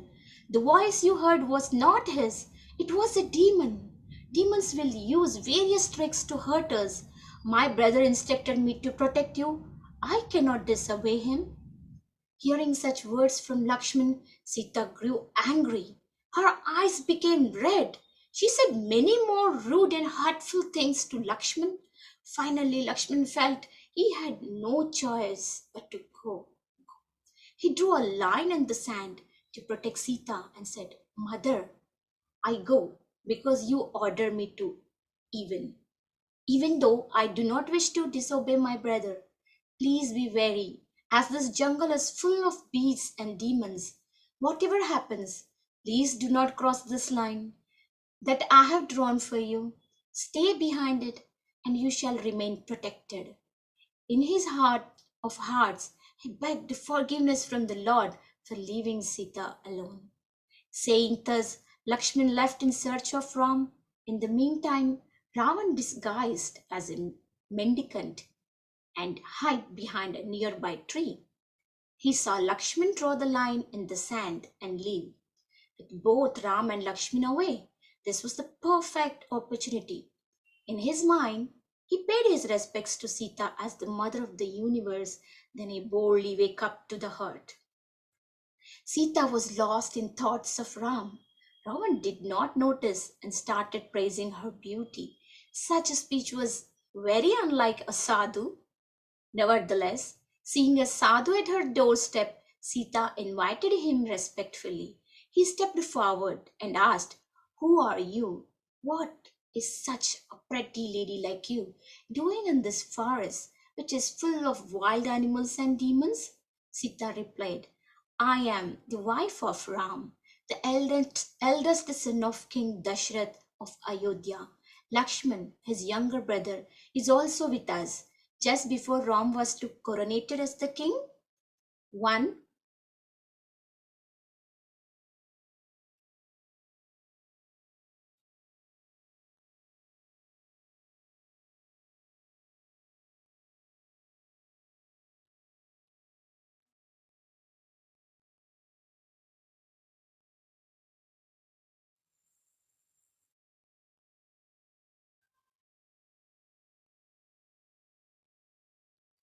One of his stepmothers asked the king to install her son as the king. Ram was asked to go to the forest for 14 years. Ram and Lakshman should be back any time now. Sita asked him, "Who are you? Why are you roaming alone in this forest?" Ravan replied, "I am the demon king Ravan. Celestial gods and demons fear me alike. No one can conquer me. You are a beautiful lady. Your beauty is unmatched in 3 worlds. Why don't you become my queen? I will lavish you with luxuries that are beyond your reach. Lanka is my city. It lies in the middle of the ocean. No one can get there. You will be undisturbed and will soon forget Ram and Ayodhya." Sita quickly responded, "How dare you talk to me like this? Ram is my husband. I will not forsake him for you or for anyone else." By now, Sita was trembling with fear. She did not know the whereabouts of Ram, and Ravan was at her doorstep. Ravan grew angry at Sita's response. Ravan thought this was his chance. He quickly changed into his demon form with the 10 heads and called for his chariot. He forcibly pulled Sita into the chariot and started for Lanka. Sita started crying, "Ram, Ram, Ram," and hoped someone would come to her rescue before it was too late.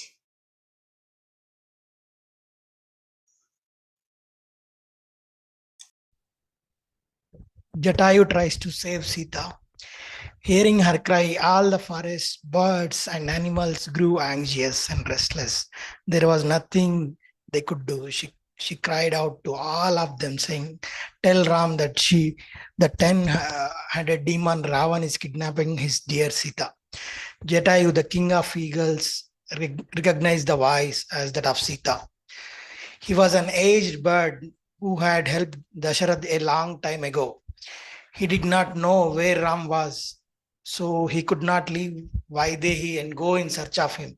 Yet he was also aware that he was not as young as Ravan. He did not know how long he could delay the Ravan, but he had to try and give his best effort. He flew over to her and tried to talk to Ravan. He explained, "Ravan, let go of Sita.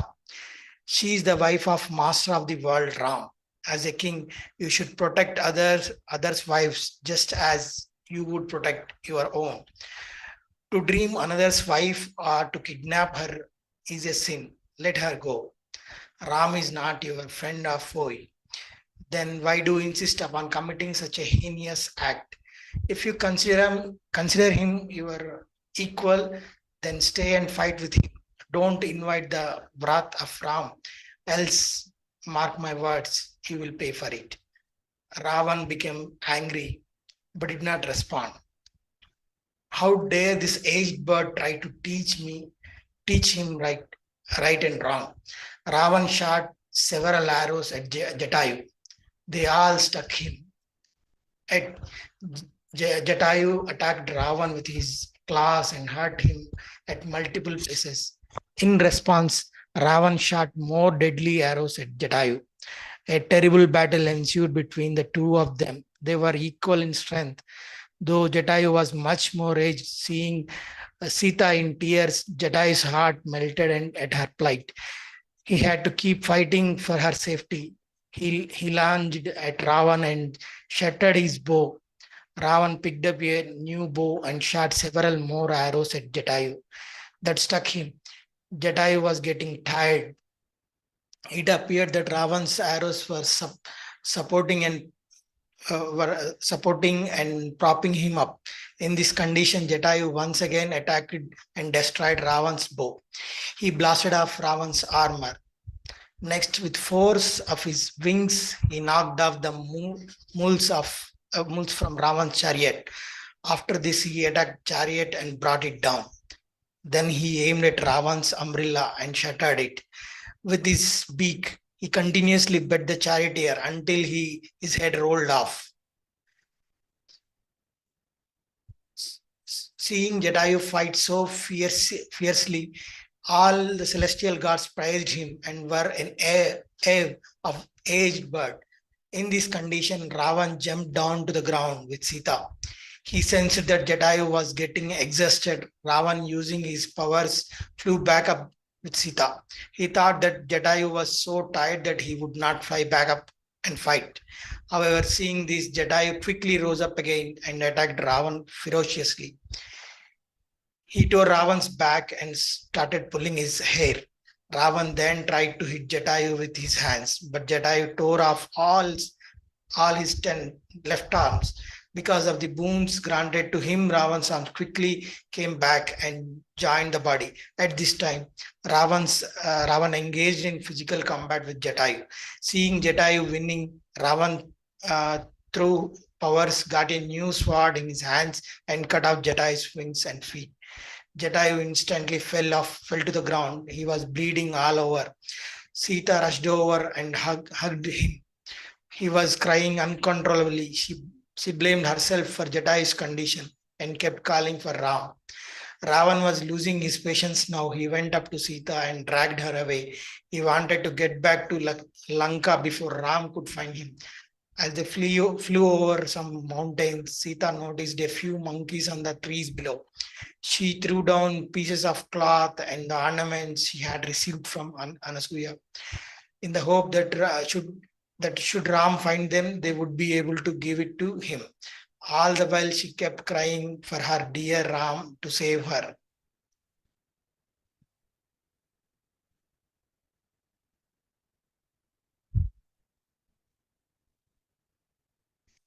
When they reached Lanka, Ravan showed Sita his magnificent palace and uplands. Sita was not impressed. He asked Sita to marry him, but Sita refused. Ravan became angry. He finally left her at Ashok Vatika saying, "My dear, you have 1 year to think about this proposal and marry me. If you do not, I will personally kill you." He left a few Rakshasis to watch over her. He also ordered them to convince Sita to marry him. Sita felt desolate and kept blaming herself for sending Lakshman away. She could not stop thinking about her Ram. Surely he would come for her. In the meantime, Jatayu knew his end was near, but he had to save his energy. If Ram was to come by, he wanted to be able to tell Ram about Sita.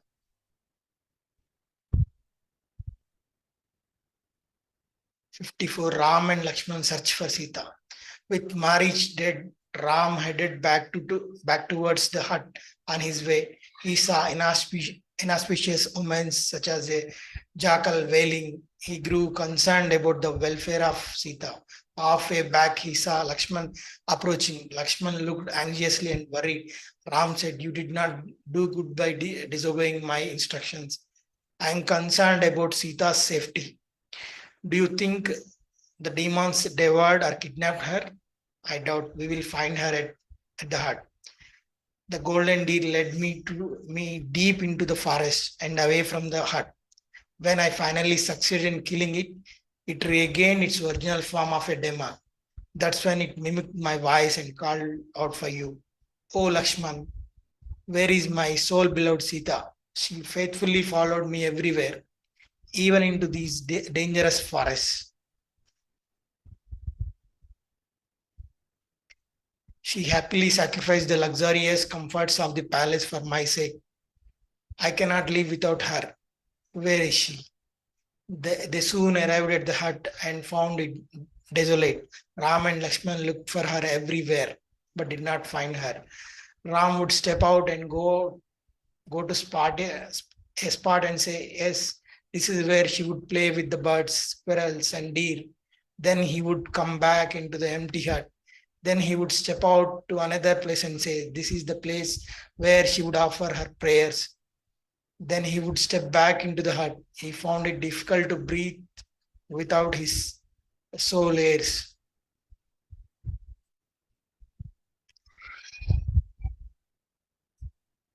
It seemed that even the plants, trees, birds, and animals were weeping in Sita's absence.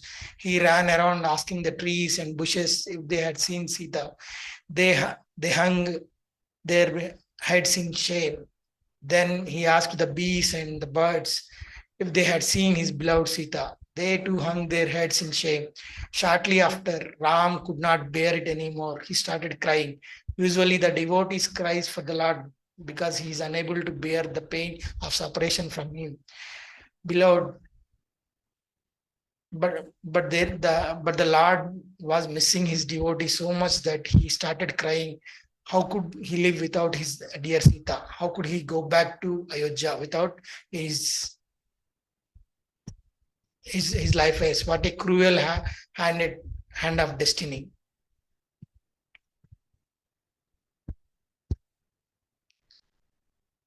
Rama's longing for Sita was so intense that as they went around searching for her, Rama stopped to ask every creeper, tree, and shrub if they had seen Sita. He asked every animal. He saw elephants, tigers, and deer if they knew whereabouts of his beloved Sita. In this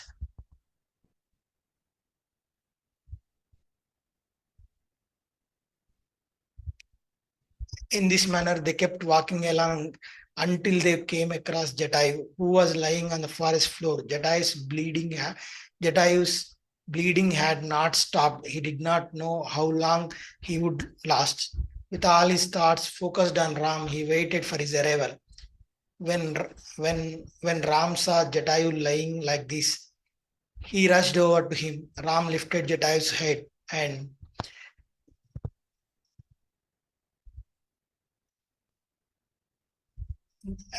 and gently placed it on his lap. He asked him about his condition.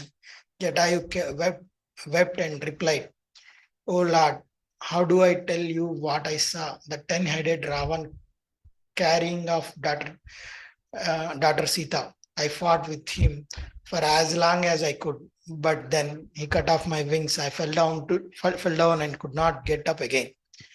Please forgive me, for I could not protect her." Ram revered the aged Jatayu as his father.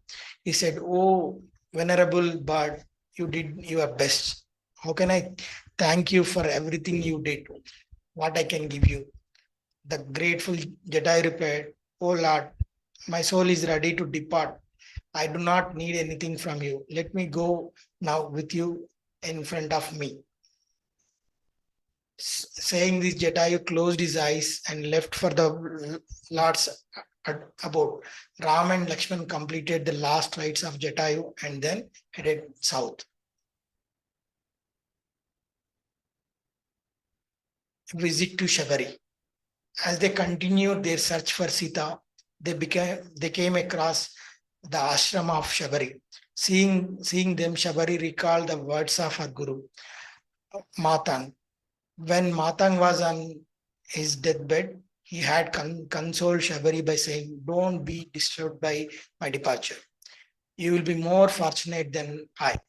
Continue to stay here and perform your duties. No one will disturb you. Keep in mind that the first male who enters this ashram after I leave will be none other than Supreme Lord himself. This honor is reserved for a selected few only. Serve him well." Since that day, Shabari had been faithfully waiting for the Lord. When they stepped in, her joy knew no bounds.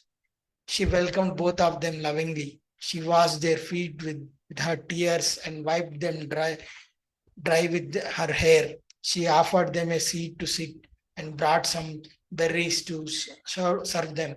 To make sure the berries were sweet, she tasted each one before giving them to her beloved Lord. She was so lost in her love for him that she did not realize that she was feeding him her half-eaten berries. Ram reciprocated, for he said, "These are the most delicious berries I have ever eaten anywhere."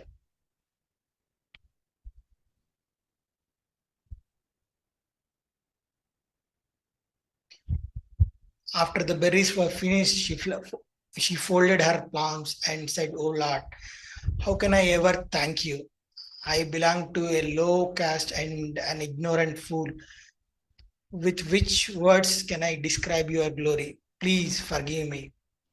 The Lord saw her love and devotion and explained, "Dear Shabari, I pay no attention to caste, gender, age, background, education level, wealth, status, race, accomplishments, ability, etc.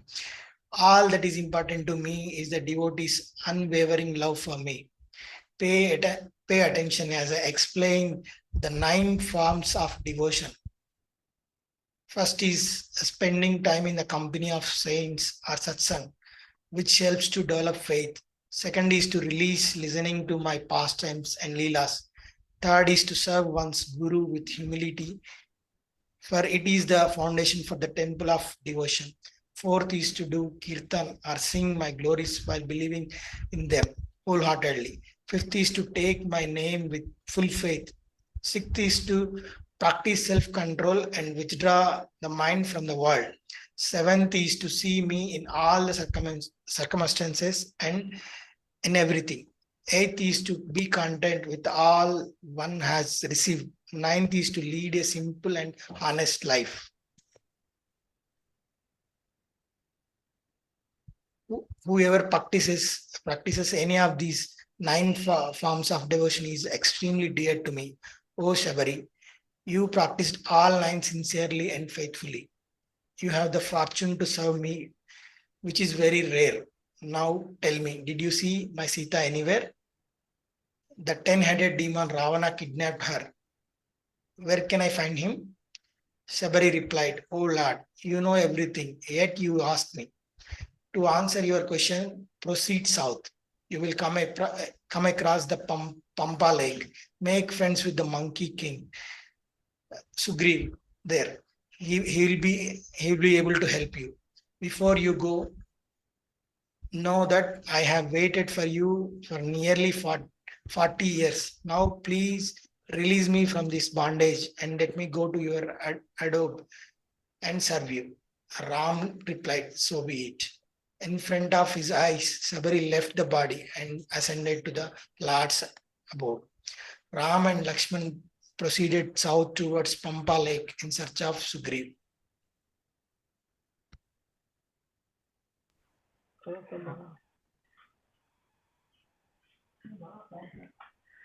So, Jai Shri Ram, everybody, we have successfully concluded the Aranyakand, which was filled with the tales of the forest and the golden deer. Did you know that the Aranyakand is the longest kand in the Ramcharitmanas? Oh, that is a fascinating thing to know. Thank you for sharing that, Shubraji.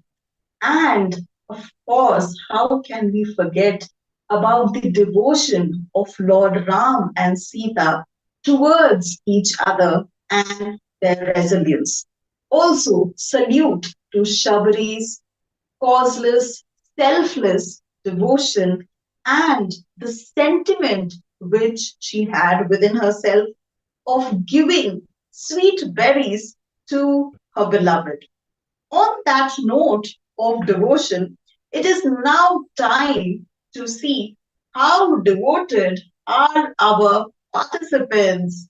How devotedly have they been listening to the Ramayana? So here comes up the next question. It's an easy one. Lakshman ji was an avatar of dash. Fill in the plants. I repeat, Lakshman ji was an avatar of dash. Fill in the blanks.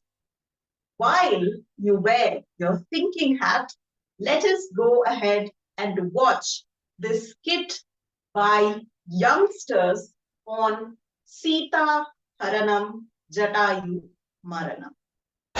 Shri Ramchandra की श्री रामचंद्र की श्री रामचंद्र की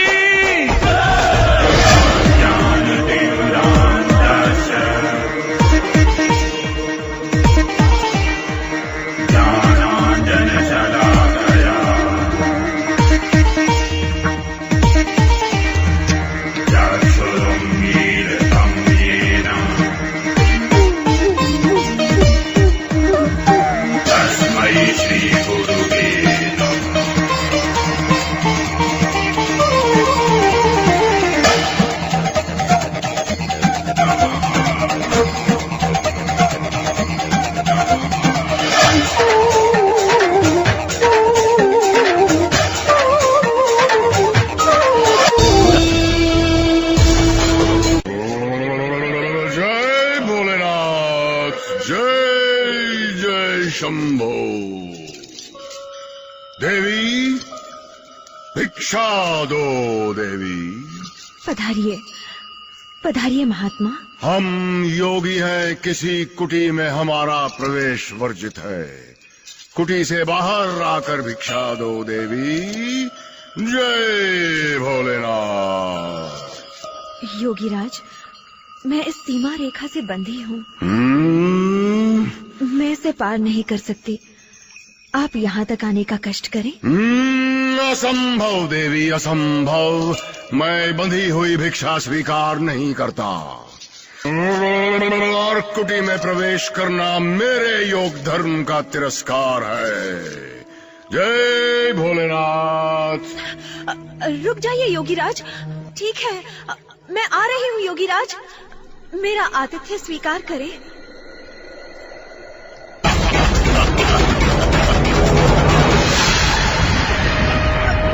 छोड़ दो मुझे, छोड़ दो मुझे, मैं कहती हूँ छोड़। चिल्लाओ, जी भर के चिल्लाओ। दुष्ट, छोड़ मुझे। पापी, अधर्मी, छोड़ मुझे। स्वामी, स्वामी, मेरी रक्षा कीजिए। चिल्लाओ, जी भर के चिल्लाओ। दुष्ट, पापी। सीते पुत्री, तू भय मत कर। मैं अभी इस दुष्ट का वध करके इसके चंगुल से तुझे मुक्त करता हूँ। दुष्ट रावण, ठहर तू, तेरा काल आ गया है। अब नहीं बचेगा। ले दशानन, संभाल अपने आप। बूढ़े गिद्ध, युद्ध कला की परीक्षा लेना चाहता है तू। ये ले दशानन का प्रहार। श्री राम, श्री राम। हरण रावण उड़ी जावा, बीच मार्ग जटायु धाई। गिरा धरा खाए प्रहारा, गिरा धरा खाए प्रहारा। प्रभु काम आए गति पाई।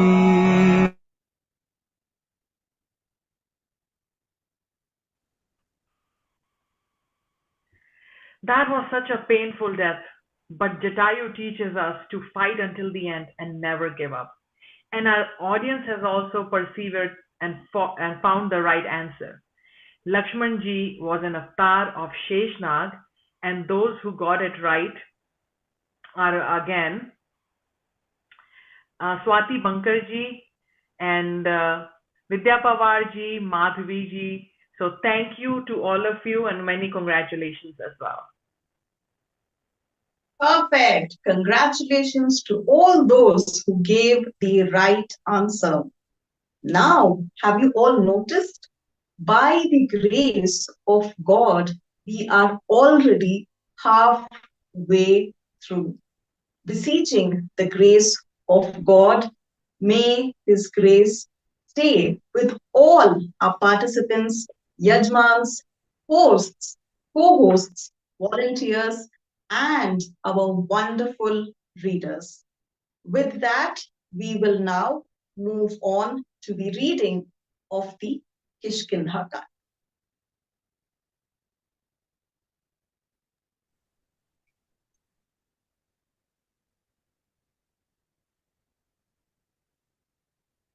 Kishkinda Kand.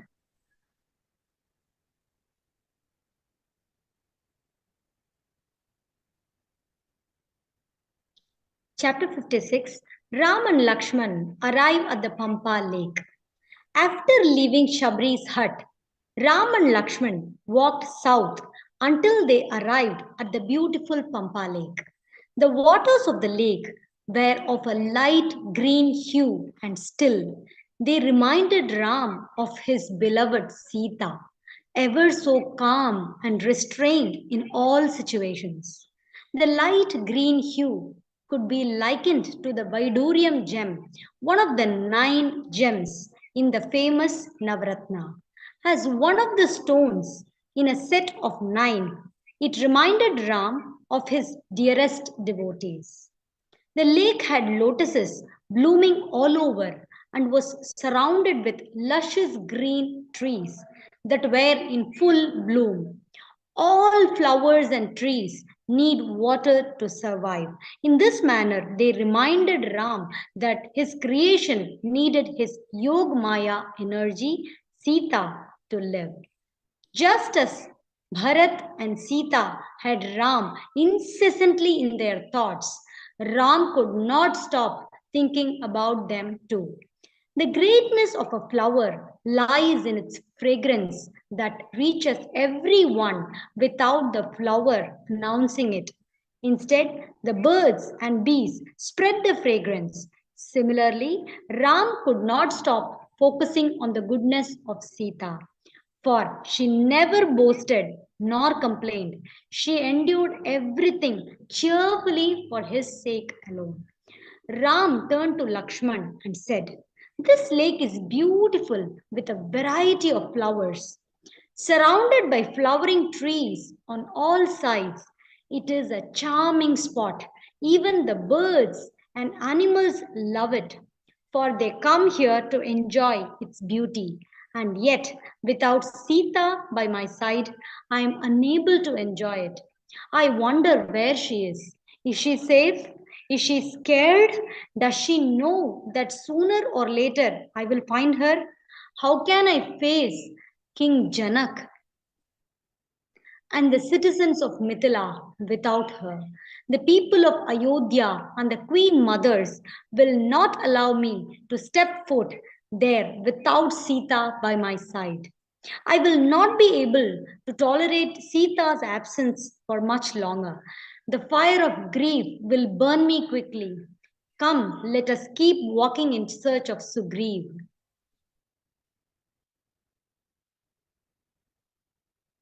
Chapter 57. Ram meets Hanuman. Sugriv spotted Ram and Lakshman walking along by the lake. Seeing their majestic style of walking, he believed them to be spies of his brother Bali. His heart fell and he ran to hide. The Rishyamukh hill was his only sanctuary from Bali. If Bali or his men came here, Sugriv's end was certain. Sugriv called Hanuman and said, "Look at them. They look divine. They are beautiful, one dark and the other fair. They walk with such confidence as if knowing that the entire world bows down to them. They are dressed as sannyasis, saints, but look like kshatriyas. I would not be surprised if Bali has sent them. Why don't you change your form to a Brahmin and meet with them? Don't go in your monkey form, because if they are Bali's spies, they will easily recognize you. See why they are here and what they want. Understand their intentions and determine if they are friend or foe. Hanuman changed his form to a Brahmin and went to meet Ram and Lakshman. Upon approaching them, he paid his respects and said, "You look like kingly saints. You look courageous and brave, and carry bow and arrows. Yet you are dressed like ascetics. Who are you? Are you Nar and Narayan, the eternal sages? Or are you from the trinity of Brahma, Vishnu, and Shankar? Or are you the Supreme Lord Himself?" Ram replied, "We are Ram and Lakshman, sons of King Dashrath of Ayodhya. We are obeying our father's commands by spending some time in the forest. My beloved wife Sita is missing. We were informed that the monkey king Sugriv would be able to assist us. Now tell us, who are you and what are you doing here?" Hearing Ram speak, Hanuman recognized him as the eternal master of all. He fell at Ram's feet. Words failed him, and tears formed a stream. A thrill ran down his spine. He was overwhelmed at seeing his master. Finally, he recovered and said, "Oh Lord, I failed to recognize you because I am still living in this world ruled by your energy, Maya. But how is it that you did not recognize me? I am an ignorant fool with a wicked heart, but you are the savior of all. How is it that you forgot me? I have many faults, but please do not disown me because of them. One can overcome Maya only by your grace. I am incapable of pleasing you. Just as a baby depends upon its mother and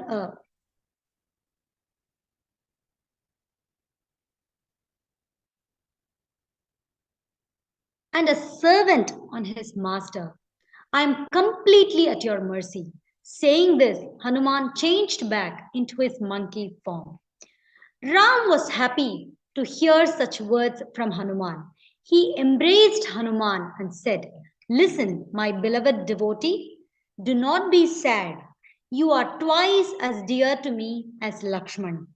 Everyone knows I am impartial, but a devotee who is completely dependent upon me is dearest to me. One who serves my creation, animate and inanimate, because he sees me in all, is devoted to me alone. Thus, he becomes dearest to me." Hanuman was reassured hearing these words from Ram. Having thus determined that Ram and Lakshman needed the help of Sugriv, he recommended, "O Lord, please consider becoming friends with Sugriv. He can send his huge army of monkeys in all directions to find Mother Sita." Ram agreed. Ram and Lakshman climbed on Hanuman's back and he carried them to where Sugriv was waiting. Chapter 58, Sugriv's promise to Ram. When Sugriv heard of Ram and Lakshman's arrival, he thought, "Will they become friends with me?" Hanuman introduced Ram to Sugriv by saying, "This is Ram, the eldest son of King Dashrath of Ayodhya. He is strong, powerful, kind, and merciful. Know that all virtues reside in him. He is roaming around in the forest searching for his beloved wife Sita. The demon king Ravan kidnapped her. He is here with his younger brother Lakshman to seek your help." Sugriv turned to Ram and said, "Hanuman speaks very highly and respectfully about you. I am indeed honored that you believe that I can help you and you want to be friends with someone like me. Please accept me as a friend. From now on, your sorrow is my sorrow and your joys are my joys." Hearing this, Ram embraced Sugriv as if the two friends had met after a long time. Then they sat down, and Sugriv inquired about Sita. Ram confided in him. Before I was to be announced as the new king, Mother Kaikeyi requested that Bharat be coronated as king. She preferred that I spend some time in the forest. Sita and Lakshman followed me. One day, Sita saw a golden deer in the forest and requested me to get it for her. The deer turned out to be a demon in disguise. Before dying, the demon mimicked my voice and called Lakshman for help. Lakshman came fearing for my safety. Sita was all alone in the hut. On the way back, I suspected something had happened to her, as the forest is full of demons. On our way here, we came across Jatayu, the king of eagles. He informed us that Ravan, the demon king, had kidnapped Sita. I don't know how to find her. Do you know where Ravan lives? How will I ever find her? I don't know what to do next. Saying this, Ram broke into tears. He missed his beloved Sita dearly. She was the love of his life. Without her, there was no joy, no music, no laughter in his life. Ram felt as though someone had torn his heart out of his physical body and there was nothing he could do about it. Sugriv felt pained to hear these words. As a friend, he consoled Ram, saying, some time ago, I spotted Sita on Ravan's chariot as they were flying over the forest. She threw down some jewelry draped in cloth. Let me bring it here so that you may identify it. Sugriv brought the jewelry that was folded in a cloth. As soon as Ram saw the cloth and jewelry within it, he felt as though his heart broke into two. His worst fears had come true. He held the scarf close to his heart and cried even more. Lakshman was deeply pained to see his brother in such a manner. He had never seen him cry, but he too felt helpless.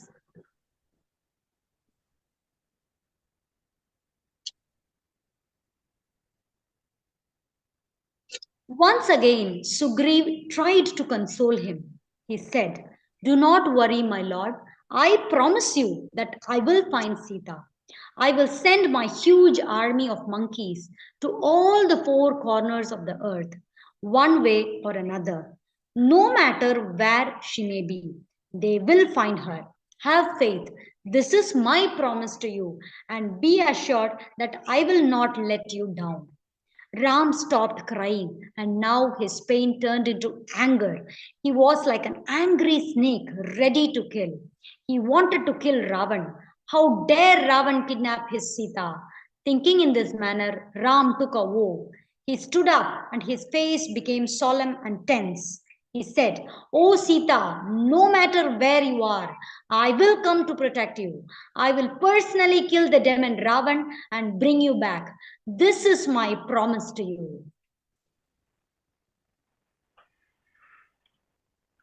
Enmity between Sugriv and Bali. Seeing Ram in so much pain, Sugriv tried to comfort him some more. He thought that he would share his own story of the separation of his wife from him. Then perhaps Ram would trust him a little more. He started by saying, I know how you feel, my elder brother Bali threw me out of our father's kingdom. I have been separated from my wife and kingdom as well. Bali wishes to kill me, that is why I am hiding in the forest. Ram was surprised to hear this. He said, Dear Sugriv, the absence of loved one is indeed painful. Tell me, how are you separated from your wife? If Bali has wronged you, then I promise I will protect you and kill him. Tears rushed down Sugriv's eyes as he began sharing his vows with his new friend Ram. He controlled them with great effort and said in a tearful voice, You are as dear to me as my life. That is why I am sharing my pain. You are the only refuge for those who have no other support. In our childhood, Bali and I were very close. He was the elder brother, and I always looked up to him. When our father passed away, Bali was installed the king. As a younger brother, I served him cheerfully and faithfully. One night, the demon Mayavi came by and challenged Bali to a fight. Even though everyone at the place tried to stop Bali, he did not listen to anyone.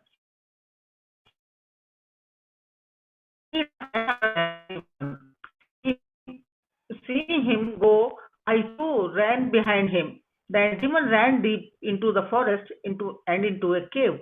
Bali stopped at the entrance of the cave and said, I will go inside to fight and kill the demon. You stay here. Consider me dead if I do not return within 2 weeks. I waited there for 1 month.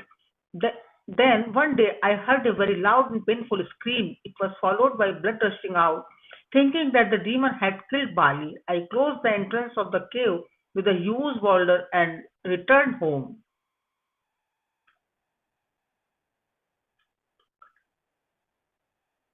Mhm.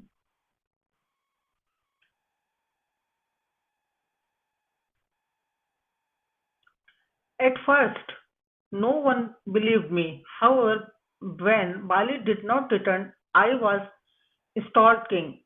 Then one day, to everyone's surprises, Bali returned home.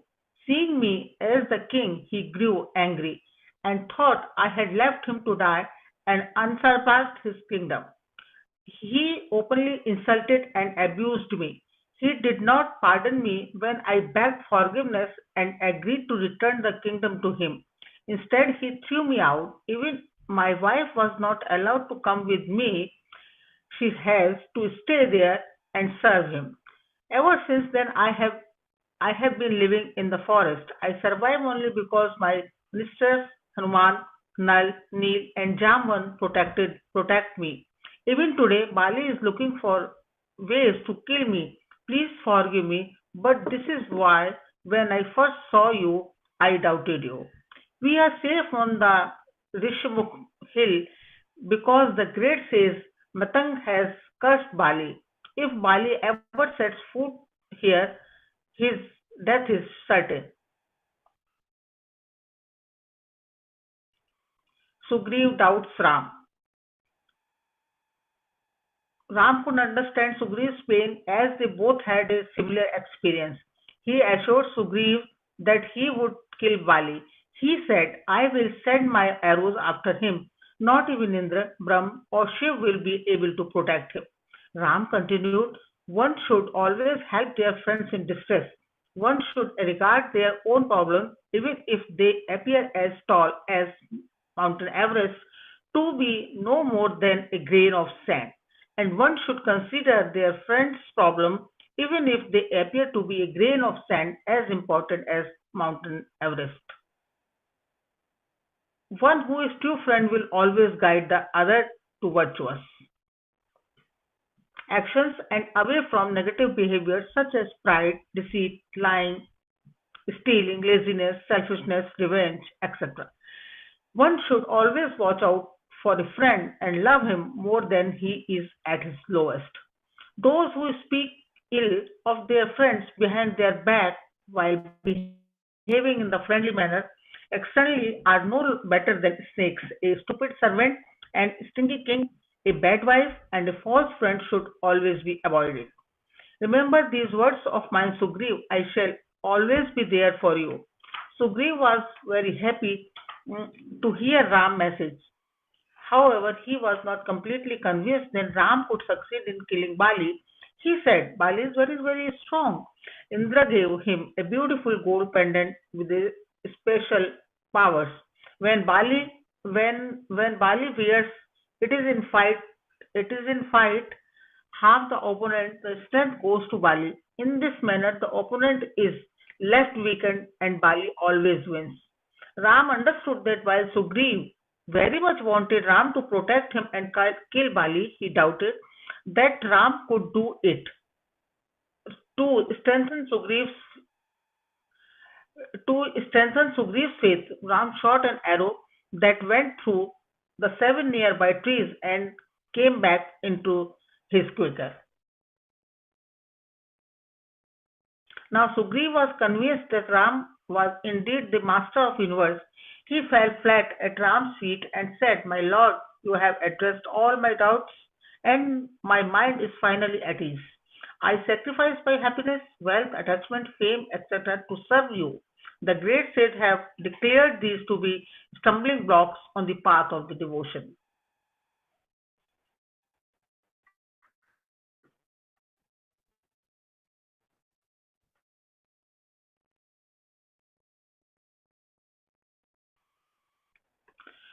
Friend and foe, happiness and sorrow, fame and notoriety are products of your material energy, Maya. Bali is my greatest friend because he became the reason I met you. Please bless me that I may always worship you. Ram smiled and said, "Now go and invite Bali to a duel. I will hide behind some nearby tree and shoot an arrow that will kill Bali."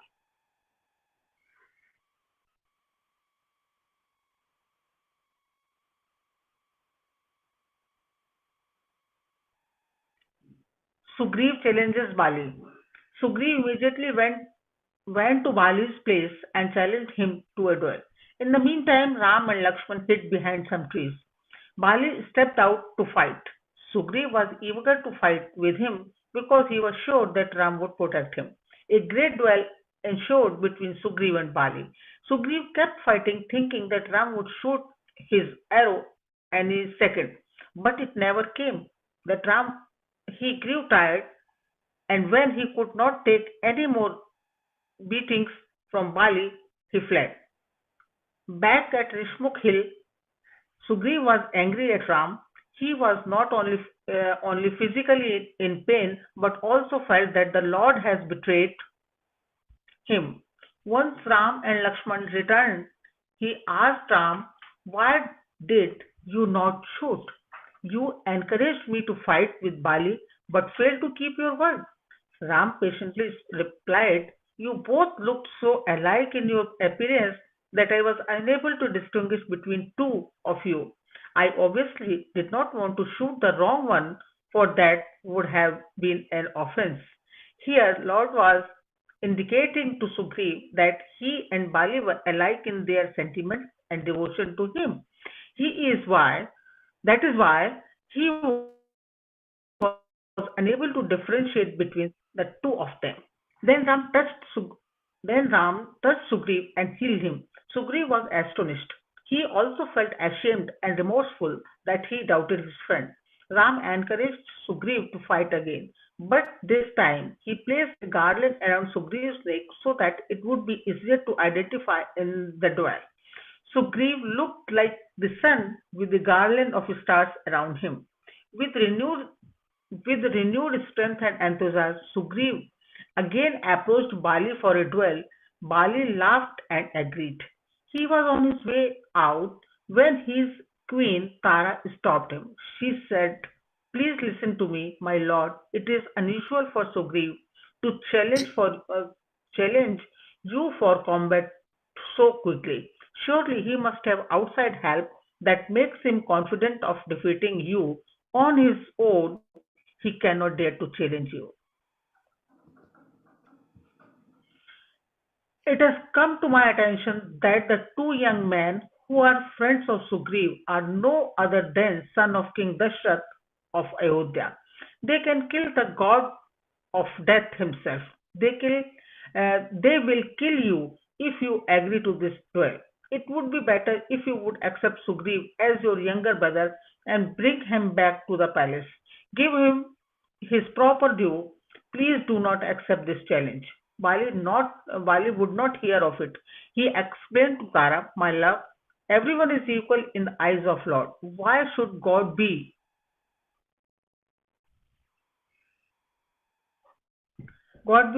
favorable towards Sugriv and inimical to me? If for some reason he wished to kill me, what greater glory is there in dying than by the hands of the Almighty? Consider this is a blessing in disguise."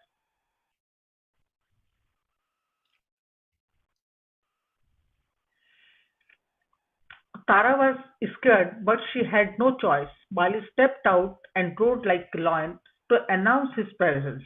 Soon Bali and Sugriv were locked in combat.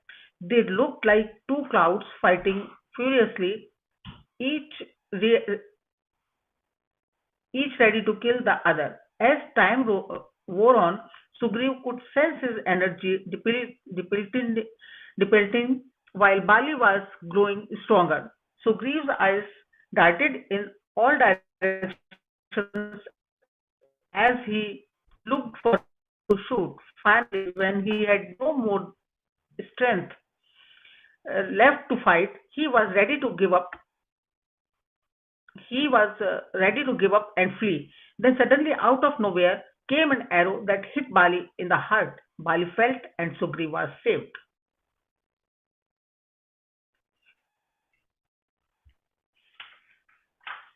Poets, poets say that Bali looked like a felled Ashoka tree, which stands gloriously tall on the mountain tops. His bleeding wounds looked like the blood red flowers of the tree. He had been brought down by the Almighty. In this state, he shone like a black cloud lined with the golden color of the Lord. His muscular body, the gold pendant from Indra, and Ram's arrow in his chest created that appearance.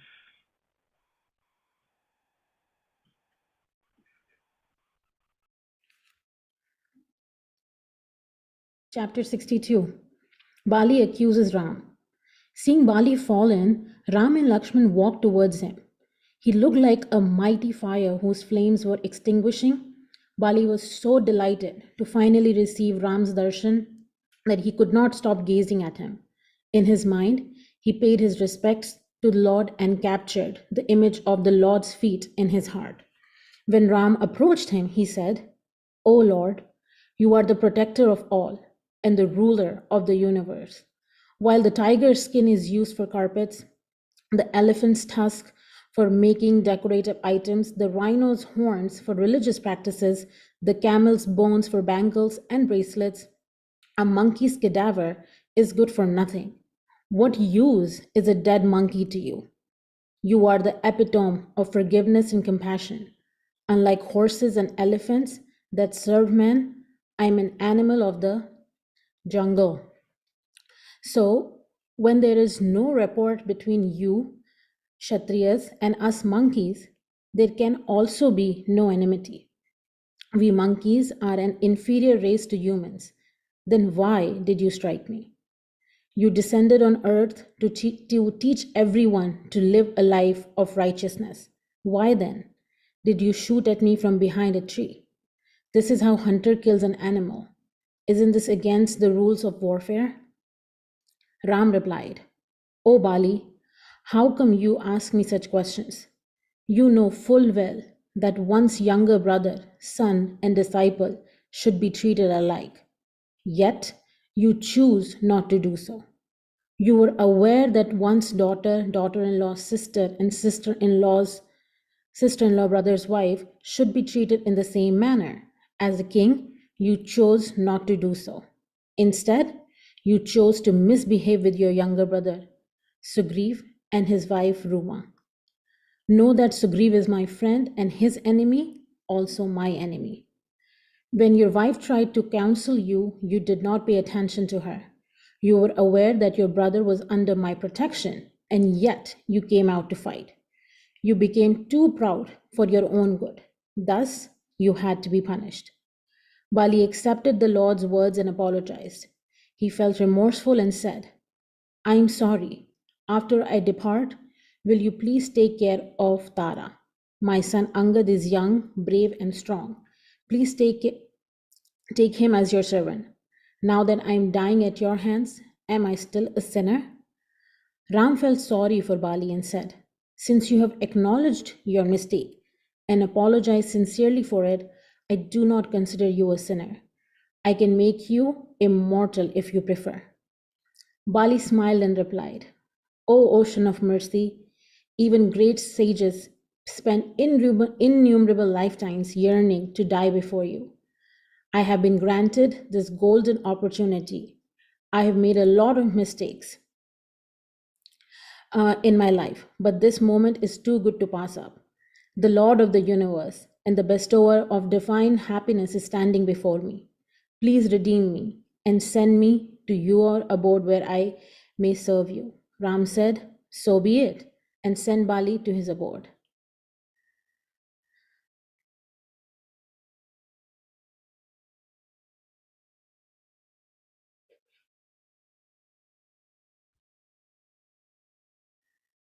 Sugriv is crowned king. When the news of Bali's death reached Tara, she ran to where he lay.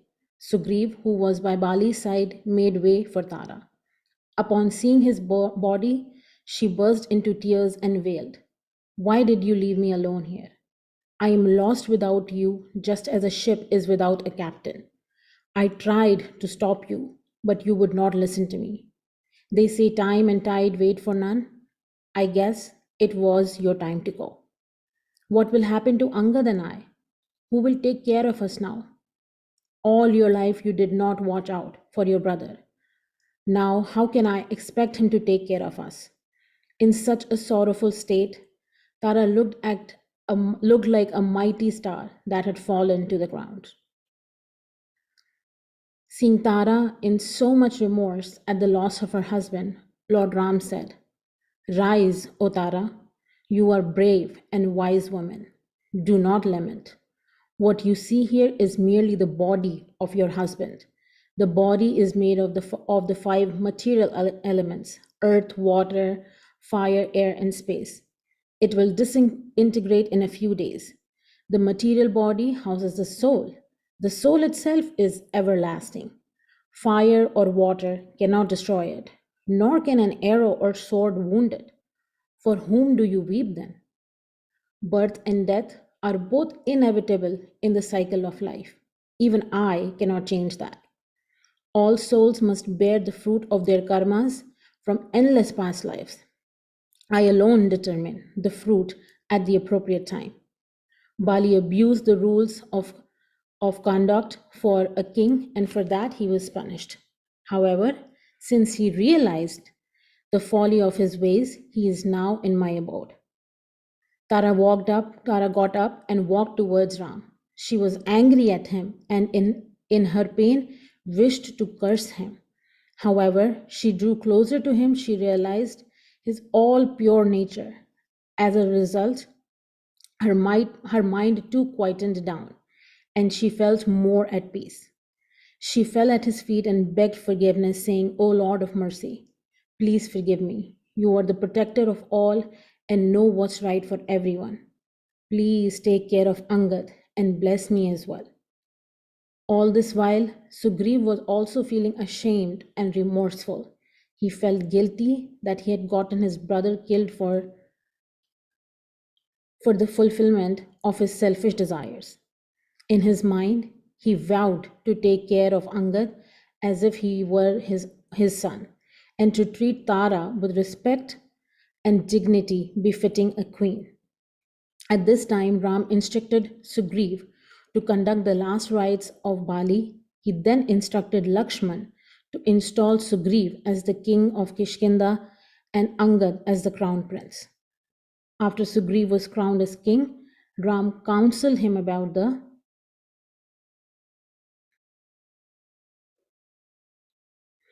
the duties of a king. Then he said, this rainy season is here now. Your army of monkeys will not be able to search for Sita. I will wait until the rainy season is over. Remember your pledge to me to find Sita. Saying this, Ram and Lakshman left for the nearby Pravarsan hills, where the celestial gods had a cave ready for them.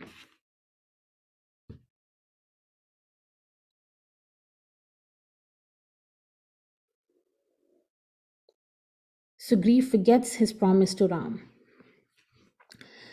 Ram and Lakshman spent the rainy months in the cave.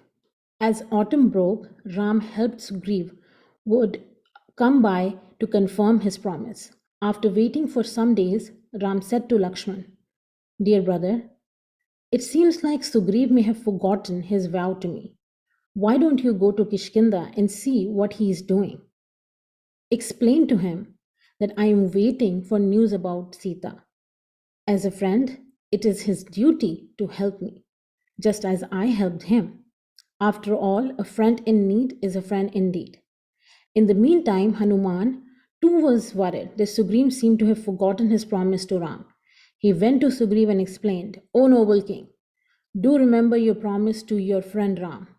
It is only because of him that you are enjoying this throne and kingdom. Do not get so lost in it that you forget he is waiting for your help. The rainy season is well over. It is autumn now. It is time to send the monkey army to all four corners of this earth in search of Sita. Keep your promise to Ram and prove that you are a trustworthy and reliable friend. Do not disappoint him. As a king, you have a moral obligation to help your allies. As a friend, you are duty bound to help Ram, since it is only because of his help that you have your throne today. Should you decide not to do so, remember that Ram can very easily wage a war against you and kill you. You do not have the means to fight with him. Don't forget that. He can bestow his grace upon Angad and use him to dethrone you. Thus, it is in your best interest to fulfill your pledge to Ram. Sugriv was rattled to hear such words from Hanuman. Indeed, he had forgotten about his promise to Ram. He had not thought about it since his coronation. He was engrossed in material pleasures as if in a deep slumber. He grew anxious. After some thought, he said, Hanuman, please make arrangements and send messengers in all directions to call the monkeys here. Everyone should assemble here within 2 weeks. If anyone is late, I will personally chop off their heads. Hanuman was very happy to hear this and quickly went to make preparations. At the same time, he was also aware how anxious Ram was to get any information about Sita. He thought it would have been appropriate to send a message to Ram. But by now, Sugriv was back in the palace enjoying his time with Tara and Ruma. In the meantime, Lakshman arrived at Kishkinda. He had a very stern and angry look on his face. His eyes were flashing with anger, and if looks could kill, well, he was ready to kill Sugriv. Seeing him in such a state, the monkeys ran every which way. Lakshman announced his presence by plucking his bow. The sound reverberated across the entire world. Hearing this, Sugriv grew fearful. He called on Hanuman and Tara and requested them to placate Lakshman. He knew full well that Lakshman would behave respectfully and gently with them, but not so with him. As they approached Lakshman, Tara said, O brave prince, what is the reason for your anger? Who dare disobey your orders? Lakshman viewed Tara as a mother, so trusting her, he said, the king spends all his time in material pleasure, soon loses his kingdom. And when one does not keep his word, he loses his friends as well. To not reciprocate another's favor also leads to ruin. Now all our works are at a standstill because Sugriv has failed to keep his promise to Ram. He will have to bear the consequences now. Wise Tara understood the reason for Lakshman's anger. She said, O prince, do forgive Sugriv, for he is caught up in material pleasures. However, he has called all the monkeys. They are to assemble here within 2 weeks. Once they come, they will go in all 4 directions to search for Sita. Please be patient. In the meantime, Sugriv arrived as well. He humbly bowed before Lakshman and said, I am indeed indebted to Ram for his friendship and all he has done for me. I would not have this kingdom without his generosity, nor would I have been able to get Ruma back. That Ram, whose single arrow can cause the entire earth to quake, what are we for him? We are merely his servants. Our assistance is only in name, as there is nothing he cannot do.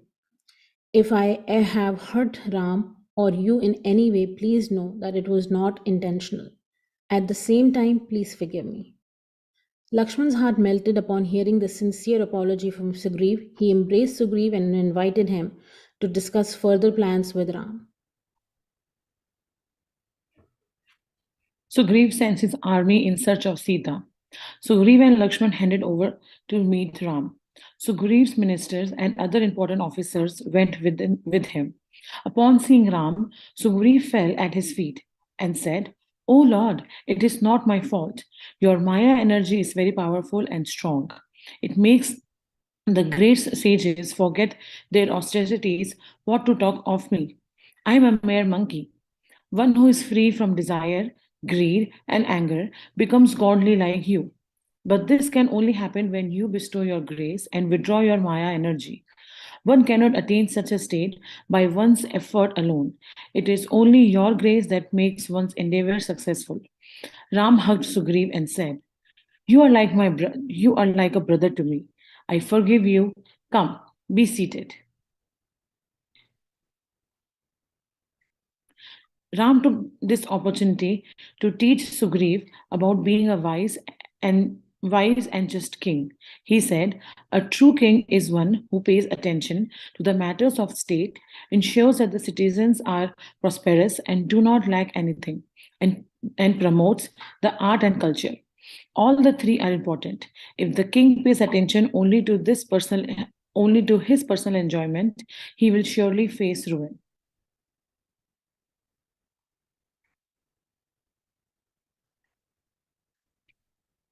Once Sugriv understood the message, Ram turned his attention to the task at hand. He inquired about the efforts to learn about Sita's whereabouts. As they were talking in such a manner, 10 of thousands of monkeys and bears started arriving.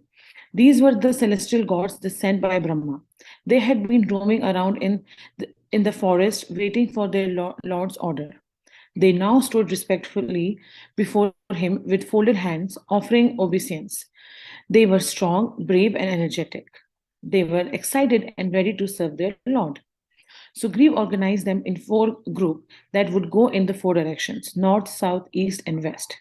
Sitabali led the troops going north, Vinta led the troops going east, and Sunsen, Sugriv's father-in-law, led the troops going west. Sugriv said, "Search high and low for Sita. Ask everyone about her. Come back in 30 days with some information about her. If you do not, you will die at my hands." Once they departed, Sugriv called Agandh, Nal, Neel, Sambhavan, and Hanuman. He told them to head south in search of Sita, like a father. He coached them, saying, "Be careful. Take precautions such as having your back to the sun and front to the fire. You are on a mission to serve the Lord. Let there be no shortcomings. Attach your mind to Ram's feet, and no harm shall come to you. Serve him with your thoughts, words, and deeds. The opportunity to serve the Lord for his happiness is very rare, so do your best."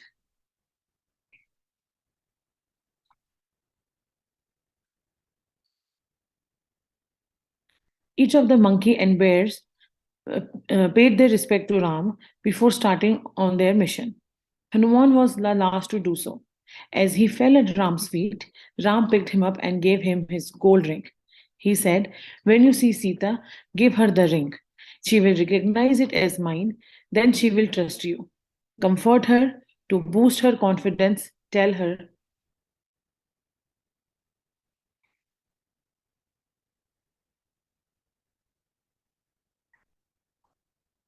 of my power and might.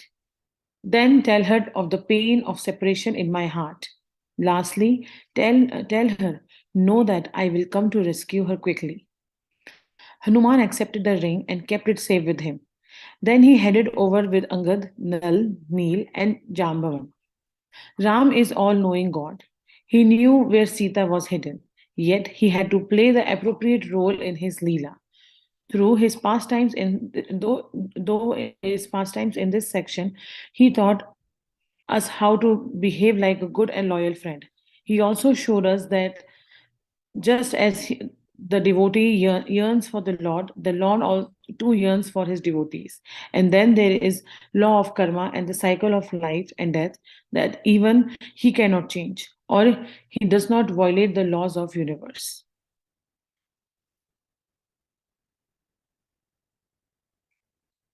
Sampati gives a clue. The monkey and bear troops, led by Vinta and Satabali and Susain, returned after 30 days. They had no news about Sita. All hopes were now on Hanuman and the troops who had gone south. The south had impenetrable forests with many caves. The jungles were dark and deep with no inhabitants as there were no water. It was grueling task because the trees were devoid of flowers and fruits. Food was scarce and the brooks and the trees were dry. All the monkeys were getting tired due to lack of water, food, and sleep. On the top of it, they had not seen any signs of Sita and Ravan. The leader of the troops, Angad, tried to encourage everyone by saying, "Do not get disheartened. Let us be persistent in the task at hand. We are here to serve our master. Do not give up." The army soon stumbled upon a cave that was pitch dark at the entrance but had light coming from within. They were excited and curious to see it. They went deep inside and saw beautiful fruit laden trees, lakes with lotuses and fish in it, the mansions made of gold and silver. Since they were tired and hungry, they helped themselves to the food and water and rested for a while. When they tried to exit, they were unable to find their way out. They came across a celestial goddess called Swayamprabha. Hanuman paid his respects to her and said, "O lady, I am Hanuman and I am here with Sugriv troops. We held ourselves to the food and water here. Thank you for your hospitality. We are searching for Sita and the daughter of King Janak of Mathili and wife of Ram, son of King Dashrath of Ayodhya. Do you know where we can get out of? Do you know how we can get out of this cave and find her?" Swayamprabha replied, I'm glad you were able to get some rest. No one gets out of this cave alive, but I can help you. Close your eyes and I will transport you to the seashore. Cross the ocean to get to the Lanka where you will find Ravan and Sita. Be safe. All the monkeys closed their eyes, and when they opened them, they found themselves by the sea on looking at the flowers and fruits on the nearby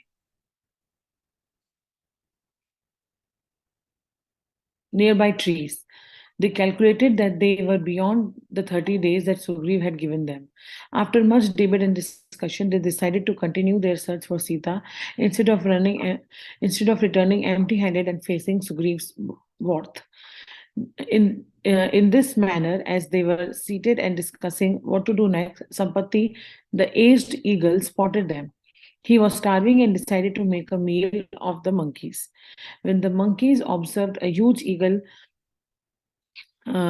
seated nearby, Angad lamented.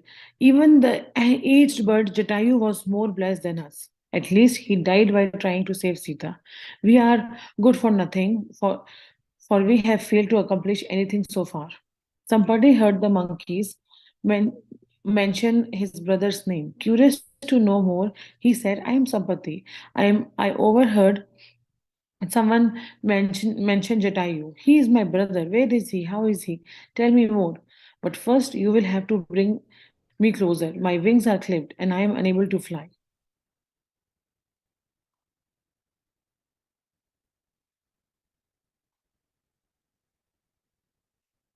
The monkeys brought him to where they were seated. Then Angad said, "O noble bird, Ram is the son of King Dashrath of Ayodhya. Upon his brother's order, he is spending some time upon his father's orders, he is spending some time in the forest. His wife Sita and younger brother Lakshman are accompanying him. However, a few months back, the 10-headed demon king Ravan kidnapped Sita. In searching of her, Ram made friends with Sugriv, my uncle. Sugriv had my father Bali killed due to an ongoing dispute. He was searching for Sita on Sugriv's orders. While Ravan was escaping with Sita, the great Jatayu saw them. He fought valiantly with Ravan but was unable to stop him. In the process, he lost his life. Ram conducted his last rites. Sampati was pained to hear of his brother's death, though he was glad to hear that Jatayu's life was not in vain. In return, he shared his story with the monkeys. He said, one day Jatayu and I were playing around, and we flew high near the sun. I saw Jatayu flounder, and so to protect him from the sun's heat, I went between the sun and him. My wings got scorched and I fell down. Since then, I have no information about him. Nearby was the hermitage of great sage Nishkara. I slowly and painfully made my way there and I related this incident to sage. After meditating for a few minutes, he said, King Dashrath of the Surya Vansh will send his son Ram to the forest. His wife Sita will be abducted by demon King Ravan. As long as Sita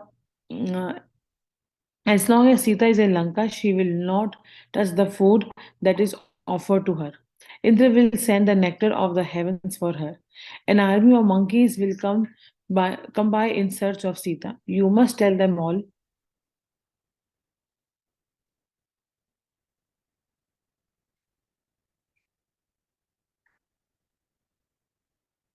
you know. Once you do, your new wings will merge and you will be able to fly again. I could give you new wings now, but then who will guide the monkeys? You have been destined to guide the monkeys' army, so you have to wait. The sage discarded his body and left for the heavens. Since that day, I have been waiting for you to come. Most recently, I did see a very beautiful lady on the chariot of 10-headed demon Ravan. She shone like the moon against the dark night. She was crying, Ram, Ram, Ram. She must have been Sita. For now, you are for whom you are searching. I cannot fly, but my eyesight is sharp. I can see beyond the ocean. 800 miles away is the island city of Lanka. Ravan lives there in luxury. He has kept Sita captive in Ashwavatika. Send someone who is intelligent and strong enough to travel this distance. I can foretell that you will be successful in your mission. Go without delay. As he narrated this, everyone witnessed new wings grow on Sampati. He was ecstatic. His work done. He flew away. Hanuman's glory. Now the monkeys had to decide as to who would go to Lanka. They would look at the ocean and then shrink back. No one thought they could fly 800 miles across and come back. Angad tried to instill confidence in them by saying, "None, no, none of have despaired have been successful. This army ruins a person. This you are strong and brave. You fly all the time, so this should not be a problem." No one stepped up. Jambavan, the wise one, understood that fear of Ravan was holding them back. He said, in my youth, my energy and strength were unmatched, but now I'm old and cannot do the same things. Angad spoke up hesitatingly. I think I can fly across 800 miles. However, I do not think I will be able to fly back. And yet, someone else has to go. Someone has to go. Otherwise, we should kill ourselves here. Jambavan responded, "You are the leader of this troop. You must be with them to. You must be with them to protect them. It is not advisable for you to go." Jambavan had someone in mind, but he had not yet spoken up. He was sitting in a nearby corner, watching and listening. In this heart of hearts, through he knew he had to go. His master had given him the ring and a message for Sita. Thus, it was his duty. It did not matter if anyone else would go or not. He had to go. He was thinking about how he could be able to achieve his feat. Jambavan turned to Hanuman and said, "O mighty one, why are you so quiet? What is on your mind? Please share your thoughts with us." As a young one, you reached for the sun, thinking it was a ripe fruit. The sun puffed at you, but you were unrelenting. Thinking of you as an enemy, Indra hurled his thunderbolt at you, yet you were unharmed.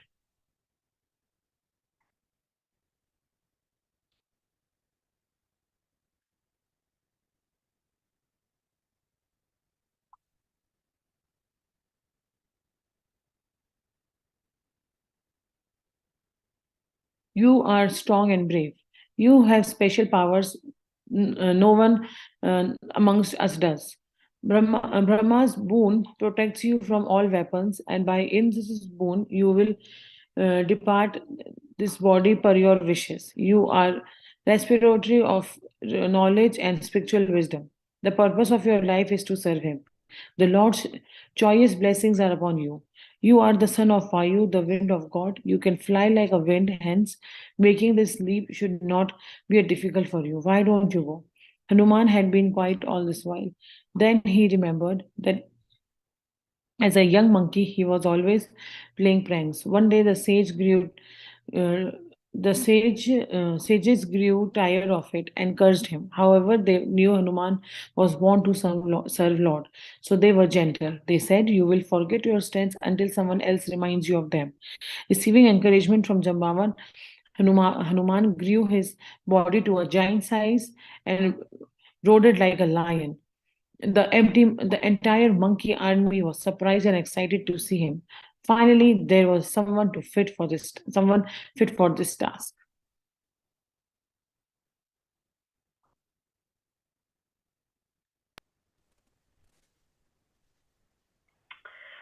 Jai Shri Ram, everybody. So we have just finished the Kishkinda Kand, where Lord Ram forms a strong bond with Hanuman and the Vanars. Interestingly, the Vanars were none other than the 33 crore celestial beings, as we just learned through this Kishkinda Kand, and who had taken birth in the form of bears and Vanars to participate in the divine Leela of Lord Ram. That shows that how each one of them was so committed and they had an understanding between each other, and their devotion and service attitude towards Lord Ram is unspeakable. With that, audience, time to test your knowledge. So, the next question is, what is the name of the king of Vanaras in the Kishkindha Kand? I repeat, what is the name of the king of Vanaras in the Kishkindha Kand? Don't know? Well, don't worry. You will definitely find the answer, because our next dance performance is not just mind-blowing, but also it is called the rescuer of all. Jai Shri Ram.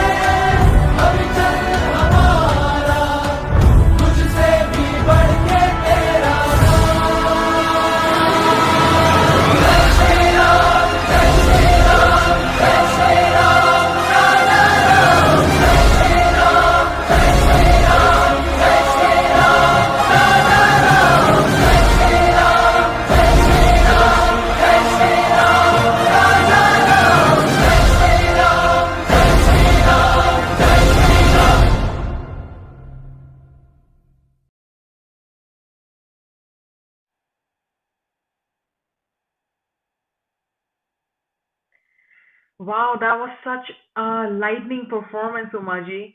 Our audience has surely been blessed by Sri Ram as the answers have come in too at a very, very lightning speed.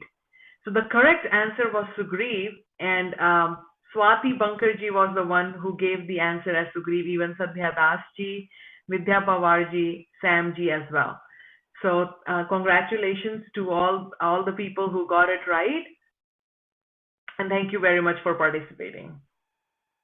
All right, let's give a round of applause. Let's look at some of the reactions. If are you loving the Ramayan reading? Then give us some hearts, encourage the readers, the participants, and also the performances which are coming up.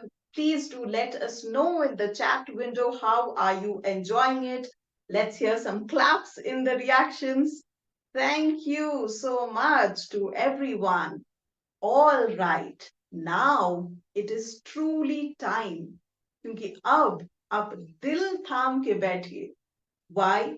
Because the next kand is the heart of Ramayana. Yes, none other than the Sundar Kand. And from the bottom of my heart, I would like to thank all our Yajmans for the Sundar Kand. With that, we will begin with the Sundarkand, which describes the glories of Lord Hanuman.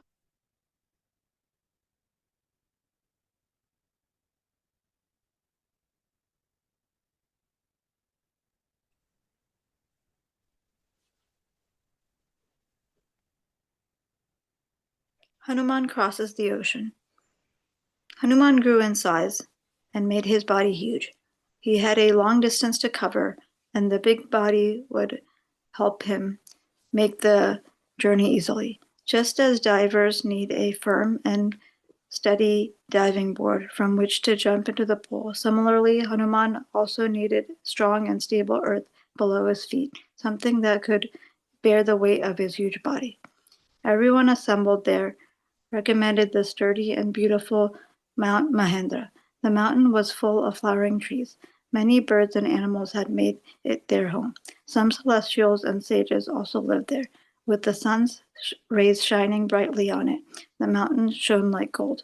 Hanuman went to the top of the mountain, offered prayers to the Lord, and sought blessings for a successful journey. Then he pressed down with his hands and feet, just as runners get ready to race. In this manner, he was increasing his energy, strength, and courage. As he pushed down on the mountain with all his might, all the flowers fell, covering him and the mountain. It felt as though the gods were blessing him. Then looking up and taking the Lord's name, he leaped into the sky. When the mountain got pressed, there were eruptions as though it was being choked. All the insects and animals that lived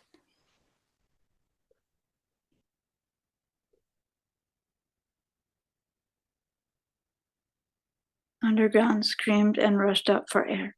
Their cry was so loud that it could be heard in all four directions. All the celestials who lived there fled to the skies upon hearing such loud and painful cries.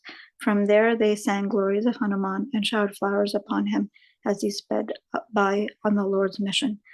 He flew so fast that he looked like an arrow from Ram's bow. His body shone like the blazing sun. His bloodshot eyes looked like two balls of fire on a mountain. Flowers on his body fell onto the ocean below and looked like stars bouncing on the ocean waves. The wind god helped him by pushing him along with a gentle breeze. The sun god was gentle with him and did not burn up his body.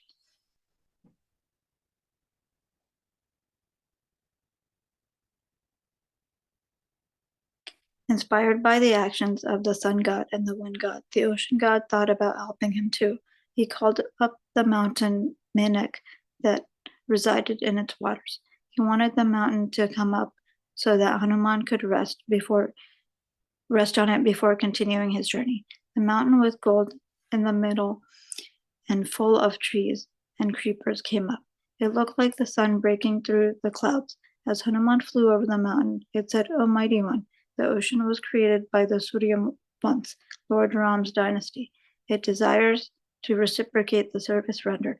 Since it cannot directly serve the Lord, it wishes to serve you."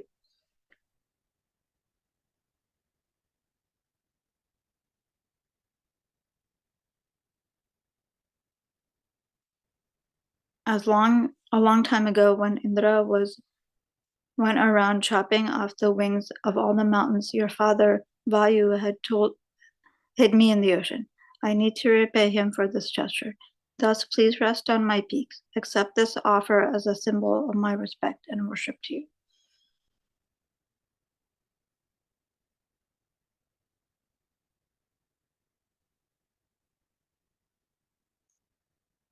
Hanuman was in a great hurry to complete his master's work. He was not tired because the Lord had emboldened him with his energy. He touched the mountain peak with his hand and replied, I am currently in service of the Supreme Almighty and short on time.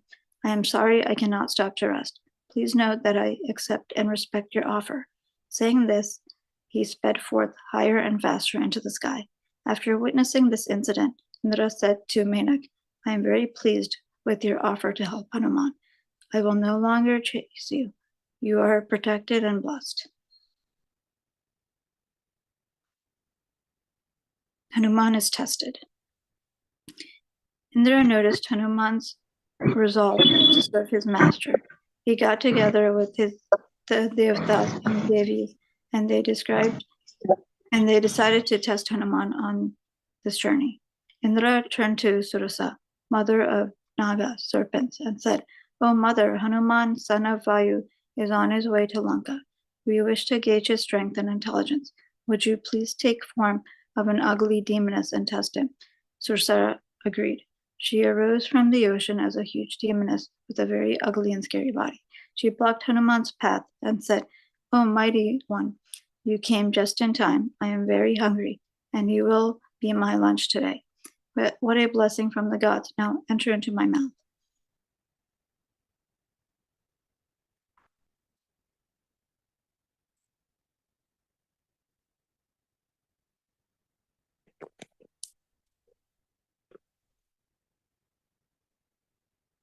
Hanuman folded his hands and said respectfully, Ram, the son of King Dashath from Ayodhya, is living in the forest.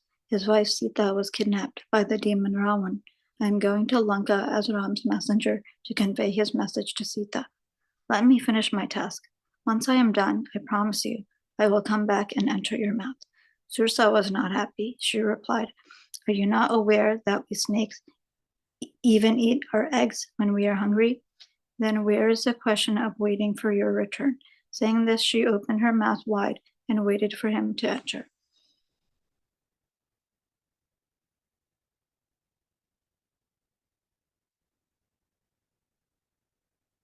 Hanuman remained calm and decided to outwit her by using his intellect. He increased his size of his body such that it was twice the size of Sursa's mouth. Seeing this, Sursa opened her mouth to match his size, but he again grew to twice the size of her mouth. After this happened a few times, Hanuman instantly shrunk his body to the size of a little bug. Then he flew in and out of her mouth very quickly.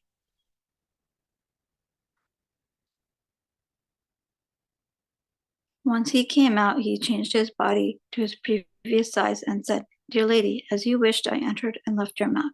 Now I shall resume my journey in search of Mother Sita. Realizing Hanuman was intelligent and dedicated to his master, she immediately changed back to her original form. Then she blessed him, saying, Go forth, mighty warrior. I had been sent to test your intelligence. You have my blessings. Hearing this, all the celestials blessed Hanuman too. Now it was Sinika's turn. She had the power to attract and catch the shadows of prey. Once caught, she would eat them. She sprang up from the ocean and caught Hanuman's shadow. She was excited because he would make a good meal.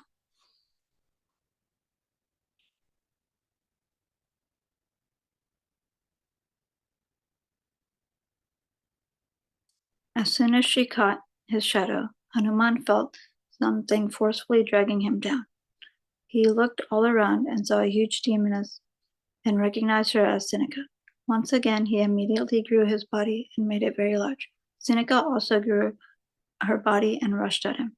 No sooner than she did so, that Hanuman instantly became very small and entered her mouth. He went down inside her and crushed her internal organs. To avoid getting trapped, he flew out at the speed of thought. Dead as a doornail, Seneca fell back into the ocean. All the celestials clapped and blessed Hanuman. They said, "One who has the courage, intellect, vision, and skill cannot fail at any task. May you succeed in your endeavor." Hearing this, Hanuman regained his previous form and sped away.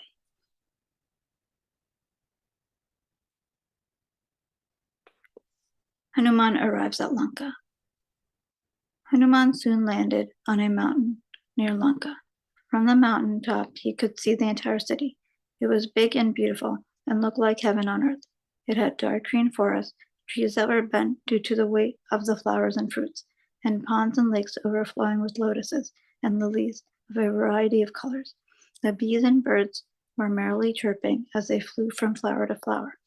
All the animals were peaceful and lay contentedly. The city wall was made of gold, and the city was well protected with gates on all four sides. Strong and dangerous demons guarded all the gates. The buildings were painted white and were so big and tall that it appeared that they were playing hide and seek with the clouds. In fact, it looked like the entire city was floating on clouds.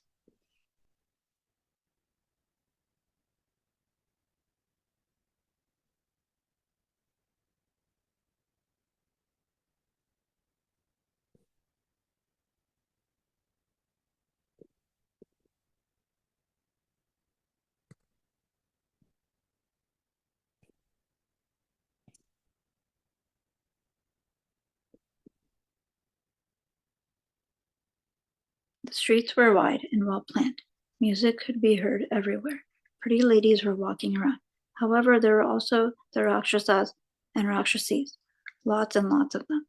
The city was full of them. Some were feasting on cows, dogs, humans, donkeys, and other animals. Other Rakshasas were dueling with each other, each showing off his might. Yet others were engaged in other materially pleasurable activities. Hanuman walked around the entire city to get an idea of its layout. He wanted to make sure he could remember as much as he saw, so that he could report back to Sugriv. This information would be useful when making plans to attack it. Taking in all of this, he thought it would be best to enter the city at night. He would have to become as small as a cat so that he could travel anywhere inside the city.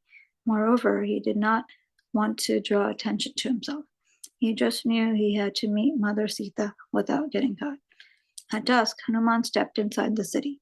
The moon shone brightly, as if it were too trying to help him by providing light. Hanuman saw rows and rows of houses, studded with jewels and gold. But inside each house, he also sensed the evil that lived there. Seeing an intruder at her walls, the protector of the city took the shape of a demoness and approached Hanuman. She said, "Who are you? Who sent you here? How dare you cross into Lanka? The city is heavily guarded by Ravan's army, and no one can enter without his permission." Hanuman replied, "First, tell me who you are. Why are you stopping and threatening me?" The demoness replied, "I am the invincible one protecting the city upon Ravan's orders." Hanuman answered, "I have heard great things about the city and wish to see it." The demoness became angry and said, "How dare you? No one gets past me." Getting angry, she hit him. Hanuman controlled himself because she was a woman. But when she continued hitting him, he hit her back, and she fell. In this state, she recalled her boon from Brahma, that when a monkey would defeat me, the end of Lanka was near. His words are always true. The evil rule of Ravan is coming to a close. Surely I must have committed some good deeds to have darshan of the messenger of the Lord. Even 1 minute with such a saint far outweighs a lifetime of heavenly delights. When Sri Ram bestows his grace on one, troubles disappear, just like enemies become friends. Step into the city and complete your task successfully.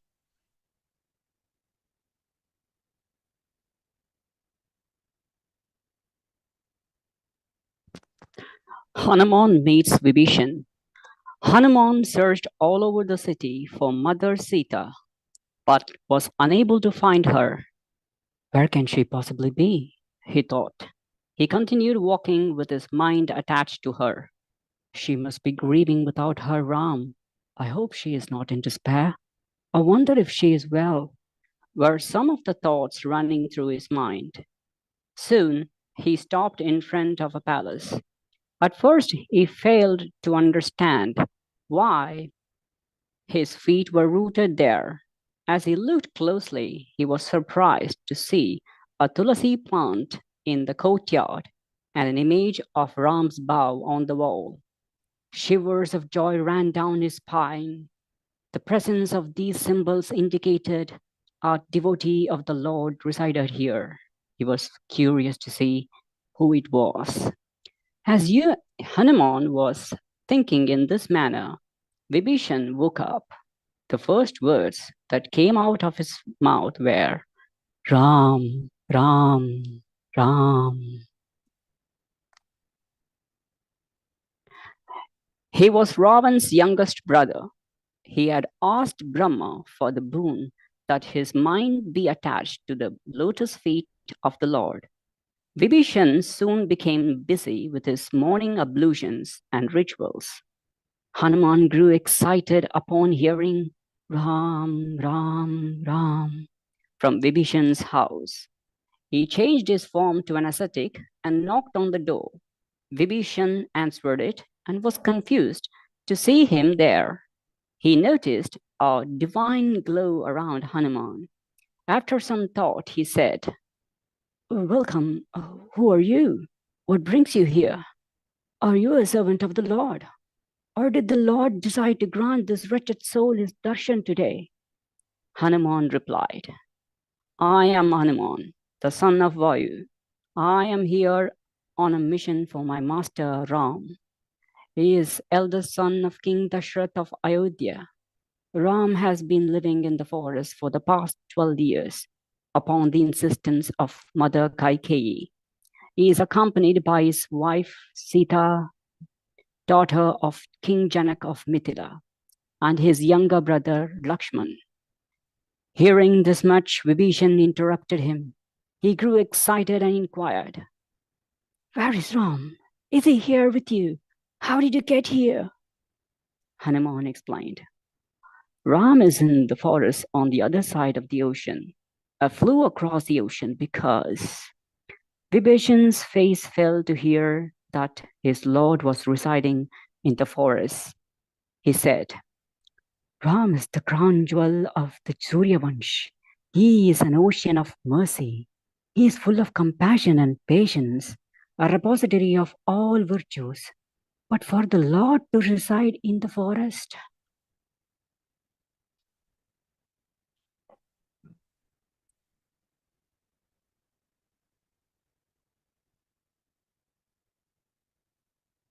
instead of in the palace,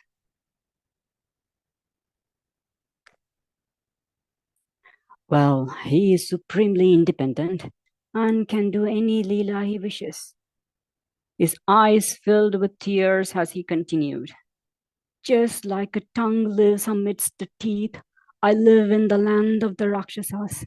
I feel threatened and uncomfortable living in the city of sin. I am incapable of doing any sadhana. Though my heart longs to touch his lotus feet, it is only because of his grace that I have received the darshan of his servant. Why have I been bereft of his grace even though I have been taking his name every day? When will I see him? Hanuman replied, You have been taking his name, but your behavior has not been in accordance with the dharma of his devotee. Nevertheless, we are brothers. Our parents are Ram and Sita. I have seen father and can take you to him, but I have not seen mother. On the other hand, you have seen mother, but not father. Help me meet mother, and I promise you that I will help you meet father. Vibhishan replied, Go to Ravan's palace. It is the grandest one in the city. You cannot miss it. Inside, behind the compound wall, is a beautiful garden called Ashok Vatika. You should find Mother Sita there. It is heavily guarded, so be careful not to get caught. Hanuman thanked him and headed towards Ashok Vatika.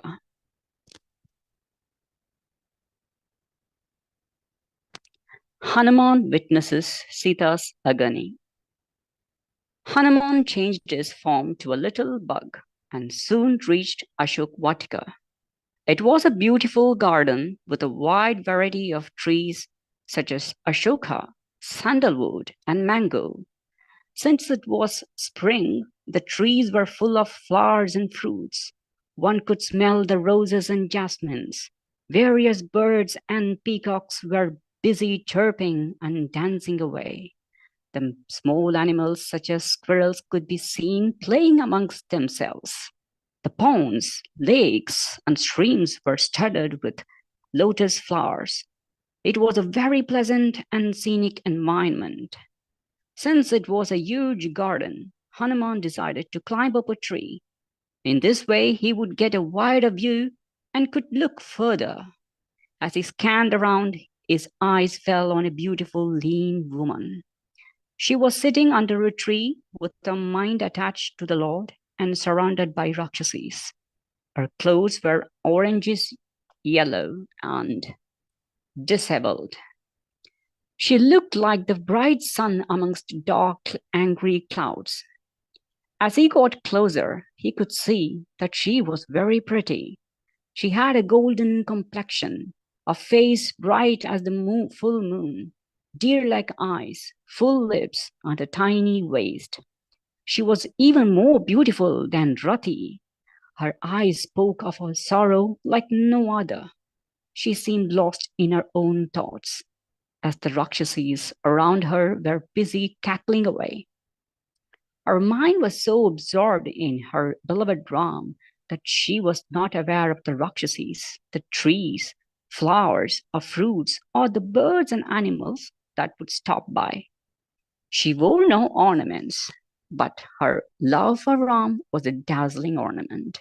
She looked like she was drowning in grief from the pain of separation from her beloved.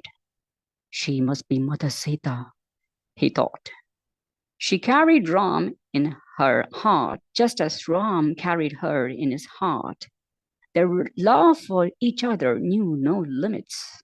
He could see how they could not live without each other. In his mind, Hanuman paid his respects to the divine couple. He was also saddened to see Mother Sita in this condition. Before Hanuman could announce his arrival to Sita, Ravan walked into the garden with his entourage of wives and Rakshasis. Ravan could not stop thinking but about Sita, whereas his wives could not stop thinking about him. They looked like lightning following a dark cloud. Hanuman could see the fire of desire in Ravan's eyes. Ravan walked up to Sita and said, "O queen of my heart, give up your sorrow and become one in my love, a single bride."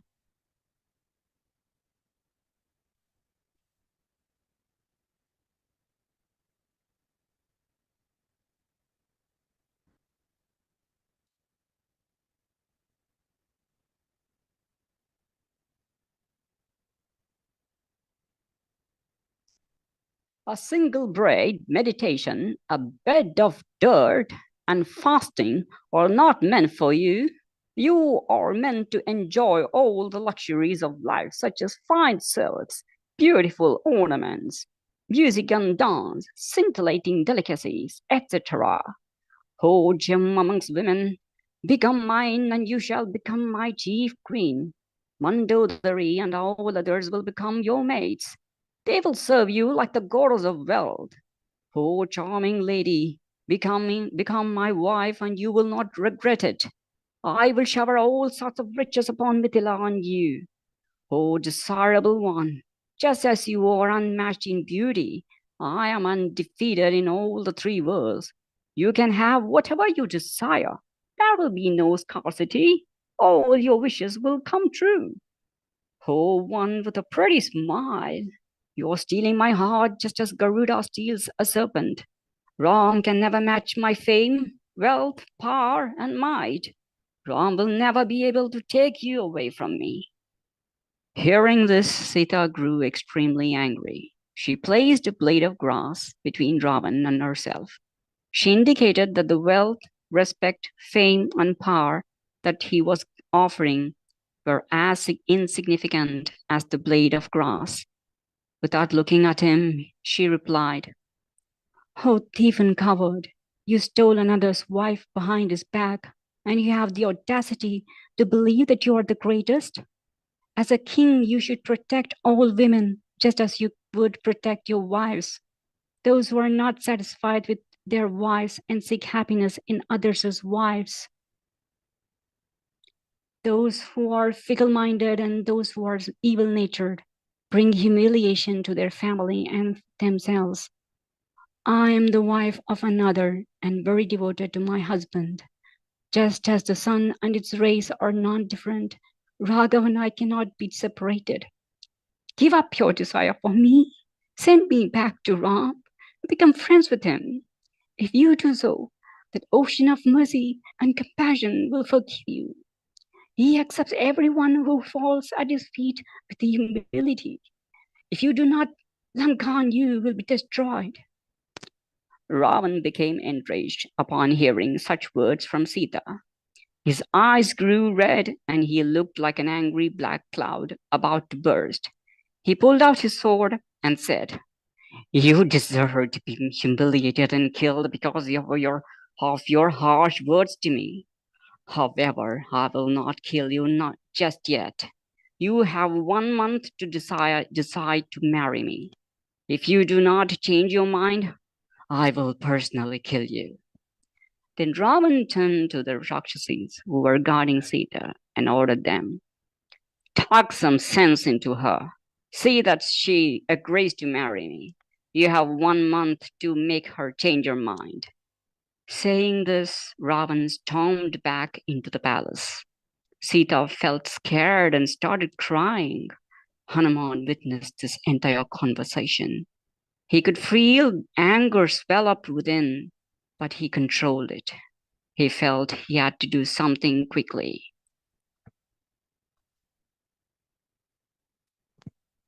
Trijata narrates her dream.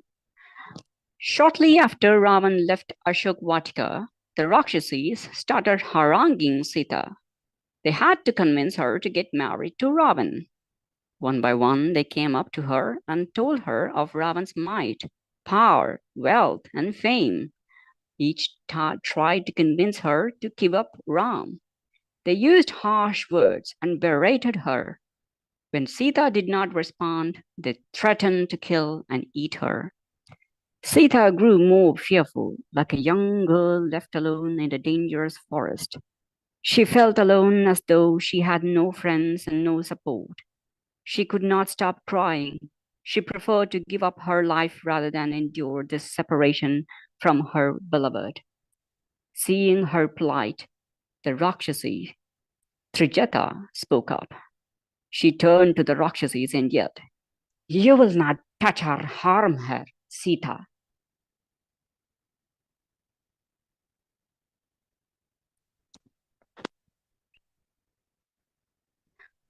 Daughter of King Janak and daughter-in-law of King Dashrath, stop threatening and scaring her. You're only inviting ruin for yourselves. Listen to my dream, which will make your hair stand on end, for it spells doom for all of us. For once, the Rakshasis grew scared and became quiet.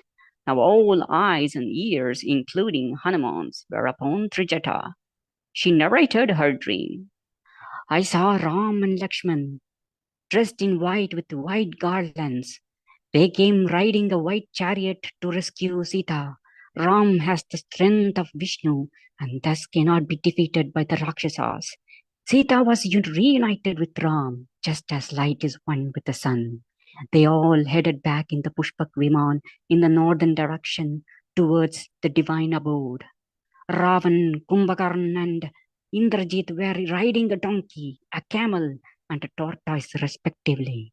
Their bodies were covered in oil, and they were headed south to the hellish abodes. Ravan was dressed in black, and his head was shaved. He was intoxicated with fear and repeatedly kept falling down from the donkey. He was clearly confused and agitated, for he could not think. He was talking gibberish that no one could understand. Among the Rakshasas, Vibhishan was the only one in white. He was situated on a white elephant with 4 tusks. He was headed towards the heavens amidst the joyful sounds of kettle drums and conch shells. In the meantime, Lanka was in ruins. The palaces were in shambles. The demon race was destroyed. There was death and destruction everywhere. Lanka sank to the bottom of the ocean. But first, I foresaw a monkey burning Lanka.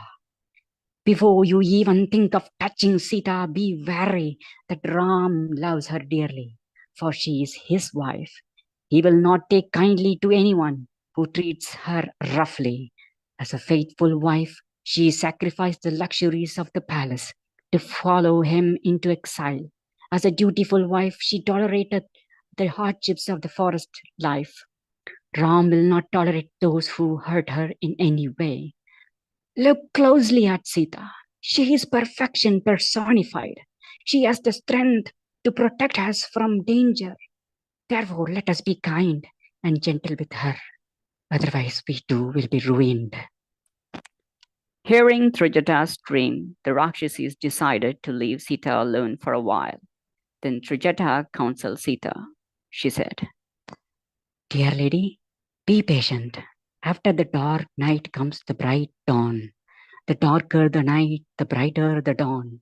Tolerate this pain. Your Ram will surely come to rescue you. All will be well." Saying this, Trijata walked out of the garden.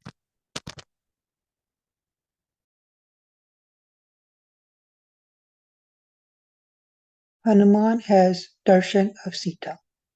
Hanuman had been sitting on a branch of a tree under which Sita was resting. He overheard the entire conversation of Ravan and the Rakshasas with Sita. He realized that he had to convey Ram's message to her. But to make sure Sita believed him, he had to win her trust and confidence. Hanuman decided to throw the ring in Sita's lap first, and then sing the glories of the Lord. No sooner had he thrown the ring that Sita recognized it as belonging to her Ram, and then she grew confused. Was he here? Where did his ring come from? Was this an illusion or was it for real? Seeing Sita somewhat excited and bewildered, Hanuman quickly started singing the glories of Ram. Sita's soul fled upon hearing about the treasure of her life. She spoke out loud, "Why doesn't the one who is singing the glories of my beloved, which is music to my ears, reveal himself?" Upon hearing this, Hanuman jumped down in front of Sita. Sita was surprised to see a monkey standing there. She wondered if he was a demon disguised as a monkey, so she turned her face away. Hanuman paid his respects to her and tried to reassure her by saying, "O mother, I am a messenger of the father of the 3 worlds, Shri Ram. He gave me this ring so that when you saw it, you would believe me."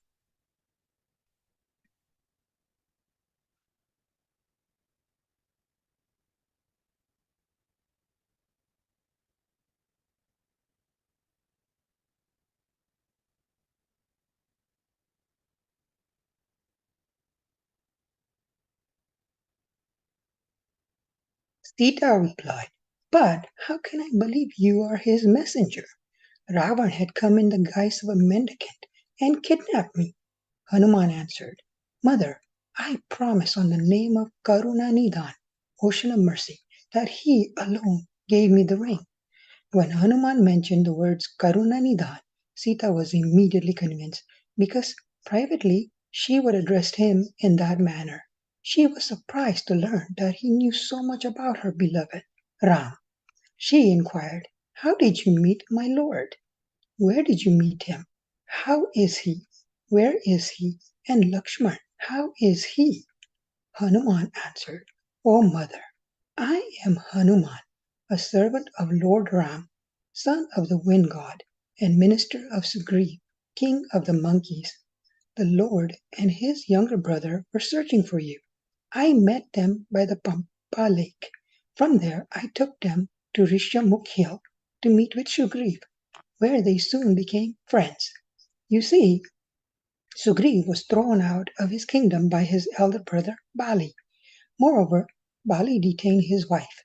Bali had a boon that he would gain half the strength of his opponent. Thus he remained undefeated in battle. Sugriv needed the Lord's help to kill Bali. Sugriv has a huge army of monkeys and bears. In fact, they all have been sent in different directions to search for you. Once I go back to the Lord with a message from you and information about Ravan and Lanka, be assured that he will come to rescue you. He lives in constant pain and grief without you. Hearing Hanuman, Sita judged him to be devoted to her beloved in thought, word, and deed.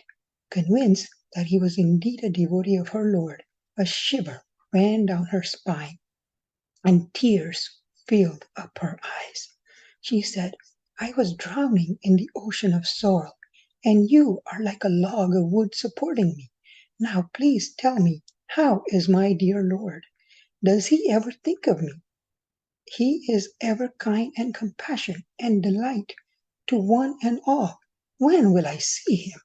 Sita started sobbing and she cried, My Lord, why have you forsaken me? Seeing Sita in such intense pain due to separation from Ram, Hanuman comforted her in soft and gentle tones. He said, O mother, do not grieve. Father lives in immense pain due to separation from you. He loves you twice as much as you love him. By now, Hanuman was in tears himself and found his voice breaking up. With great control, he continued, The Lord and his younger brother are determined to reach you. Day and night, their only thought is to bring you back. Now that we know you are here, they will soon come to rescue you.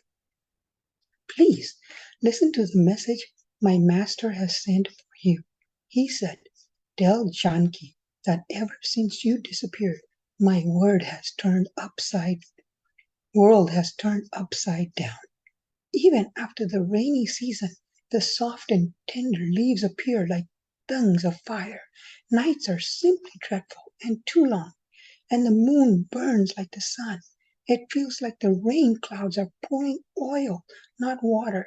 Even the row of lotuses in the lake looks like a bed of spears. Every flower torments me as it reminds me of you. The cool and fragrant breezes feel like an angry hissing snake. They say that it helps to talk about one's woes to another. But who will understand my agony and despair? My mind is attached only to you and your happiness at all times. Know that such is the nature of my love for you. Sita fainted upon hearing this message from Ram. Hanuman fanned her back into consciousness and said, Oh, mother, please take heart. The Lord misses you immensely. He does not know about your whereabouts. I do not have orders to take you back with me, else I would have gladly done so. Be assured that Lord Ram will be here with an army of monkeys and bears. We will kill all the demons and take you back. Give us a little time. Please be patient and strong. Sita doubted how an army of monkeys and bears could defeat the mighty and arrogant Ravan and his demons, so she asked him to convince her. Hanuman grew his body as big as the biggest mountain. He quickly changed back to his original form and added, Mother, we monkeys might not have all the special powers that the demons have, but we are blessed with success because we are servants of the Lord and are completely dedicated to him. He is our courage, intelligence, skill, strength. Have no doubt. Sita felt comfort after hearing these words from Hanuman. Expressing her relief, gratitude, joy, she said, Oh Hanuman, after listening to you, I feel like a half-sprouted grain that has just received rainfall. Then She blessed him, saying, "My son, may you become a repository of all virtues. May old age and death never come close to you. May the Lord of the Raghus always shower his grace upon you."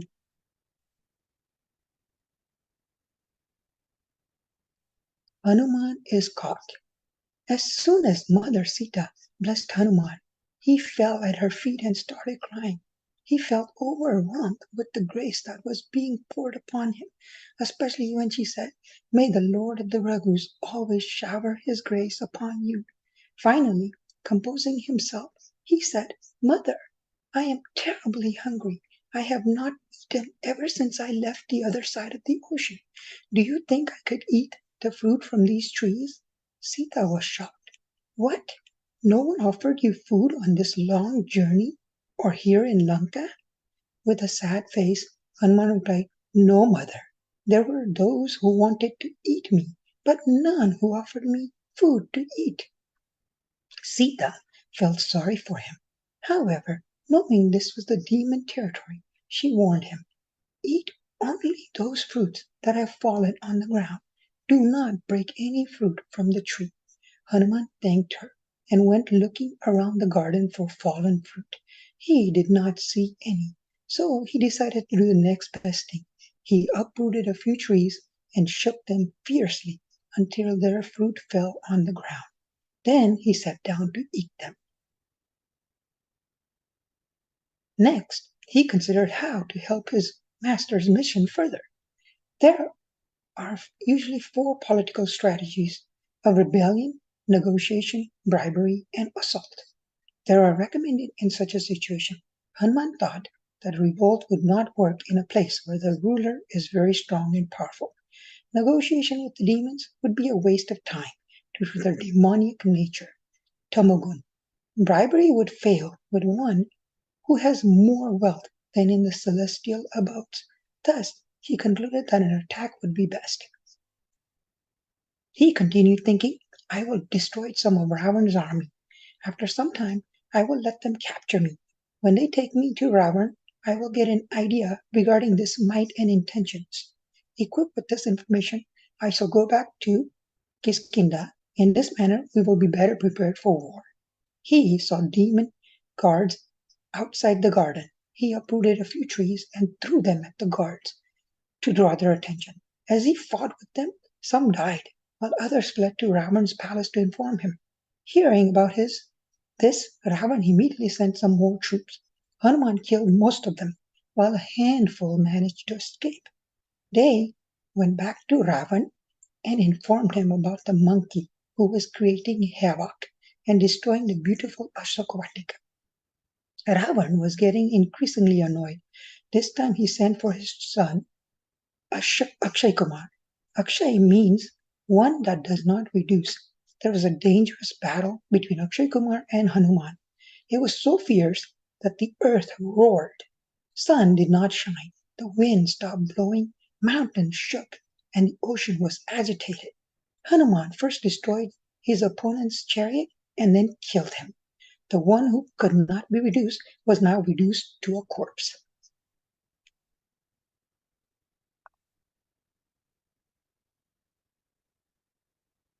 When the news reached Ravan, he called for his son Indrajit. He ordered him, "You defeated Indra in battle. There is no one in the 3 worlds who is not aware of your strength. Your might resembles mine. It looks like ordinary weapons will be ineffective against this monkey. Think of other means by which you can conquer him, but do not kill him. I want to meet him."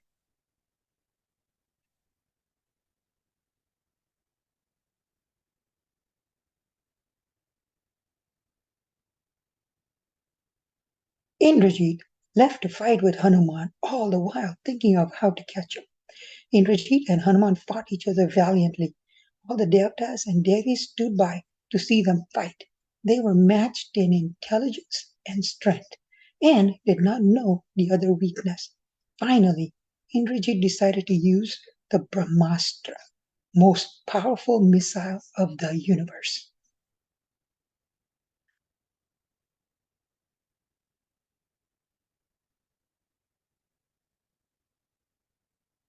Seeing Indrajit pull out his Brahmastra, Hanuman bowed down.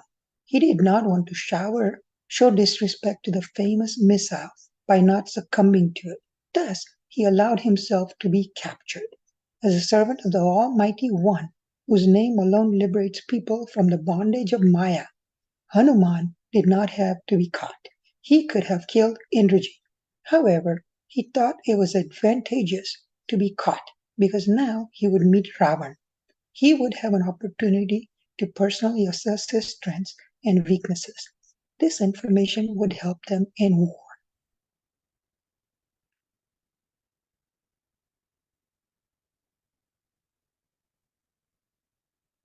Once Hanuman fell, Indrajit's army tied him up with ropes.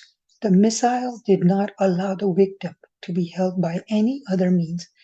Thus, the army had no choice but to remove the astra and bind him with ropes. They then decided to drag him to the palace with the ropes. But now that Hanuman was free from the astra, it could not be used against him again. Once liberated from it, the astra would be ineffective in the future. Indrajit realized this a little too late and felt remorse for a wasted opportunity.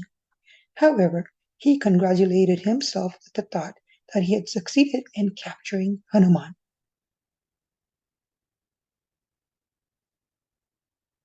Hanuman burns Lanka. Bound by ropes, Hanuman was presented before Ravan. Hanuman saw Ravan seated on his throne with his 10 heads and 20 arms. He was seated on a crystal throne, surrounded by a beautiful woman ready to serve him. His palace was magnificent, with jewels all over. His 4 ministers were very knowledgeable about all the sciences. Their combined knowledge represent the depth of the 4 oceans.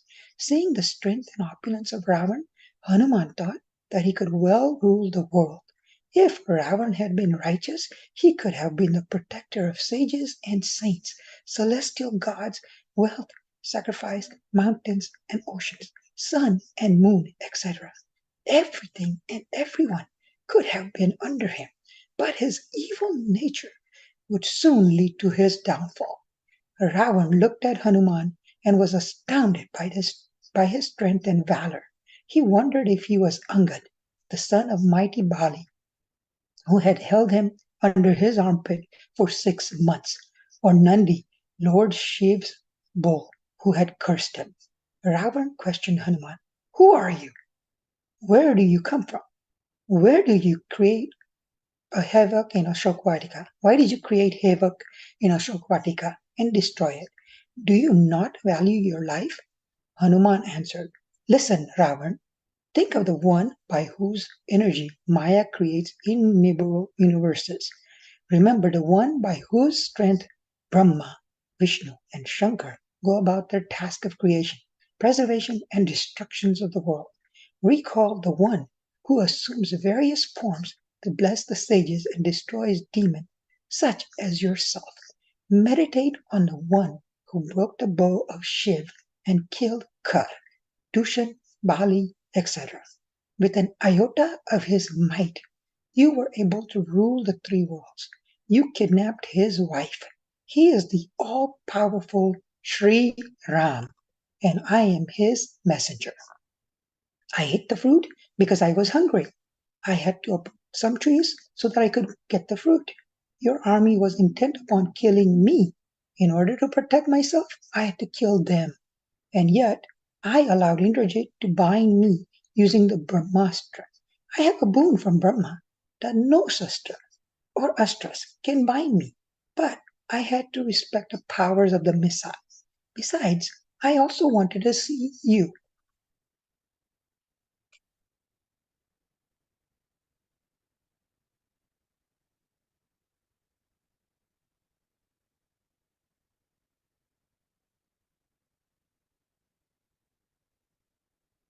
Now, heed my advice. Give up this foolishness. Return Sita to Ram, or you will face his wrath. Lanka will be destroyed. So far you have received the rewards of your meritorious deeds, but now You shall soon face the consequences of your bad karmas. Lord Ram is the protector of all. He is an ocean of mercy and compassionate to all. Go and beg forgiveness from him. Let go of this arrogance, desire, and pride. Even Yam, the Lord of Death, falls at his feet. Do not antagonize him.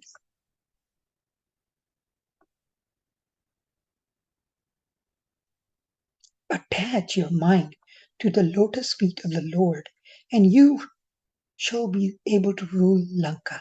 Fame, monkey, and man soon leave one who is hostile to the Lord.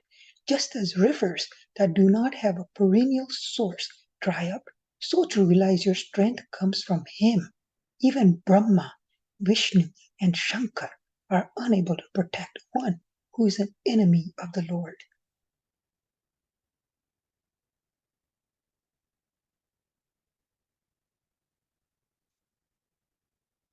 There's still time. Change your ways. Let Sita go and fall at his feet. He will accept and forgive you. Of this there is no doubt.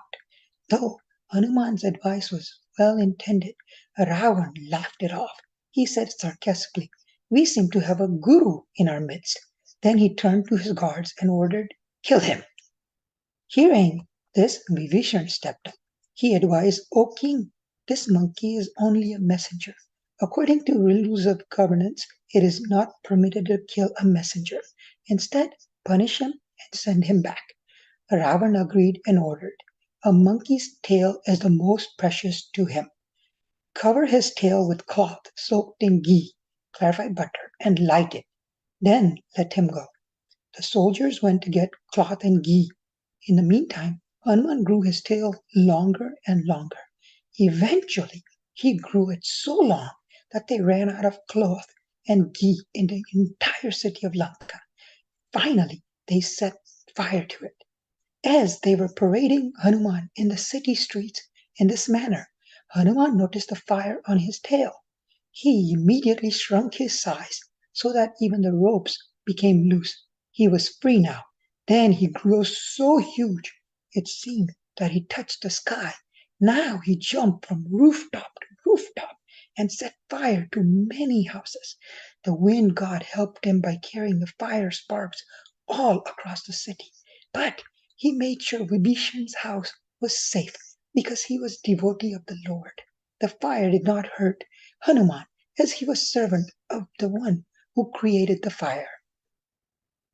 All the residents of Lanka were shocked beyond words. Some said, "He is just a mere monkey. If he can do this, then what must be their generals and king like?"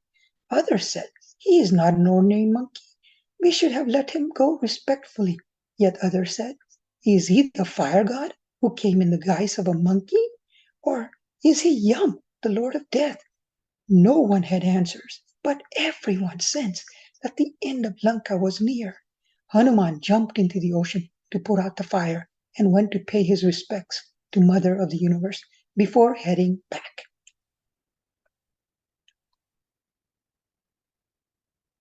Hanuman conveys Sita's message to Ram. Hanuman came back into his original form and size and stood before Janaki. He said, "Oh, Mother, I am headed back to my master. Please give me a token by which he can be convinced that I met you." Sita gave him the jewel that she used to wear on her head and said, "Offer my obeisance to him. Tell him that he is the protector of all. So when will he come to my aid? Remind him of the incident with Giant, the crow who lost one eye. When Giant had bitten my foot with his beak, Ram was so angry, he scourged him with his arrow. Why has he forsaken me now? Finally, tell him that if he does not come within 1 month, I will give up this body." Hanuman offered his respects and went away. He grew in size so that he could fly back across the ocean. He roared as he leaped into the sky. All the celestial gods stepped out and showered flowers upon him. He had successfully completed his master's mission. When he reached the ocean shore, the monkey army waiting there was excited to see him. They gave him a warm welcome and were very happy that he had accomplished the Lord's task. Without wasting much time, they headed back to Kiskinda, where Sugriv and Ram were waiting for them. At Kiskinda, Sugriv was happy to receive them. They looked joyous, so he assumed that Ram's work was done. After they ate and rested, he led them to the Rishamukh hill, where Ram and Lakshman were eagerly waiting for them. The entire army went with Sugriv and Hanuman to meet Ram and Lakshman. Ram affectionately welcomed all and inquired about their welfare. The monkeys and bears were excited and grateful to be in the presence of their master. Jamban said, "The one on whom you bestow your great blessings is ever content and at peace. Even the celestial gods, sages, and other beings are kind to him. Such a person is victorious, humble, and repository of virtues. By your grace, the mission was successful. The purpose of our life has been fulfilled. No one can describe Hanuman's achievements." Jamban continued to tell of Hanuman's adventure. He said, Hanuman changed his size so that he could fly across the ocean. He successfully overcame the obstacles put forth by the celestials.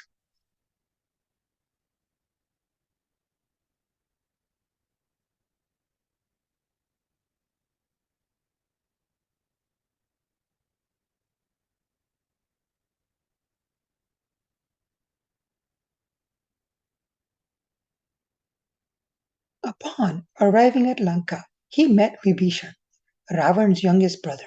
Vibhishan is very devoted to you. From there, he met Mother Sita and conveyed your message to her. He was caught eating fruits from the garden and was presented before Ravan. They set fire on his tail before releasing him.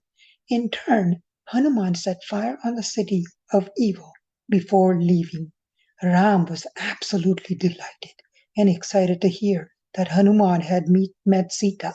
He hugged him and said, "Tell me, how is Vaidehi doing? How does she pass her days?" Hanuman replied, "The only reason her life heirs have not left her is because thought of you act like a pair of closed doors through which nothing else can pass, and your name acts as a guard." Hanuman gave Ram the jewel that Sita had given him. He then conveyed Sita's message. She had said, "Tell him, I am devoted to you and you alone in thought, word, and deed. You are the protector of all. When will you come to my rescue? Why have you forsaken me? I agree it is my fault that my life did not depart the moment I was separated from you. The pain of separation from you is like the fire that would burn this body, were it not for the tears from the eyes that it cooled down." Hanuman continued, "O ocean of mercy, every single moment feels like an age to her. Truly, the pain she bears can only be borne by the daughter of the earth. It is unbearable. Please rush to Lanka and free her from misery." Ram cried deeply when he heard of Sita's condition. He said, "For one whose every thought, word, and deed is dependent upon me, can that person ever be in distress?"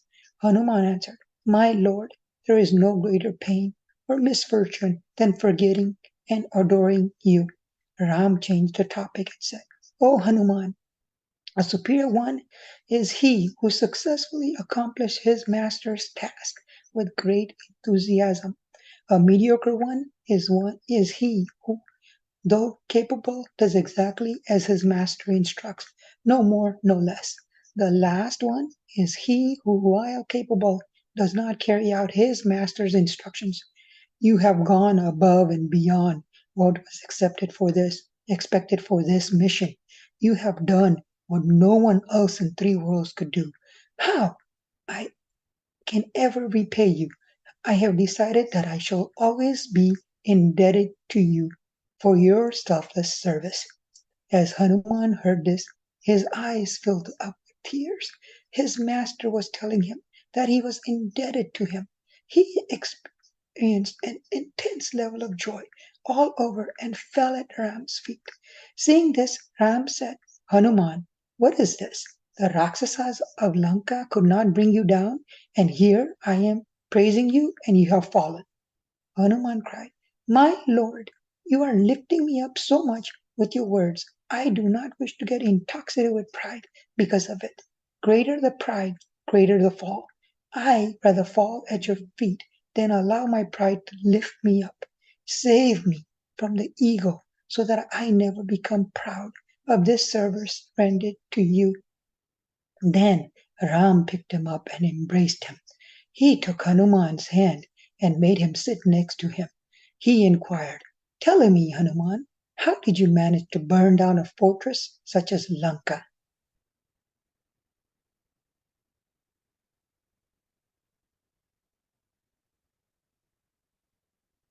Like a little child, Hanuman replied, O Lord, monkeys were born to jump from tree to tree. In Lanka, they set fire to my tail. In trying to escape, I jumped from house to house, and they all caught on fire. What was I to do? The fact that I was able to leap across the ocean, burn the city, kill some of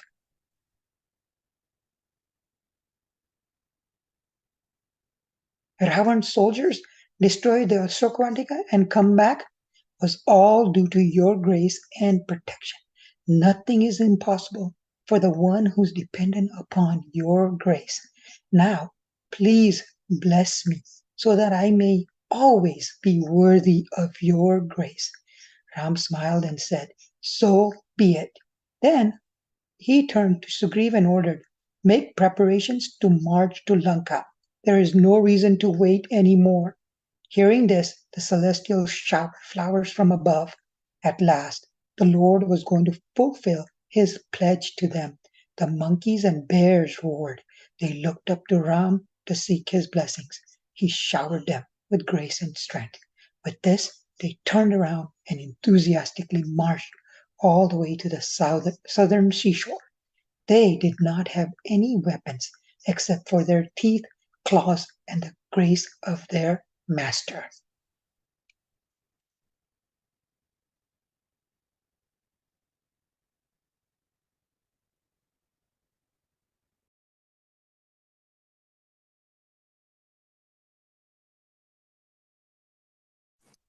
The news reached Lanka that Ram had arrived at the seashore with his huge army of bears and monkeys.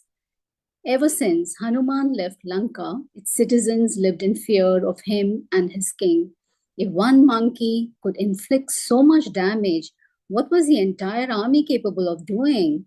When news of the army's arrival came to Mandodari, Ravan's chief queen's attention, she besieged Ravan, My lord, Ram is supreme amongst all. Do not pick a fight with him.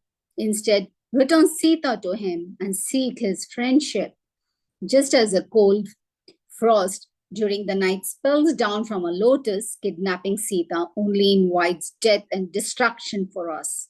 Ram's arrows are like poisonous snakes. Even Brahma, Vishnu, and Shankar will not protect an enemy of Ram. Think about it. This advice is in your best interest. Ravan scoffed at Mandodari. A woman's mind is weak. As a result, she gets scared very easily, even when there is no reason to do so. My army can easily destroy the monkeys and bears. I'm undefeated in the three worlds. Then why do you worry?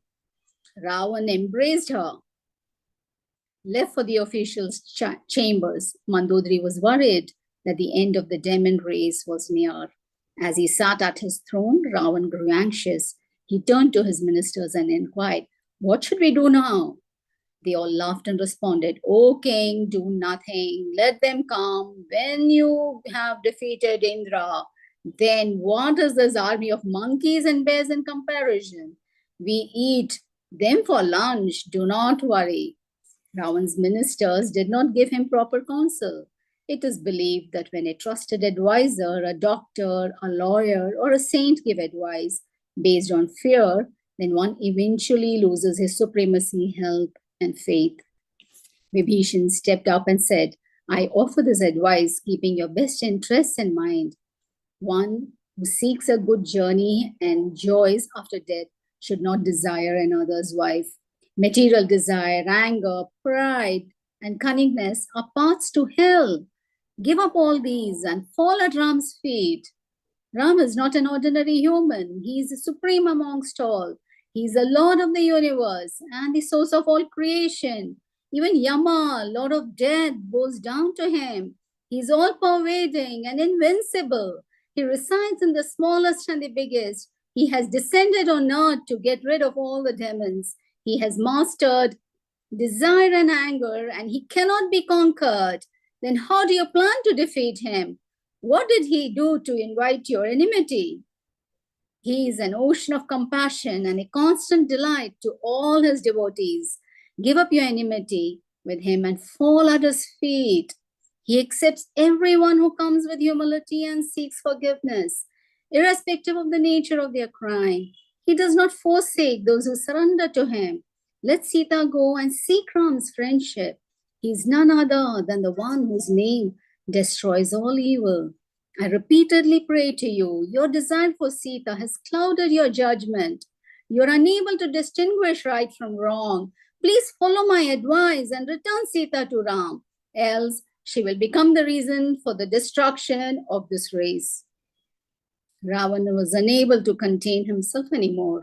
He stood up and shouted, "How dare you side with my enemies? I take care of you and provide you all your needs. And now you turn your back on me? Why don't you go to them and guide them?" Ravan was so angry at Vibhishan that he came down from his throne and kicked him.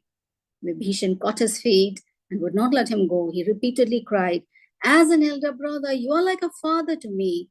Thus I respect you. I beg you to make peace with Ram and secure your future."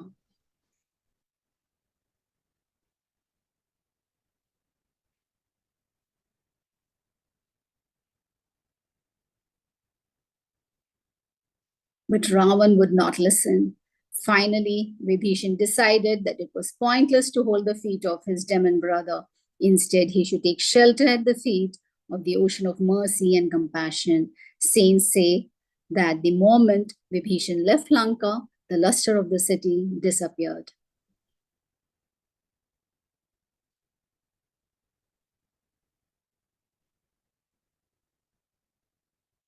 Vibhishan surrenders to Ram. Vibhishan flew across the ocean to Ram. He was so excited that he would finally get darshan of the Supreme Lord, his Ishtadev. After all these years, he would be able to grasp Ram's lotus feet. These were the same lotus feet that Janaki had locked in her heart, the same ones whose wooden sandals were worshipped by Bharat, and the same ones that ran behind the elusive golden deer. His heart and mind were full of humility and devotion as he thought, "I belong to the Rakshasas. Due to my tamasic nature, I have committed many sins. Will he accept me? What good I have done in this life? I don't think I'm worthy of the shelter of his feet. It is only my belief in Hanuman's words that Ram is Sharangat Vatsal. He accepts everyone who surrenders to him, that I dare take this risk." As Vibhishan arrived, Sugriv and his army grew suspicious. What was this demon from the enemy camp doing here? Sugriv informed Ram about it. As the all-knowing, Ram knew exactly why Vibhishan had come to the sentiments he harbored. Yet, to maintain his friendship, he turned to Sugriv and asked, "Yes, he's from the enemy side. What do you recommend we do in such a situation?" Sugriv replied, "My lord, Vibhishan is a demon. He can change his form as he wishes. The demons are known to eat flesh and blood. In addition, he is Ravan's brother, the same Ravan who kidnapped Sita. He could have come here to spy on us. In my opinion, he is not to be trusted. He should be taken captive and thrown in prison." Ram smiled. He was not surprised to hear Sugriv's response. He said, "Sugriv, the advice you have given is generally good. However, this is not my policy. I accept anyone and everyone who falls at my feet. Their history, background, race, education, level, status, etc. are not relevant to me. A sinner would never think of worshipping me, but the moment one turns towards me, their sins from endless past lifetimes are washed away. Only those who are pure at heart can attain me. Even if he has come here as a spy, he cannot destroy or ruin us. We have nothing to fear. Now go, get him here. Sugriv did not like Ram's response, but he had no choice. In the meantime, as Vibhishan was waiting, he spotted Ram and Lakshman. A thrill ran down his spine, and the hair on his body stood on end. With tears in his eyes, he approached Ram and said, "O Lord, I am Vibhishan, the younger brother of the 10-headed demon king Ravan, who kidnapped the mother of the universe. I belong to the demon race that rejoices in evil. Just as an owl is fond of darkness, I have an inherent propensity to sin.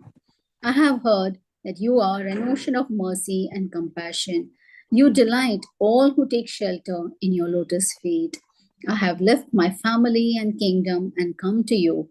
Please accept me." Sugriva was astonished to see Vibhishan's devotion. He felt ashamed when he thought about how much he doubted Ram at first. He grew humble and accepted Vibhishan as an associate. Ram was very pleased to hear such words from Vibhishan and embraced him. Then he sat him down and inquired, "Tell me, is all well with your family in Lanka? Living day and night with the demons? How were you able to engage in devotion? I know your nature. You are averse to any wrongdoing." Vibhishan replied, "O Lord, all is good now that you have accepted me. There can be no happiness unless one sacrifices all desires and attaches the mind to your lotus feet. Attachment, greed, jealousy, and pride only go away when the sun of your glory shines in the heart. You, the Supreme Lord, whom even the sages fail to understand, have accepted a fallen soul like myself. I am blessed beyond measure." Ram replied, "O King of Lanka, my nature is known only to those who love me selflessly. Even if one is the greatest sinner and comes seeking my protection, I accept him."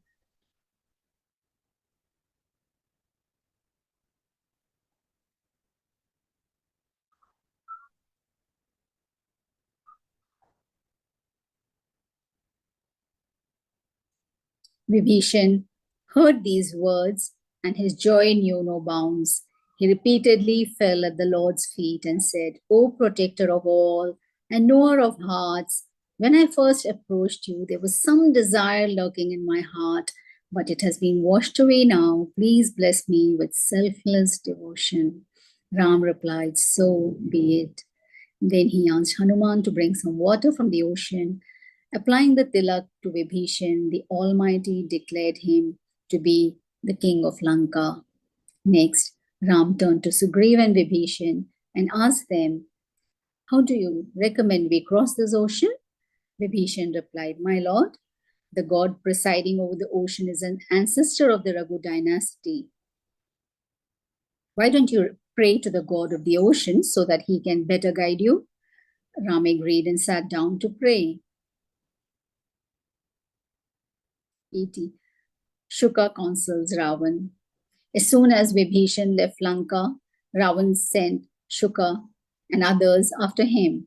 The spies changed their form to that of monkeys and bears so that they would not be discovered. The spies witnessed the conversation between Vibhishan and Ram.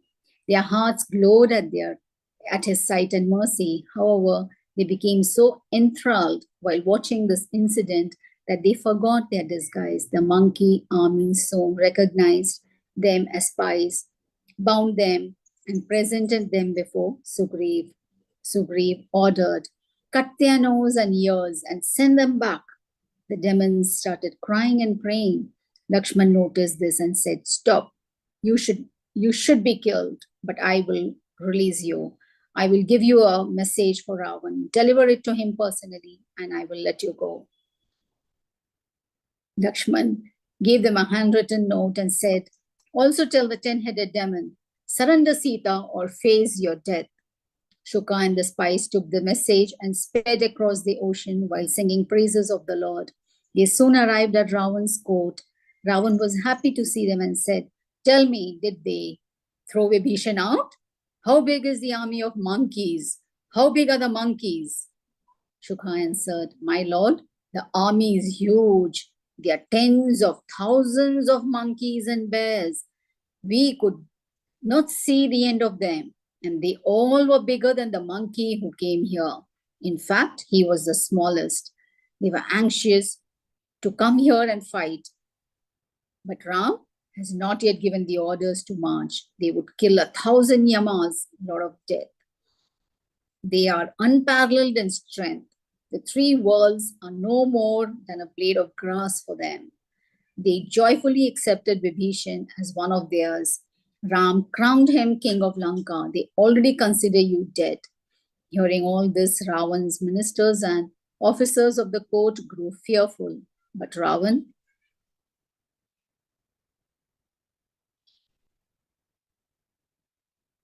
held his ground. He asked, what was that aesthetic Ram doing?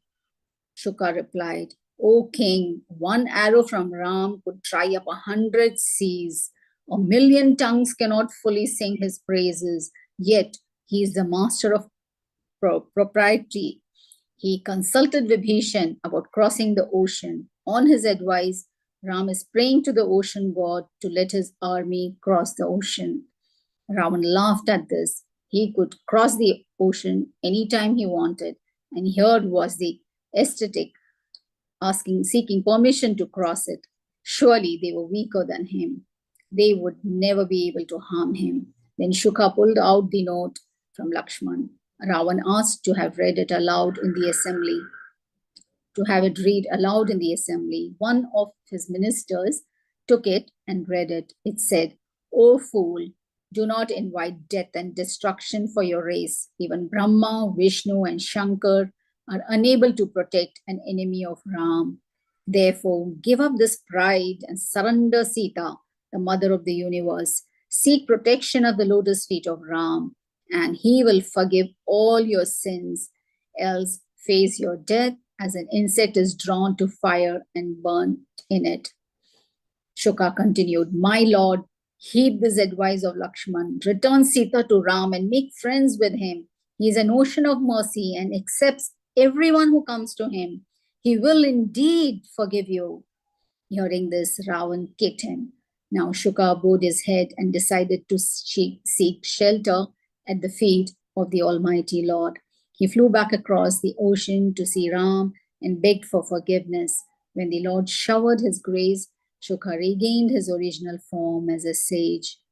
He had been cursed by sage Agastya to a demon form. With his mind attached to the Lord's feet, he went back to his hermitage. 81 Bridge to Lanka. Ram had been fasting and praying to the ocean god for 3 days now, and there has been no response. When the ocean god did not acknowledge Ram's request, he grew angry. He pulled out his bow and aimed an arrow at the ocean. Seeing this, the ocean god quickly came up and clasped Ram's feet. He said, my lord, please forgive me. Ether, air, fire, water, and earth are all inert by nature. By my nature, I am fathomless and cannot become shallow. By your glory, I can be dried up, and the monkey army can cross over me, but this will not bring me any glory. I will do whatever pleases you. Hearing this, Ram withdrew his bow and arrow and said, dear father, please recommend a way by which my army can cross this vast ocean. The ocean replied, 2 monkey brothers in your army, Neel and Nal, have a boon that anything they touch will float on water. Ask them to build a bridge of stones and rocks over me. I will support them in every way I can. Ram said, very well, but now that I have strung an arrow, what should I do with it? It cannot go waste. The ocean god replied, my lord, my northern shores are disrupted by evil creatures. Please aim it at them and relieve me of my agony. Ram said, so be it, and released his arrow towards the northern shore. As soon as the arrow hit the water, all the water was sucked up and the creatures died. Then that land was blessed by Ram to be ever plentiful.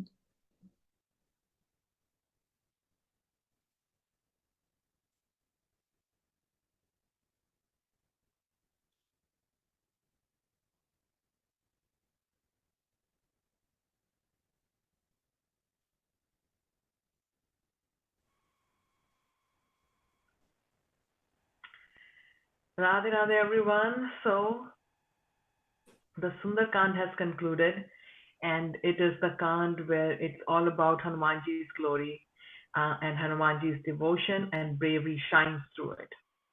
Talking of devotion, the beauty of Ram and Hanuman's relationship is that Hanumanji was an avatar of lordship. While lordship serves Ram, Ram worships lordship.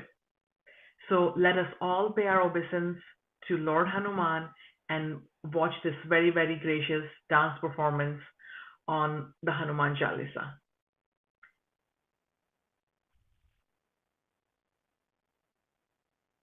Shri Guru Charan Saroj Raj Nij Man Mukur Sudhar Bharanu Raghubar Vimal Yash Jodayak Phalachar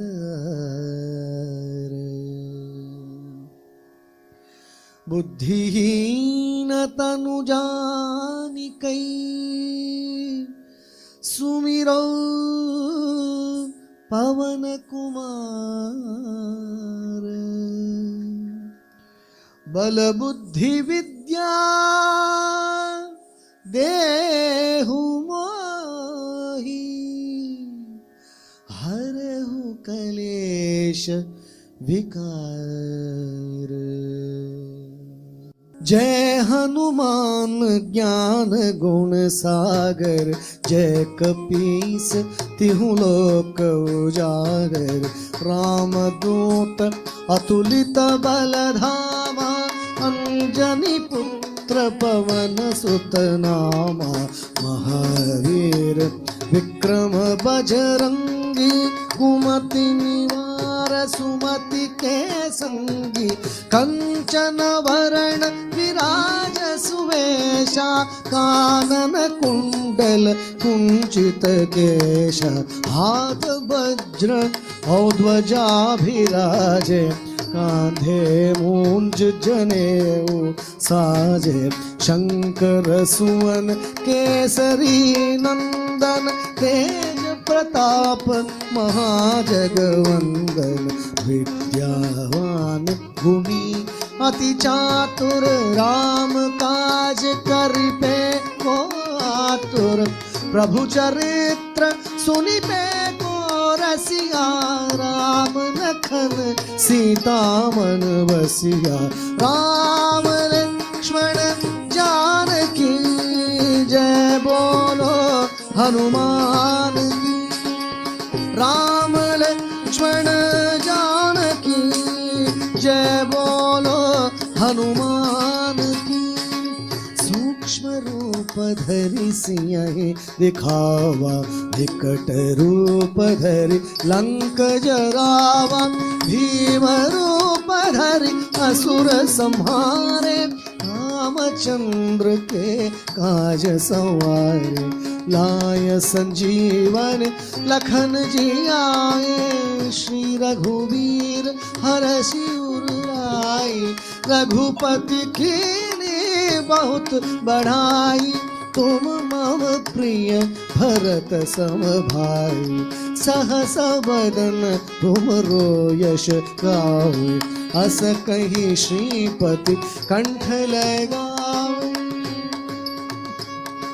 सनकादिक ब्रह्मादि मुनीषा नारद शारद सहित ईश यम कुबेर दिक्पाल जहाते कवि कोविद कही सके कहाते।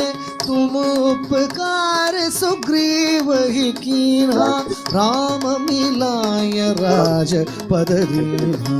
राम लक्ष्मण जानकी जय बोलो हनुमान की। राम लक्ष्मण जानकी जय बोलो हनुमान की।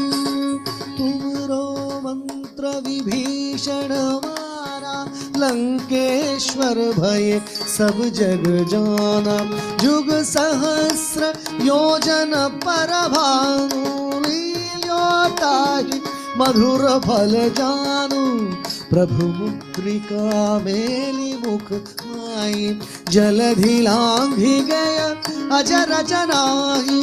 दुर्गम काज जगत के जेते सुगम अनुग्रह तुम रे तेते। राम दुआरे तुम रखवारे हो तन आज्ञा बिन पैसारे। सब सुख लहे तुम्हारी शरणा तुम रक्षक काहू को डरना। आपन तेज संहारो आपे तीनों लोक हांकते कांपे। भूत पिशाच निकट नहीं आवे महावीर जब नाम सुनावे। राम लक्ष्मण जानकी जय बोलो हनुमान की। राम लक्ष्मण जानकी जय बोलो हनुमान की। नासे रोग हरे सब पीरा जपत निरंतर हनुमत बीरा। संकट से हनुमान छुड़ावे मन क्रम वचन ध्यान जो लावे। सब पर राम तपस्वी राजा तिनके काज सकल तुम साजा। और मनोरथ जो कोई लावे तासु गमित जीवन फल पावे। सारो युग प्रताप तुम्हारा है प्रसिद्ध जगत उजियारा। साधु संत के तुम रखवारे असुर निकंदन राम दुलारे। अष्ट सिद्धि नवनिधि के धाता असबर दीन जानकी माता। राम रसायन तुमरे पासा सदा रहो रघुपति के दासा। अष्ट सिद्धि नवनिधि के धाता असबर दीन जानकी माता। राम रसायन तुमरे पासा सदा रहो रघुपति के दासा। राम लक्ष्मण जानकी जय बोलो हनुमान की। राम लक्ष्मण जानकी जय बोलो हनुमान की। तुम्हारे भजन राम को भावे जन्म जन्म के दुख बिसरावे। अंत काल रघुपति पुर जाई जहाँ जन्मी हरि भक्त कहाई। और देवता चित्तन धरई हनुमत से सर्व सुख करई। संकट मिटई सब पीरा जो सुमिरे हनुमत बलबीरा। जय जय जय हनुमान गोसाई जय जय जय हनुमान गोसाई। कृपा करहु गुरुदेव की नाई। यह शत बार पाठ कर जोई छूटहि बंधि महासुख होई। जो यह पढ़े हनुमान चालीसा होय सिद्धि साखी गौरीशा।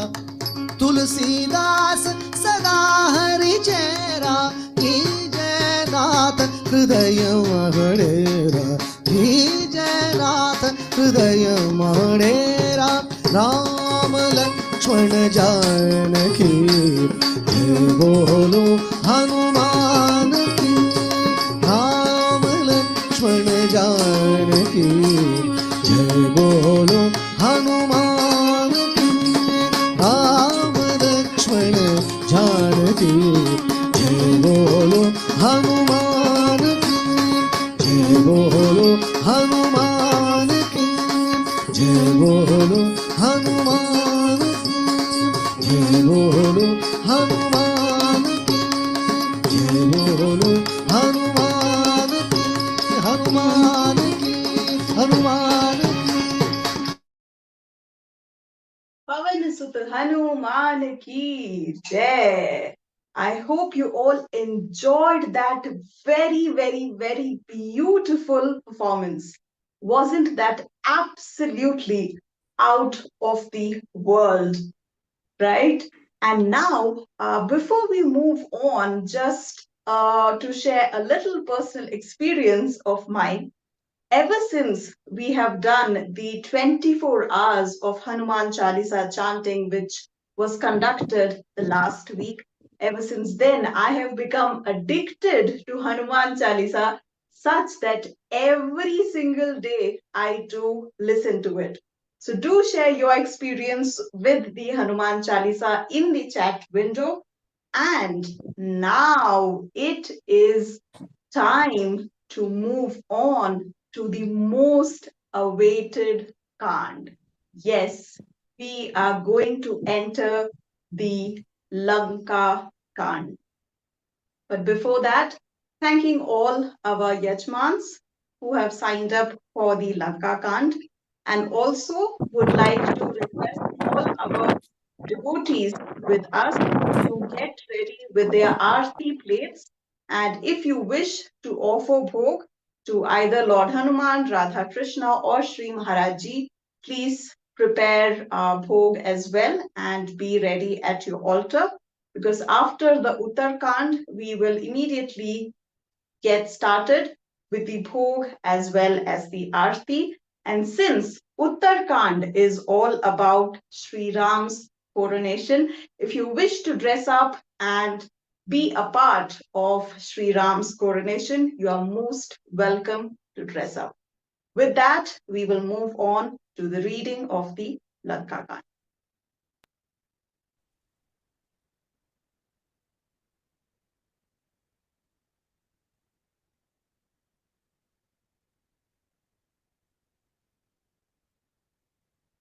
Chapter 82, Ram arrives at Lanka. After the ocean god left, Ram turned around to the troops and said, "There is no more reason to delay. Build the bridge so that we can cross over this ocean." Jambavan stepped up and with folded palms said, "O crown jewel of the Surya Vansh, your name is a bridge that leads people across the ocean of Maya. This bridge shall not take time." He then turned to Nil and Nal and said, "Start building the bridge. Sing the glories of the Lord. Keep your mind attached to him while doing so, and you will not experience any difficulties." Next, he turned to the army and said, "Keep the image of the Lord's lotus feet in your mind and start gathering stones to build the bridge. Assist Nil and Nal as required." The monkeys and bears ran around getting boulders for the bridge. Nil and Nal guided them as to where and how the stones were to be laid on the ocean. The ocean guard supported them so that the rocks would stay together and float on water. Ram was very happy to see everyone working together in this manner. He decided that he would dedicate this spot to his Ishtadev, Lord Shiv. Also, Ravan was an ardent devotee of Lord Shiv. Before killing him, he decided to appease Shiv. Some from the army went in all directions to bring the various sages for this holy ceremony. The celestial gods also attended this beautiful event.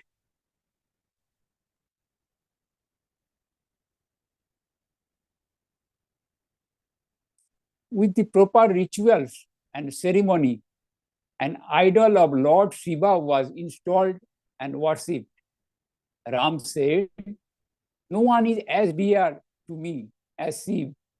One who is an enemy of Shiv but called himself my devotee will never attain me. Similarly, those who are my enemies but worship Shiv shall never attain him." Everyone present was very happy to hear this message of love and devotion. After the ceremony, they all returned to their homes.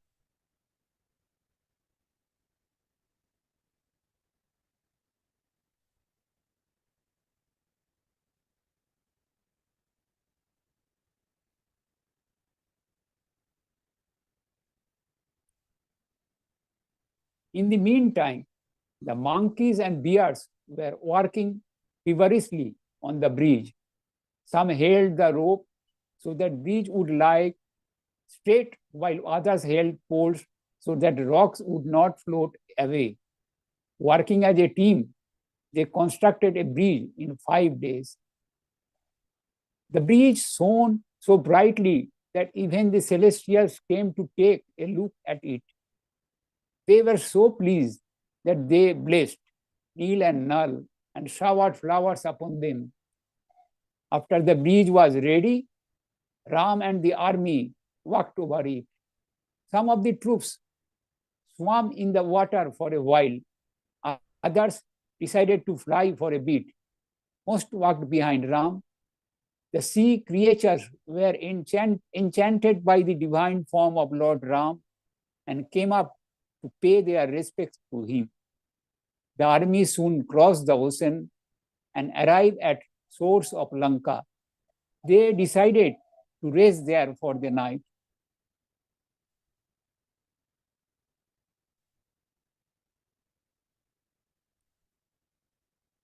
Chapter 83, Mandodari and Prasasta counsel Ravan.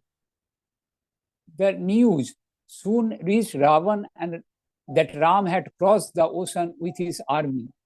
Ravan was scared and shocked, but did not show it. When Mandodari, Ravan's chief queen, heard about this, she gently took him aside. In soft and sweet tones, she said, "My beloved, please listen to me as I say this. Do not get angry. One should make enemies with another whom one can defeat by intelligence or physical force. But the Lord of the Raghus is like the sun, and you are like a firefly. Can the firefly ever hope to conquer the sun? Ram is none other than the Supreme Almighty. Do not wage a war with him. Instead, give Sita back and admit your wrongdoing. Ram is ever forgiving and accept all who come to him with humility. You have achieved everything you wanted to. You conquered the celestial gods and demons, and you rule over regions of animate and inanimate creation. At this stage, your life, it is recommended to retire to the forest and absorb your mind in the Lord. Give up all attachments and worship God. The great sages and kings sacrifice their all for him. Know that he was come here to shower his grace upon you. Do not waste this opportunity. With tears in her eyes, she fell at his feet and cried, "If you accept him, your fame will spread far and wide. Also, know that our union shall last unto eternity. Ravan said, listen, Mandodari, there is nothing to fear. Who can defeat me? Indra, Kuber, Jama, etc. are my servants. They dare not to oppose me. By Brahma's boon, gods, humans, and demons cannot kill me. Then what is there so to fear? Ravan tried to comfort Mandodari and left for the assembly hall.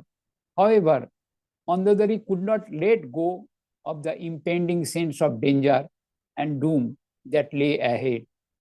In the courtroom, Ravan asked his ministers, now that Ram and his army are here, what should we do? His ministers replied, O king, why do you keep asking the same question repeatedly? Why do you worry? Monkeys and bears are our lunch.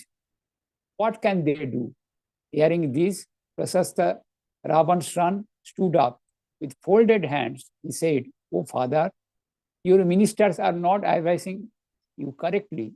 Ask them why they not stop and conquer the lone monkey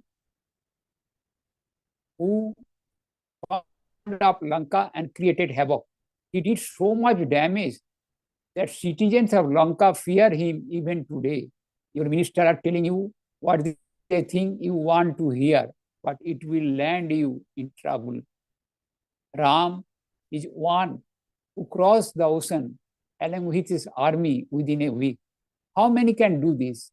He is not an ordinary man. Think about it. Please listen carefully to me. Do not think I am a coward. There are many who will not give you sound advice because it is hard on the ears. On the other hand, well-wishers are those who will convey the proper message at the right time.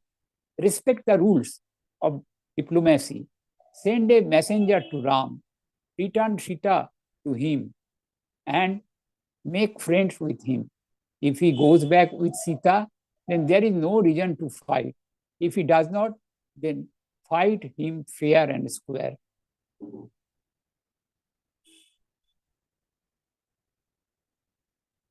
Upon hearing these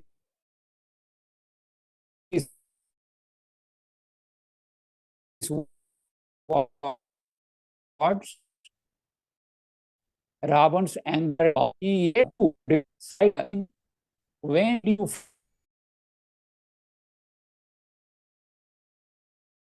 you see his father's reaction.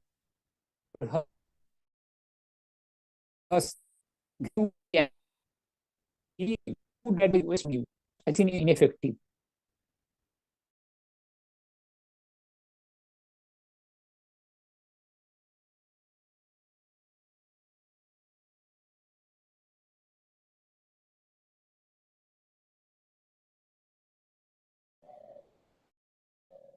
Ram decided to lie down to rest for the night. From where he was, he could not but help admire Lanka's skyline.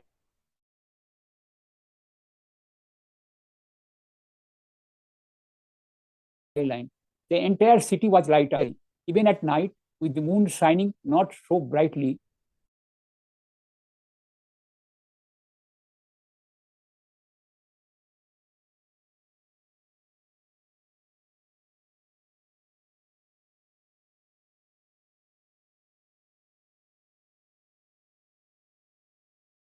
So indicates that a hailstorm might hit us tonight.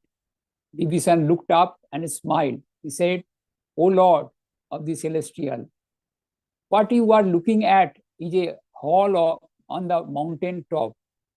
Ravan goes there in the evening to watch the music and dance performance. The low cloud is large royal umbrellas on Ravan's head. The lighting is Queen Mandodari's earrings flashing, and the rumbling sound is none other than the cymbals and other musical instruments. Ram smiled upon hearing Vibhishan he decided to send a warning to Ravan. He strung his bow and aimed the arrow at Ravan's umbrella. The arrow sped through and brought down not only Ravan's umbrella but also his crown. Then it caught Mandodari's earrings, which fell to the ground and came back to rest in Ram's quiver. Everyone in the hall was astonished to see this arrow that seemed to come out of nowhere. The music stopped and everyone sat stunned in silence, not knowing what to think or do. Seeing that everyone in the hall was shocked and considered this an ill omen, Raman laughed and ordered all to retire for the night. But fear gripped Mandodari. She fell at her husband's feet and pleaded, "O Lord of my life, please listen to my prayer. Give up your obstinacy and enmity with Ram. Believe me when I tell you that he is omnipresent and omniscient one. Hell is his feet, while Brahma's abode in his head. The sun is his eyes, and the clouds are his hair locks. The celestial twins, Asini Kumars, are his nostrils, while the heavens are his ears. The winds are his breath, Vedas are his speech, reed his lower lip, and Yama, Lord of Death, his teeth. Maya is his laughter, and the Lord of the different directions are his arms. Fire is his mouth, while Varun, celestial god of water, is his tongue. Mountains are his bones, and rivers are his veins. The ocean is his stomach, while the volcanoes are his organs of excretion. In this manner, the entire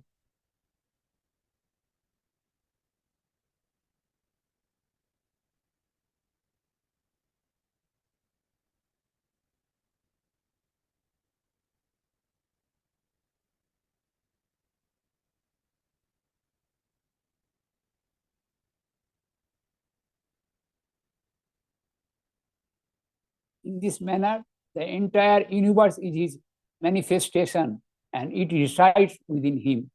Lord Shiva is his ego, Brahma his region, and the moon his mind, and Vishnu his understanding. This Supreme Almighty has descended as Ram. Do not mistake him for a mere mortal. Cultivate a friendship with him. Do not make me a widow, I beg you. Ravan laughed and said, "Oh, how great is the power of love! You have described his cosmic form, but I am not scared. You forget that all these elements are under my control. They cannot disobey me. There is nothing to fear. Come, let's go back to the chambers." Mandodari followed Ravan, but in her heart of hearts, she was convinced that Ravan could not see death standing at his doorstep.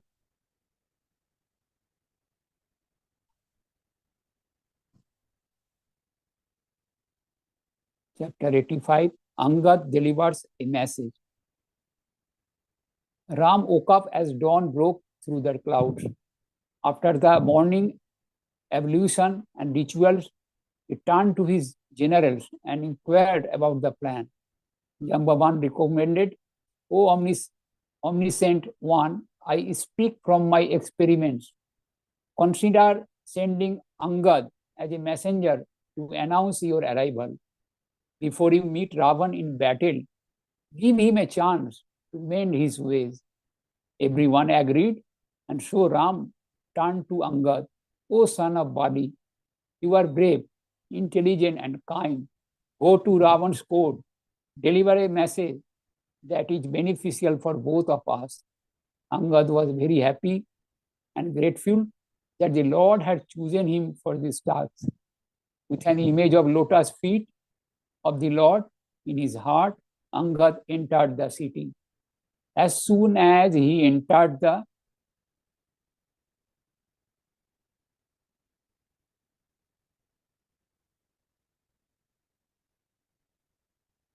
walled city of Lanka, he met Prahasta, The two were young and eager to fight.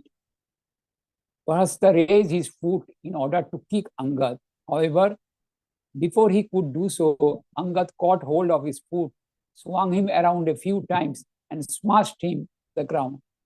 As the word spread that Prahasta had been killed, everyone grew scared. They all thought that the same monkey was back to create more havoc. No one would dare look at him. If he asked for directions to palace, they merely pointed out the way to him. None had the courage to tell Ravan of this incident.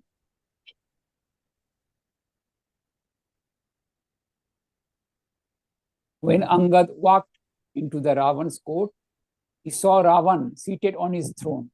Ravan looked like a huge mountain.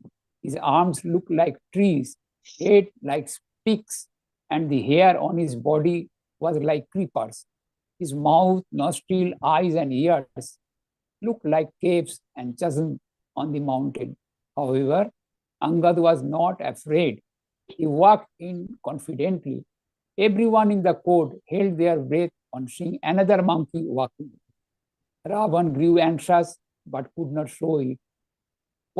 Once Angad was seated, Ravan asked him, "O monkey, who are you?" Angad replied, "You ten-headed Ravan, I am a messenger of Ram, hero of the Raghu race. Since my father was your friend, I have come keeping in mind your best interest. You are the grandson of the great sage Pulasta, one of the mind-born sons of Brahma. You have boons from Brahma and Shiv to protect you, and all the elements of nature bow down to you. In your arrogance, you carried away the mother of the universe. Return Janak's daughter to Ram, and he will forgive you." Ravan roared at Angad, "How dare you talk to me like this? Do you not know that I am an enemy of the gods? Who are you? What is your name? Who is your father, upon whose friendship you come here trying to counsel me?" Angad answered, "My name is Angad, and I am the son of Bali, the monkey king. Did you ever meet him?" Angad taunted Ravan by reminding him of Bali. When the two had fought, Bali had defeated Ravan and had kept his head under his armpit for 6 months. Naturally, Ravan did not want these two to be publicized. So he replied with a pretended air, "Ah, yes, I seem to remember him somewhat. You are his son, are you? How is he?" Angad laughed and replied, "You can ask him yourself when you meet him in 10 days. He will be more than happy to tell you about those who harbor enmity towards Ram." Ravan replied angrily, "I have not harmed you, keeping in mind the rules of statesmanship and diplomacy, and yet you dare to talk to me like this." Angad was quick to retort, Yes, I have heard about and seen your regard for statesmanship. Is that why you choose to kidnap another's wife behind his back? And I have seen with my own eyes the protection you give to a messenger." Ravan tried to scare Angad. He said, Now tell me, Angad, who is your army is fit enough to fight with me? Your leader Ram has grown thin and weak due to the separation from his wife. His younger brother Lakshman is feeling too sad to do anything about it. Jambaman is too old to move, while Neel and Nal are mere architects, not warriors. You and Sugriv are like trees on a river bank that can be washed away any minute, and my younger brother Vibhishan is too scared to fight with me. That leaves the monkey came here the other day. Angad smirked and said sarcastically, "Tell me seriously, did one little monkey really burn down all of Lanka? Who would even believe a story like that?" Then in a serious tone, he continued, "That little monkey whom you are scared of is just a messenger in your army. There are hundreds and thousands that are stronger than him. None in our army would choose to fight with such a lowly demon as you. Become friends with Ram or choose to fight with equals. Ravan refused to be ashamed. Instead, he said, listen, little monkey. I am the same Ravan who is well known to Lord Shri. He is aware of how strong I am. I have readily sacrificed my heads numerous times in his worship. Everyone across the three worlds is aware of my might. Even today, when I talk, the earth trembles like a little boat when a mad elephant steps into it. Tell me, have you never heard of me? Your demean that Ravan and glorify a mere mortal. Now I understand what goes on in that pea-sized brain of yours. Now it was Anga's turn to get annoyed. He said, you fool, be careful what you say. You are talking about the one upon whose sight the great sage Parsuram's ego melted. Just as the Ganga is not an ordinary river and Garuda is not an ordinary bird, so too Ram is not a mere man. His abode, Saket, is not an ordinary place, and devotion to him is certainly not an ordinary benefit. In all seriousness, why do you not give up this hypocrisy and worship him? If you fight with him, even Brahma and Shiva will be unable to protect you. If you fight, your heads will roll, and the monkey and bears will play with them, thinking them to be little balls. You are no match for the Lord's arrow. Hearing such word, Ravan became angry as if salt had been added to an open wound. Trying to sound brave, he retorted, if you think your master is so powerful, then why did he need the help of monkeys to cross the ocean? Even ordinary birds can fly over it easily. All these celestials are under my rule, and yet you glorify a mere prince. If your Lord is so brave and courageous, why does he keep sending ambassadors here? Why does he not come himself and face me? Is he scared? Angad replied, oh fool, you think you are courageous. A magician is never called brave just because he can cut off his own head or arms. He is called a fool. Now stop bragging about yourself. You have only 2 stories to share, which you have repeated 20 times over. I am tired of listening to them. I am not here to negotiate with you. I was sent to convey a message. Give up your pride. If I had my master's order, I would have killed you and taken Mother Sita back, but I am not in a position to do so. Don't provoke me anymore. Ravan's feelings were hurt, but he was the king and could not show any weakness. So he beat his lower lip and burst out. Oh, Pani monkey, why are you inviting your death? For such a small animal, you are saying pretty big things. He, upon whose power you rely on for protection, has no strength, intelligence, fame, or honor. His own father thought him to be dull-witted and sent him to exile in the forest. The pain of separation from his wife is taking a toll on him, and he lives in constant fear of me. We demons eat men like him for lunch.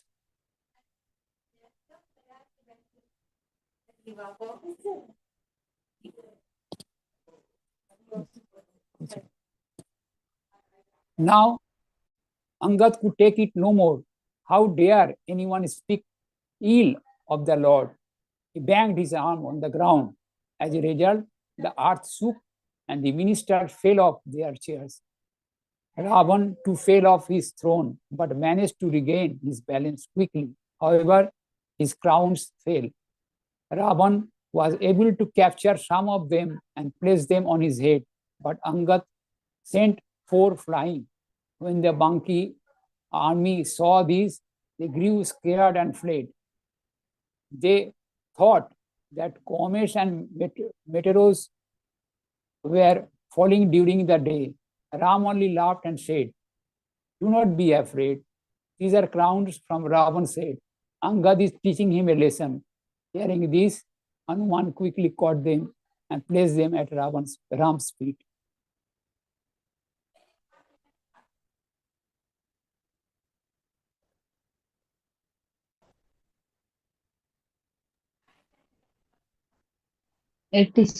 Angad humiliates Ravan. After Ravan regained his balance and crowns, he thundered, "Catch this monkey and kill him. Go around the city and kill all monkeys and bears. Then go to the shore and kill the army of monkeys and bears. Catch Ram and Lakshmi and bring them to me. Go now." Angad said angrily, "Oh, you wretch! Are you not a Assam yourself? Why don't you just cut off your own throat and die? Oh, kidnapper of women, a repository of sin bound by unending desires, you are now talking rubbish. You are only inviting your death. I am surprised that your tongues have not yet fallen off. How can the one who killed Bali, who is a single arrow, be an ordinary man? How is that you have 20 eyes and are still blind? Lord Ram are thirsty for your blood, so I will spare your life. I would love to pull out all your tongues, but I do not have my master's permission. I am so angry that I washed your 10 heads and threw them into the ocean. Then, remembering the image of Lord in his heart, Angad stamped his foot down in the middle of the courtroom. He challenged Ravan, "If you or your courtiers can move my foot, we will for Mother Sita and go back, I dare." Ravan ordered the entire court to try to move Angad's foot. One by one, all his ministers got up, tried, but they all failed. The mightiest of demons in Ravan's court tried, but not lift his leg. Even Indrajit failed. They all shut shamefaced and not knowing what to do next. They tried to go together and in groups, but failed again. Saints say that Angad's foot would not, just as the faith of a saint does not shift in front of obstacles. Ravan could not believe eyes. No one could lift the leg of his puny little monkeys. The entire court was now scared of this monkey too. Fear held a tide in their hearts. Having seen the strength of two monkeys, they could only guess what the rest of the army was like. Ravan realized that he had no choice but to try. His pride was at stake. He went up to Angad and cut his foot.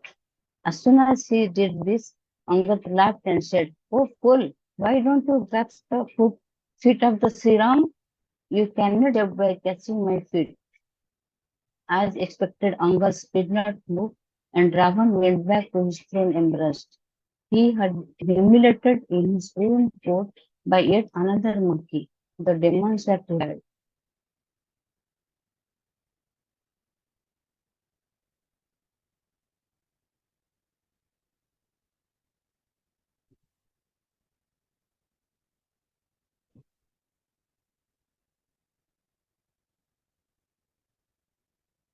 Angad tried to counsel Ravan some more, but he would listen. It seemed that Ravan was determined to face his death. Angad rushed back to the Lord and fell at his feet. Ram met him and seated him by his side. Then he asked, "Tell me, dear Angad, Ram is the king of the demons. He is powerful. I am curious to know how you managed to get your hands on 4 of his crowns and send them my way." Angad replied, "My lord, these are the 4 virtuous resources of king: consolation, sham, gift, dan, coercion, dan, and division, bhed, that decided to leave Ram. Ravan lacks vision, harbors an immense hatred for the lotus feet of Lord, and is determined to face death. I guess that why these 4 virtues of statesmanship and diplomacy decided to seek shelter at your feet." This is Mandodari. This is Ravan. The news of the day event reached Mandodari. When Ravan returned to his private chambers, she gently advised him, "My love, please stop to think about what happened today. Your fight with Lord of the Refuse is unnecessary. You are not strong enough to cross the line that Lakshman drew when he left Sita alone. There are limits to your power and might as well. When one's master performs such daring feats, do you really think you can conquer him?" The fast he flew across the ocean as if it were a game, killed one of your sons under your wings, and left this city in ashes. What happened to your pride then?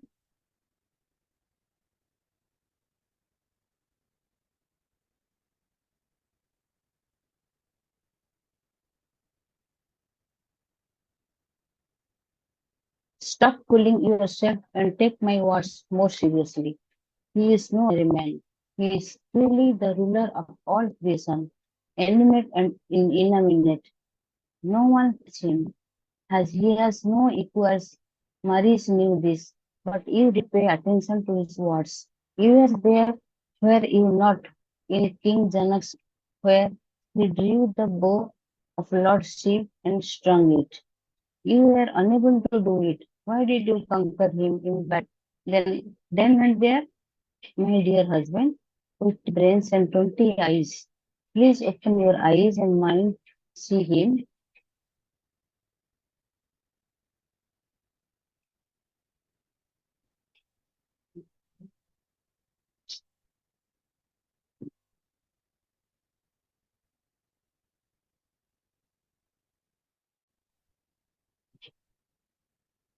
My dear husband, with 10 eyes and 20 eyes, please open your eyes and mind and see him for who he is. He caught Dushan and Bali in the blink of an eye. Do you know that the bridge across the ocean was constructed in mere 5 days? Merciful Lord sent a second messenger in the form of Angad, who, like a lion in the midst of a herd of elephants, squashed your pride, your own growth. His army may be one of monkey and bears, but have the strength to kill us all. They are completely dedicated to him. Yet you think him as an ordinary mortal man?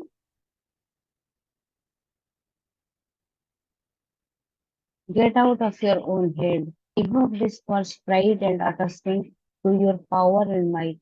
They are leading you to your downfall. Are you so hell-bent on dying that you can see that death has robbed you all of devotion, strength, vision, and good men?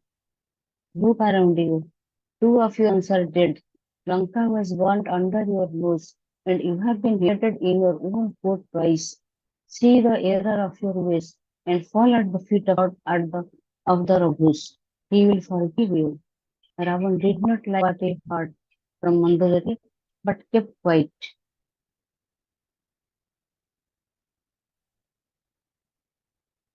88 Ram Ashlanka. After Anga's return, Ram delayed to attack Lanka. His attempt to send Hanuman and Angad to guide Ram to change his mind had been unsuccessful.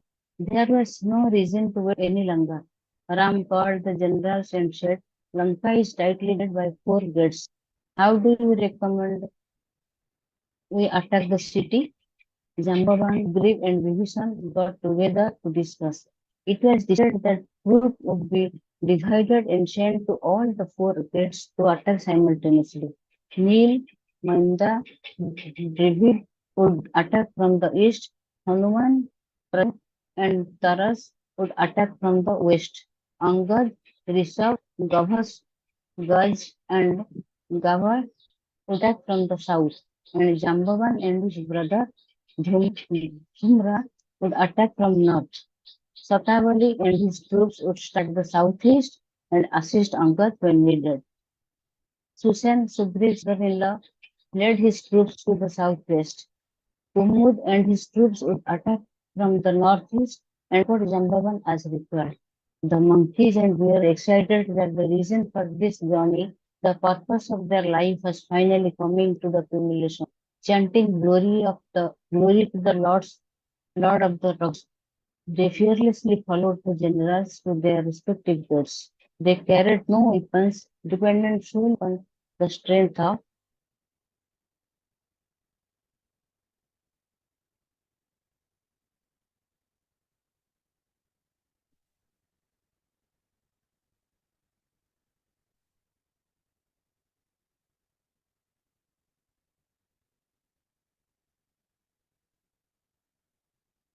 slowly upon the strength of their master.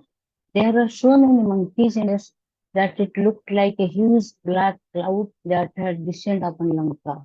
No one thing to shout, all the celestial gods and sages came from heavens to their war. Upon Ram's order, the monkey and bears jumped over the wall and started destroying everything inside. They killed all the ones they saw, all while chanting glory to Sri Ram. May victory be his. None was spared. When Ravan heard about attack, he laughed. My demons are hungry, and here is food, right at our doorstep. Kill each and every monkey and or bear. No one should be left alive. Ravan demon army picked up their axes, slings, javelins, iron dogs, picks, swords, rocks, and any time they could use as weapons, and come out to fight the monkeys and bears. The demons are like vultures that swoop down on gems, thinking them to be food. Little they know that when their beaks hit the gems, how badly they would be hurt. There was utter chaos in Lanka. This party called PURUSH victory. The demons are strong, but the monkeys bears were no less.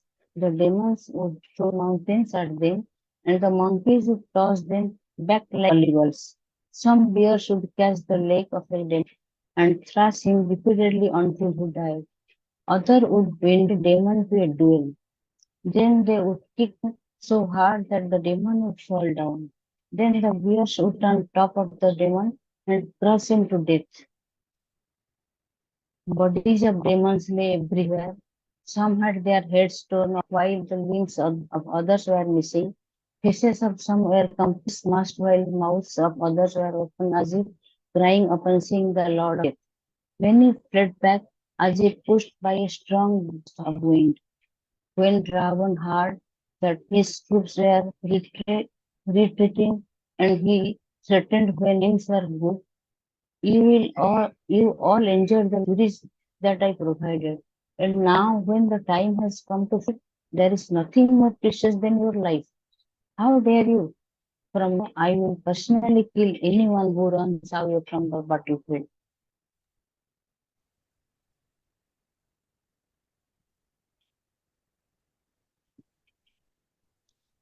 Chapter 89, Hanuman and Angad create havoc. Upon Ravan's orders, all the demons rushed to fight with the monkeys and bears. They were fierce and unrelenting in their attacks. Now the monkeys and bears grew scared and started fleeing. ମୋଟା କମ ଦେଇଥିଲି. In the meantime, Hanuman was fighting Indrajit on the western gate of the city. The two fought valiantly, and neither was willing to give up or be defeated. Frustrated, Hanuman roared, picked up a huge boulder, and rushed at Indrajit. Hanuman smashed the boulder and destroyed Indrajit's chariot, killed his charioteer, and made Indrajit fall. He then kicked Indrajit, who was hurt. Another charioteer saw this and took Indrajit back to the palace for safety. When Angad heard that Hanuman was fighting alone in one giant leap, he crossed the city and came to support him. The two created havoc within the demon army.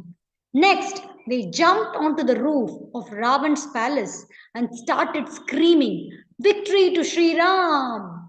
The citizens of Lanka grew alarmed to see not one but two fierce monkeys on Ravan's palace.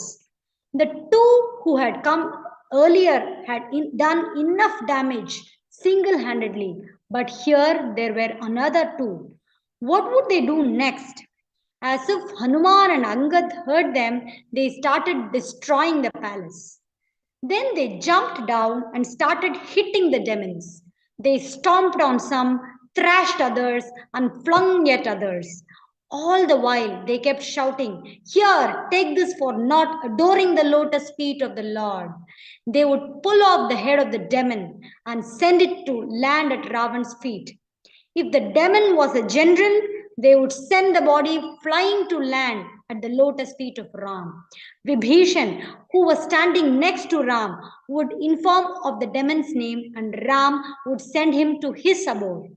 In this way, Ram blessed those sinful demons for which many yogis perform austerities all their life. Observing all the dead bodies landing at his feet, Ram smiled, for he knew what Hanuman and Angad had entered the city and were creating havoc. As dusk appeared on the horizon,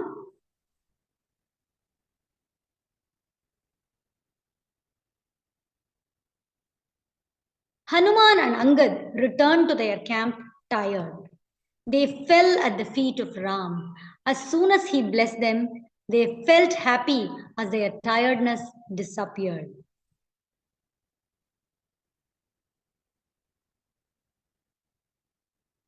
Chapter 90, Demons Fight into the Night. When the army of monkeys realized that generals like Hanuman and Angad had gone back, they too started to withdraw for the day. Unfortunately for them, powers of the demons grow after dusk. Thus, feeling energized, the demons started attacking with renewed vigor and strength.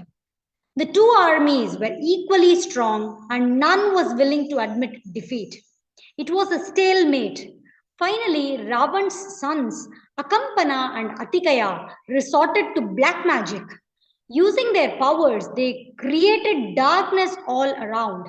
Then there appeared a shower of blood, stones, and ashes. The monkeys and bears grew confused. How did it become pitch black so suddenly? They could not understand what happened. They could not see anything, not even their hands. They also became scared of the downpour of blood and ashes from what seemed like nowhere. The all knowing Ram understood what had happened. He called Hanuman and Angad and instructed them to go back into the battlefield to fight with their troops. After they left, he pulled out his bow and arrow. He shot the arrow into the sky, and suddenly there was light. Everyone could see clearly now. The monkeys and bears were relieved, for they could not only see, but their fatigue also disappeared. They were ready to face the demons. In the meantime, Hanuman and Angad reached the battlefield as well. They started tossing the demons here and there. Demons were flung into the ocean where the sea creatures were only too happy to get a free meal. Some demons were killed, some were wounded, and as usual, some ran for safety. Seeing the demons run helter-skelter, the monkeys and bears roared like lions. Now that it was night, the entire army returned to the camp. There they fell at the feet of the Lord. With a single glance, he blessed them, healed their wounds, and rid them of their exhaustion. Back at the court, Ravan called together all his ministers and said, "Today was just the first day of the battle, and half of our force has been destroyed. What should we do next?" This time, Malyavan, Ravan's maternal uncle, who had been quiet until now, spoke up. He advised, "O son, listen to my counsel. Ever since you kidnapped the mother of the universe, there have been innumerable ill omens in Lanka. Shri Ram is the glory of the Vedas and Puranas. Becoming enemies with him has never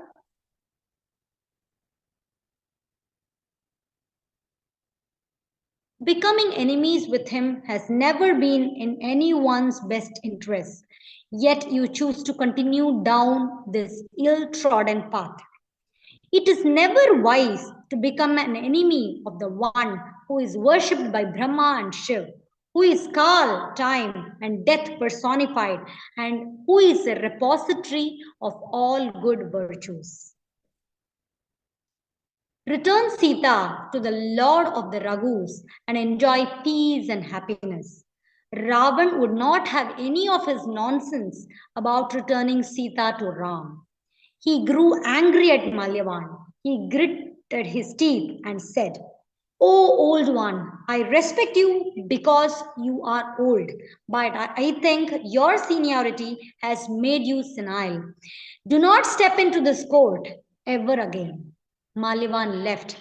Indrajit stood up and tried to offer hope to his father. He said, "O father, just wait and see what I do tomorrow." Ravan felt encouraged and retired for the night. Lakshman faces Indrajit. The next morning, the monkeys and bears returned to the city and attacked it from all the four sides. The demons retaliated. When the news reached Indrajit, he came on his chariot and shouted, "Where are those hermit archers? Where are the mighty Angad and Hanuman who came here to show off their strength? Why don't they step up and fight with me today?" Saying this, he strung his bow and shot a volley of arrows, killing many monkeys and bears. He kept up the pace, and soon the monkeys and bears were falling dead like fleas or fleeing the battlefield. When Hanuman saw this, he roared like a lion and looked like death personified. He picked up a huge boulder and threw it at Indrajit. Seeing this, Indrajit immediately flew into the sky, and the boulder destroyed his chariot and killed his charioteer and horses. From there, Indrajit sent a shower of stool, blood, hair, pus, and bones. Next, he rained stones and rocks. After that, he sent a dust storm. There was so much dust that it became dark and no one could see anything. The monkeys and bears grew scared. They didn't know what to do.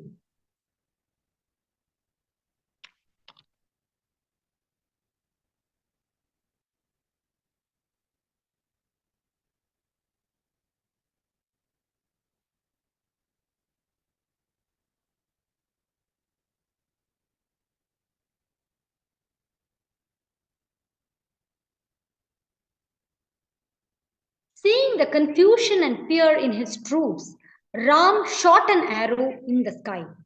The darkness disappeared and the strength of the monkeys and bears grew. They were ready to fight. Now Lakshman decided that it was time he went to the battlefield to show his support. The monkeys and bears were encouraged to see him and started shouting, "Victory to Ram," while fighting the demons. Lakshman fought with Indrajit.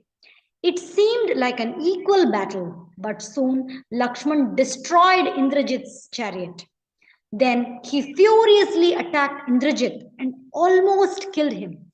To save himself, Indrajit threw a javelin that struck Lakshman in the chest. He fell unconscious. Indrajit and the demons tried to lift him so that they could capture him, but they failed. By now it was evening, and both parties retired to their respective camps. Not seeing Lakshman back, Ram inquired, "Where is my dear Lakshman?" No sooner than he said so that Hanuman came and lay him at Ram's feet. Ram was shocked to see Lakshman unconscious. Jambavan suggested, "Sushain is a physician who resides in Lanka. Bring him here so that he may be able to cure Lakshman." Hanuman went to get the physician. He brought the entire house, thinking that if Sushain requires medicine for treatment, it would save him a second trip. Sushain looked at Lakshman and then recommended a specific herb that would bring him out of unconsciousness. Seeing everyone's blank faces, he also told them the name of the mountain and its location where the herb could be found. Ram returned to Hanuman and said, "O son of wind god, go at the speed of light and bring the herb." Hanuman bowed and then leaped into the sky.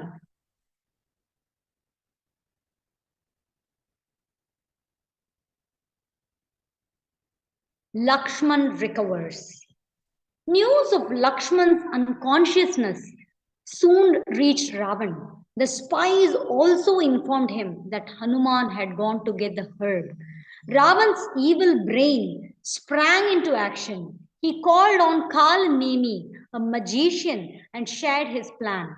Kalanemi repeatedly bet his head against the wall. What sins did he commit in his previous past lifetimes to have such an evil king? He explained to Ravan, O king, nobody can stand up to the one who reduced your city to ashes and humiliated you in your own court. Stop fighting him. Instead, install his image in your heart and worship him. Ravan flew into a rage. How dare this fellow tell him what to do? Seeing his reaction, Kalnemi decided that it was better to die in the hands of the servant of the Lord rather than in the hands of a demon. So he agreed to Ravan's plan. Using the powers of his magic, Kalnemi created a beautiful hermitage with a temple and a lake. The hermitage was located such that it was on Hanuman's path. Hanuman saw it and decided to stop by for a drink of water. Kalanemi changed his form to an ascetic and sat there as if in deep meditation. Hanuman respectfully bowed to him, and before he could say anything, Kalanemi started singing praises of the Lord. Then he said, I can tell that there is a great war going on between Ram and Ravan. My intuition tells me that Ram will emerge victorious. Hanuman smiled and requested water to drink. Kalanemi started to give water from his pot. When Hanuman said, O kind sage, is this all the water you have? It will not be enough. Kalnemi responded, In that case, please feel free to drink from the nearby lake. Come by when you are done, and I will initiate you with spiritual wisdom. Hanuman went to drink from the lake. As soon as he dipped his foot, a female alligator caught hold of it. Hanuman gave it a blow in the head and it died instantly. Then it changed its form to a celestial goddess and flew up in the sky. From there, she said, O servant of the Lord, by your very sight I have been released from a curse. My past sins have now been accounted for. In return, please mark my words. This hermit is not a sage but a demon. Hanuman went back to the sage and said, O kind sage, before you initiate me, please accept your fee. Then he wound his tail around the sage's neck. The hermit started suffocating, and soon his form changed to that of the demon. Then he died while taking the name of the Lord. Hanuman was happy to hear the name of the Lord, but he had to carry on. Lakshman's recovery was in his hands. He soon reached the mountain, not being able to find the herb. He picked up the entire mountain and started to carry it back.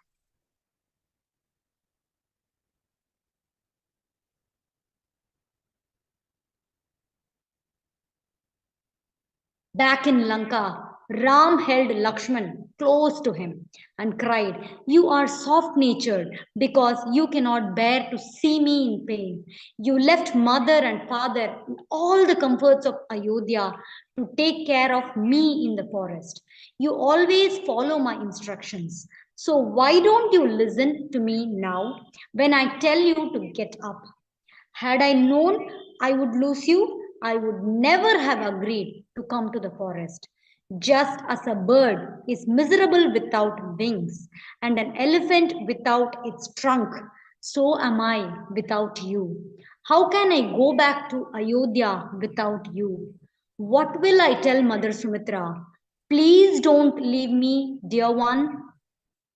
Watching their master cry like a baby, all the monkeys and bears felt helpless. In their hearts, they all prayed for Hanuman to come back quickly with a life-giving herb. Finally, Hanuman arrived. As soon as Ram saw him, he hugged him to show his gratefulness. Sushen applied the herb to Lakshman and he soon woke up. Ram hugged Lakshman, happy to have him back. All the monkeys and bears were relieved to see Lakshman up. Hanuman took Sushen back, house and all.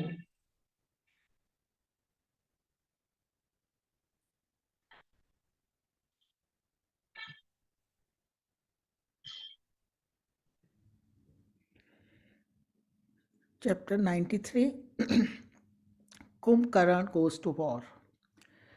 When the news reached Ravan that Lakshman had come out of consciousness, he thought fate was against him. He did not know whom to turn to next.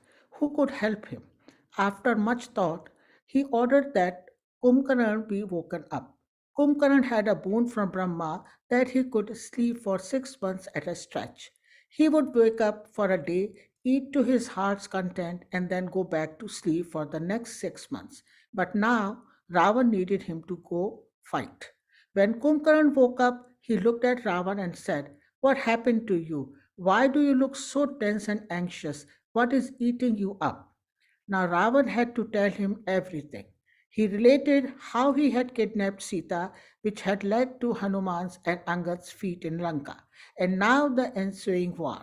Kumbhkarna reprimanded him, "You kidnapped the mother of universe? What do you expect?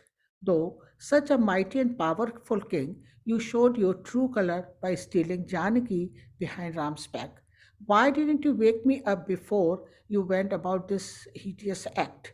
Tell me, do you seriously think you can conquer him, whose messengers are the mighty Hanuman and Angad, whom even Shiv and Brahma worship, who pervades all creation, animate and inanimate? You behaved like a fool. What do you want from me now?"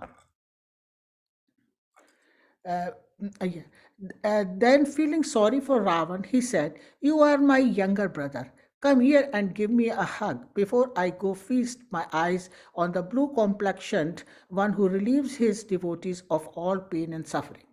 Ravan made sure Kumbhkarna was well fed before he set off for the battlefield.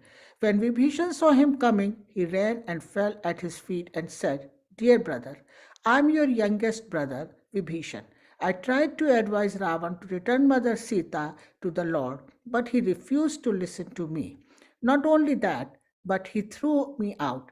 I decided to take shelter at the lotus feet of the Almighty Himself." Kumbhkarna picked him up and embraced him. He was happy to note that at least one of his brothers had the wisdom to do the right thing. He said, "My child, Ravan has lost all senses of good and bad. He is doomed to die. He will not listen to anyone or anything at this stage. You alone are the ornament of our race because you sought shelter at the lotus feet of the Lord. Worship Him in thought, word, and deed. May you stay blessed." Vibhishan informed Ram of Kumbhkarna's arrival at the battlefield. Due to his giant-like size, he looked like a huge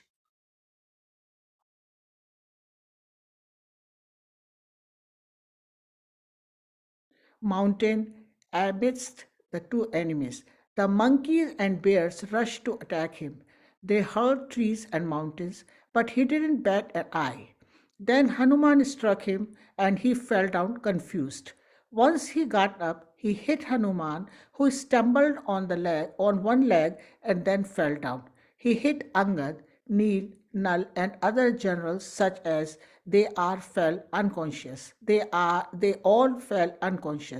He struck Sugriv unconscious and carried him around, tugged under his armpit. Seeing this, the monkeys and bears started feeling fleeting the battlefield.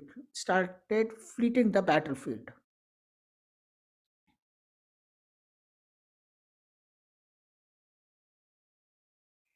After some time, Sugriv regained consciousness and slid out from under Kumbhkarna's armpit. He then bit off Kumbhkarna's ears and nose and tried to fly away.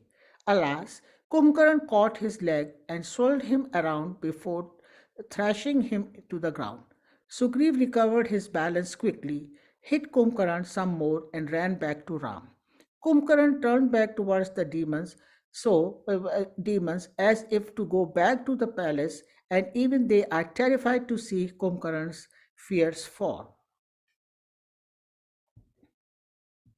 Chapter 94. Kumbhakarna attains liberation. Kumbhakarna changed his mind and turned around to fight the enemy. Seeing him, the monkeys and bears ran back to Ram to seek his protection. Ram decided it was time he stepped into the battlefield. As soon as Ram came to fight, he pulled out his sarang bow. He first shot forth hundreds and thousands of arrows. Scores of demons fell down dead in all directions. Kumbhakarna roared like a lion to indicate his rage. He hurled trees and mountains at the lord of the Raghus. Ram sent forth an arrow that destroyed these in mid-air. Next, Ram sent forth 1,000 arrows that struck Kumbhakarna in his chest. The arrows looked like lightning merging into a dark cloud. Blood poured out from all over his body. Seeing this,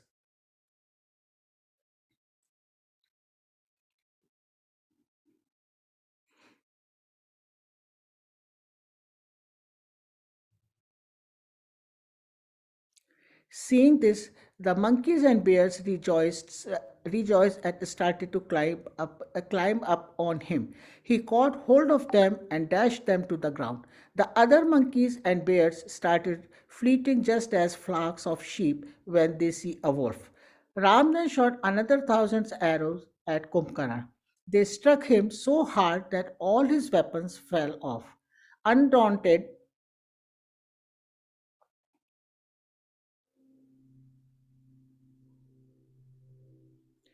Kumbhakarna ran towards Ram.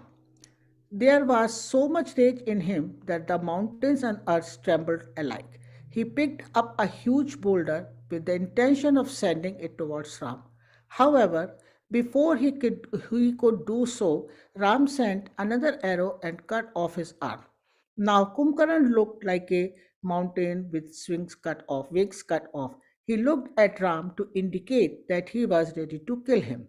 Yelling as loudly as he could, he rushed at Ram with his mouth wide open.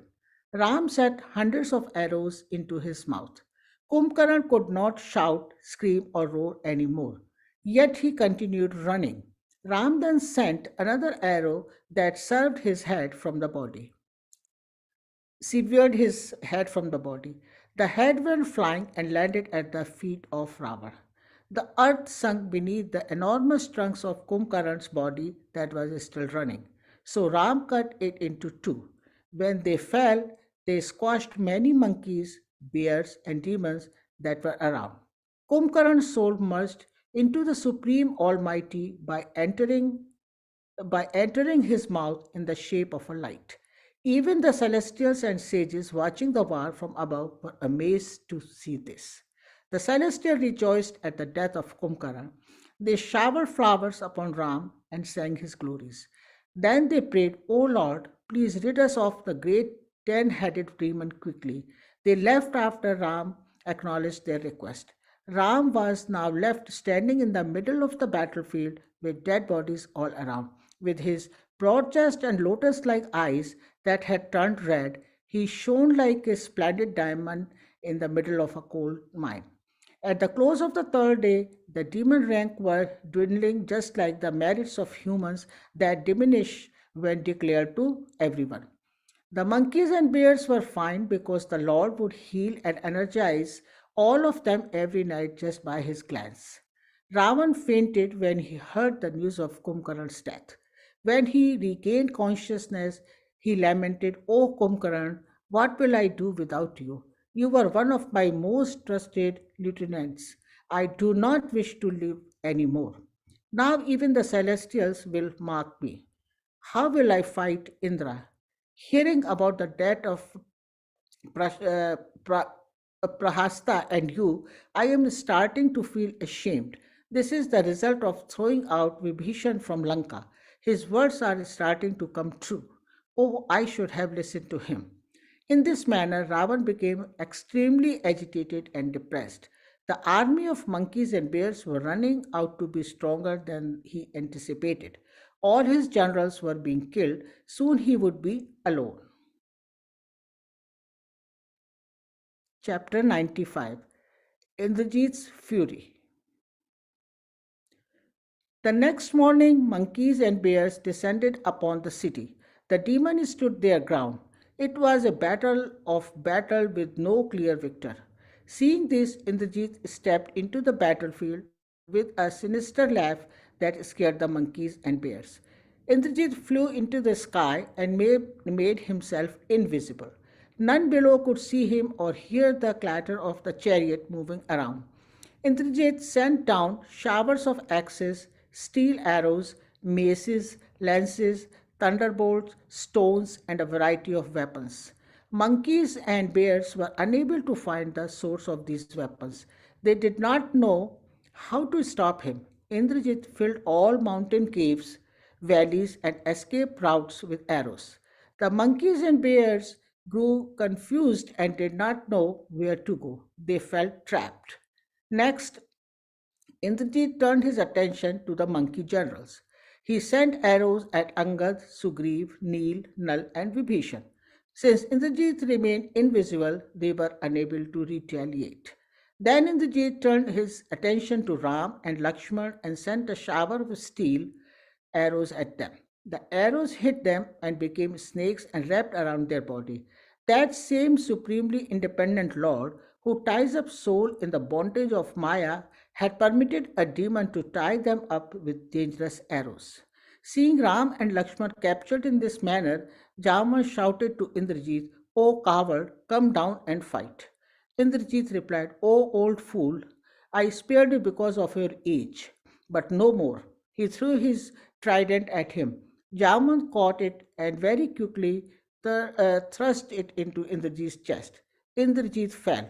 Jaman did not lose a moment. He caught Indrajit by his foot, swung him around, and thrashed him to the ground. However, the boon from Brahma protected him, for he did not die. Seeing this, Jamvar picked Indrajit up and plunged in him so hard that he landed at Ravan's feet. From the heavens, sage Narad sent the great eagle, Garud, to free Ram and Lakshman. He was happy to be called in service of the Lord.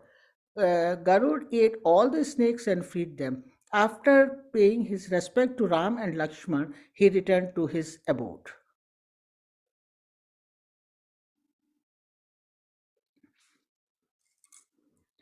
After this incident, Ram called together the generals to discuss how to kill Indrajit.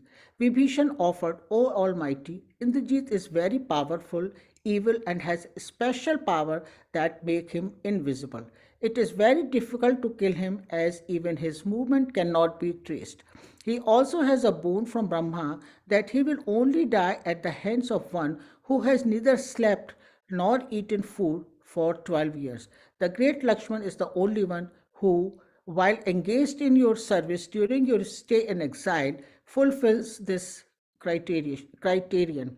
Let him lead the next battle against Indrajit and kill him." Ram agreed and looked at Lakshman. Lakshman bowed down with folded hands to receive his blessings. He was only too happy to serve his master per his wishes.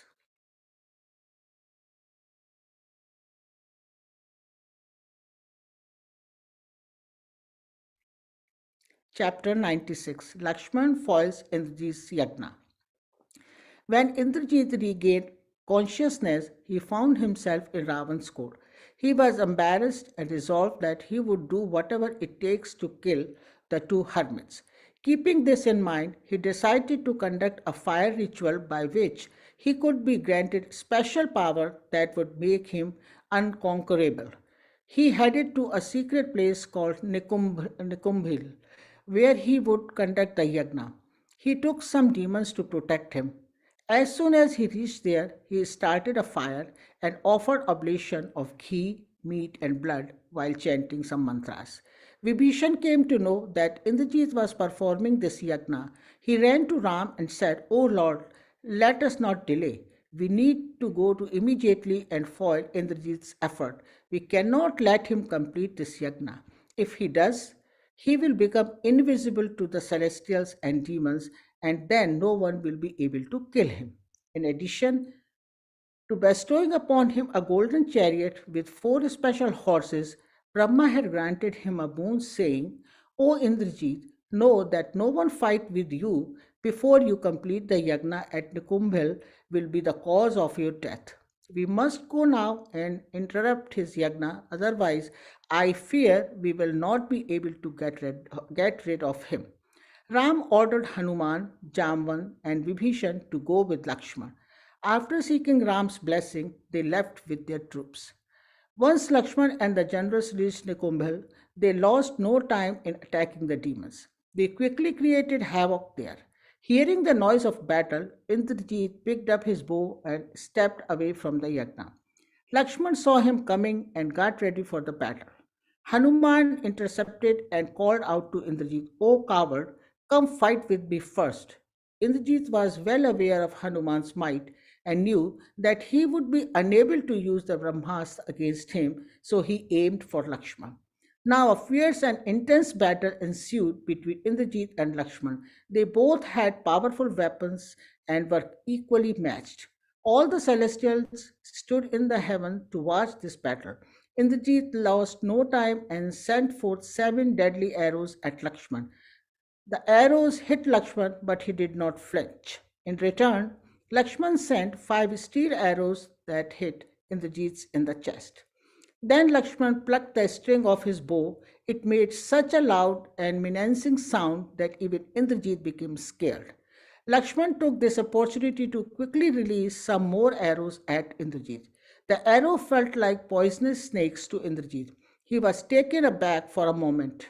Once he recovered from the shock, Indrajit sent 7 arrows at Lakshman. He also hit Hanuman with 10 arrows and pierced 100 arrows into Vibhishan. Now all the celestials came closer to Lakshman to protect him. They were shocked and anxious. It seemed like no one was winning. Both were wounded and bleeding. Blood poured out of their wounds like a waterfall, yet they were not exhausted. They truly were fighting like equals. It was a violent and tumultuous battle. They both shot arrow at the other that cancelled the other's arrow with their own.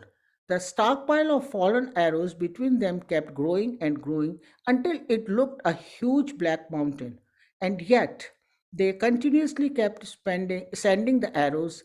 Now, even the sky started looking black from all the flying arrows.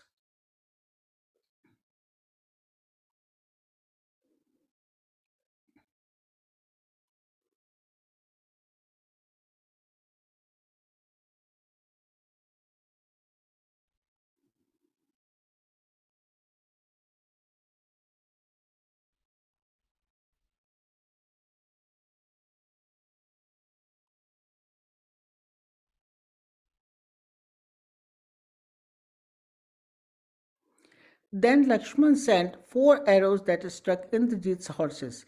Next, Lakshman quickly sent a thunderbolt like arrow that killed Indrajit's charioteer. This put Indrajit at a disadvantage. When he focused on reining the horses, Lakshman focused on hitting him. When Indrajit focused on his bow to send arrows, Lakshman attacked the horses. The monkeys' generals also attacked the horses and killed them. Now Indrajit discarded his chariot and was on foot. Just when he looked like Lakshman might be gaining the upper hand, Indrajit became invisible. Indrajit ordered the demon army to keep fighting such that his absence would not be noticed. Soon he came back with a new chariot and resumed fighting. Indrajit sent an arrow that Yamraj, the god of death, had given to him. Lakshman sent one that was given to him by Kubir, god of wealth, who had blessed in such a manner that even the celestials and demons would find the arrow intolerable. The 2 arrows collided in mid-air and burst into 100 little pieces and fell on the ground. Next, Indrajit pulled out an arrow blessed by Rudra, god of destruction. Lakshman neutralized it by sending an arrow preceded by Varun, god of water. Seeing this, Indrajit sent an arrow blessed by Agni, the fire god. Lakshman counteracted it with an arrow presided over by Surya, the sun god. Now Indrajit sent an arrow from which poured out other weapons such as axes, hammers, maces, darts, etc. Lakshman thwarted it with the great Maheshwar arrow. Finally, Lakshman pulled his very special arrow that had been blessed by Indra and had never been defeated in battle. As he drew the arrow to his ear, he prayed, "If Ram is all pure and unequaled, then he let this arrow prove it by killing Indrajit." Sure enough, the arrow severed Indrajit's head from his body. Seeing the fallen body of Indrajit, the demons started fleeting in all directions. As the sky cleared up, the celestial and sages blessed Lakshman and celebrated the event. The monkeys and bears shouted victory to Ram, victory to Lakshman. They all went back to Ram. Lakshman was badly wounded and felt tired, so he leaned on Vibhishan and Hanuman. Vibhishan told Ram the story of how Lakshman killed Indrajit. Ram was very pleased to hear it and embraced Lakshman. He said, you have here, uh, Lakshman, you have indeed killed Ravan's right hand support. You indeed killed Ravan's right hand support. Now he will come to the battlefield and rest. With Indrajit gone, everything seems possible. You did a wonderful job today. After Ram blessed Lakshman, he called for Sushen to cure the wounded generals and troops. After a short while, they all felt as good as new, ready to go to the war the next day.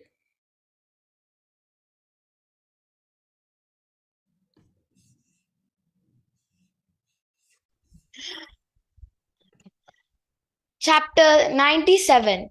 Ravan steps into the battlefield.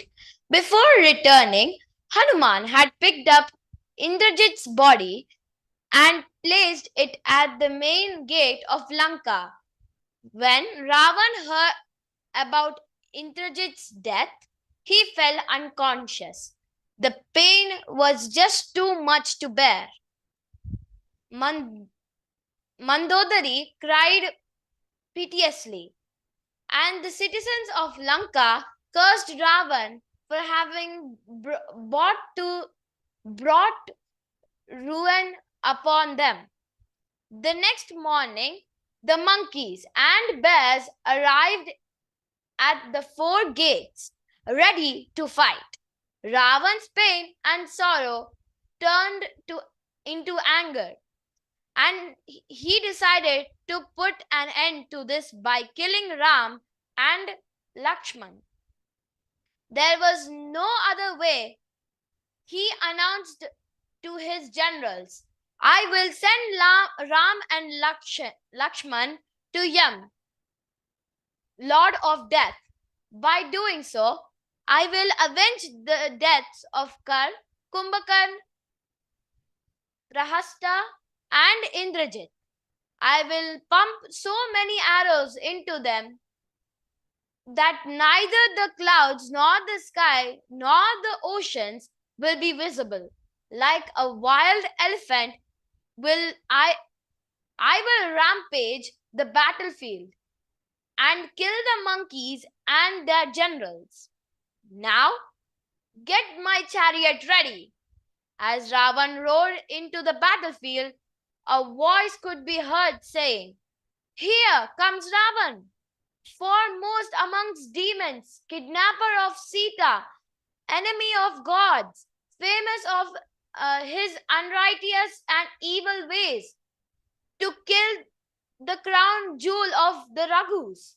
The earth trembled, and the monkeys and bears ran away in fear.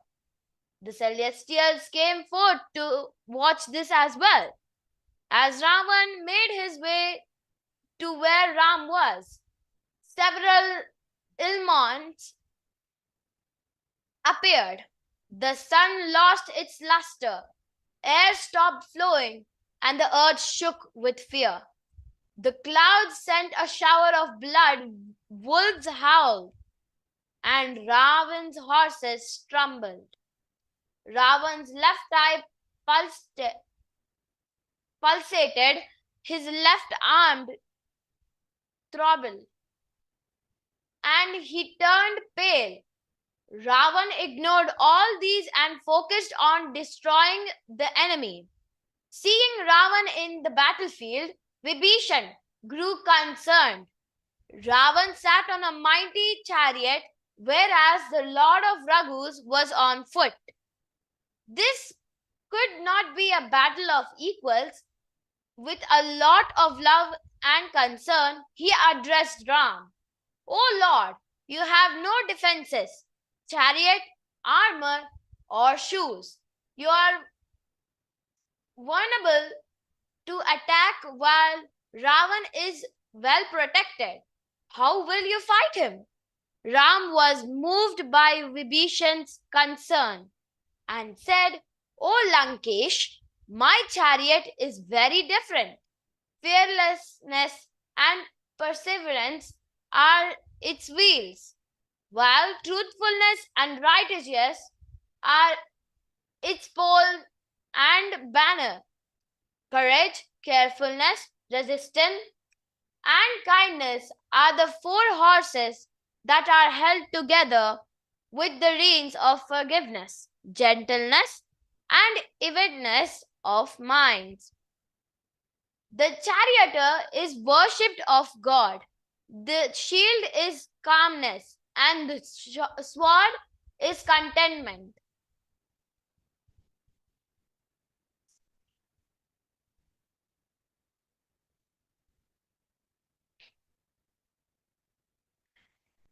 Charioteer is the axe, reason is the lance, and spiritual wisdom is the bow.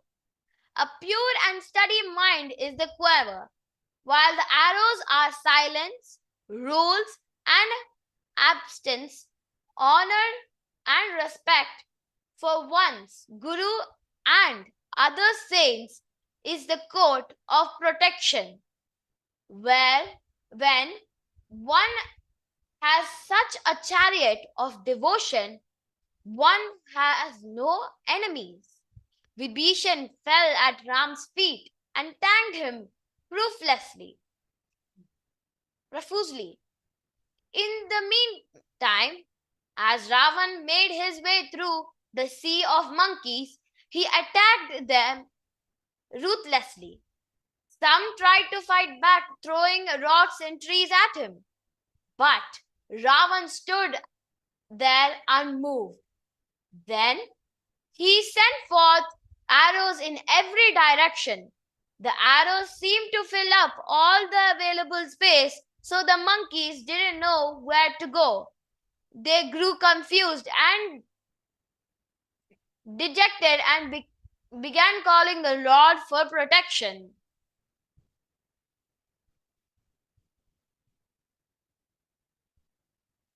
Chapter 98. Ravan fights Lakshman. Hearing the distress cry of the monkeys and bears, Lakshman decided to go protect them. He taunted Ravan, saying, "Oh, wretch, fighting someone your equal, look at me closely, for I am your death." Ravan replied, "Ah, I have been looking for you. You killed my son. Today I will kill you and avenge his death." Saying this, Ravan shot a flight of his arrows. Lakshman sent one arrow that broke all these arrows into tiny pieces. In this manner, Ravan shot many more arrows, and each time Lakshman successfully destroyed them in midair. Then Lakshman killed Ravan's charioteer and destroyed his chariot. Next, he sent 1,000 arrows, 100 for each head that hit Ravan. It looked like snakes were trying to make their way in his heads. Lakshman aimed 100 more arrows at Ravan's chest. When these arrows hit Ravan, he fell unconscious. Ravan quickly gained quickly gained consciousness and sent a lance flying towards Lakshman and hitting him in the chest. Since the lance had been blessed by Brahma, Lakshman fell unconscious. Ravan tried to pick up Lakshman so that he could capture him. But Lakshman was none other than Anant Shesh, the upholder of the universe. He had descended to help the Lord in his pastimes. He holds not only the Lord in his lap, but also the entire universe as well. Who could carry without his wishes? Hanuman saw and came by to carry Lakshman. Ravan hit Hanuman, who lost his balance but recovered quickly. Then Hanuman hit Ravan, and he fell unconscious, as if struck by lightning. When he regained consciousness, he admired Hanuman's strength, for there were not many who could hit him with such might. Hanuman carried Lakshman and placed him in Ram's lap. Ram lovingly stroked Lakshman's head and said, "Wake up, dear brother. You're the savior of the gods." By the grace of Almighty, Lakshman regained consciousness and was ready to fight again. Lakshman went back to fight Raman. Once again, he destroyed his chariot and killed his charioteer. He again shot 100 arrows into Ravan's chest. This time, Ravan fell unconscious. Seeing this, another charioteer quickly took Ravan back to the palace. Lakshman went back to Ram. After personally getting a taste of the power and strength of Lakshman and Hanuman, Ravan decided to conduct a yajna by which he would become unconquerable.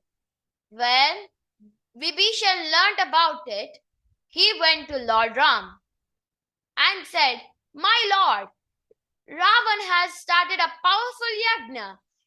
If he does that successfully, completes it, he will never die. Please send the monkeys to disrupt it." The next morning, Ram sent Hanuman, Angad, and others to disrupt Ravan's yajna. The monkeys clambered over Ravan's palace fearlessly. When they saw him, they yelled, "You fool!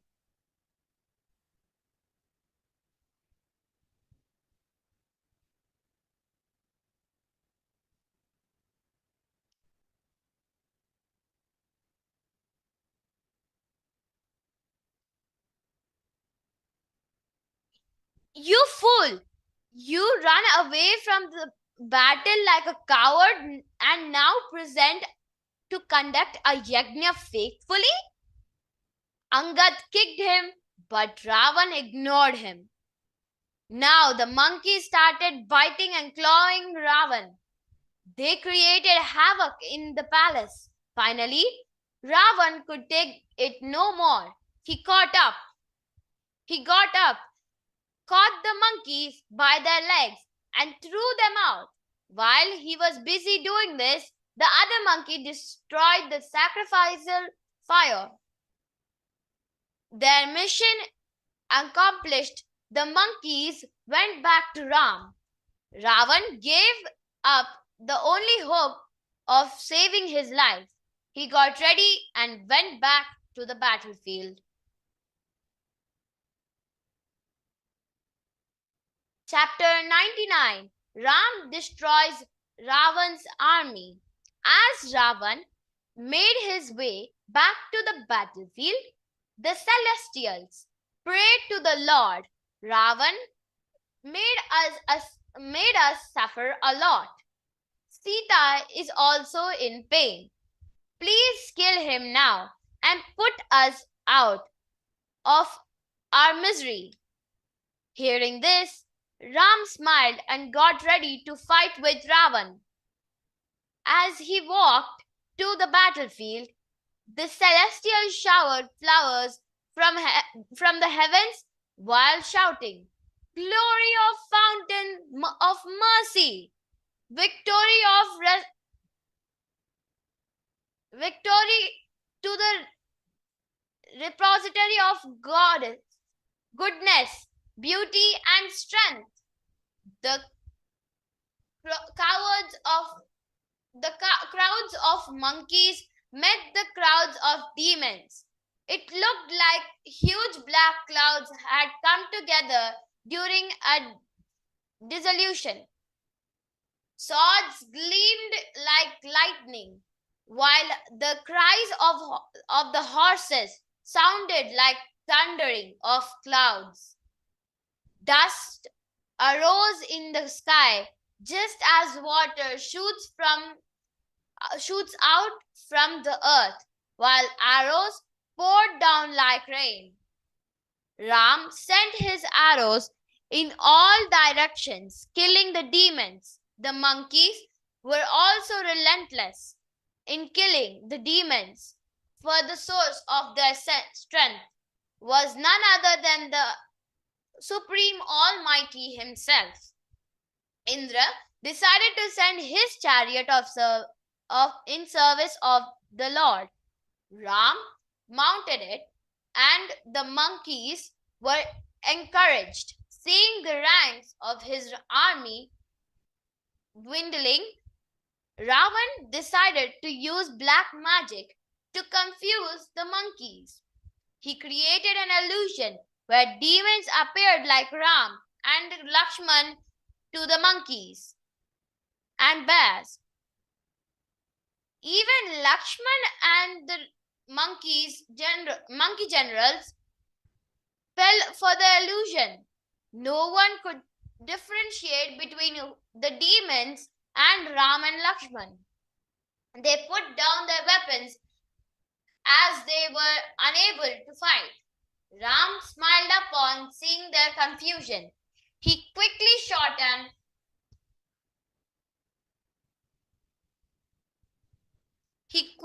shot an arrow that destroyed the illusion. Now the monkeys and bears could see clearly and resumed fighting.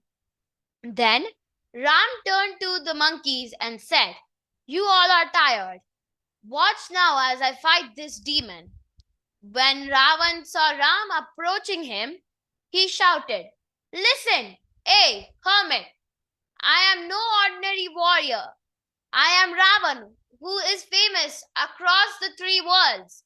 You killed Kar, Dushan, Kumbhakarn, Indrajit, and many more demons dear to me. Today, I will kill you and avenge their deaths." Ram calmly replied, "It is true that you are great, but if you are great as you say so, then show it on the battlefield instead of talking about it. Don't ruin your reputation by a hollow talk."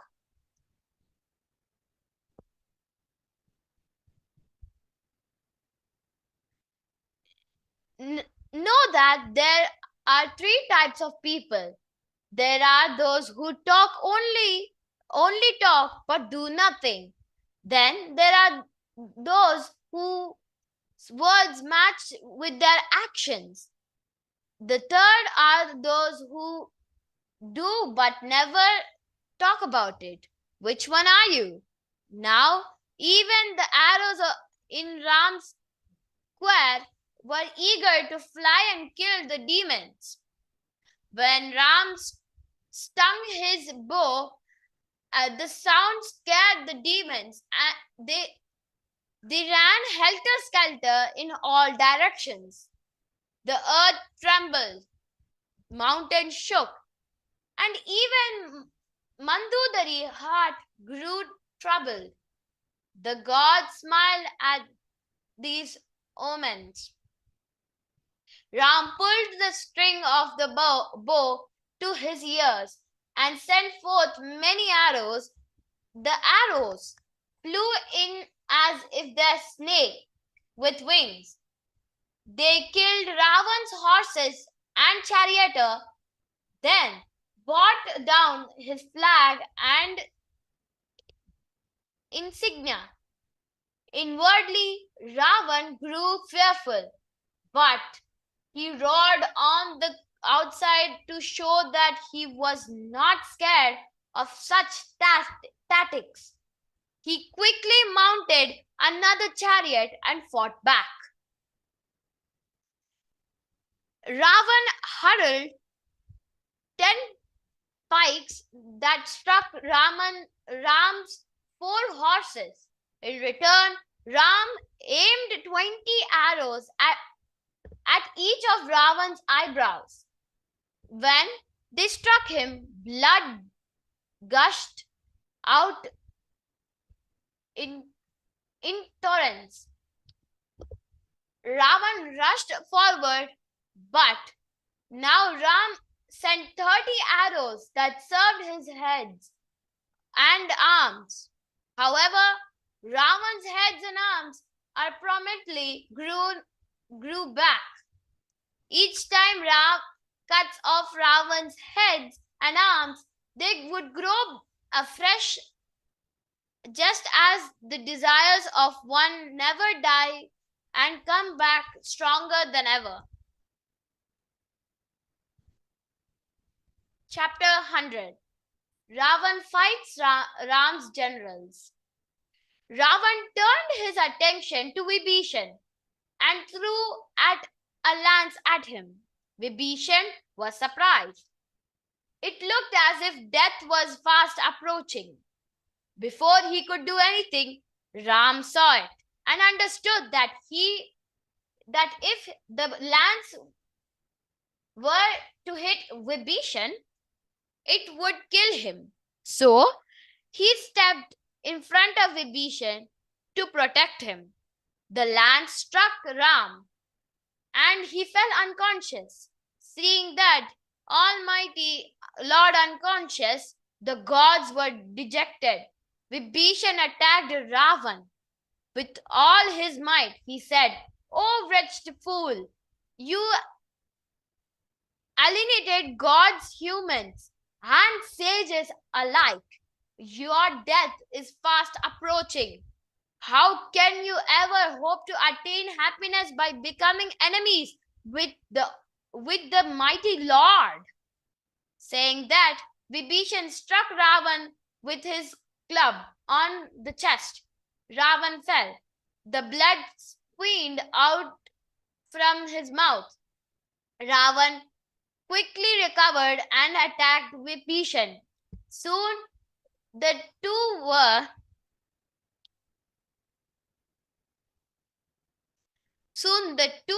locked as if in a wrestling match. Vibhishan would have not have dared to fight with Ravan had it not been for the strength he received from his master. Seeing that Vibhishan was getting tired, Hanuman picked up a huge rock and killed Ravan's horses and charioteer and destroyed his chariot. Then he kicked Ravan in the chest. Ravan lost his balance but recovered quickly. He challenged Hanuman to fight. Hanuman flew up into the sky, but not quickly enough, for Ravan caught his tail. The two fought in midair. As a result, both fell to the ground but did not let go of each other. The fighting resumed.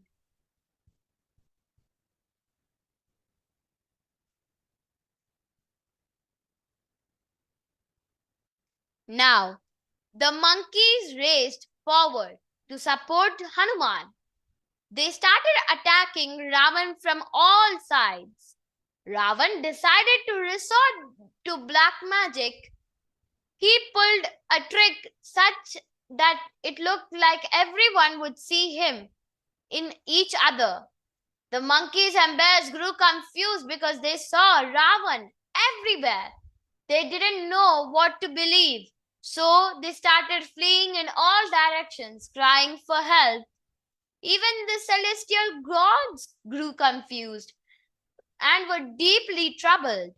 Ram saw this and understood it was one of Ravan's illusionary tricks. He pulled out one arrow from square and sent it into the sky. By the glory of Ram's arrow, the sky cleared up and the illusionary Ravans disappeared. Now everyone could see properly. The celestials were so happy to see only one Ravan that they showered flowers upon Ram. Ram signaled his troops to come back. As they returned, Ravan leaped into the sky. Angad saw this and caught Ravan by the foot and thrashed him to the ground. Angad kicked him before joining Ram. Not to be outdone, Ravan stung 10 bows in his 20 hands and shot thousands of arrows, wounding the monkeys and bears. Again, Ram sent arrows to sever Ravan's heads and arms, and like before, they came back promptly.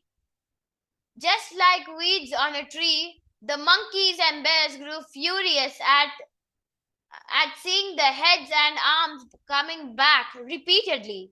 Hanuman, Angad, Sugriv, and other generals hurled trees, rocks, and mountains at Ravan. But he merely threw them back as if they were little balls. Neel and Nal climbed up on his heads and started tearing his foreheads with their claws. Ravan could feel the blood rushing out. He tried to catch them, but they jumped from head to head like a pair of bees that fly from flower to flower. When he finally caught them, they twisted his arms and escaped. Furious Ravan again sent deadly arrows with all his 10 bows.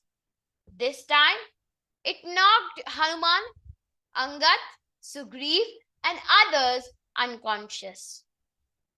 Seeing all the monkey generals unconscious, Jambavan, along with his army of bears, rushed at Ravan. They threw rocks and trees at him. Ravan caught a number of them and dashed them back to the ground. Noticing this, Jambavan grew furious. He kicked Ravan in the chest with so much power that Ravan fell unconscious. By now, it was night, so Ravan's charioteer drove him back to the palace. The monkeys and bears went back to their camp and to the Lord's feet.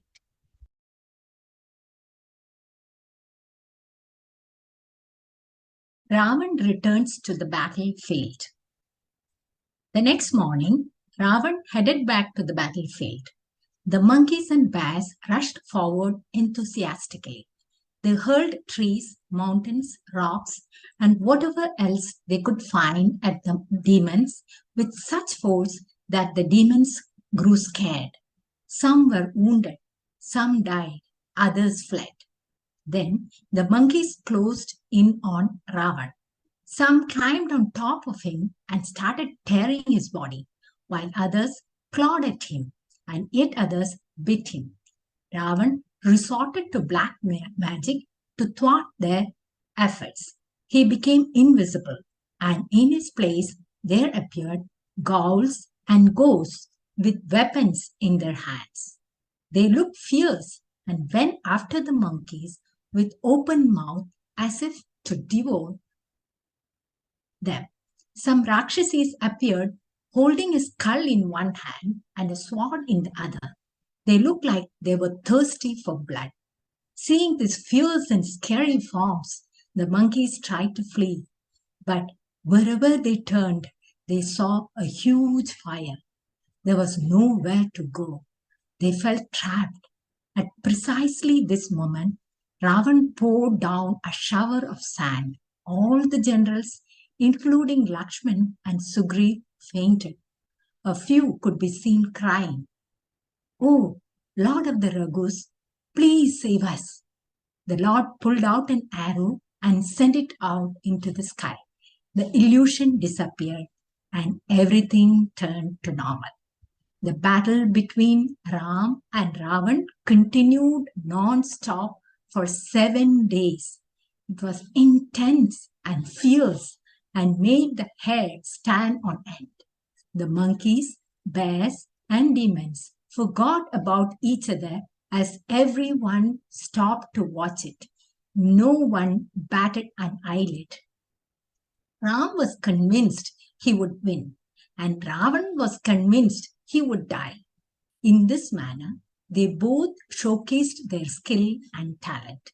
They fought in the sky, on the ground, and on the mountains. Their charioteers skillfully navigated the chariots forward, backward, and sideways so as to give their masters the best advantage. Arrows sent by one would be countered by the other and would collide in the mid-air. There were so many arrows in the air that it looked as second sky had been made that did not even allow for breathing space. The sun stopped shining, the wind stopped flowing, the oceans were agitated, and the earth, including the mountains and forests, trembled in fear. Both were wounded and bleeding, but did not stop. This was a battle until death. Since Ram had severed Ravan's heads multiple times and each time they grew back, Ram now looked at Vibhishan for a clue. Vibhishan responded, "O Almighty, Master and Protector of all, first sever Ravan's heads and then promptly target his navel. Do not delay." As soon as Vibhishan said this, several ill omens appeared. Donkeys, wolves, and dogs could be heard howling, while the birds screamed. There was an unusual glow on the horizon. Mandodari's heart beat wildly, and the idols shed tears. There were violent storms, intense earthquakes, lightning flashed angrily, and the clouds poured blood, hair, and dust. Ram fixed an arrow with special powers to his bow. He lifted the bow and arrow to his forehead and recited a special mantra to invoke the latent and impressive powers of the arrow. When he pulled it back to his ears, the celestials shouted, "Victory, victory," from above. Once he released the arrow, it multiplied into 31 arrows. They went flying while looking like snakes of death. 10 hit each of Ravan's heads, 20 hit his arms, and 1 hit his navel.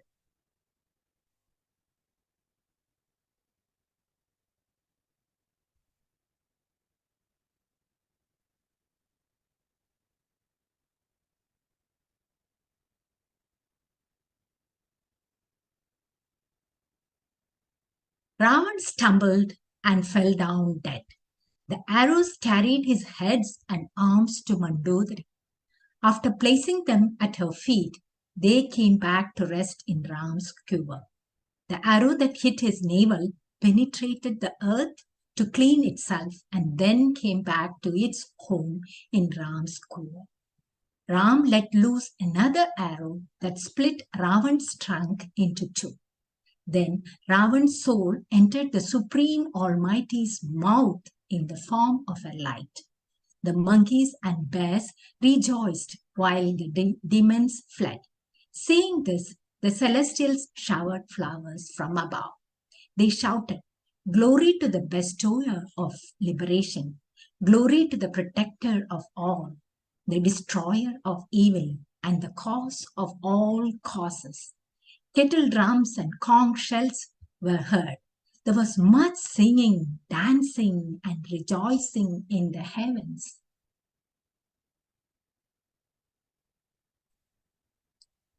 Vibhishan's coronation. Mandodari fainted when she saw the heads and arms of her love at her feet.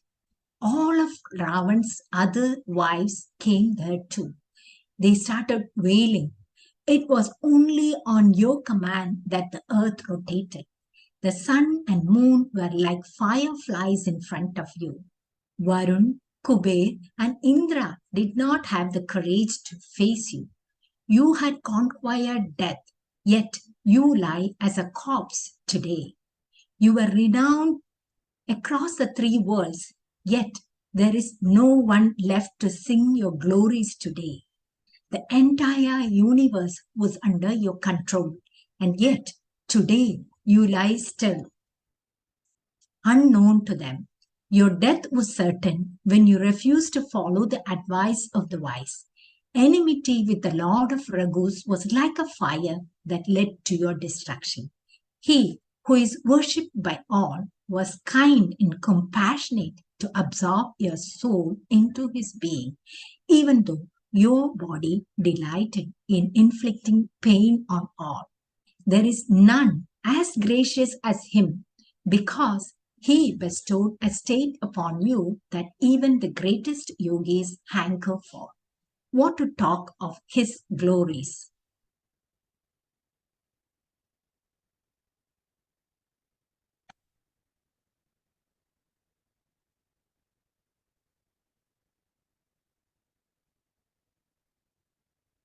Vibhishan too was sad to see Ravan's body. He felt guilty that his brother was dead because of him. Lakshman consoled him that Ravan had brought it upon himself by his karmas. Then Ram ordered Vibhishan, as the only surviving male member of the demon race, perform the last rites for your brother. Vibhishan did so and returned to Ram. Ram looked at Hanuman, Sugriv, Angad, Jambavan, and other generals and said, "Conduct the ceremonies to crown Vibhishan as the king of Lanka. In adherence to the rules of the exile, I cannot enter the city. Lakshman and you will represent me." They did as commanded and returned to Ram. Ram addressed all the monkeys and bears. "It was only by your perseverance and skill that the enemy was destroyed, and Vibhishan has been crowned king of Lanka. May all sing of your glories. Anyone who remembers you while worshipping me will easily cross this ocean of Maya." They all bowed down and in their minds repeatedly clasped the lotus feet of Lord.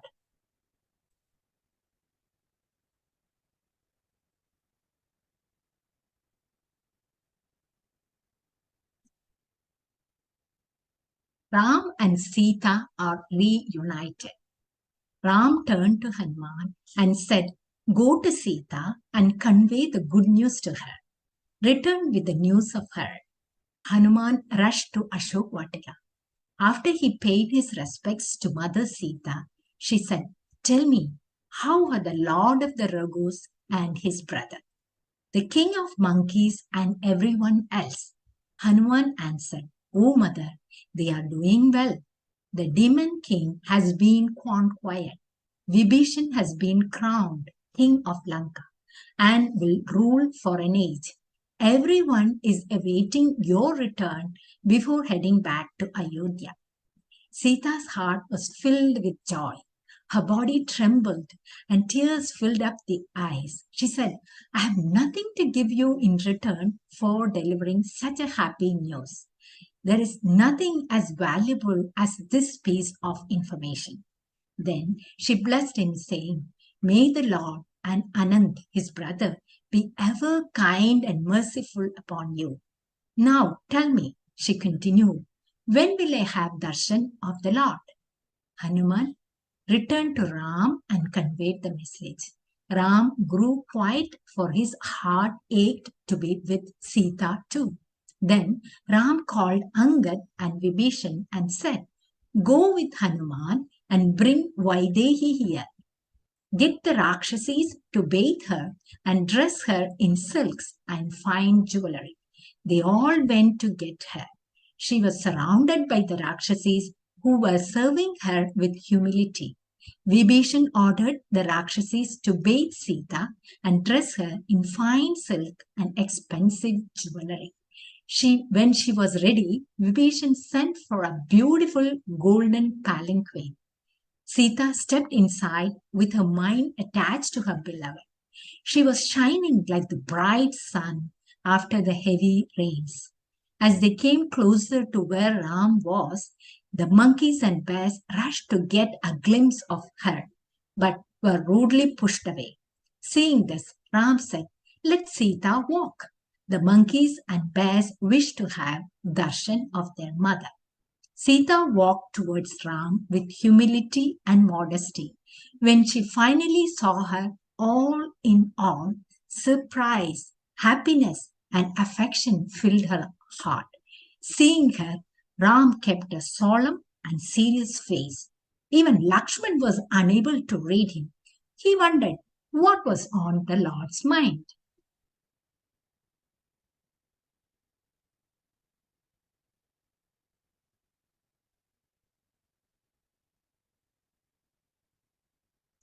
Ram said, "I have conquered the 10-headed demon king and won you back.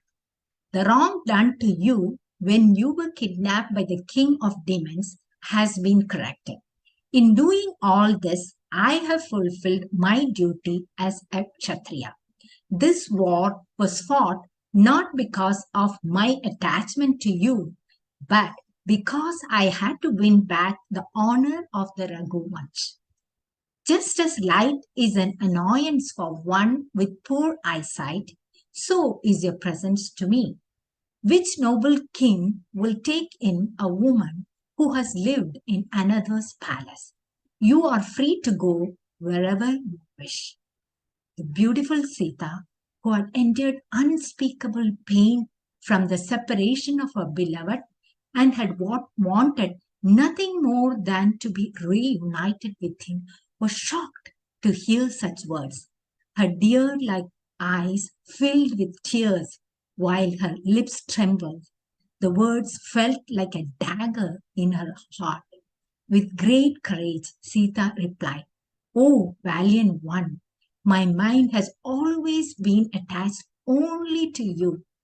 If even after living together and our love growing together for such a long time, I am not understood, then I will be permanently ruined. I am not what you think I am. Have faith in me." Crying, Sita instructed Lakshman, "O Lakshman, build a fire for me. I cannot live a life of false blame." Lakshman was stunned.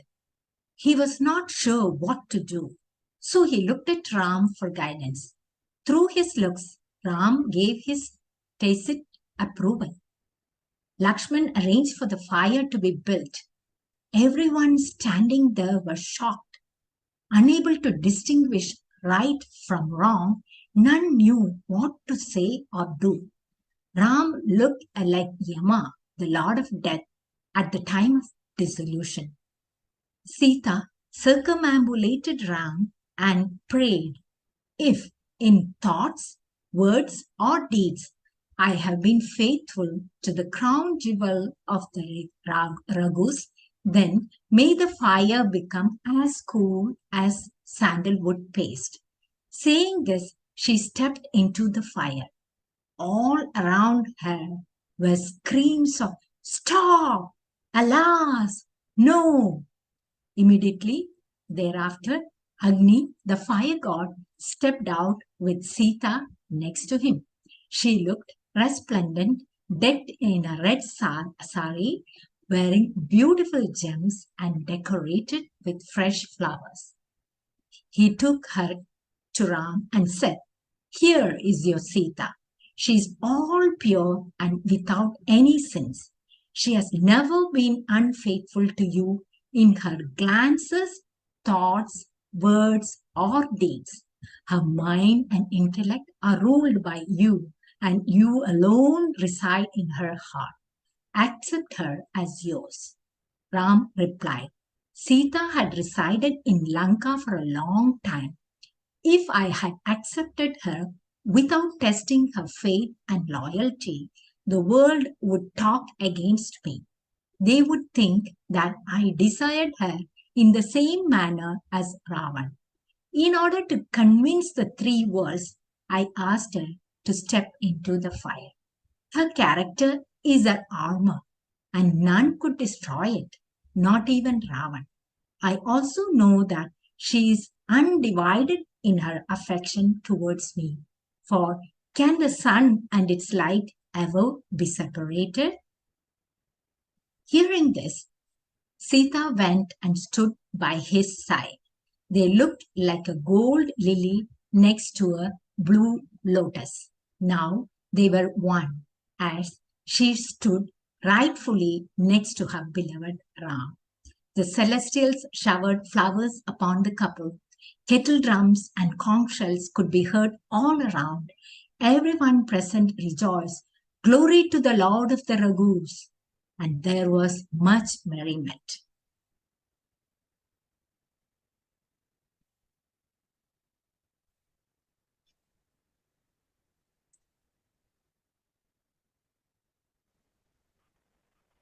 Jai Shri Ram, everybody. So finally, the victory over good, or finally, victory of good over evil has happened. All right. So with that, we have successfully ended the Lanka Kand as well. Now, an interesting fact about the Lanka Kand, right? So we heard about the Sanjeevani. According to one of the famous stories, it is said that the Sanjeevani was none other than the half-eaten berries of Shabri, which grew into the magical herb of Sanjeevani. Such was her devotion towards Lord Ram that it cured Lakshman as well. And with that fascinating fact, we now move on to our final question. What is that? Once again, talking about the magical medicine, Sanjeevani, tell me, what is the name of the doctor who suggested the medicine Sanjeevani? I repeat, what is the name of the doctor who suggested the name Sanjeevani? And while you all ponder over it, sit back because this is going to be a heart-touching performance by our little angels. Pal pal hai bhari, ab aao Raghurai. जब जब पृथ्वी पर अन्याय का घड़ा भरने लगता है, तब तब ईश्वर धर्म की स्थापना के लिए जन्म लेते हैं और इसी से रचता है एक नया पुराण जो युगों युगों तक मनुष्य को मार्गदर्शन देते हैं। और इसी रचना का एक महत्वपूर्ण उदाहरण है रामायण।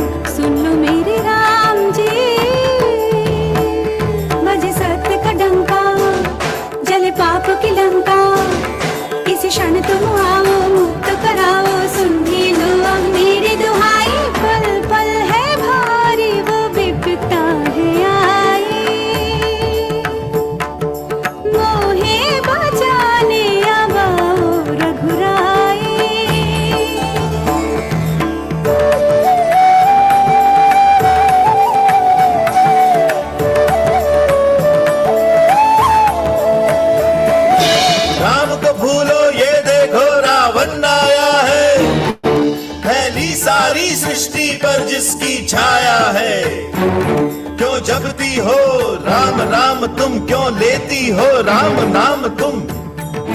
राम राम का रटन जो ये तुमने है लगाया, सीता सीता तुमने राम में ऐसा क्या गुण पाया। गिन पाएगा उनके गुण कोई क्या, इतने शब्द ही कहाँ है। पहुँचेगा उस शिखर पे कौन भला, मेरे राम जी जहाँ हैं। जग में सबसे उत्तम है, मर्यादा पुरुषोत्तम है, सबसे शक्तिशाली है, फिर भी रखते संयम है। पर उनके संयम के या पाने को है सीमा, रावण समय है मांग ले क्षमा। बज सत्य का डंका, जले पाप की लंका, आए राजा राम करे हम प्रणाम, संग आए लक्ष्मण जैसा भाई। पल पल है भारी वो भी पिता है आई,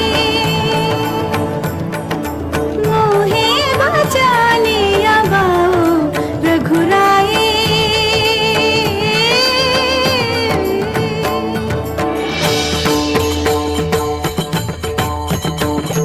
राम में शक्ति अगर है, राम में साहस है, तो क्यों नहीं आए अभी तक वो तुम्हारी रक्षा हो। जिनका वर्णन करने में थकती नहीं हो तुम यहाँ, ये बताओ वो तुम्हारे राम है इस पल कहाँ।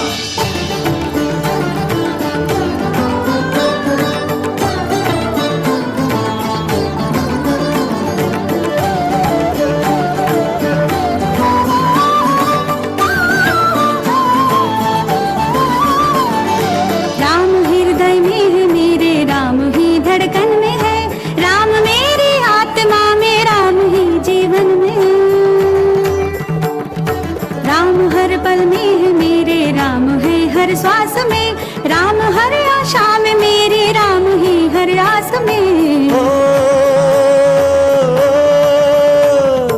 राम ही तो करुणा में है, शांति में राम है, राम ही है एकता में, प्रगति में राम है। राम बस भक्तों नहीं शत्रु की भी चिंतन में है, देख तज के पाप रावण राम तेरे मन में है। राम तेरे मन में है, राम मेरे मन में है, राम तेरे मन में है, राम मेरे मन में है। राम तो घर घर में है, राम हर आंगन में है, मन से रावण जो निकाले राम उसके मन में है। मन से रावण जो निकाले राम उसके मन में है।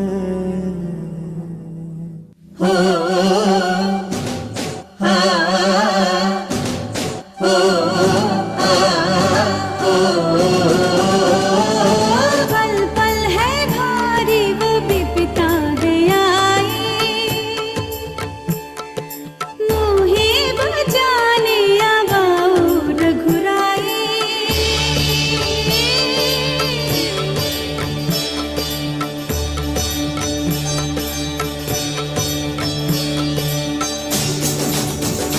सुनो राम जी आए, मोरे राम जी आए, राजा रामचंद्र आए, श्री रामचंद्र आए। राम जी आए, मोरे राम जी आए, राजा रामचंद्र आए, श्री रामचंद्र आए। राम जी आए, मोरे राम जी आए, राजा रामचंद्र आए, श्री रामचंद्र आए। राम जी आए।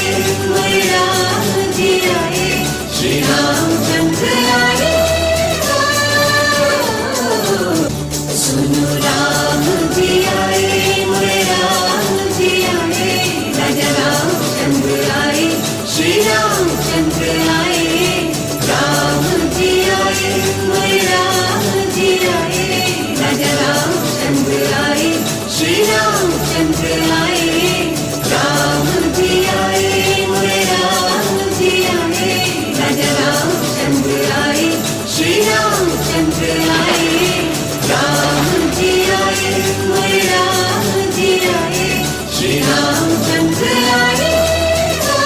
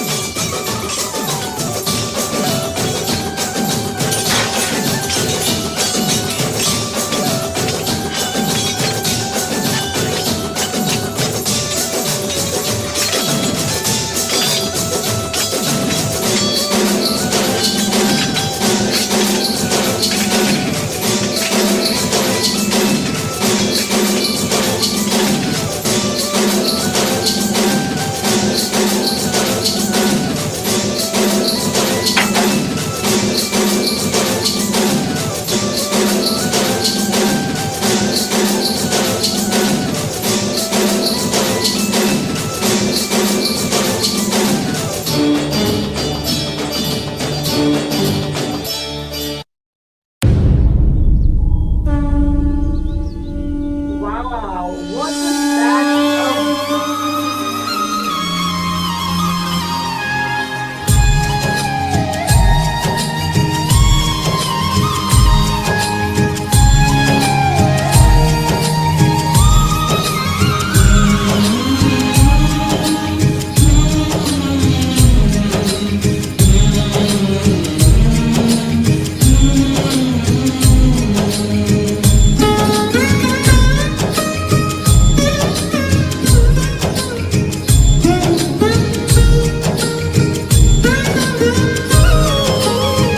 मंगल भावन अमंगलहारी द्रवौ सुदशरथ अजिर Bihari Ram Ram Ram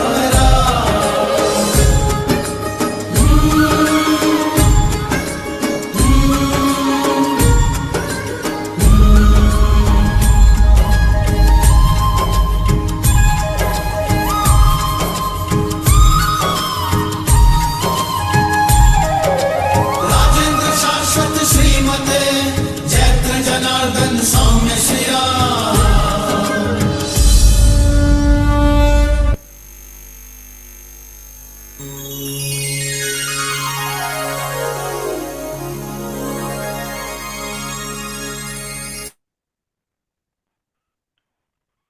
Wow, wasn't that a very, very sweet performance? So I hope you all enjoyed that. And the right answer is Sushain. And we have our winners of the question. We have Robin G, Neela Karnik Ji, and Brinal Ji. Congratulations. Round of applause for all those who have guessed the answer correctly.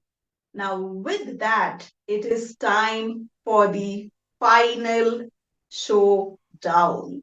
So we move on to the reading of our Uttarkand. And before that, once again, heartfelt gratitude to our Yajmans who have signed up for the Yajman for the Uttarkand.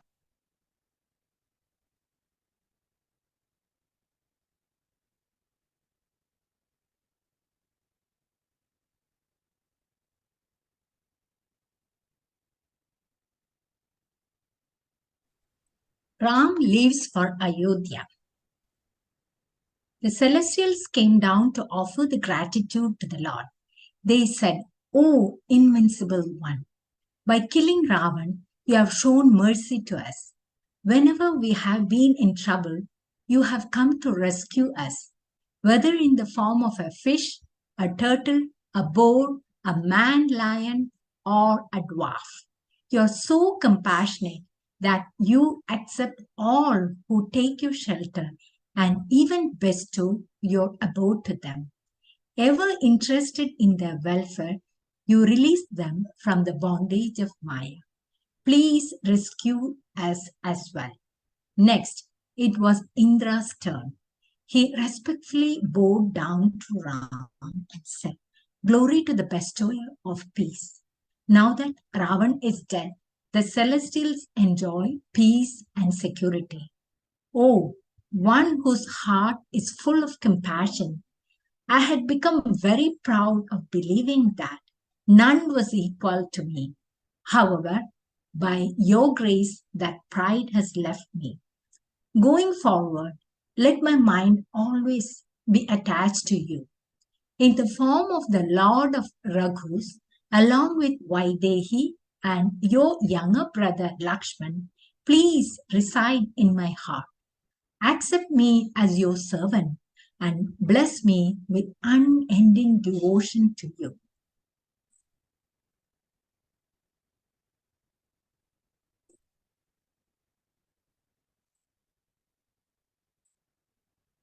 Ram heard his prayer to be accepted as a servant and said, O King of the celestial gods, many monkeys and bears have lost their life in service to me. Restore all of them and heal the wounded. There was a shower of nectar. The dead monkeys and bears sprang up because their mind was attached to their master when they died. The dead demons remained unaffected because their mind was not attached to the Lord.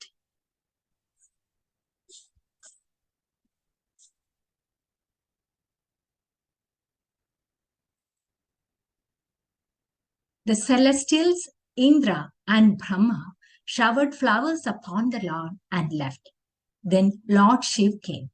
With tears in his eyes and hair standing on end, he said, O hero of the Raghuvans, you are like a fire that destroys the doubts of devotion. Like a lion, you kill the elephants of desire, greed, and anger. You reside in the hearts and minds of those who are surrendered to you. A delight to your devotees, please reside in my heart along with Vaidehi and Lakshman. After Lord Shiv had left, Vibhishan stepped forward. He said, O Master, you have shown immense mercy on a low-class, impure, and ignorant fool like me. Please sanctify my palace by stepping in. Relax for a bit, take a shower, and freshen up. Then bless the monkeys with wealth from the treasury. Everything I have belongs to you. Ram was moved to tears upon hearing such words. The celestials, Brahma, Indra, and Shiv had asked for themselves, but Vibhishan had asked for him and those who had served him. He replied, You are correct, Vibhishan. Everything you have belongs to me. But now I think of Bharat. The pain of separation for him is getting to be unbearable. I had promised him that I would return the day the 14 years of exile were over. He had warned me of giving up his life if I was late. I have to rush to him now. I cannot keep him waiting any longer. You shall rule over Lanka. Always keep your mind fixed in me, and you will attain the final destination, my abode. Bring your Pushpak Viman and make arrangements to fly me to Ayodhya. Vibhishan readied the Pushpak Viman and brought it to Ram. It was loaded with jewels. Ram asked him to throw the jewels down so that the monkeys and bears could pick to their heart's liking. Before heading towards Ayodhya, Ram glanced at the monkeys and bears and said, It was because of you that I succeeded in killing Ravan and installing Vibhishan as king. Keep your thoughts fixed on me. Fear no one and return home. They looked at him with tears in their eyes, for none wanted to leave him, but they could not disobey him. All the generals were too overcome with emotion to speak, so they just stood there waiting for further instructions. Sensing their love, Ram invited them to come to Ayodhya with him. they gladly stepped into the Pushpak Viman, which then headed north towards Ayodhya.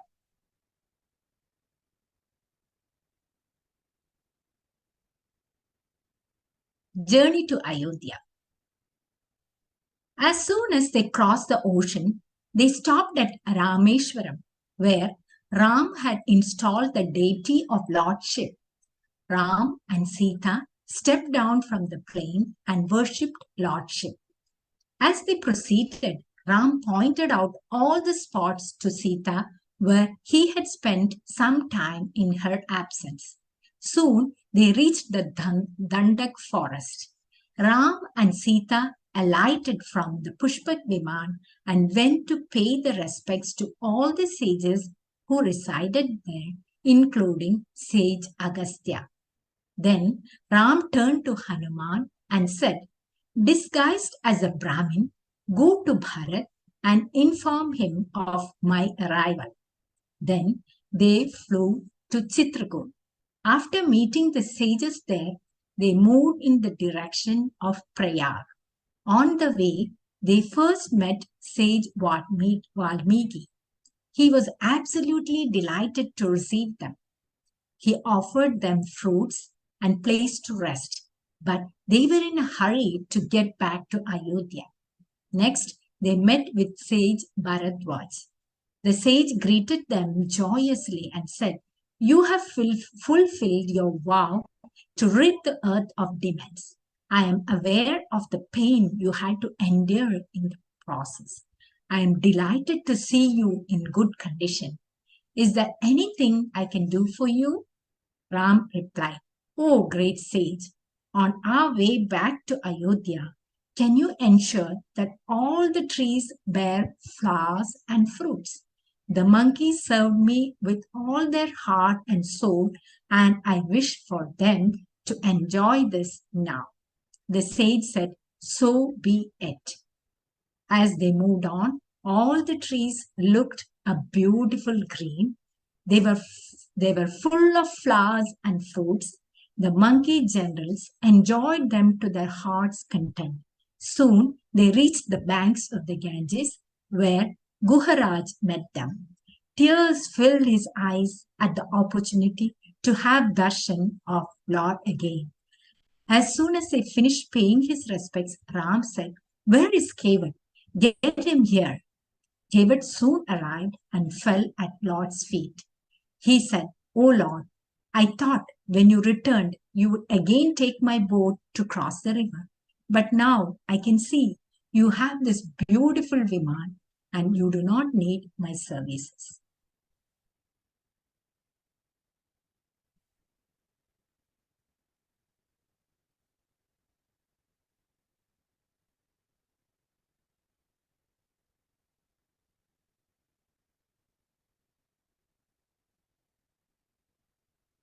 Ram replied, "O Kevat, when I went, I had nothing to give you. This time, I was scared that if I use your boat, I would be doubly indebted to you. Nevertheless, I had promised you that I would return, so here I am. If you wish to ask for anything, please ask."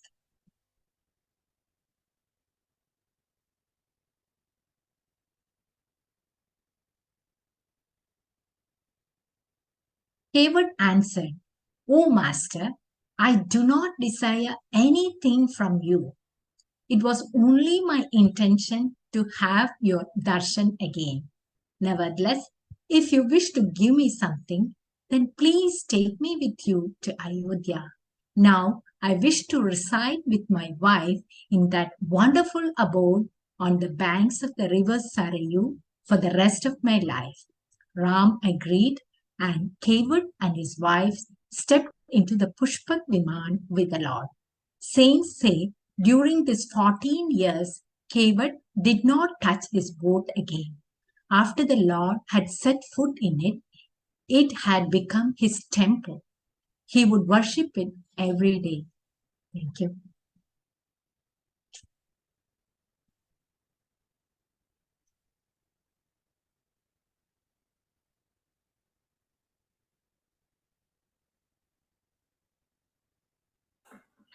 Hanuman informs Bharat of Ram's return. Bharat had been counting down the days for the exile to end. There was just one more day to go, and he had not received any word of his master's whereabouts. He thought, why has the Lord deserted me? Lakshman must be a true devotee as he had the good fortune to go with him. Perhaps I am a fallen soul. If he reviews my past karmas, he will know that I am extremely unworthy. However, he is the friend of the humble and ever forgiving of the devotees' faults. I have firm faith that he will not desert me. While Bharat was thinking in this manner, Hanuman arrived in the guise of a Brahmin.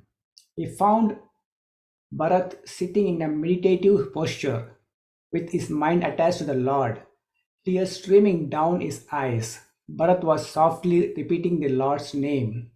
Hanuman was so moved to see Bharat in such a state that his hair stood on end and tears ran down his eyes too.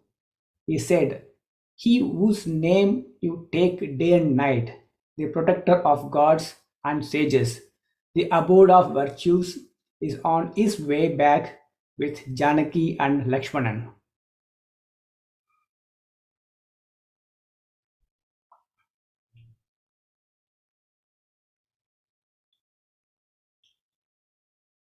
The sentence was like music to Bharat's ears. He felt like a thirsty one who had been given a drink of water. He said, you have told me the most pleasing news. Who are you? Hanuman replied, I am Hanuman, son of the wind god and a servant of the Lord of the Raghus. I came here upon his instructions to convey this news to you.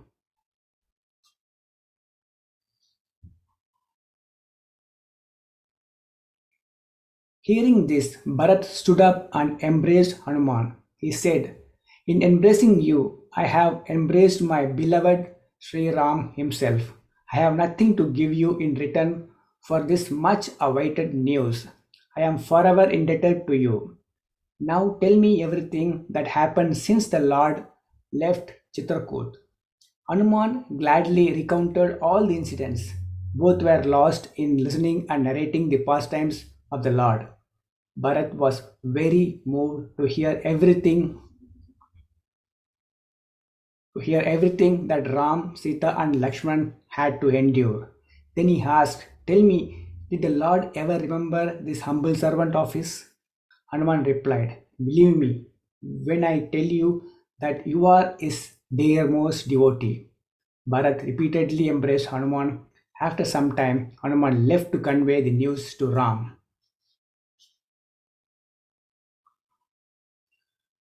Ram is coronated king. Bharat went back to the palace and informed everyone of Ram's impending arrival. Everyone got busy decorating their houses and the city to welcome the treasure of their life, Lord Ram. The citizens of Ayodhya could sense the good omens everywhere. There was a cool and gentle breeze. Saryu's waters flowed calmly, with the sun's rays shining on it.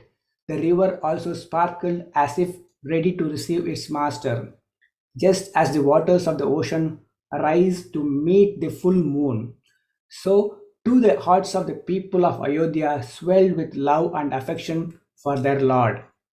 As the Pushpak Viman neared Ayodhya, Ram ordered it to circumambulate Ayodhya 3 times. He wanted to pay his respects before landing.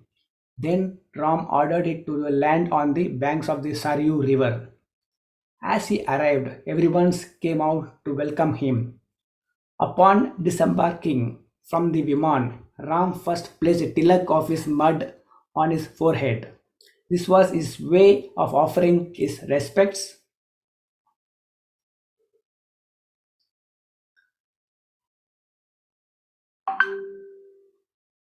Offering his respects to his motherland. Then he fell at the feet of Guru Vashisht. In this manner, Ram and Lakshmanan met all the sages. Next, they met Bharat and Shatrughan.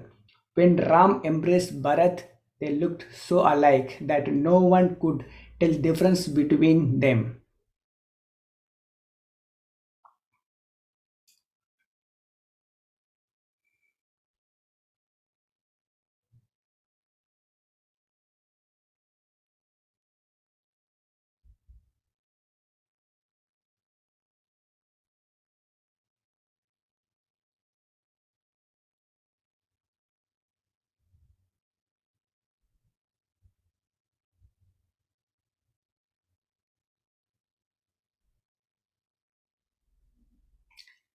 Then, seeing that the citizens were getting impatient to meet him, Ram multiplied his form and became many.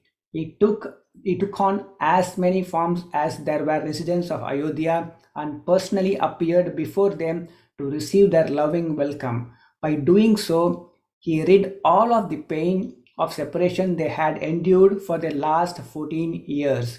It was only after he had met everyone to their satisfaction that he turned his attention to the queen mothers.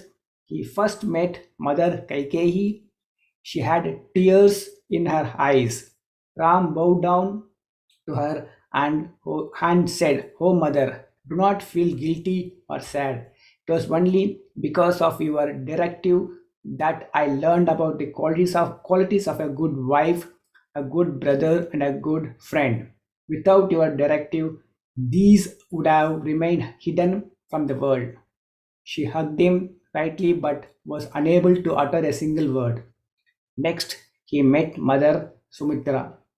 When she embraced him, he said, "Oh mother, I am forever indebted to your son Lakshmanan for his love and service to me." Sumitra remembered that she had promised Kaushalya and Kaikeyi that her sons would serve their sons. As she thought about that moment, she finally felt the purpose of her life had been fulfilled. Lastly, he went to meet Mother Kaushalya. She ran out to meet him just as the mother cow runs to meet her newborn calf at the end of the day. She could not stop gazing at her son. He looked so tender, soft spoken, and warm at heart. How could he kill a demon king with mighty powers? She wondered. She was not willing to let go of him for a long time. Then Guru Vashisht turned to the other sages, priests, ministers, and officials of the court and said, Since this is an auspicious moment, the coronation ceremony should also be conducted immediately. There should be no delay." Everyone heartily agreed. Messengers were sent to all the neighboring kings to attend the grand ceremony. The city of Ayodhya was decorated with much grandeur and splendor. Before attending the ceremony, Ram first bathed his three brothers and then showered and got ready. The queen mothers bathed Sita and dressed her in the most befitting sari and jewels. Ram and Sita looked resplendent. Even the great saints were at a loss to describe their beauty. Once Ram and Sita were seated on the new throne, Guru Vashisht applied the tilak on Ram's forehead, declaring him as the new king of Ayodhya. All the other sages and priests followed. There were much jubilation and merriment not only in the city but also in the heavens. All the celestial sages, Brahma and Lord Shiv, came down to pay their respects and obeisance as well.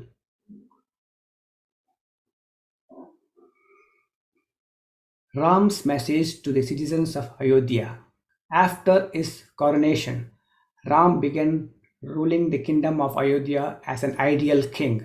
Imagine the good fortune of the residents of that blessed land where God Himself was their king. Sita was now the queen of Ayodhya. She served Ram and the queen mothers well. She carried out the duties as expected of her as a queen, a daughter-in-law, and sister. She bore Ram two sons, Love and Kush, who grew up to be just like him. One day Ram invited Guru Vashisth, all the sages, priests, ministers, other officials, and citizens of Ayodhya to the courtroom. He said, "Hear what I have to say. You may do as you believe is right, but do listen carefully. I will not force anyone to do anything. The scriptures have repeatedly declared that the human form is very, very difficult to attain. Even the celestials yearn for it. It is only in this form that a soul can attain my devotion or me.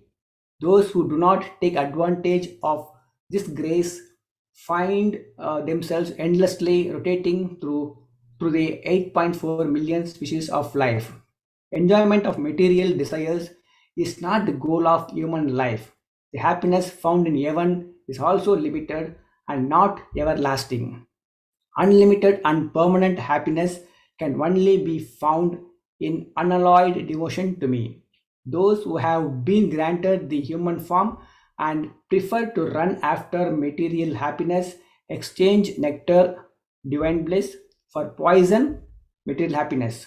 Rare is the human form, and rarer is the association of God realized saint who can lead you to me.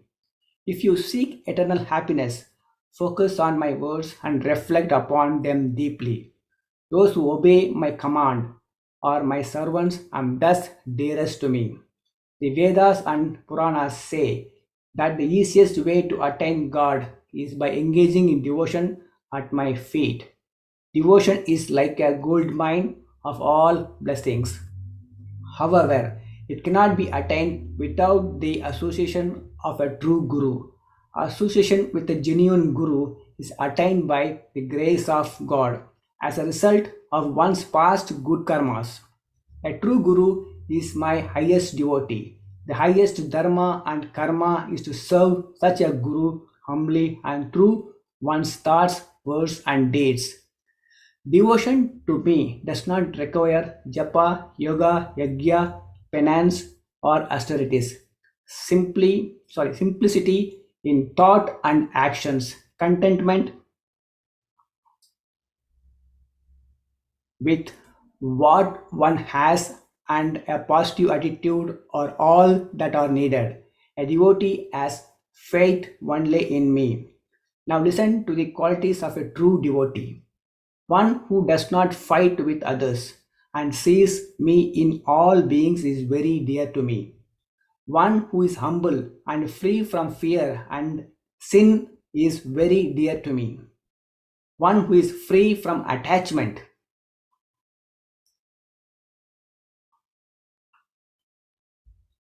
desire, anger, greed, pride, and jealousy is very dear to me. One who gives up the selfish desires of liberation and all material happiness is very dear to me. Finally, one who enjoys listening to my leelas, chanting my name, and constantly thinking about me is the dearest to me. Now do as you think is right. Saying this, Ram let them go home. Ram ruled for about 11,000 years. During this time, there was no lack or want of anything. People respected each other and the laws of the land. There was no fighting, jealousy, or hatred. Everyone was happy, for there was no pain or disease. Ram reigned over the kingdom of Ayodhya as a perfect king. The citizens followed their duty, and the four pillars of Dharma, truth, purity, charity, and compassion were held firmly in their behavior towards one and all. The residents of Ayodhya followed a God consciousness life in every way. There was peace and harmony within the kingdom and with the neighboring kingdoms as well.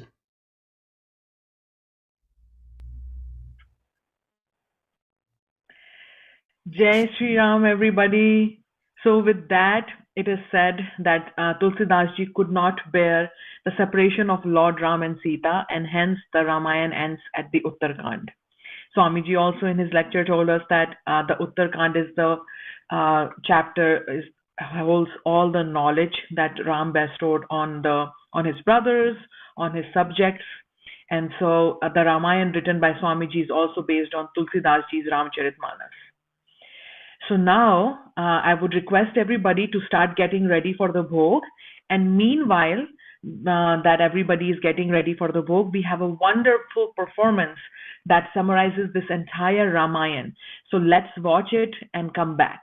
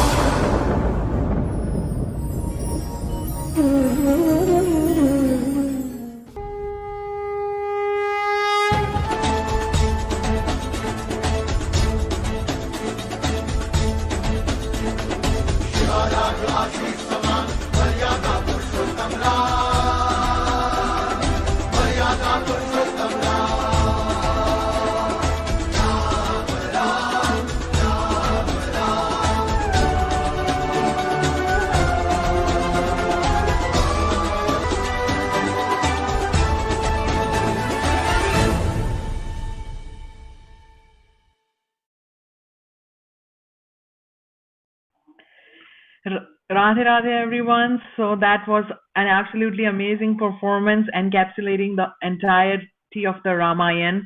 And now, before we go to our bhog and then eventually to the Aarti, let us bid farewell to our Shri Ram Katha with this beautiful verse. And then I hope that everybody is ready for their bhog, and I will request everybody at that point to turn on their webcams as well. So the verse is, कथा विसर्जन होत है, सुनो वीर हनुमान, जो जन जह से आए हैं, ते तह करो पयान।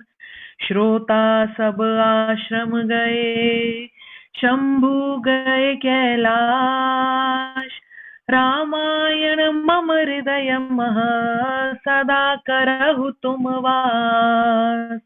मंगल भवन अमंगल हारी, रवहु सुदशरथ अजिर बिहारी, दीन दयाल बिरद संभारी, हरहु नाथ मम संकट भारी। बोलिए सियावर रामचंद्र की जय। All right, I request everybody to turn on their webcams now, and let's do the bhog.